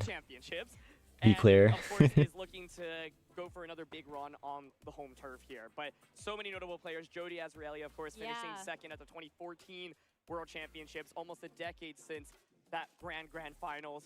Back at it again after a phenomenal season. So it's just so intense. I wish we could watch all of these 4-2 matches, honestly. Right? And Barish Akjosh, we just saw him on stream as well, be able to get that win, and now he's one win away from being able to secure a day 2 as well. It's just been incredible to watch just the fierce battles and competition that have happened today.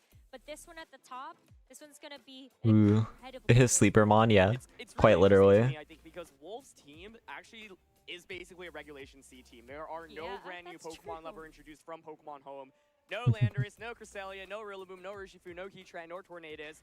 Wolf has 5 of the 6 same Pokemon that were on the New Balance team that people were talking about throughout Regulation C. That team consisted of Chi-Yu, Amoonguss, Iron Hands, Gyarados, Fluttermane, and Ting-Lu was slotted. Now, Ting-Lu's usage in this format has decreased substantially because of Urshifu existing. Just not very good into either Urshifu often feels forced to Terra. Wow, you're telling me Wolf copied? Member of the team by opting for Farigiraf, that Sap Sipper set we were talking about. Whoa. With Hyper Push, Hyper Psychic and Protect. Part of the theory behind The Farigiraf is cool though. He made up for it. like Amoonguss and Rillaboom, which you just mentioned, Rose. 2, you can also set up Trick Room, creating a new Trick Room mode for the team with Iron Hands, Amoonguss, and Farigiraf specifically. And 3, with Throat Spray, after a single boost, you can do massive amounts of damage. For example, Like it. Psychic into Iron Hands just does so much. And Iron Hands, I think, was a Pokemon that He did. He did. to be one of the top Pokemon going into this tournament, and that's definitely backed up by usage rate, number 2 in terms of all Pokemon in terms of percentage used. Yeah, absolutely makes a lot of sense. And sometimes on Farigiraf, we end up seeing kind of like an Imprison Trick Room set. That was something that was running around for a little while. Yep. But no Imprison on this team, so I think that's really interesting. I think Imprison's a garbage move. I'm gonna say that right away. But on the other side, you know, Like even if you're running as a Trick Room and an anti-Trick Room, just use Trick Room. And then use that other moveslot on anything else. On the same team. Yeah, definitely a couple of throwback Pokemon here with Tornadus and Landorus. The idea, of course, is that Tornadus can go for that Tailwind, enabling the rest of the team to just sweep. Yeah, that was so funny to me. Cause I went to that and he just called it lame. I'm like, Golden Go, Rose, I remember you play New Balance. I remember your toy. Yeah, I remember all the teams. I remember. Which, to be fair, I called those lame too. I called those lame too. Aims to get big knockouts as quickly as possible, and Shilang's team. It's funny. It actually reminds me a lot of the team. Did you have Imprison? I don't remember. But no, Imprison sucks. It's a horrible move. I think I ignored it. It did not register in my brain. But yeah, no, Imprison sucks. It's a horrible move. You're better off running Protect and just gambling on Trick Room reversals than that. Generally. I think in your case, you're a little more offensive, so maybe you can get away with running Imprison. But I still don't like it. That's my general opinion on it. A way to get out of a sticky situation. Yeah, Trick is really interesting in this matchup because you can trick that choice specs onto Frigoraph as it goes for Trick Room, for example. You can go for it onto Iron Hand, steal away that Assault Vest, and also just render it somewhat more useless.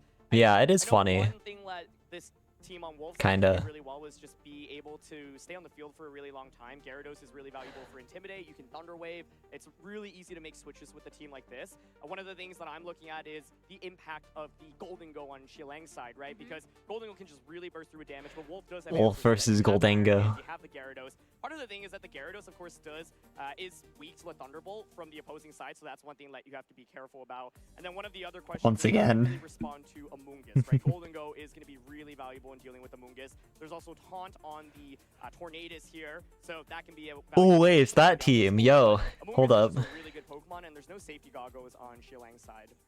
Yeah, like when you think about that, I'm like, okay, Gyarados is great for Wolf because you do have Taunt on that Pokemon, but you also have the Chi-Yu to be able to deal with the Golden Go. So there are a bunch of different options on both trainer sides that they're really going to have to navigate the board position to be able to get the knockouts onto the bigger threats that are focusing down their Interesting matchup. But this is the final best of 3 for day 1. Poor Lando, yeah. Pokemon World Championships. And for Shiliang Tang, we will Very see good lead double by the Landorus and the Tornadus. Bringing the Iron Hand Tang and here. Amoonguss. I think the Tornadus Landorus lead here is really well positioned. You pressure with Tauntaun's Amoonguss immediately. Landorus pressures with an Earthquake.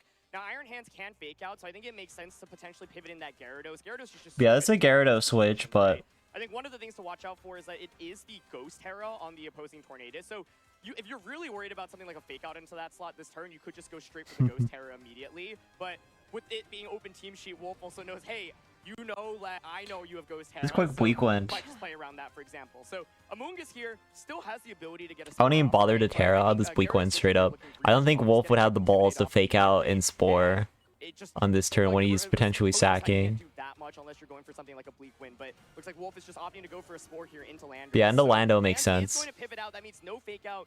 Does Can Bleak Wolf Wind bait out U-turn? Terra That's from what I would do. this turn, or does Shilangg call it and just go for Taunt without a Terra? Well, the Intimidate drop onto the Landorus is really big. It's going to help mitigate some of that damage coming in from like Yep. Rock Slide, but the Bleak Oh my Wind goodness. That was so easy. to the Amoonguss. That's Yeah, a see? lot of damage. Bleak Wind U-turn.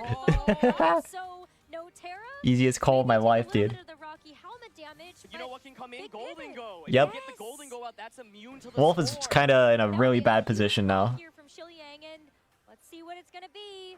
It is going to be the Golden Go. Yeah, wow. That was such a bad play by Wolf. That was so bad. Look at how much damage is done, and the other awkward thing is Gyarados just can't do that much right now, right? You can Waterfall. I think, yeah, the upside here is that so many Pokemon at least resist that Make It Rain, and so you can I think you... looking for that switch immediately. He can read this. This is so readable. Because, like, Amoonguss wants to stay alive, so Amoonguss is encouraged to switch here. So getting a Thunderbolt onto Gyarados is not surprising at all. And he misses, but... This is a Thunderbolt, most certainly. Ah. Shadow Ball might KO, though. It's Specs. Ah, damn it.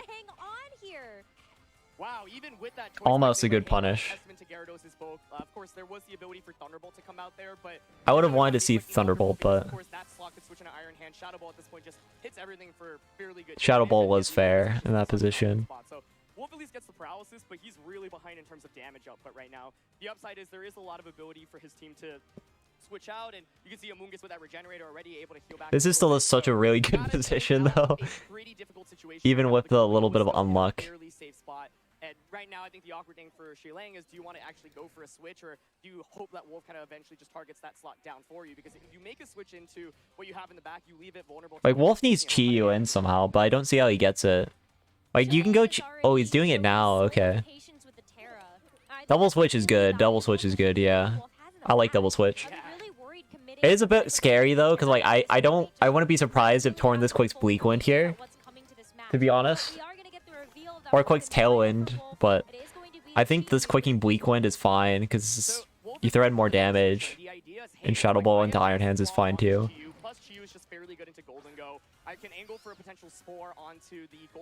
Okay, switching the Lando is fair, yeah. I understand that. Tornadus could be in an awkward spot if it just stayed in, and Landorus, a great Pokemon to put on a little Threatens more pressure EQ. right now, especially in front of that Chi-Yu. Absolutely. I mean, Golden Ghost still gets to go for something here. And Amoonguss, nice. Ball into the Amoonguss, and that's Nice. Okay. Well done. Big KO there. This now means that there's no redirection support from the Amoonguss. Wolf guessed it wrong again.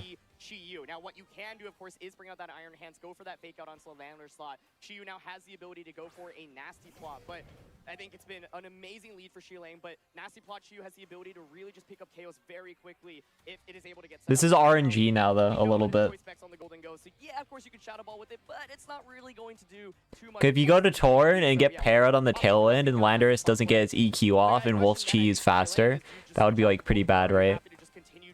Going for Shadow Balls, target down that Iron Hand slot, and force an end game where you just have Chi-Yu stuck on the field. Because you want Torn to get Tailwind up here, and then you just go for Shadow Balls on Iron Hands, I think. Gets a chance to cycle in the Tornadus. It is paralyzed, but it does eat the fake out, so you aren't going to be taking too much more damage from the Landorus. But this is a little scary because like if Tailwind doesn't go off, it's bad. Special attack boost to its power, but there's the Iron Hands. Even though it has the Assault Vest, it's right next to the Chi-Yu, and it takes about half from that Shadow Ball. Oh, that's really close. It did 111 there, so just under a 2-hit KO right now. But I wonder what the damage roll is. Now, this is a really big turn, I think. Yeah, exactly. It's probably a roll. So, Tornadus here is going to likely try to opt for a Tailwind, but if it gets fully paralyzed, Chi-Yu can take Fully para is over. Landorus in the back is still really good, but you still have to handle that Gyarados. I think if You still Shadow Ball. I think you still Shadow Ball here, but so good into Iron it's kind of risky. Still available, and that Gyarados in the back. Wolf definitely has the tools to potentially pull off a comeback right now, but it starts with Tornadus. Is it able to get a Tailwind off here? Wolf got bailed. Wolf got bailed. Oh my god. Tornadus is not going to be able to get a move off this turn, and the Flamethrower going into the Golden Go is just going to be a one-hit knockout. The bailout of the century. Holy crap. Game-changing paralysis there. Also going to come out. Might just be a double knockout. It is. The bailout of the century. All the momentum back into his favor with a Now is Lando faster? Is Lando faster? That parry didn't happen. Tailwind goes up. Shadow Ball likely into the Iron Hands. Iron Hands feints from the recoil, and you trade, but you have. Oh, it's Ursh. Oh, but it's Ursh. You're fine. Hey, yeah, that is This is still fine. It absolutely does, Rosemary. That's a choice band. Dark Terror Urshifu. Really well considered. But Chi-Yu probably could be faster though. Chi-Yu could be faster still. Turn here. I mean, Landorus now even getting an attack drop onto the Iron Hands feels really nice in this situation. If Chi-Yu's faster, this game is Wolves, pretty much. How much does Wicked Blow do into Chi-Yu, right? Chi-Yu here can also, of course, just go for a Terra. If it doesn't want a Terra, like, because otherwise then Wicked Blow just does less than super effective damage, right? You resist it. So that's one of the questions here. Yeah, do you want a Terra? Speed tiers are very important here. And that's why that Tailwind was like so needed, and then he just got parried. Final two Pokemon in this game, number 1. Gyarados could switch into, but it just is absolutely game-changing here and turn the tides completely. But we are going to see a pivot as Iron Hands goes back into its Pokeball. Can you get this Chi-Yu? For just a little bit later as Gyarados comes out now to be able to drop the attack stat of both of these physical attackers. All speed tiers now. I do think Chi-Yu has some bulk. Chi-Yu would just be in such a difficult position, but here's just the Flamethrower coming out. Onslaught Urshifu, that's a one-hit knockout! And there's Chi-Yu pulling off the comeback. Endgame's over now, yeah. Chi-Yu's faster. Even though the fact we're going to be able to see a Rock Slide here to the Gyarados and the Chi-Yu, but even the Gyarados is able to sigh. That attack drop is coming in big. Absolutely, yeah. Gyarados so clutch in this battle, surviving that Shadow Ball earlier. And Wolf definitely can taste the victory now after this first game. Wow. Yeah, I mean, at this point too, you're looking at just rock slides to I try love T-Wave, don't you? Oh my god. faster. And so while you get a chance to knock out the Gyarados, Okay. a chance to come back in, you can get a fake out into that slot and just completely finish up the game. Yep, fake out plus the flamethrower here. Fake out puts Dark Pulse, I guess. As well, which is really pivotal. So having a lot of speed investment on Chu was really the game difference maker in this one, because if the Urshifu were faster, you'd be in such a worse position, right? But the Urshifu here doesn't have a way to protect itself, didn't have a defensive Terra either, so the paralysis on the Tornadus really changed everything. Huge. Absolutely changed everything. But sometimes when you're behind like that, you need to find ways to win, right? And the reality is that, like, I think Shilane played amazingly in the first couple of turns of the battle, but being able to even have a 25% chance to get back into the battle in itself is critical. It shows how important it is in this matchup, because the Chi-Yu is just such a big problem otherwise. Yeah, I absolutely That's agree. tough. So that's something that Shiliang is going to have to respond to heading into the next game. But just as an insurance policy, we do see the Chi-Yu go for the terrestrialization to keep it safe from any type of super effective rock type attack or ground type attack, just to be able to finish. Well, we're going to see the Lando Terra, I think. All that matters. Water Terra on Landorus, and so you can go for the water Terra to resist flamethrower. Yeah. I mean, it is. He did get bailed though. He managed to play for his luck, and that is a skill. That's how it's a skill. But it's still called getting lucky for a reason. This turn is kind of guaranteed damage. I would think 2 attacks just gets the KO, but okay. Yeah, crit. No, because the crit. It didn't matter. It did not matter at all. It's nasty plot. It's nasty plot. But this game, I think, was decided entirely off that paralysis on Tornadus. I'm more bummed because it wasn't thus the paralysis. It was like the Shuttle Ball survive on the Gyarados was kind of crazy too. Great calc, by the way, for that. Great calc. Because it was a bulky intimidator, but the fact that it's a water type, it's great in the meta right now into opposing water type. It is kind of funny that I'm hating on Wolf's team so much, considering like I'm a core part of why this team exists because of the Fort Wayne team I use with Chi-Yu, Amoonguss, Gyarados, Flutter. I do think other people would have got onto it later, but it's like I hate that team so much. It's so boring to me. And I have extra validation in hating it because I played it myself.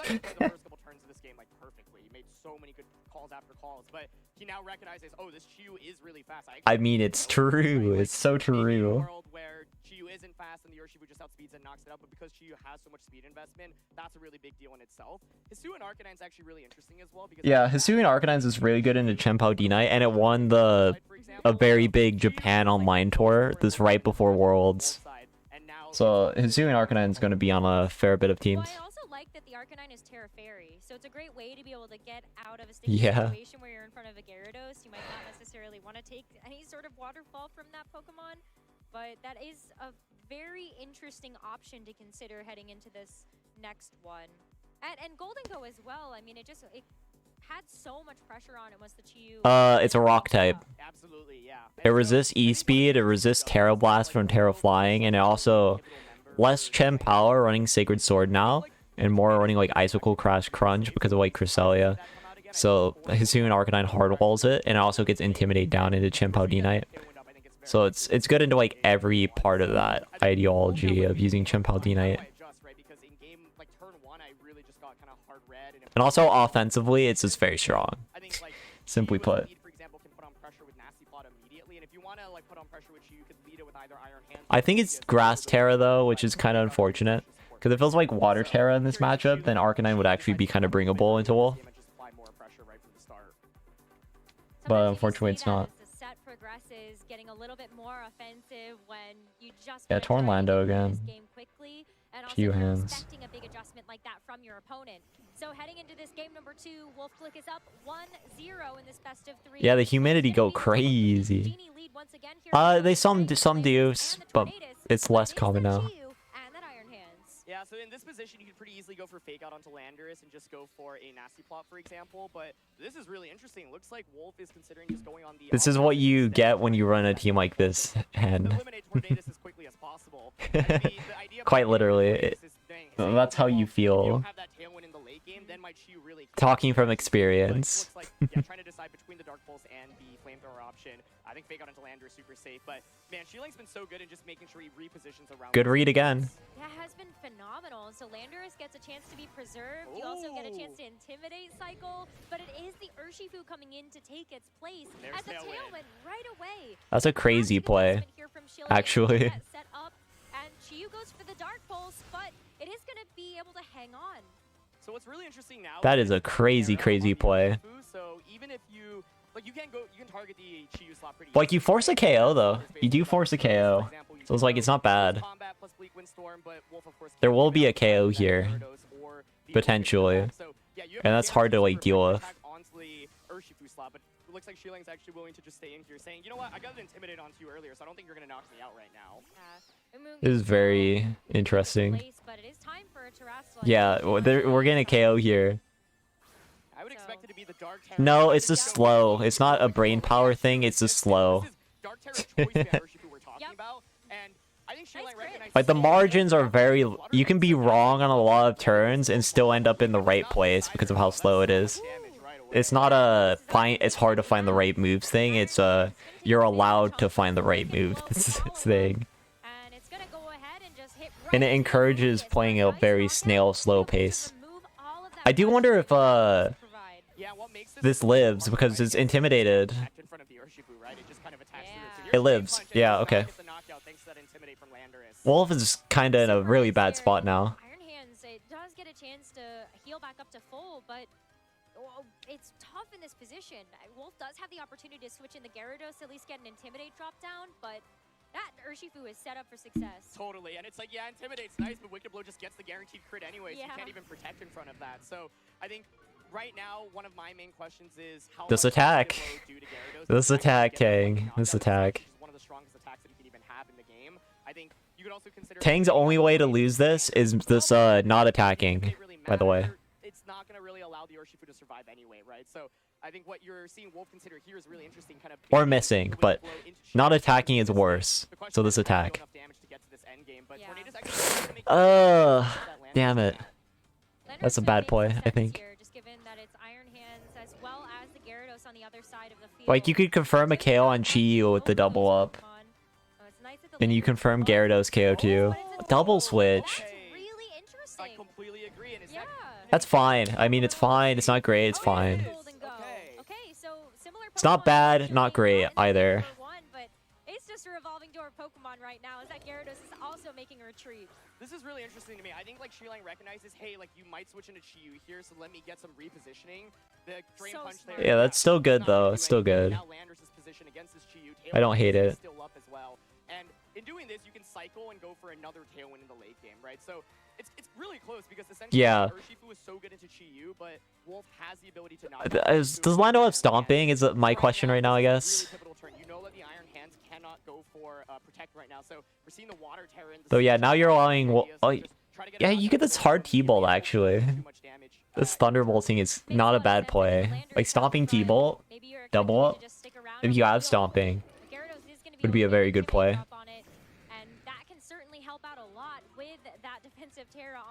I think it's stomping, right? This Golden Go, I mean, it's still in such a pretty good position. You just want to try to get as much damage Cause like, stomping T-Bolt covers all options from Iron Hands in a sense. Cause like, well, I guess it. Cause you probably KO Iron Hands with that double up. Cause stomping, I think you're a very offensive Landorus. Oh, it's U-turn. Okay. Still could be T-Bolt though. It's still probably T-Bolt. This is still most likely T-Bolt. Urshifu comes in, right? No Torn. T-Bolt? Why? Okay. And now this is where he lost tempo.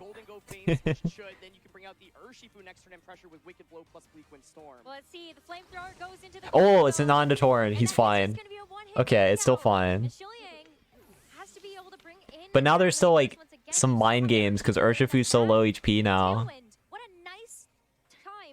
Like if you guess the wrong slot, you lose. Yeah, this is gonna be so close, honestly. So Urshifu comes out. I think what that was just not a great play by Tang. These last two turns were very bad. But now we're in a mind game. If he gets the right KO here, this is over. Like Chiyu to Iron Hands could like lose you the game. Okay, let's see. I think this is such a critical turn. But if you read it and get the Wicked Blow on Gyarados, you're in an okay position, but still like a little hard because you still have to beat Chi-Yu and Iron Hands with Landorus. You gotta think about this because I'm sure he's thinking exactly like you. He probably thinks it's manageable regardless. So Chi-Yu does If you're Tang, you're weak when storming, obviously. but it's about the response that Xiaoyang is going to come out with as it's Tailwind. Oh wait, it didn't Tailwind yet. It had to Tailwind. I'm stupid. Did he read it? As the Wicked Blow now is going to end What a choke. What a choke. Oh my god. Holy dude. Oh my goodness. Okay, and there's Waterfall. That'll get the knockout onto Urshifu. So, yep. Hi. That was so bad by Tang. What is he doing? He had all the tempo and then he double switches and doesn't play the momentum of that double switch and quick Shadow Ball instead. Good on Wolf though. That was really good recognition by Wolf there. It's not a great play by Tang. Like realistically, Tang should have always had a KO, but then he just didn't want it. Or at least like more damage. Because like Iron Head just dies to like a stomping if he had it. Go for that fake out. Yeah, okay, interesting. Considering the switch, of course, Gyarados did have that special defense drop. So well, the switch makes a lot of sense because Landorus is a physical attacker. So at this point, you're really just looking to intimidate it as much as possible. Just preserve that. See if it gets like a Bleak Wind hit here. Bleak Wind? Nice. That's a start. Speed drop on Chi-Yu? No. That's pretty irrelevant then. You can Rock Slide now and Bleak Wind as well. But I don't think it KOs. And then if you get the KO on Gyarados this turn, you're in a weird spot because well, let me see what I mean. You're in a weird spot because all of a sudden Iron Hands comes back in. So low key missing Gyarados and getting it to like low HP is good, but not getting it like KO'd, if that makes sense. You don't necessarily want to KO Gyarados. Yeah, that's good. Well played. That was a very good play by Tang. Because now you Bleak Wind and you get the connect on Chi-Yu, you KO Gyarados with the EQ. So you still need a hit, obviously, but it's at least like doable now.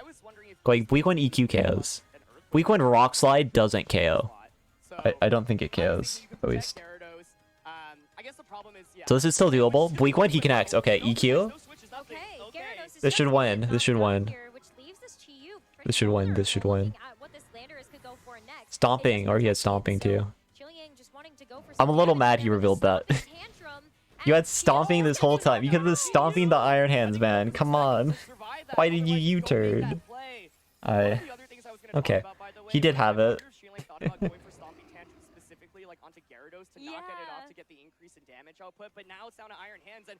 Yeah, okay. Tang messed up the mid game, but he played the late game well, and he did need a little bit of luck with the Bleak Wind Storm.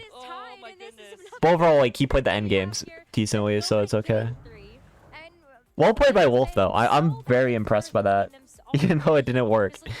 He played that end game basically perfectly to give himself a chance, holding Stomping for next game, yeah. He basically did. He could have been Stomping early. Like, Tang had so much tempo there. You see what I mean? Like, he had so much tempo, and he was like, nah. And then he still had tempo, and then he was like, nah again. And it was like, oh my god, dude, you gave Wolf his one out. Like, I was so frustrated seeing that. And Wolf exploited it so well. Wolf exploited that, like, super, super well. Like, this is favored for Tang, if we're being real. It's just like Tang outplayed himself, and Wolf found his margin. But then game one, it was just like the T-Wave thing, but which was again, Tang was not fully committing enough. Like, technically Tang had the hard read like every turn, but he didn't go for the hard enough read. And he got punished for not going for the hard enough read, if that makes sense. Even though he had the read. As the weird way to put it, but it's kind of how it was. He could have T-bolted, he could have like just gone for a lot more aggro. He just didn't. Very fascinating game, for sure. Honestly, my favorite set so far. Well, second favorite. I think the round 2 game was great. Actually, no, the Ray Rizzo, Aaron Zhang says a classic, clearly. But this has been a very good set so far. Mainly for Wolf's play, though. Oh my goodness, this is I want to see something from Tang in game 3. Like, Tang's read him all the game 1, and then Wolf played the correct margin game 2, but then got, like, weak wind. Okay, Gyarados lead, smart. Smart. But the thing about Gyarados leading is Flutter is vulnerable to a double attack here. Yo, Tommy, Morton. It's like Golden Eagle's really good, but the problem is, do you really feel safe leading Tornadus Golden Eagle? That's so weak to Chi-Yu, right? So Like, there's no ground switching right now is like the big thing. I think what's really interesting here is like Landorus, the Assault Vest just looks really good in general, right? Looks like Wolf is thinking about No way. That's a crazy play. No way this works. There's no way. Chi-Yu switch? Lando's like not too scared. It's a Gyarados. Intimidated Gyarados too. Yeah, he doesn't switch. That was a ridiculous play. Oh my god. Why did Wolf do that? That was so insane.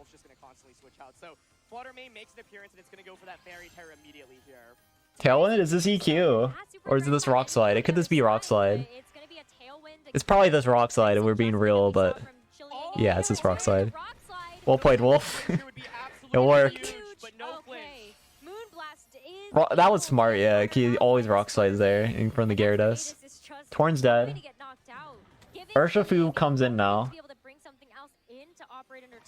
Yeah, so you can bring out the Golden Go right now. I think you force the Terra out immediately. Yeah, you get your Urshifu. It is going to be the Urshifu instead, actually, though. And now you this Wicked Blow. The thing about Urshifu here is that... I was like, oh, what's going on there? You Wicked Blow and you Stomping, and you want to get the Iron Hand switch lead. The way that Wolf basically gets around this is you really need to cycle Iron Hands and get value. Wicked Blow Stomping, and you have to get the switch read. That's essentially it. Let's see.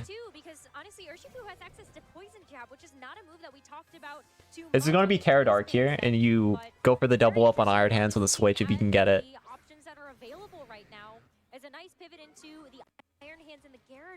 I don't even know if that KOs, because it's -2 Lando, even though it's Choice Band, Terra Dark, Wicked Blow. Does Tang get the read, though? Well played by Wolf. Very well played by Wolf.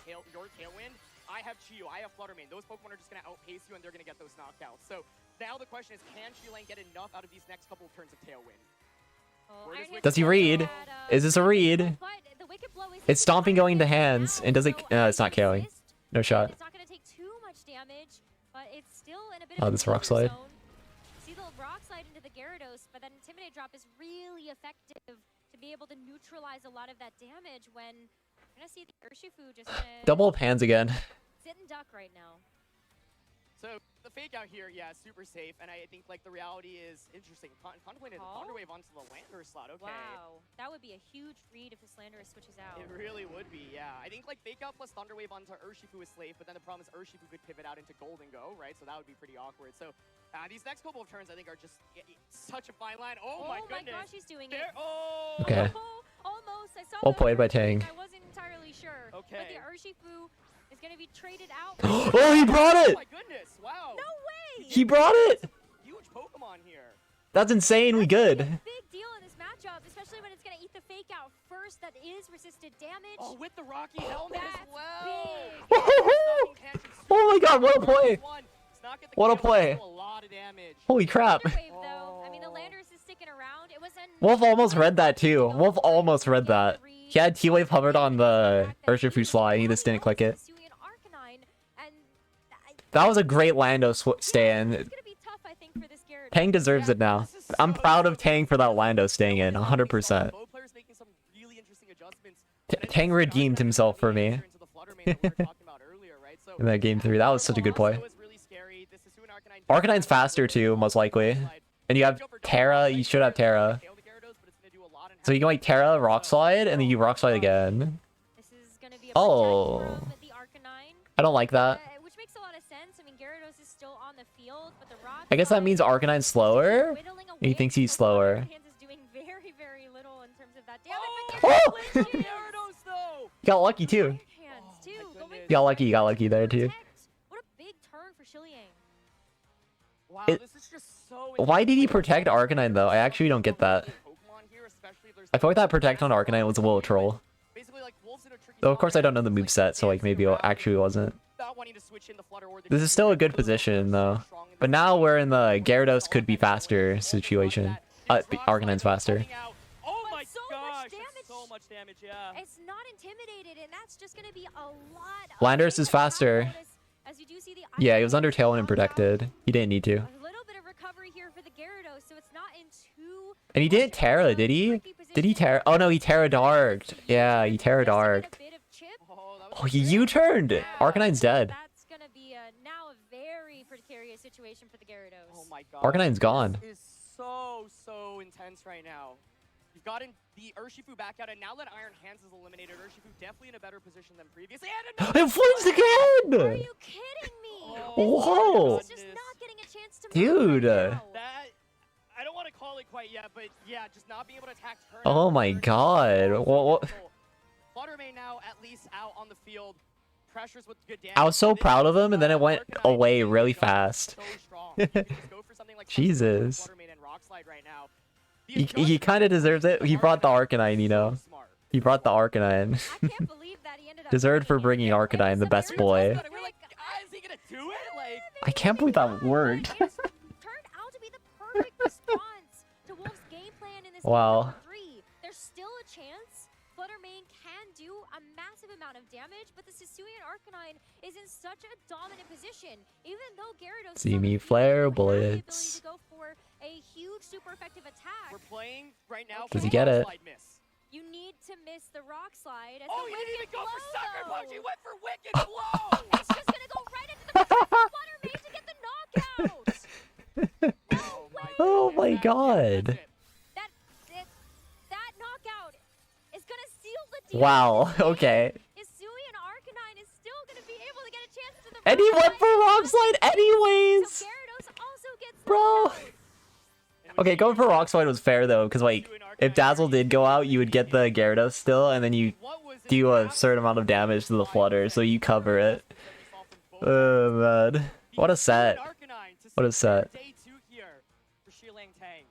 And the call to go What a hard matchup for Wolf though. What a hard matchup, and he actually made it look interesting for most of it. not gonna do enough damage to be able to deal with this Urshifu before it goes for the Wicked Blow. to Frankly, get because that Tang kind of played a little weird, but in game 2 and game 1. Yeah, Wolf's out. Wow. 2023 Pokemon World I'm glad they streamed this. I'm glad they streamed this. I'm glad they streamed it.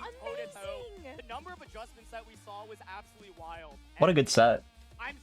Shiliang Tang, like, I'm so impressed by him. Constantly blows me away. Yeah, like, Tang read so many turns, and yet still scared the living hell out of me by end games, honestly.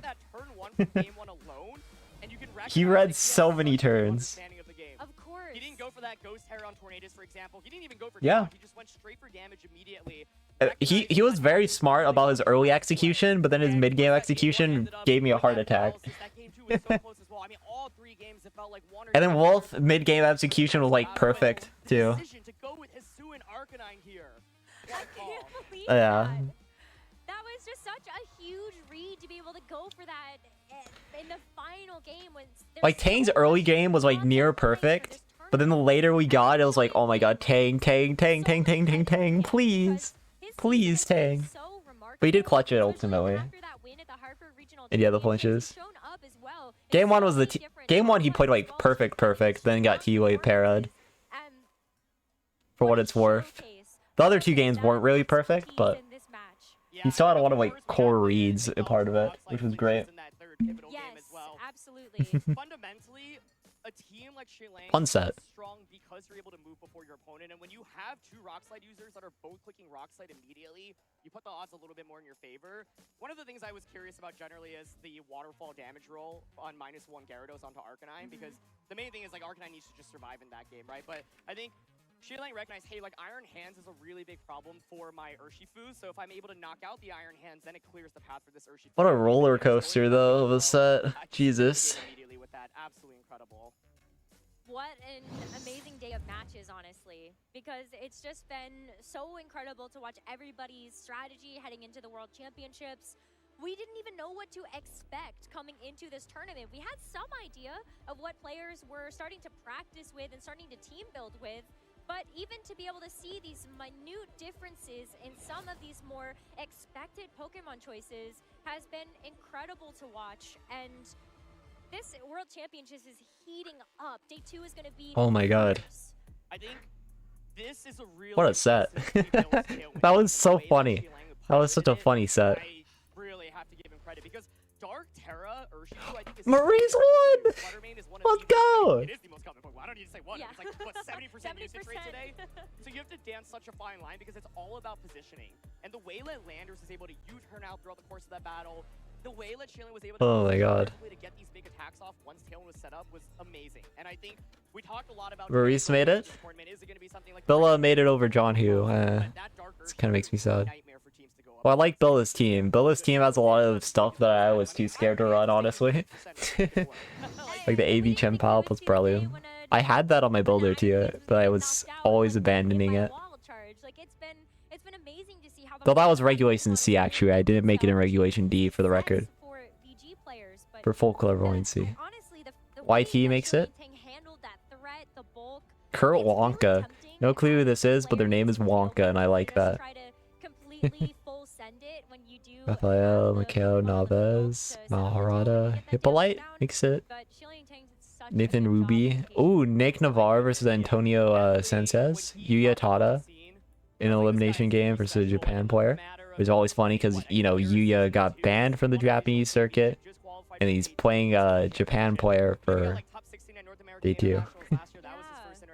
So that is pretty funny. Oh, Clippers, I believe. Aaron Brock made it. Anosh makes it. Slotum Sturm over Ian. We're ready to throw it down to an interview with our Victor, who'll be advancing to tomorrow. Okay, one sec. We're watching the interview, of course. I'll turn up the volume a little too. Wow, what an amazing match. You What an amazing said that match. this was a little bit scary. Why was that? I think Wolfie is. He got fear aura. I know what happened now.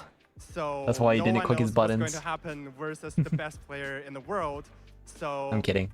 I think usually for like this winner in rounds, people expect someone weaker, but Wolfie is none of the weaker side. He's definitely good, super good. Yeah, so you must feel very proud now. Yeah, I am. To be honest, this is not my first time beating Wolfie on stream. I feel super proud this time. I feel happy. I bet. Now let's go game by game because I want to talk about that early paralysis in game 1. How did that feel? Tell us about that. I have to say, without the paralysis, I will get Tailwind off so that I think I can win game 1. But still, that's part of the game, and Wolfie got that win con, so he's very good at that. I think that should not affect my mental thinking of everything. I should still be calm and think ahead for the rest of the games. I know I'm losing that one, but I need to be prepared for the rest. Yeah, you did a great job of staying calm. You won the next 2 games. I was sitting backstage with Dawes. He was saying, yeah, Shilong just has his own room to play his own game. Is that how game 2 felt? You felt like you had all the room you needed? Yeah, I think game 2 and game 3. I didn't feel like that. He scared the living hell out of me. I don't think I He scared all the me. details, but I think I remember. I make all the paces correct and get the tailwind off at the right time. And Tempo was so weird. Torn for the second round of tailwind. Yeah, his end game was fine though. His end game was fine that game, but oh my god. News backstage was the Hisuian. Could have clicked Rock Slide too. Tell us It's about like, bringing that. Do you think it was a surprise? So I figured that Goldengo is not super useful against his team. I think, and I'm also thinking that Arcana is good into Chuyu, which is one of the biggest threat. The flinch is lucky in the end, so that it gives me the flinch gives me the win, and I call the protect right to do the wicked blow. I think those are the 2 big moments for the game. Yeah, so That was the most like, unnecessary I would wicked say, blow like, call luck is ever, but something yeah. that I got paralyzed. Oh, that was so game one, unnecessary. so I got flinched But it game worked. 3, so it's like even. Yeah, it all comes out in the end. Now that means you will go to day 2. How does Oh, that man. feel? Yeah, I think day 2 is like a dream of every player. That wicked blow was like the wow, oh my god. I feel very proud. And So very happy, true, so true. into day 2. And bringing Iron Hands, Gyarados, Amoonguss, Chi-Yu, Flutter Mane into any tournament should have you on a list. Yeah, so I think My Fort Wayne team doesn't count because that's backs. Let's go. The best That's the only reason I mentioned Iron Hands there. And I also got some like top 128 or 63. I avoid the list. Didn't make to day 2. So I think Yeah. if I play good, I can do very good. There was a lot of rumors, by the way, that Wolf was actually running Basque Legion before this tournament I started. think there's a lot I can improve. The fact that he didn't was so lame. That's pretty much it. We all have room to That's so lame. Going into that day 2, are there any players or any teams that you are really concerned about? I'm kidding. I'm not. I'm kidding. Yeah, So. I think I lost. Oh god, we made it through though. Those It's are now two like teams 5:32 a.m. I don't have a Tournament's good about matchup over. into. Those are some of We'll the stay a bit scary longer for like day teams. 2 to One wrap up one though. of them is one of the Japanese balance team. The other is like a Chris Ursaluna Dragonite team. So yeah, like it's okay to have negative matchup, but I need to think harder on how to play well and beat them.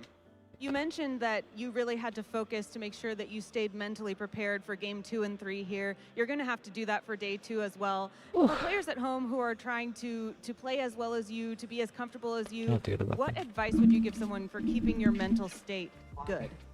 I don't know if it's true, but sitting on that chair with that big headphone do helps me get mental prepared and calm down.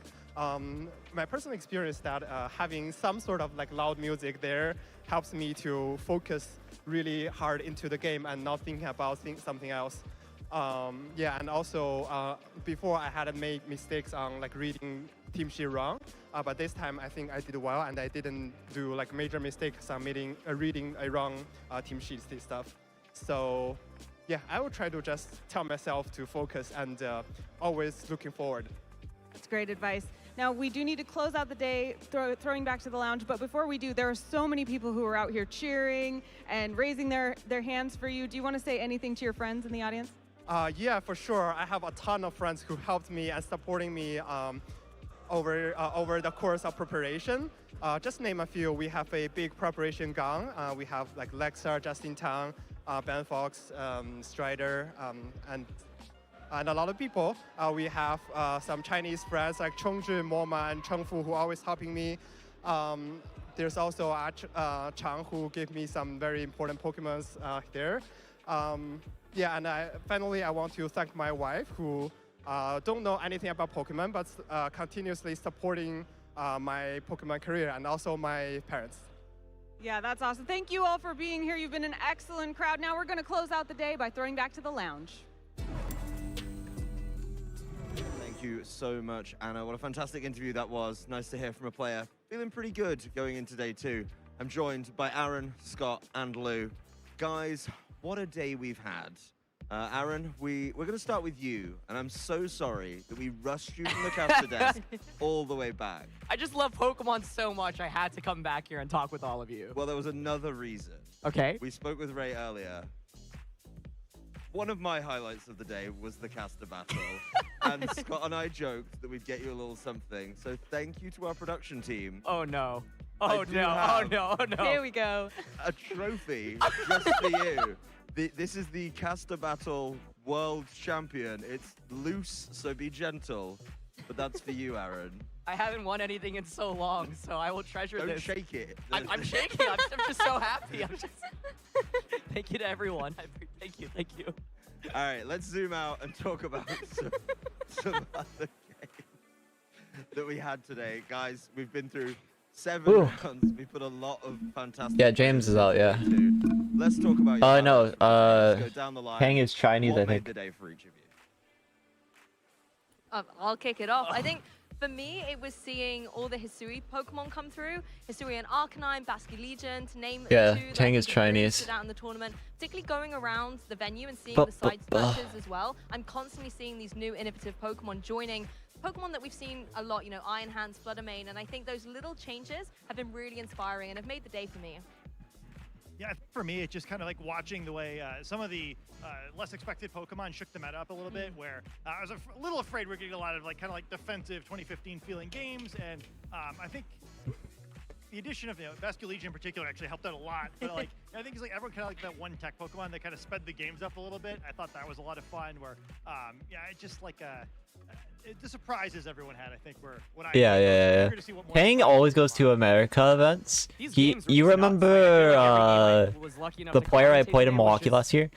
Like he's part of that like Chinese player group that always goes to like US American events.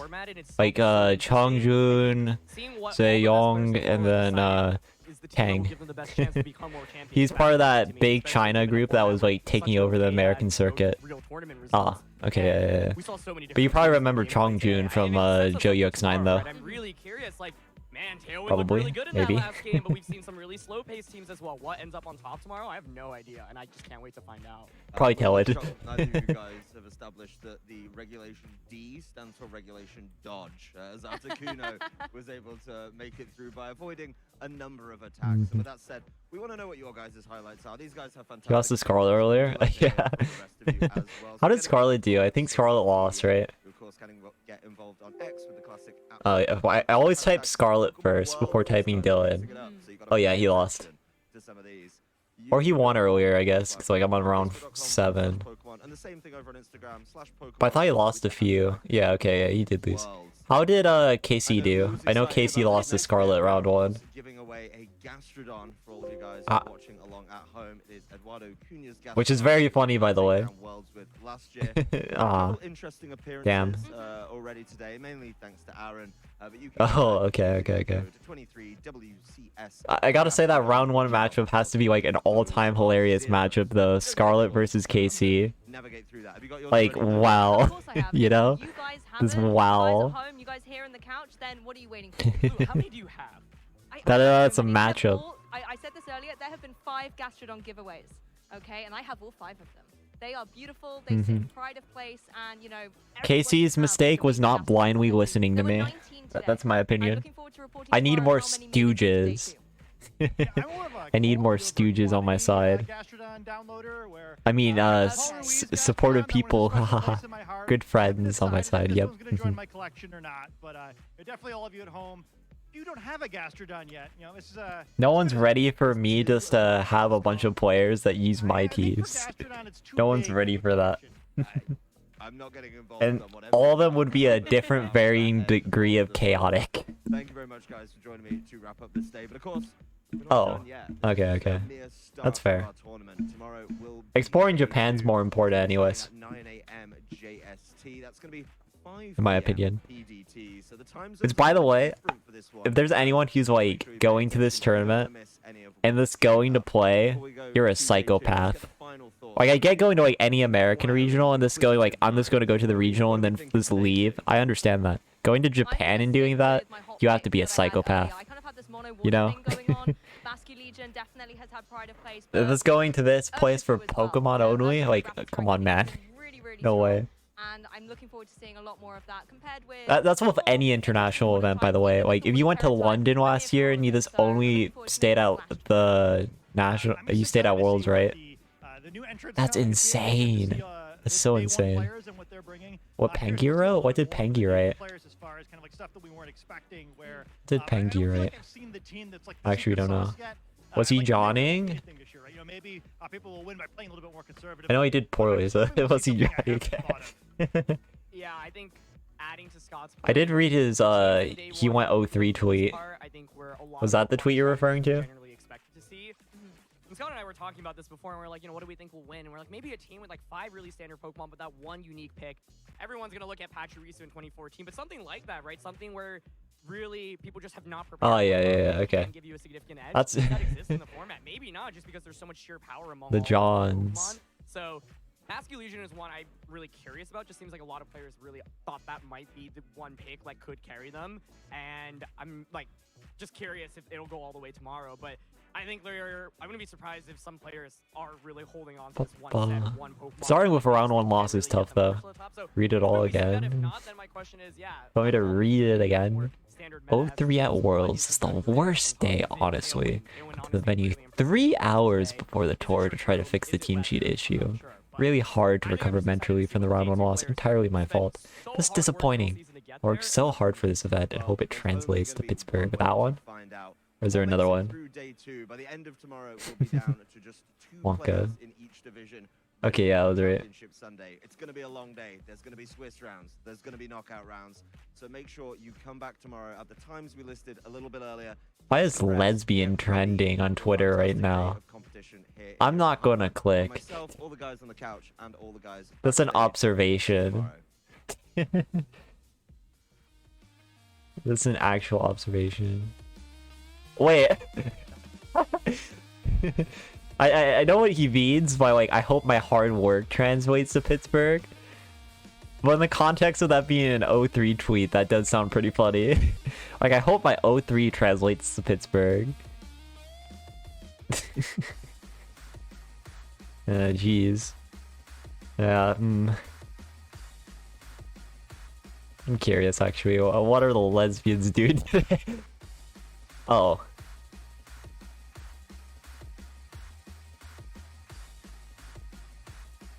This K-pop people. Okay, sure.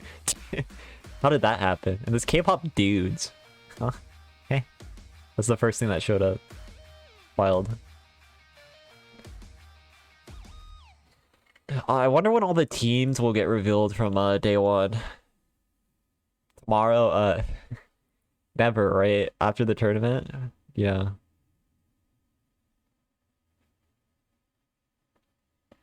Oh, Justin Karras got eliminated at 4-3. Yuya Tada! He did it.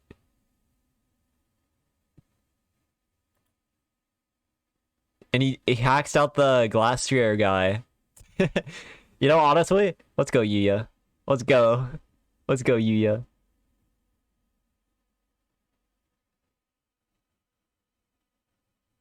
Emirates. Never mind, let's not go Yuya. I'm a hater now.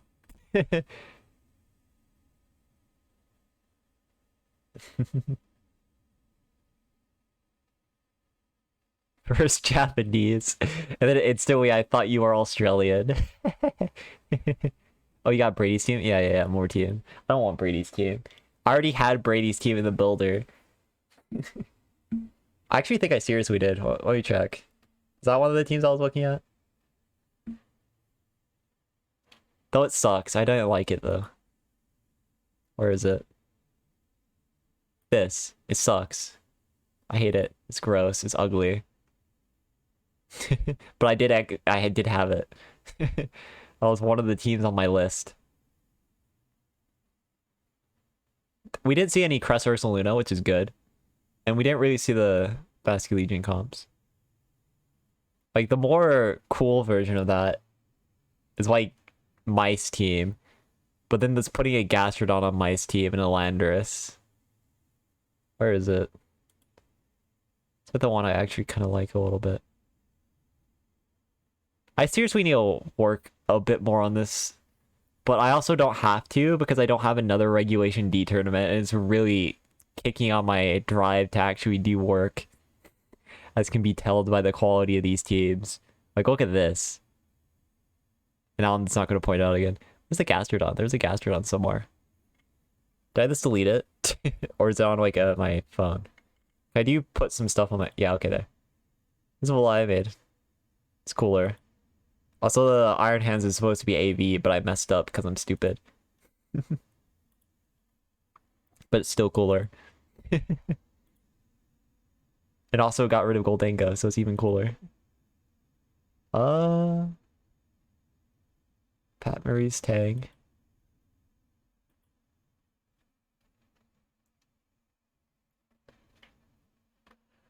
Whew. Is there anyone actually streaming right now? Or do I still stream at the stream unite because I'm still wide awake somehow and it doesn't make sense to me. Okay, still have this open. Okay. Twitch.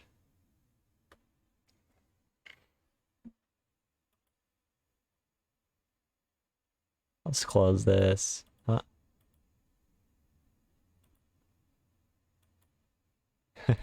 Chris Hero streaming unite, yo. Insane. Pull. But he's restreaming as well, but in a different language. The salty Timo. Gate 3. I don't really follow many non-VGC people. LCKs go. You know there's a problem when you're still up when the LCK begins, right? You know there's a problem. Yeah, it's weird. I feel like oh wait, I have to take my shot. Shoot. I have to take my shot as well. I was gonna do that before I went to sleep, but I probably should take it now because I'm not sleeping. Cause I normally take it when I go to sleep, but we have to innovate.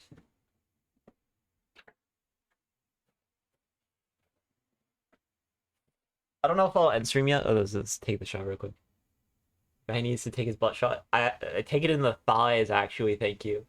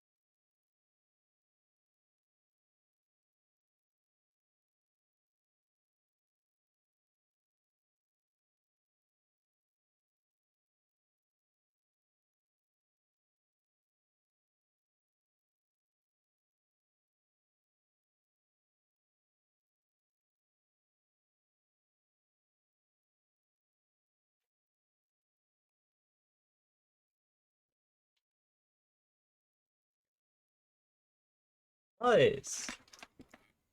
Oh, T1 isn't even playing today? Yeah, not real. Dude. Whew. What to do, what to do. It's 5:51. I could play Honkai, you're right. You're right, you're right. Let me check. There's Chris Hero streaming Unite.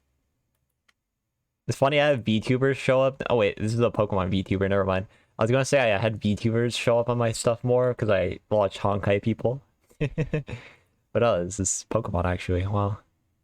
Let me check Pokemon Scarlet and Violet channels as well. If I find someone interesting, I'll send it to them. If not, then I'm just gonna play Honkai like right now. Though I will have to like end stream for like 2 seconds regardless. I will have to end stream for like 2 seconds regardless. Because I did not launch my OBS in administrator mode. Whoa. Ain't that shocking? Yeah, the Radical Red, 24/7 raids, raid, lame, boring. What's the VTuber doing? I don't know. Single battles, a Basket Legion, randomizer. More VTuber doing raid. Wait, Blissey raids are back?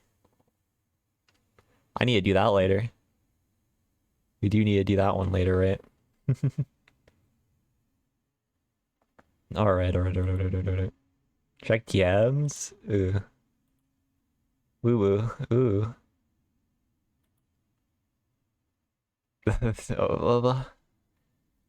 Once again, huh? Some things never change, huh? Using Demacia. Wow. Let me see. Let me